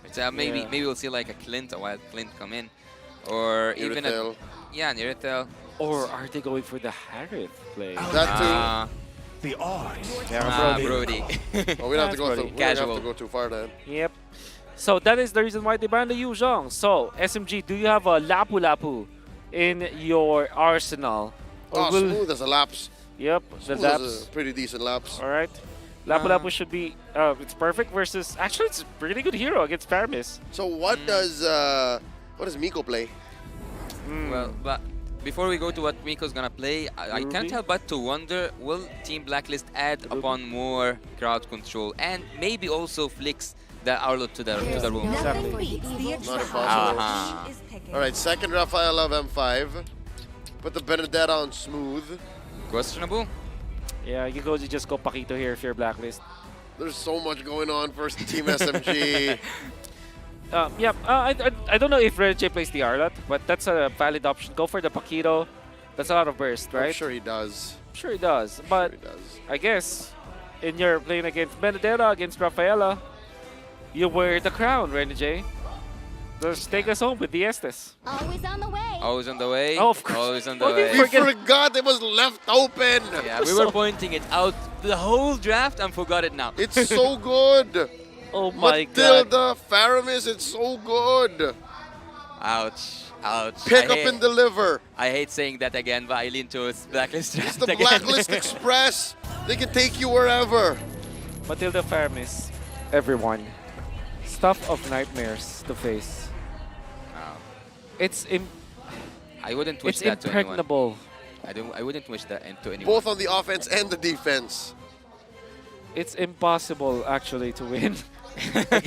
I'm just gonna say it out. That mid lane trio. Wait, are you feeling some guilt for Lafelle? I can sense that. No, it's just like I understand why they went for this kind of draft style for the side of Team SMG. Yeah. But there were many like criminal offenses. There were a lot of turns they could have done to avoid this outcome, but here we are. Team SMG is going to do their best to play this out, maybe force a game number 3 as we go into the land of Dawn for game number 2. Purple start here for Saksha. Yep. While Sensui goes for his orange with a little bit of help from Oheb. let's just say the Matilda Faramis plus the Fredrin trio is such a wall that it's so difficult to defeat. But let's just look at what are the good stuff here for the side of Team SMG. They have Bruno Rafa, which is a very strong classic combo. That if they play properly, they might just go for the siege. Okay. Flicker? He's not gonna commit. Close He's not call. gonna commit. Well, the game isn't only about the draft though. Also, if Team SMG managed to pull off some good macro skill stuff, strategy, protect the king, babysitting. Whoa! I just hope that whatever macro Smooth has it in him, they should utilize it, especially with this hero. That's the second time Team SMG almost got someone down, almost took first blood off camera. Well, Barely missed it. Here it is in front of our eyes. A Smooth drawing first blood on Agent Zero. Managing his business in the dark. Yep. A very important kill. So, okay, so now obviously the team fight is Blacklist International. It's far too easy for them to execute.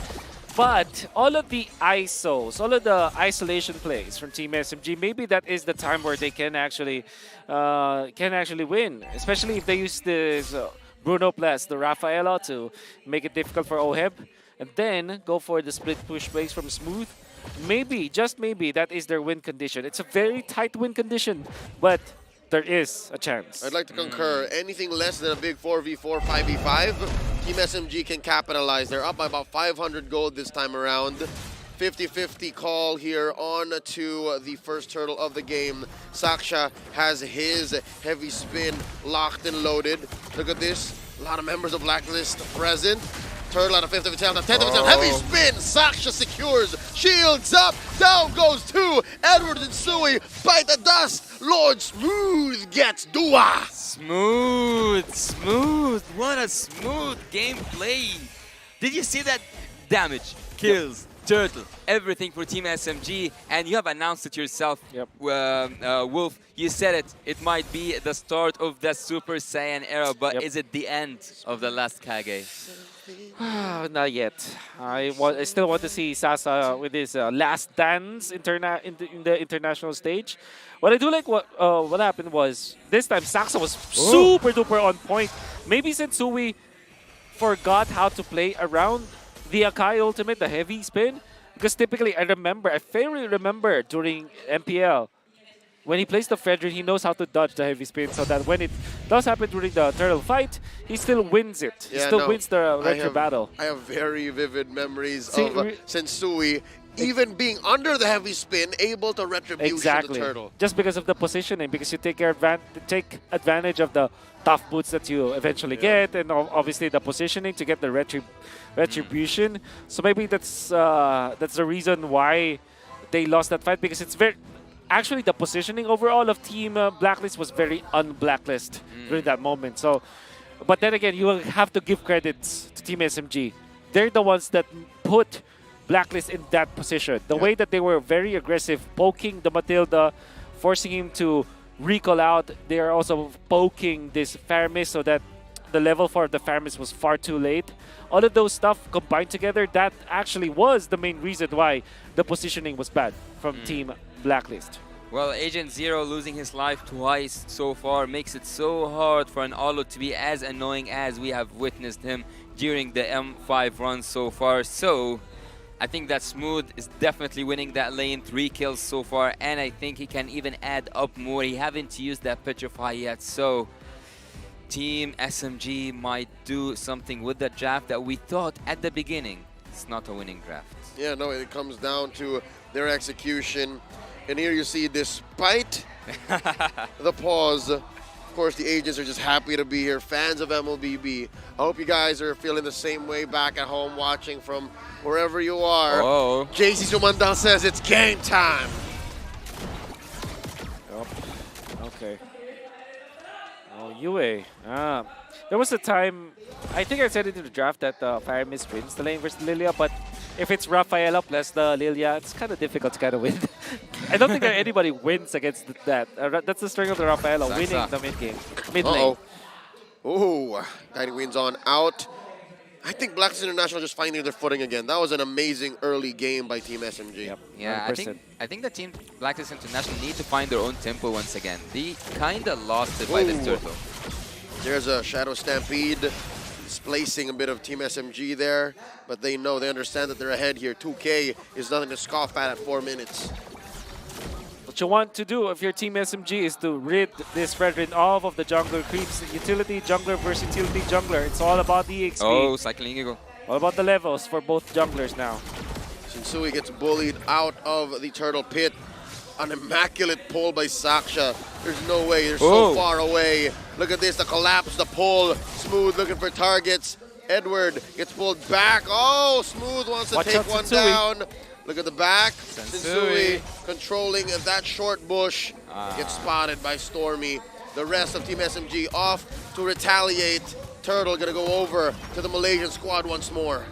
Saksa uses the retribution so they cannot invade the purple buff, but nonetheless, they take a very good fight. Good pokes coming from Team SMG.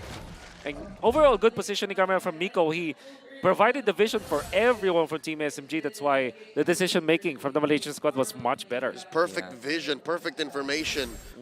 And with Blacks International still squirming, still scrambling to find their footing once more in this early game, Team SMG are poised to succeed. They can keep going. Actually, well, look, actually after helping Bruno during the draft phase, and now seeing that Bruno Gold is that good, I think that Team SMG are on the right path, the path that Coach Bao have wrote for them. And Saksa so far, I think that even though he is the Akai, one of those who are dominant when it comes to neutral objectives, still, Shinsui, you guys said even under the heavy spin, he can reach out. That's right. Which means, the Lord Dances will be the choice now for Blacklist. I think that during MPLI, there's one thing that I saw from Blacklist International, which is, I call it the ADP, Anti-Disaster Protocol. Which generally happens is that they're so good at recovering when they're down like this. And what they do is they don't how to say this? They're not anxious to kind of recover. No, they're not rushing. They trust the process. They trust the process. They just level up. So when they're behind like this, the main goal now for Blacklist International is to take care of the jungle. That's the first step in their anti-disaster protocol. Let's secure jungle so that when the Lord fight happens, even when the other team is leading by 5,000, you have the same level with the opposing jungler. And hey, if your retribution is as sharp as Shinsui, that's exactly what you want. Yes. And after mentioning the Team SMG in the last game, we said that when they lose the early game, it's so hard for them to recover. Right now, they are winning the early game by all means, killing-wise and also turtle-wise, so neutral objectives, everything looks good. Oh, Smooth. Lord Smooth, 2v1, maybe not a 3v1. He spent all his whole kit, gets shut down by Agent Zero, but not without Yue almost going down. Stormy had to steal away that turtle. Yeah, no, just because they were dueling here in mid. Yep. Look at Shinsui. A lot of levels, a lot of EXP ahead of Saksa. This is the ADP, everyone. Necklace of Durance coming from Miko earlier on. It's still minute 7, and I think that Team SMG are again going into the right path. But Team Blacklist, as you said, they have this. You call it ADB. So ADB, they are actually taking turrets. Did you see that slide? He came from like the bot lane to the mid lane, free ride. Yeah, that's the in-game sound. Guiding wins again, the mobility that's provided by a Matilda. And they're able to, again, not just farm up for Shinsui, keep his retribution sharper, but even shrink this gold lead down to about 1,500. And they're protecting their main artery in mid, blasting all these minions from Team SMG. How else would Brody react, right? Only that. Any other hero, actually. Man, look at this. I'm just really amazed. Sensui level 11, Saksa is level 10. Whoa. Offensive guiding wins, man. Yeah, Rinja at this point taking Team Blacklist International all around the map. Mid lane you find, bot lane you find, anywhere you will find the right to go into the right direction. You should trust Renegade when it comes to that circling eagle. Oh wow. Edward doing some housekeeping. Saksha putting the purple buff in jeopardy. Sasa pushing out. Shinsui secures it with the retribution. Looking for the knock-up, looking for the damage. Sasa's going out here. Circling eagle cancelled. This is very foreign to Team SMG, the way that they are leading and controlling the map. They got 3 turtles. But come the next Lord fight, they will not have the right amount of retribution against this against this Fredrin. Fredrin is looking to be a level ahead of the Akai come the first Lord fight. However, though, I'm gonna say they still have the heavy spin, so which is a big factor in these Lord dances. But is this the first time so far that we see Team Blacklist International Whoa. under pressure? Ouch! I mean, quick answer, no. They have faced adversity all throughout their careers, all throughout their run, even as this lineup alone. But just the same, what happened to OHEB there? I missed that. Team SMG blasting this Lord, blitzing it. Wow, the blink of an eye, you'll miss it.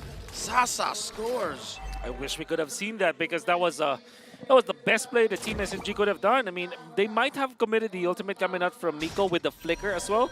Very deadly with that, and they have the burst anyways. Combined the Bruno plus the Lilia, that's a lot of like burst damage that you can take out with just the Holy Baptism. And by the way, the Baptism is such a strong CC. It's a long duration ultimate actually. Yeah, I think that the best possibility that Team SMG can pull off here is make Team Blacklist International go behind their inhibitor turrets. So it's not a possibility to see a finish, but more of a, if you take the second or secondary turrets, you're fine. And remember when we talked about the draft a while, it was an impregnable trio from Blacklist International. And we said that the main win condition for Team SMG will be pickups. And so far, they have been doing that in the past 2 minutes. They're slicing and dissecting Blacklist International, forcing them to disperse and have the advantage now. And right here, we see a lot of pressure from top lane. Heavy spin, the perfect dispersion. You're going to get one. OHEB gets popped. The Hitman far away from home. Big ol' CC, top lane. Blacklist International scrambling. Team SMG not going to go down so quickly. They're underneath the base. We're going to game 3. We're going to game 3. Oh my God, still moving under gunfire. SMG ties the odds. And what a beautiful ultimate coming out from Saksa in the end.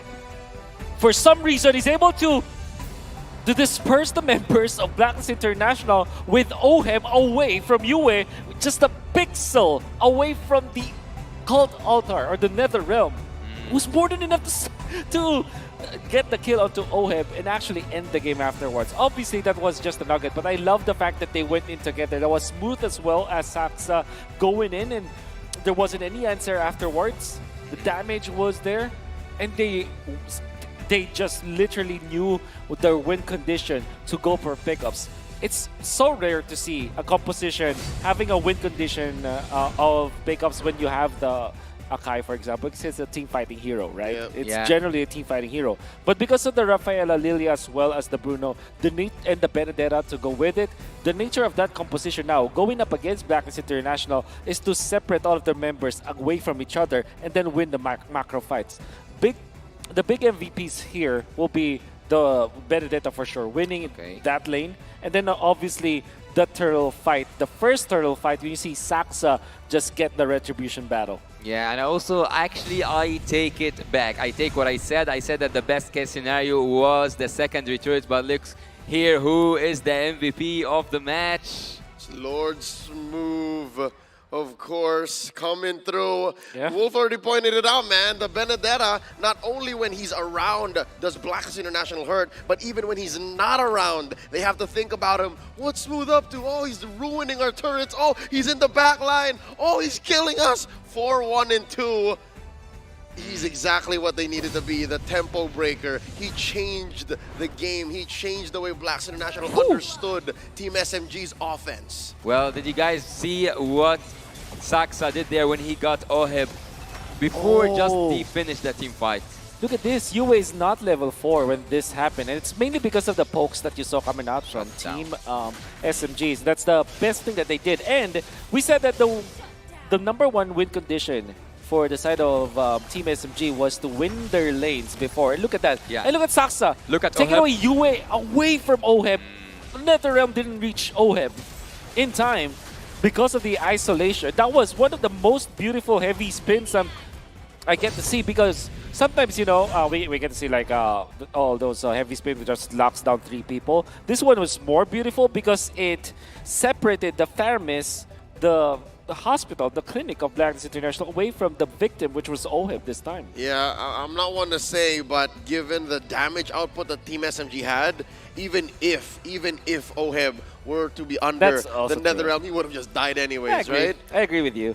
But then again, it's just like wonderful to see. Like Saxa has tricks up his sleeve. By the way, I want you to turn your eyes onto Smooth going in for damage emblems, and then eventually when we flip the switch, it's damage build as well. The Malefic Roar, Bloodlust Axe, and the Rose Gold Meteor. Typically, when you see a Benedetta in the XP lane, it's quite tanky, right? You go for sustain. You get maybe perhaps one Hunter Strike to go to as your first item, and eventually transition into tanky art into sustain. But he went in full damage. That is why you saw that he is battling against Blacklist International. Also, that speeds up his wave clear. Yeah, it's exactly what defines the dynamics of this game. The fact that this Benedetta built this way echoes throughout everything that SMG did. We were expecting for them to win team fights. We were expecting for them to win at a weird pace, a different pace. Instead, they go this fast, and I don't think Blacklist was ready for it. Yep. 36.8k damage, though. The carry of the game is Smooth. And somewhere out there, Womi's watching and is very happy because now a damage build Benedetta worked. He's giddy. I can feel it. And Yasu, you saw that there was a Maniac. I'm not so sure. Is that the first Maniac of M5? I'm not so sure as well. That's why I didn't want to point it out, but a Maniac by Bruno Sasa at some point was just unbearable. He did. He did. He got it. You gotta give it to Team SMG, but there was one move that was kind of scared of for them, because Blacklist International were getting so much levels onto Sensui, they could have won that Lord fight. But for some reason, OHIB was picked apart. Unfortunately, the camera didn't catch it, but maybe we'll just look back at it, which kind of tells you that maybe Miko did a wonderful play, because after that kill onto OHIB, they were able to get the Lord. I was looking at the spells, I was looking at the ultimates. Holy Baptism wasn't available, so I can only just assume, as well as the Flicker, so I can only assume that they went in for the Flicker ultimate onto OHIB. With the Burst on Lilia as well as the Bruno, it was enough for them to take out that Brody before the Guiding Wind kicked in. Well, there is something that this game tells me, and that the wildcard winner have took a previous champion down on the second game. So second chances, maybe it's gonna work for SMG. I guess, if you look back at the wins of Team SMG, it was when they win the early game, but they unfortunately lose in the latter portions of the game. I think that if they play aggressively, they have the better shot against Blacklist International. And this is not the first time that Blacklist International lost against a team that played so aggressively. And maybe that should be their formula against Blacklist. I'm excited to see again. Was not expecting a Game 3, and here we are. So I have to give it up to SMG. They did great here. Well, stay tuned for the next game. For the next game, we will go for a short break in a few seconds. Wait to see who's gonna win, Blacklist or SMG.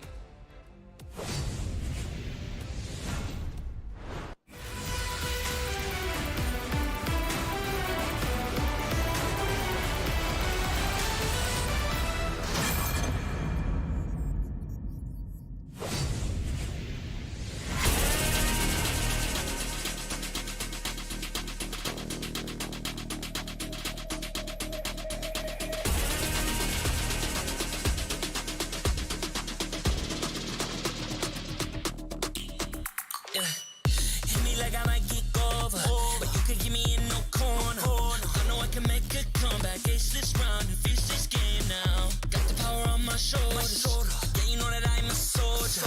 You can keep me off my guard, but you can't keep me from my honor. I feel like the floor is lava, the energy's getting higher. You're saving my arms, 'cause I know just what I got.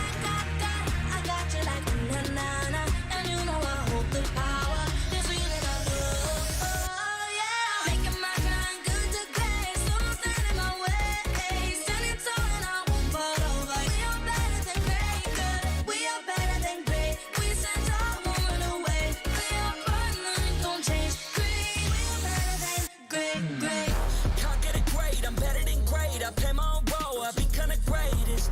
Transcend myself into this game, yeah. I build a power to dominate fate. Championship fresh in mind, no time for the week. We start to the game, shot reveal. Better than great, that's how we feel. I feel like the floor is lava. The energy's getting higher. You're saving my arms. 'Cause I know just what I got. I got you like na-na-na. And you know I hold the power. This feeling I know. Oh yeah. Making my grind good to great. So don't stand in my way. Standing tall and I won't fall over. We are better than great, girl. We are better than great. We stand tall, won't run away. Lay our first, nothing gon' change. Great, we are better than great. If we stand tall and believe we can make it, you and me, with a sense of urgency, you'll see I'm better than great. I'm better than great. Oh yeah, yeah. Oh, I'm better than.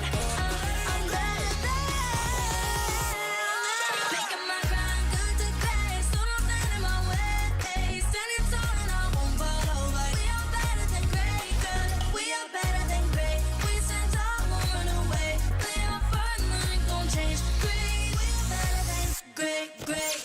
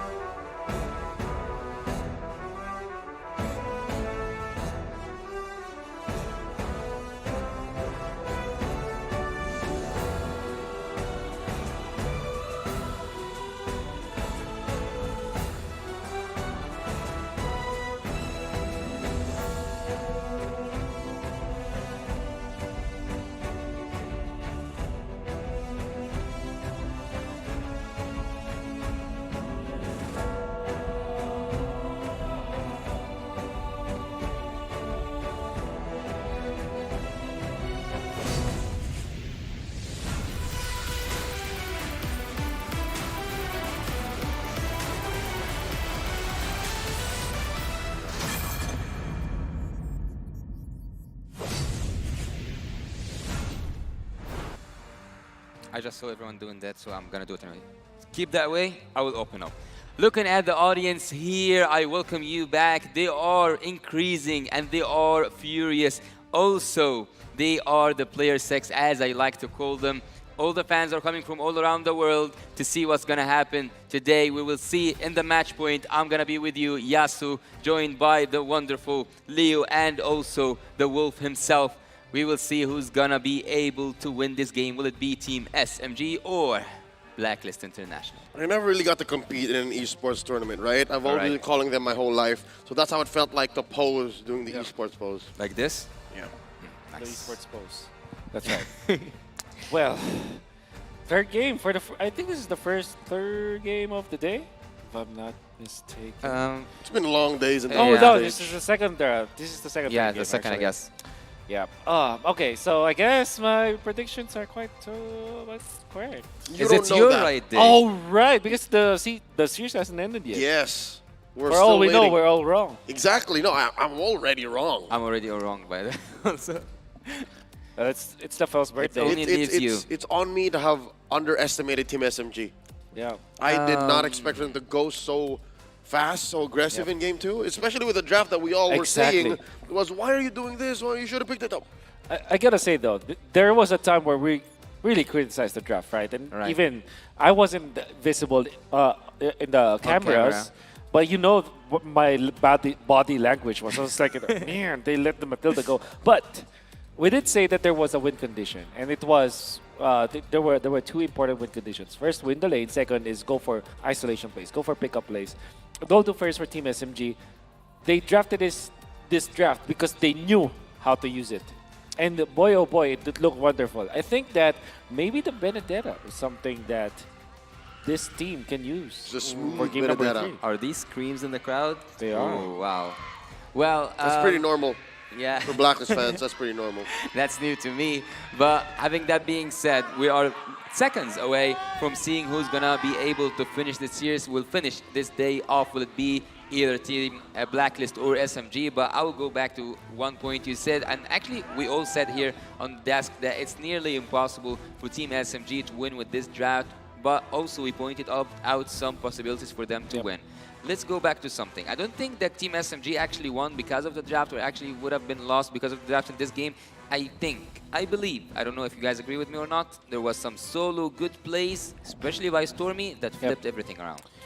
Yeah, they really brought it back with this Lilia being very aggressive against the Faramis. And I was kind of saying that some players prefer the Faramis versus the Lilia just because of the positioning, but we saw how well they utilized that Lilia to win the mid game. Would you take it again as a first pick? Yes. Whoa. Yes. More confident now. Yep. And actually, you might be surprised. Maybe because of this loss, Blacklist will now choose to go first pick. They first pick it themselves. That's a very Blacklist thing to do, you know. Yep. And then they also just respect the fact that Team SMG are able to go that fast. In Game 1, they did not go that fast. I mean, maybe it was with the draft. So now you have to wonder, right? We made them so comfortable in Game 1. We let them pick up what they wanted. Now, when Team SMG is forced up against the wall, up a corner, they bring out these pocket picks, these strats that allow for them to be so aggressive. What's going on in the mind of Coach Pao? What has he been left cooking in the lab? I think that Saxa, when I saw actually the Benedetta, I was having those memories of seeing Saxa switch with the XP lane in terms of the Benedetta itself. Because at the finals of MPL Malaysia, we have seen that happen, and he was perfectly executing that. I think that Benedetta is a hero that Blacklist also plays, so maybe they snatched that Benedetta. It's still Edward. It's still Edward. That's right. There's a Batusai version of Edward. That's right. Variant, I mean. That's right. Quick recap in Game 2, it was an MVP performance by Smooth. So now, I don't doubt that maybe Blacklist will see that as a priority. Okay. Who gets the... Okay, so they still get the second pick. I remember they banned out the... It's actually... What did they ban third? I forgot. But anyways, at least for Blacklist, they're going to be banning out the 1-1. Guinevere. Yeah, well, Guinevere. Game 1 was Bruno that they banned out. Maybe this... it's Angela. Okay. A different... This will be a different... this will be a different choice now for Team SMG. They're baiting something else out. Exactly. I think that both coaches are cooking something. You ban the Valentina still for Team SMG. It's like it's no longer Haka Sensui going up against Blacklist. It's Sakayue. So it seems. I see you change a bit by a bit, Wolf. Earlier on, you didn't favorite that Valentina at the beginning, and then not favoriting that Lilia. What changes your mind? Is it the perfect execution? It's mainly because they take, it's like I said, Hakayue. So that's the focus. I didn't cure it. And also they're very comfortable with it. They're going to keep doing it, man. They're going to compromise Yue because it worked so far. Yep. It's just one game. Do you ban the Bruno if you're Blacklist, or just leave it open because you know for sure that you can pick it up? So maybe you just ban 1-1 here. Force Team SMG to pick up the Lilia, then you get the Bruno. Time to go to the Oh, they banned it themselves. Oh, I think they are sending a strong message. Like, you want to ban Valentina for us? Let's also ban the Lilia. Man, we don't this care. is exciting. This changes the dynamics. This is exciting. That leaves open the Guinevere.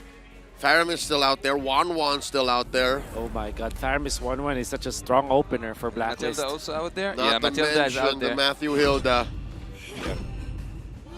Oh, there it is. Okay. Then you don't have the Lilia to answer it. How do you pick it up? So yeah, you go Claude for sure. I think you go. You maybe secure the Minotaur now if you're Team SMG. Oh, that's such a good front line. Yep.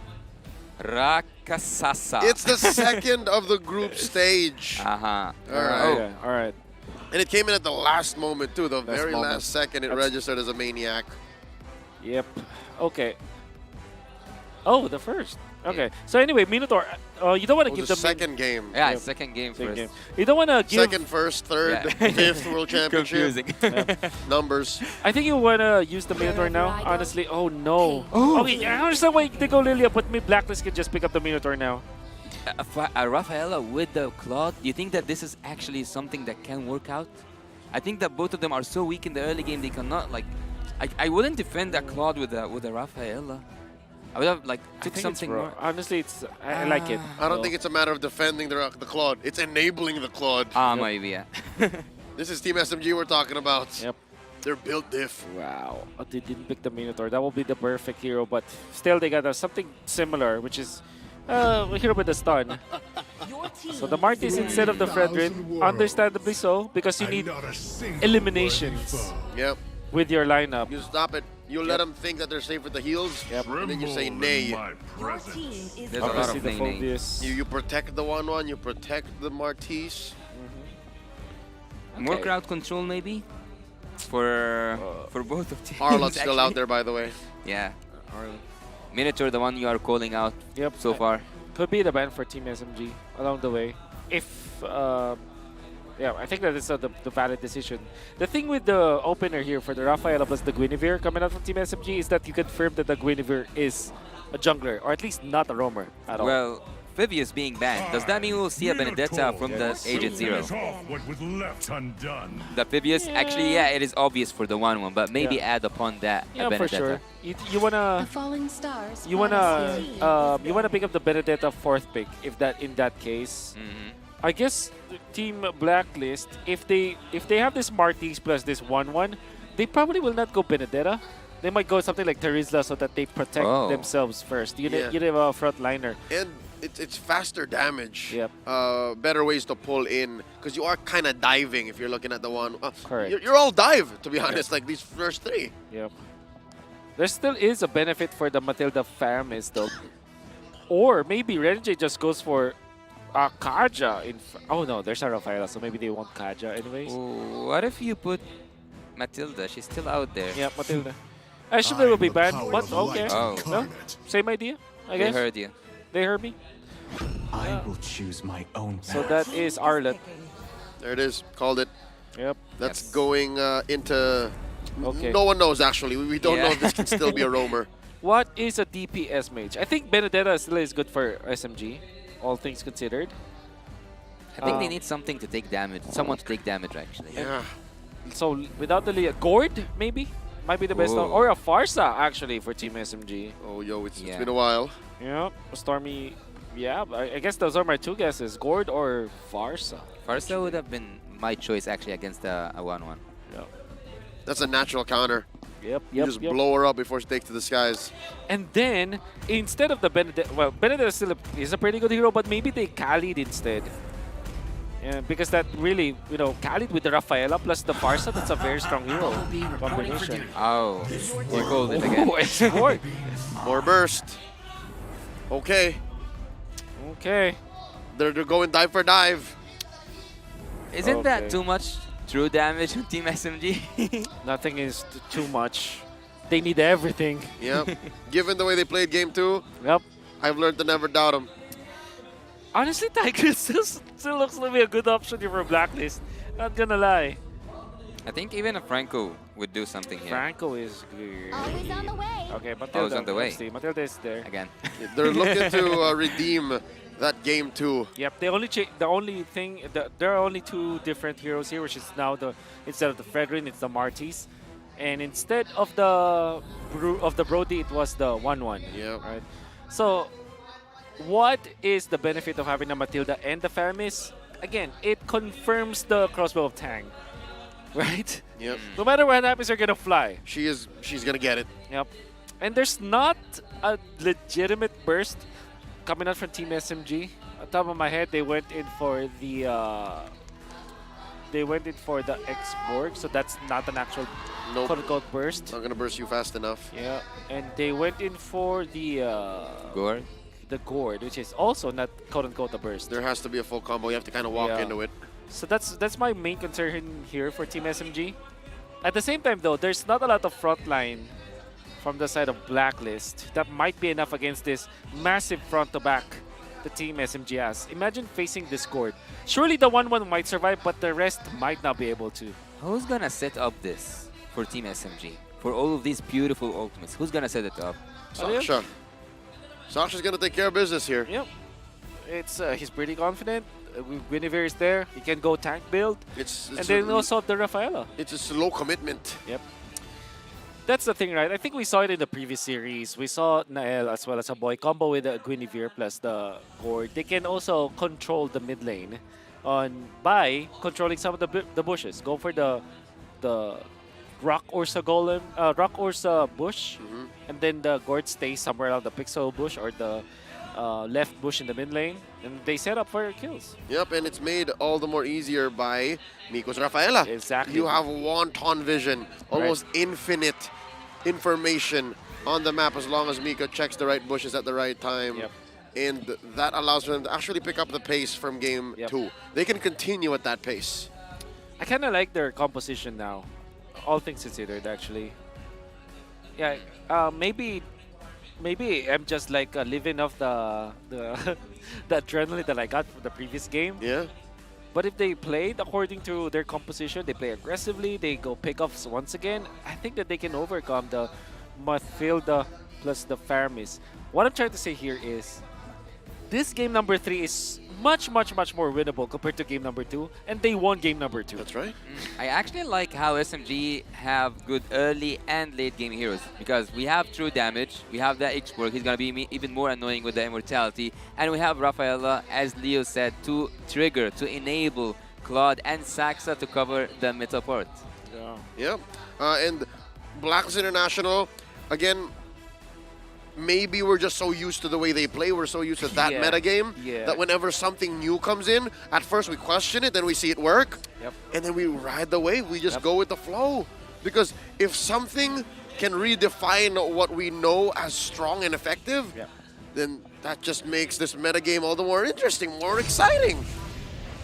I guess at the end of the day, this is still 1-1, right? 1-1 likes facing the Guinevere because he has needles and flowers anyways. And the Faramis 1-1, and the Matilda, like I said, it confirms the crossbow of tank trigger because that's a lot of sustain that you can get out of that hero. There's no legitimate burst from Team SMG.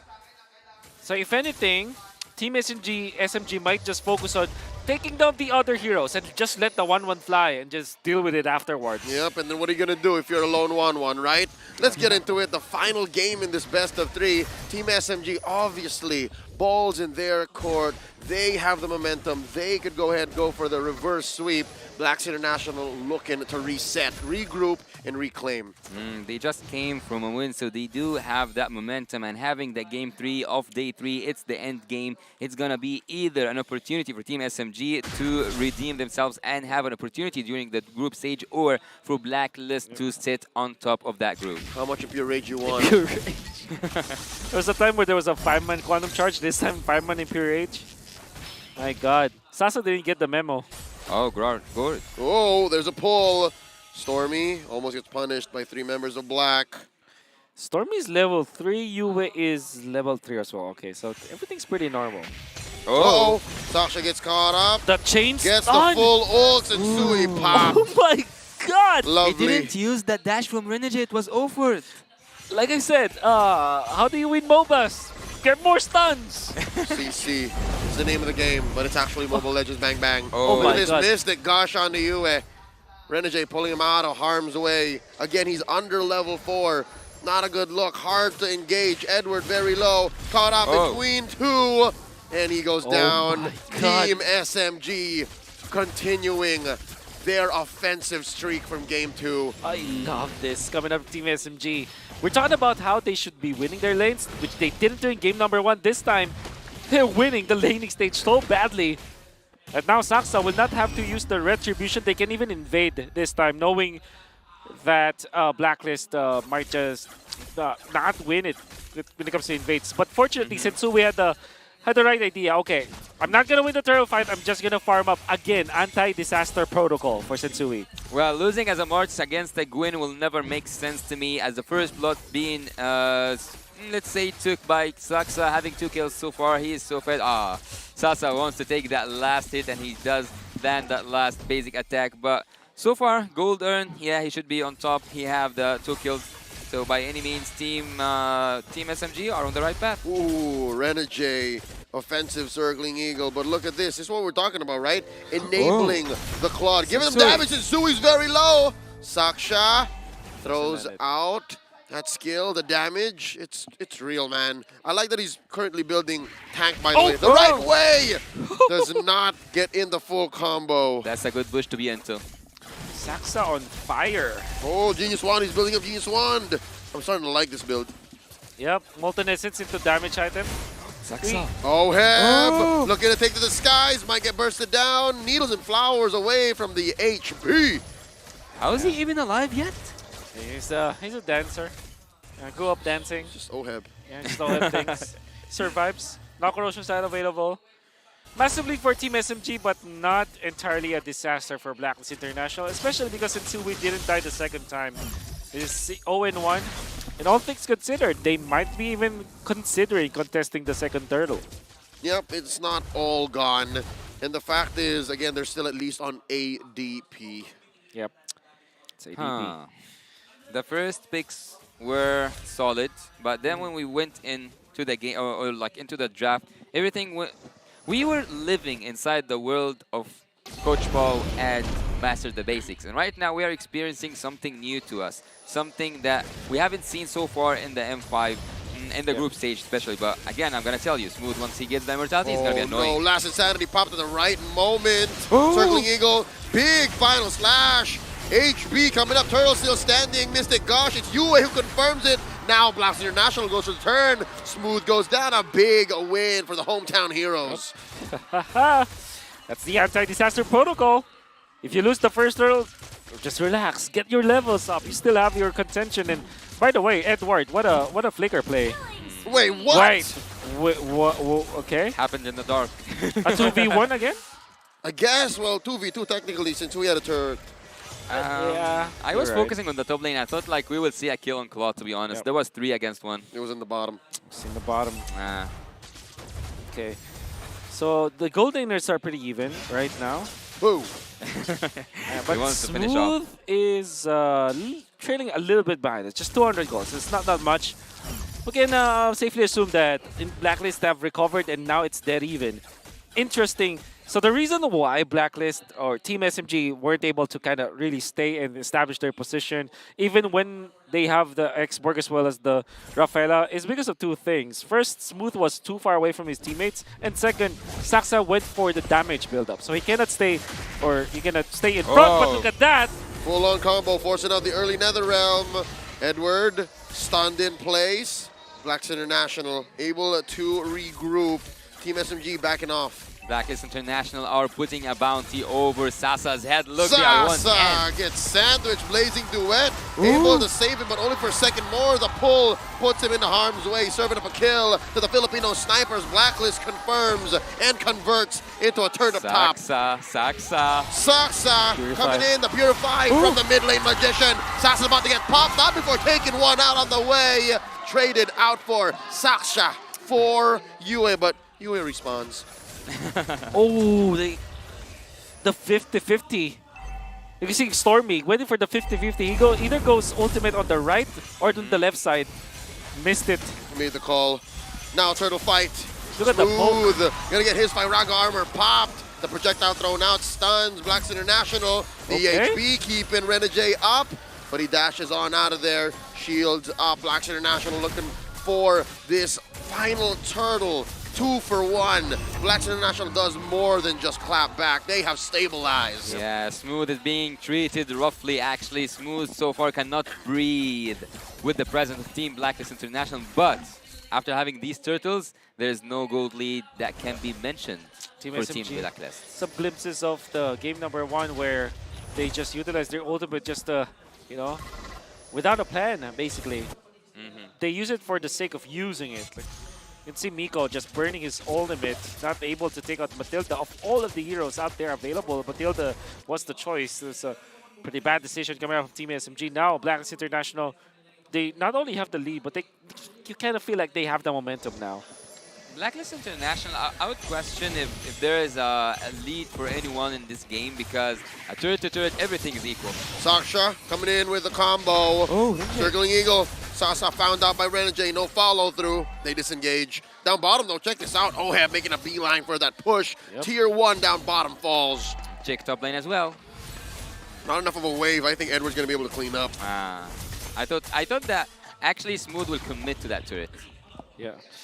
This is where my reservations about the X-Borg really come true, because you're not that quick when it comes to dealing with the minion wave. Yue, but at half health, this is blowing up. Two Sasa. minions, two fights. Sasa survives, but only for a little bit longer. Looking for the whips. Looking to take to the sky. Sasa survives, and now Sasha keeps them in place. Look at Renegade, looking for the positioning. Coming through, the projectile thrown out. Blacklist asserting dominance, but unable to find anything conclusive.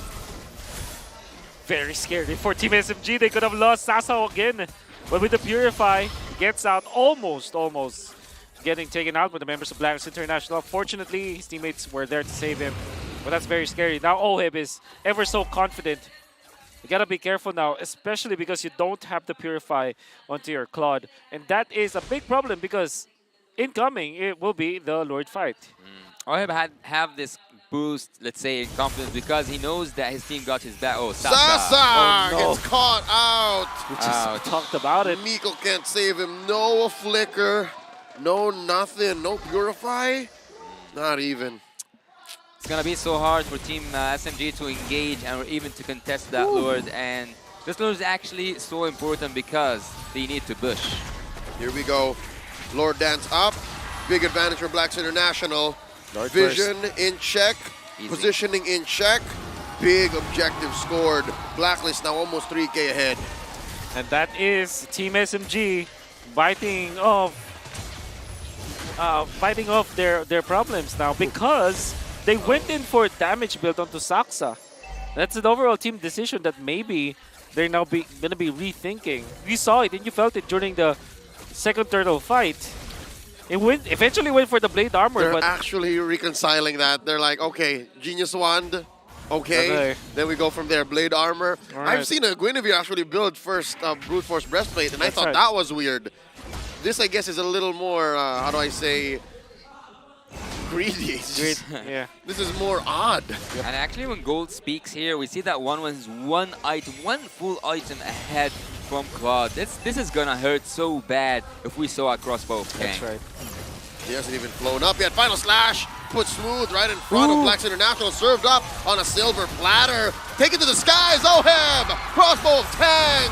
Smooth survives, but only for a little bit longer. NetherRealm keeping Blacklist International topped up, catching that Mystic Gush right to the face. And they disengage. Lord taken care of in mid. Sensui and the gang wailing away at that tier 1. In mid, scored, capitalized, converted. Blacks International owning the map, turning it red. Matilda coming up from Red J, Stuff of Legends. We're so impressed about his gameplay with the Matilda back in FPL Philippines playoffs in Season 12.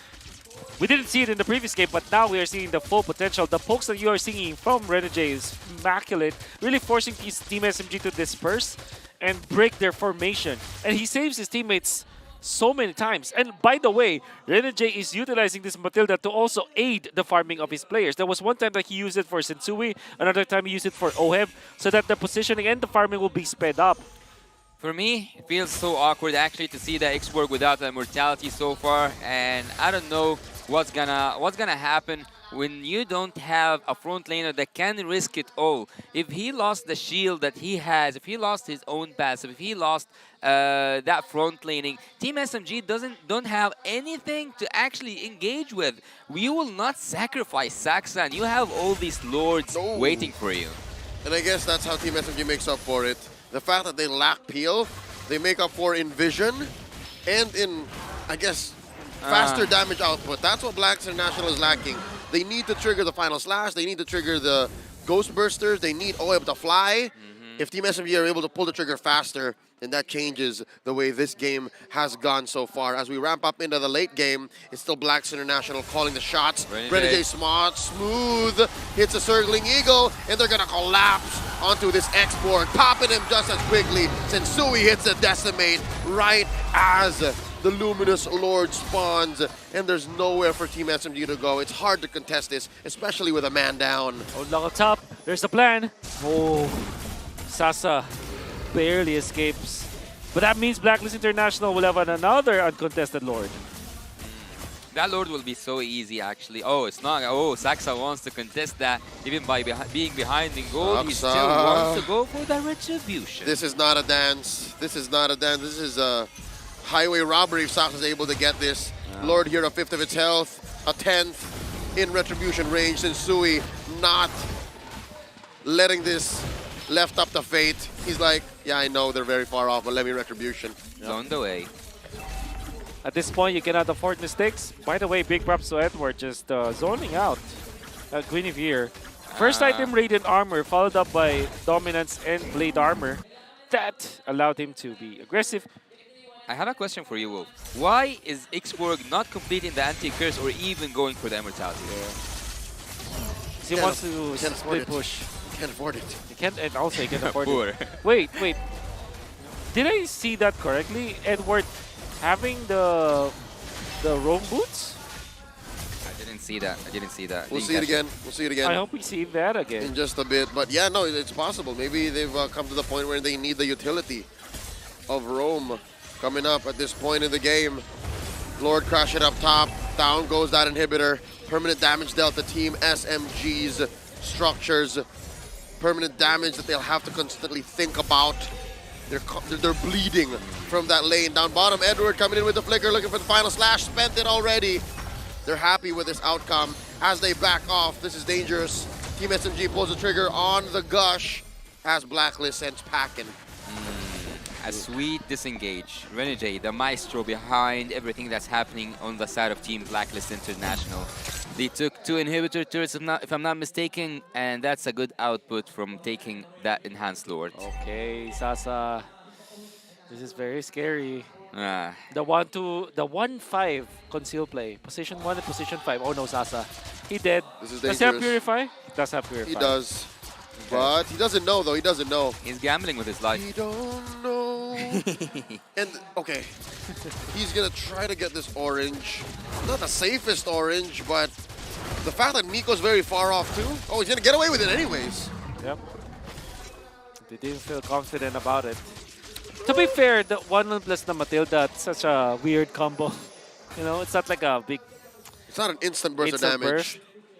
If it's like carry plus the Matilda, it's a bit different. Different story. Maybe Franco 1-1 could be good because of the flight. I think that Oheb and also Renegade have been sleeping in this bush for quite a solid minute. We've seen Filipino teams do this much longer. Yep. We've seen upwards of 3 minutes, 4 minutes. And now, the test of patience. I think they're approaching 2 minutes now. Do they want to find the back door or like see a team fight from It's a another? pick off. The pick off they're looking for. They see Smooth, forces out the last insanity. They have to reset. Yep. And be A-okay. But this will be another defense coming out of Team SMG, just controlling the minion waves for now. Lord, gonna be up. Obviously, both of the junglers are level 15, but Blacklist International, they can burst this, especially because they know that the Claude is in the bottom lane. They see it. They're short of man. They also spot Saksha. Yep. Oh, this is gonna be a burst. They're gonna burst it. SMG do have the ability to defend, but will they go for a defense though? All right, That's a Renegade burst. cancels it. Lord here, just approaching under half health. Down to a 4th, down to a 5th. Yes, and Sui's gonna have to commit to the retribution. In comes Saksha. There's a turn. There's a turn. Down goes Saksha. Lord still standing. He takes it. And they're gonna turn on Sasa. He goes. It's just 3 defenders left. Blast International calling it. This is endable, they're saying. It's endable. Let's have a Edward! Oh! Stormy gets taken out with a final slash off of the tip of Edward's spear. And now they're going inside the base. Lord marching up top. Big fat wave in mid. Just Miko and Smooth. Smooth and Miko. Can Team SMG hold on? They're clearing the waves. There's still a big siege cannon here. And Smooth gets his immortality pop. Nico catches a face full of crossbow. Tang, Lord about to march into range. It's just Miko left. Blacklist International gonna win this 2-1. No matter how hard you try, Blacklist will and did break the code. Game 3, last game of day 3 is concluded. Team Blacklist International are ahead in their group. Turtle number 1, it was heavily in favor of Team SMG.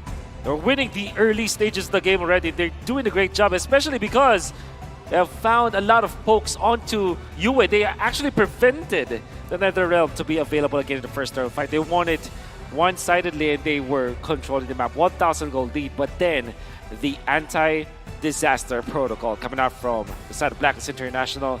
Immediately, they didn't even contest the turtle fight. They went straight into garnering the levels for the Martis.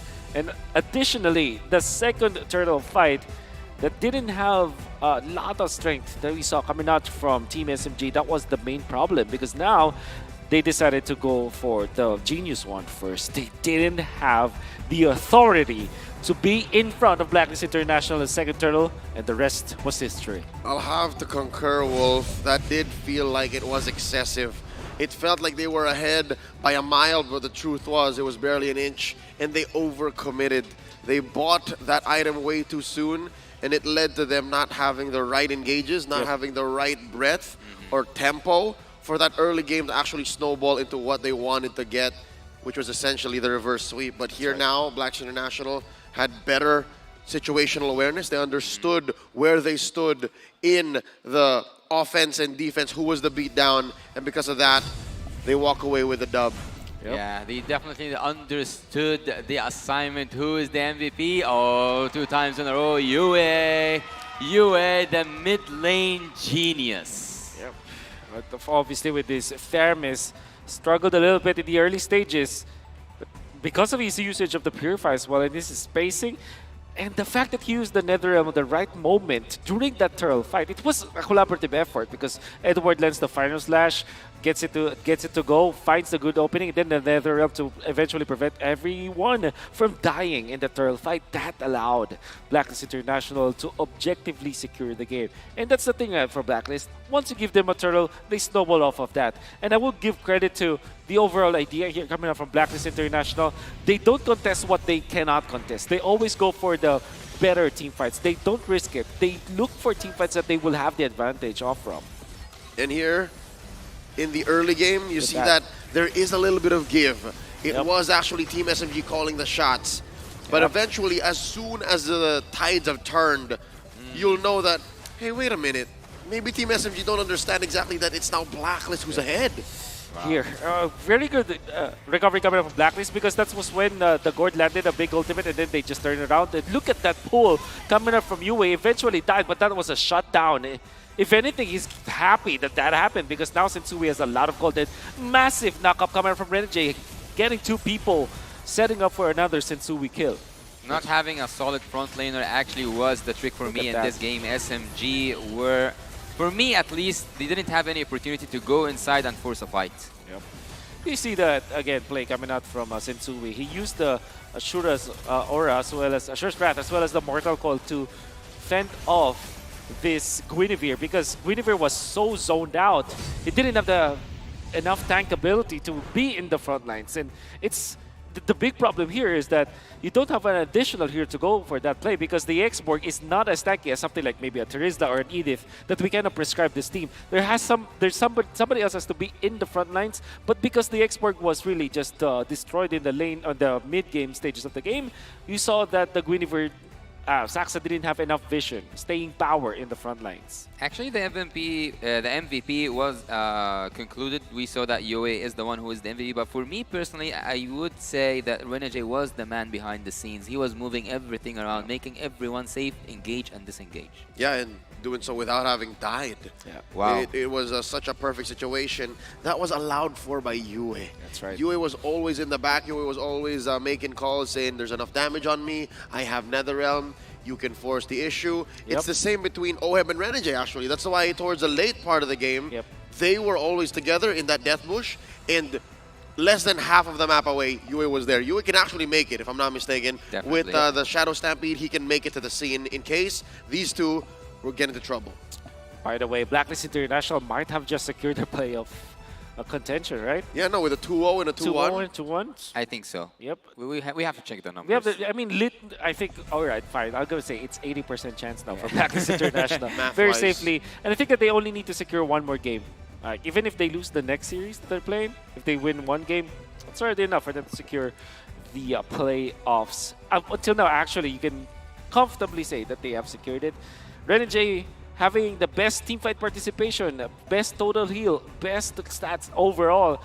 I do agree with Yashta here. Yesta. Yep. Renegade did a lot in this game. And thinking more importantly, his pokes was immaculate. The way that they are forcing this X-Borg. That's the main problem with X-Borg. You would think that X-Borg is a very tanky hero. It's not.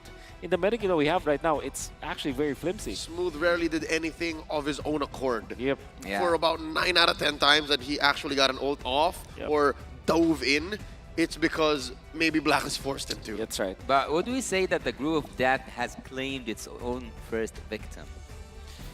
Team SMG. I think because they lost 2-1. 2-0 and 2-1. Changes things. It changes things. They're not 100. They're also not 100% out of it. There's a very low chance though. Hope. These 2-1s are interesting. I want to see more 2-1s. Yep. That's why I feel that no matter what happens, you have to win literally each game. This is the big problem now for teams like SMG, for Burmese Schools, even for Geek Fam, in fact, TOB. All these teams that have lost back-to-back games, they're in a very tight spot. It's a non-0% though, so you have to hold out for hope. True. That's true. Hope is a dangerous weapon, I would say. Two-edged weapon. Yeah, that's right. Because the teams so far, that's TOB, that's Burmese Schools, and that's SMG. They both lost their 2 series, but it's not like a 0-4, right? Bigatron Suns though. Oh, right. Wow. You're correct. Yeah. So that's the first victim. They might be. They might just be. It's tough. Very tough. And this is just the result of having this format. I think that our format is quite similar to M1, where there will be teams that are eliminated after the group stages. It's brutal. It's brutal. But then again, it's the World Championship, right? The best of the best. The best of the best play here. You have to be prepared. SMG was a very long route for them going through the wild cards. Almost won each of the games that they played against Fireflux Esports, but didn't. And now they won against Blacklist International, but only for 1 game. A difficult situation for sure, but not the end of the road just yet. Not absolute, at least. Yeah, no absolutes. I would say no absolutes. What would you say, Leo? I'll agree. Again, I just hope that even the other groups are as spicy, are as interesting, because I love a good underdog story. That's what I want to see here. Out of the groups, even without the knockouts just yet, I want to see a good underdog story. Actually, there's something that I say in Arabic, which is, who wouldn't like to see a champion? In Arabic, the literal translation for it, suffer. I wouldn't say suffer, but see him go through hard times. So we have seen Blacklist International go through hard times in the second game, and then they pulled off one of these perfect performances. Imagine in the upcoming stages, if those who are, let's say, S-tier teams suffer, how will they react? Well, it's always about like recovery, right? As you see from Blacklist International. They showed us that their game number 2 draft wasn't bad. They didn't lose because of the draft. They lose because of some of the playstyle. What they did was to adjust. They had the 3 same heroes, right? Yes. Literally, almost the same kind of strategy. That's majority of the heroes that they've had. And what they proved to us is that what do champions do when they're put in a bad spot? What do winners do when they're put in a bad spot? Recover. Have a plan to recover. Speaking of spots, let's see the standings after today has finished. Group A having see you soon with a full sweep. Wow. Wow. What a Wow. thunk. Yeah, they are the ones who got the opportunity in Group A to have 2 matches. That leaves Onyx TE Triple Esports with only one match. Group B now on top, Blacklist International having those amazing games today to finish it. And also Group C, we see that all of them they just played one game, right? Yeah. So AB Brand on top, but that's because they won 2-0. And Group D, Homeboys, is looking good for them. 2-0. They have only played one game. They still have 2 more to go. But Devo are in a bad spot with Geek competing on that second place. But still, as you said, hope still exists for TOP, the Ohio Brothers. I want you to turn your eyes onto Team Flash. Look at that. They're 3-3. They're almost there, but technically speaking, they're also in a very bad spot. I think, imagine this: Lil Gun, Team Flash, and Burmese Ghouls. Literally, all of them have their chances. And tomorrow we'll see some of these come to fruition. We're starting off with the Ghouls going up against Lil Gun, and then Fireflux versus RRQ Akira. Geek Fam against Devo. Days Vault from the ECA. They're showing some promise. That's right. And of course, Onic, tournament favorite, going up against Triple Esports. That's how you feel about that. Not good. That is not good. Yeah. That's the feeling. That's Onic. That's a big boss, basically. Actually, before while the groups were drawn, I was praying not to go up against Onic. It's just how it is. It's up to Coach Lyric and the boys now.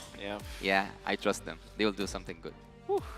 And I think that tomorrow will be the last game of only one team, Geek Fam, because TOB is not there, BTR is not playing. Who else did? Team Flash is not playing.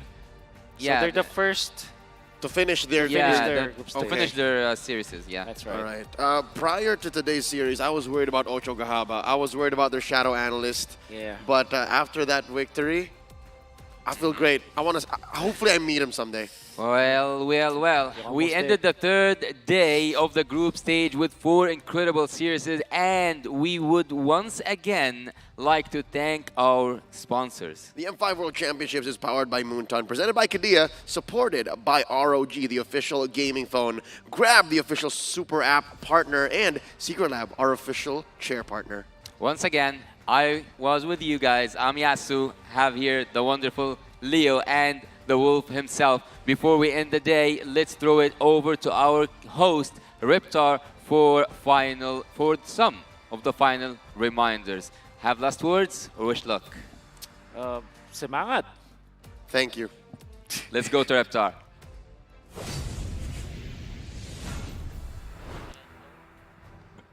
After 3 days of non-stop action, finally, we got to witness 16 of the world's best Mobile Legends Bang Bang teams be better than great here at the M5 World Championship. We saw the Cambodian representatives See You Soon clinching their 2nd straight sweep victory. This match was followed by the Mongolian Downloaders, sticking to their identity, what they're known for, after securing another reverse sweep against Singapore's Team Flash. We continued with the Indonesian runner-up Geek Fam, bouncing back at the cost of the Ohio Brothers' demise. Finally, we got to witness Blacklist International deny the reverse sweep attempt of Team SMG, defeating them 2-1. Tomorrow, another quadruple header is upon us. Will we witness more shakeup in the standings? Or will we finally see teams secure their slots to our knockout stages? Let's find out together. Once again, I'm Reptar. Good night and good fight, reminding everyone in the pursuit of victory to be better than great.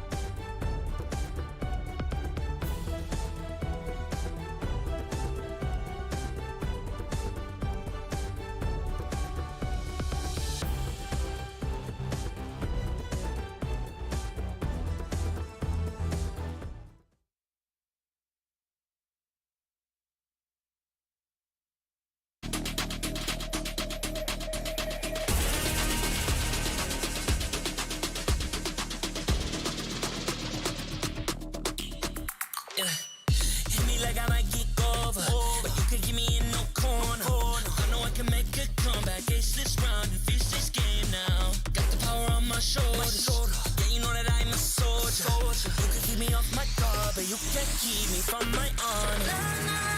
I feel like the floor is lava. The energy's getting higher. You're saving my arms. 'Cause I know just what I got. I got you like na-na-na. And you know I hold the power. It's real that I love. Oh yeah. Making my grind good to great. So don't stand in my way. Standing tall and I won't fall over. We are better than great, good. We are better than great. We stand tall, won't run away. We are burn, nothing gon' change. Great. We are better than great. Can't get it great, I'm better than great. I play my own role, I become the greatest. Transcend myself into this game, yeah. I build a power to dominate fate. Championship mind on top of the week. We start to the game, shout, reveal. Better than great, that's how we feel. I feel like the floor is lava. The energy's getting higher. You're saving my arms. 'Cause I know just what I got. I got you like na-na-na. And you know I hold the power. It's real that I love. Oh yeah. Making my grind good to great. So don't stand in my way. Standing tall and I won't fall over. We are better than great, good. We are better than great. We stand tall, won't run away. We are firm, nothing gon' change. Great. We are better than great. If we stand tall and believe we can make it, you and me, with a sense of urgency, you'll see I'm better than great. I'm better than great. Oh yeah. Oh, I'm better than. Making my grind good to great. So don't stand in my way. Standing tall and I won't fall over. We are better than great, good. We are better than great. We stand tall, won't run away. We are firm, nothing gon' change. Great. We are better than great.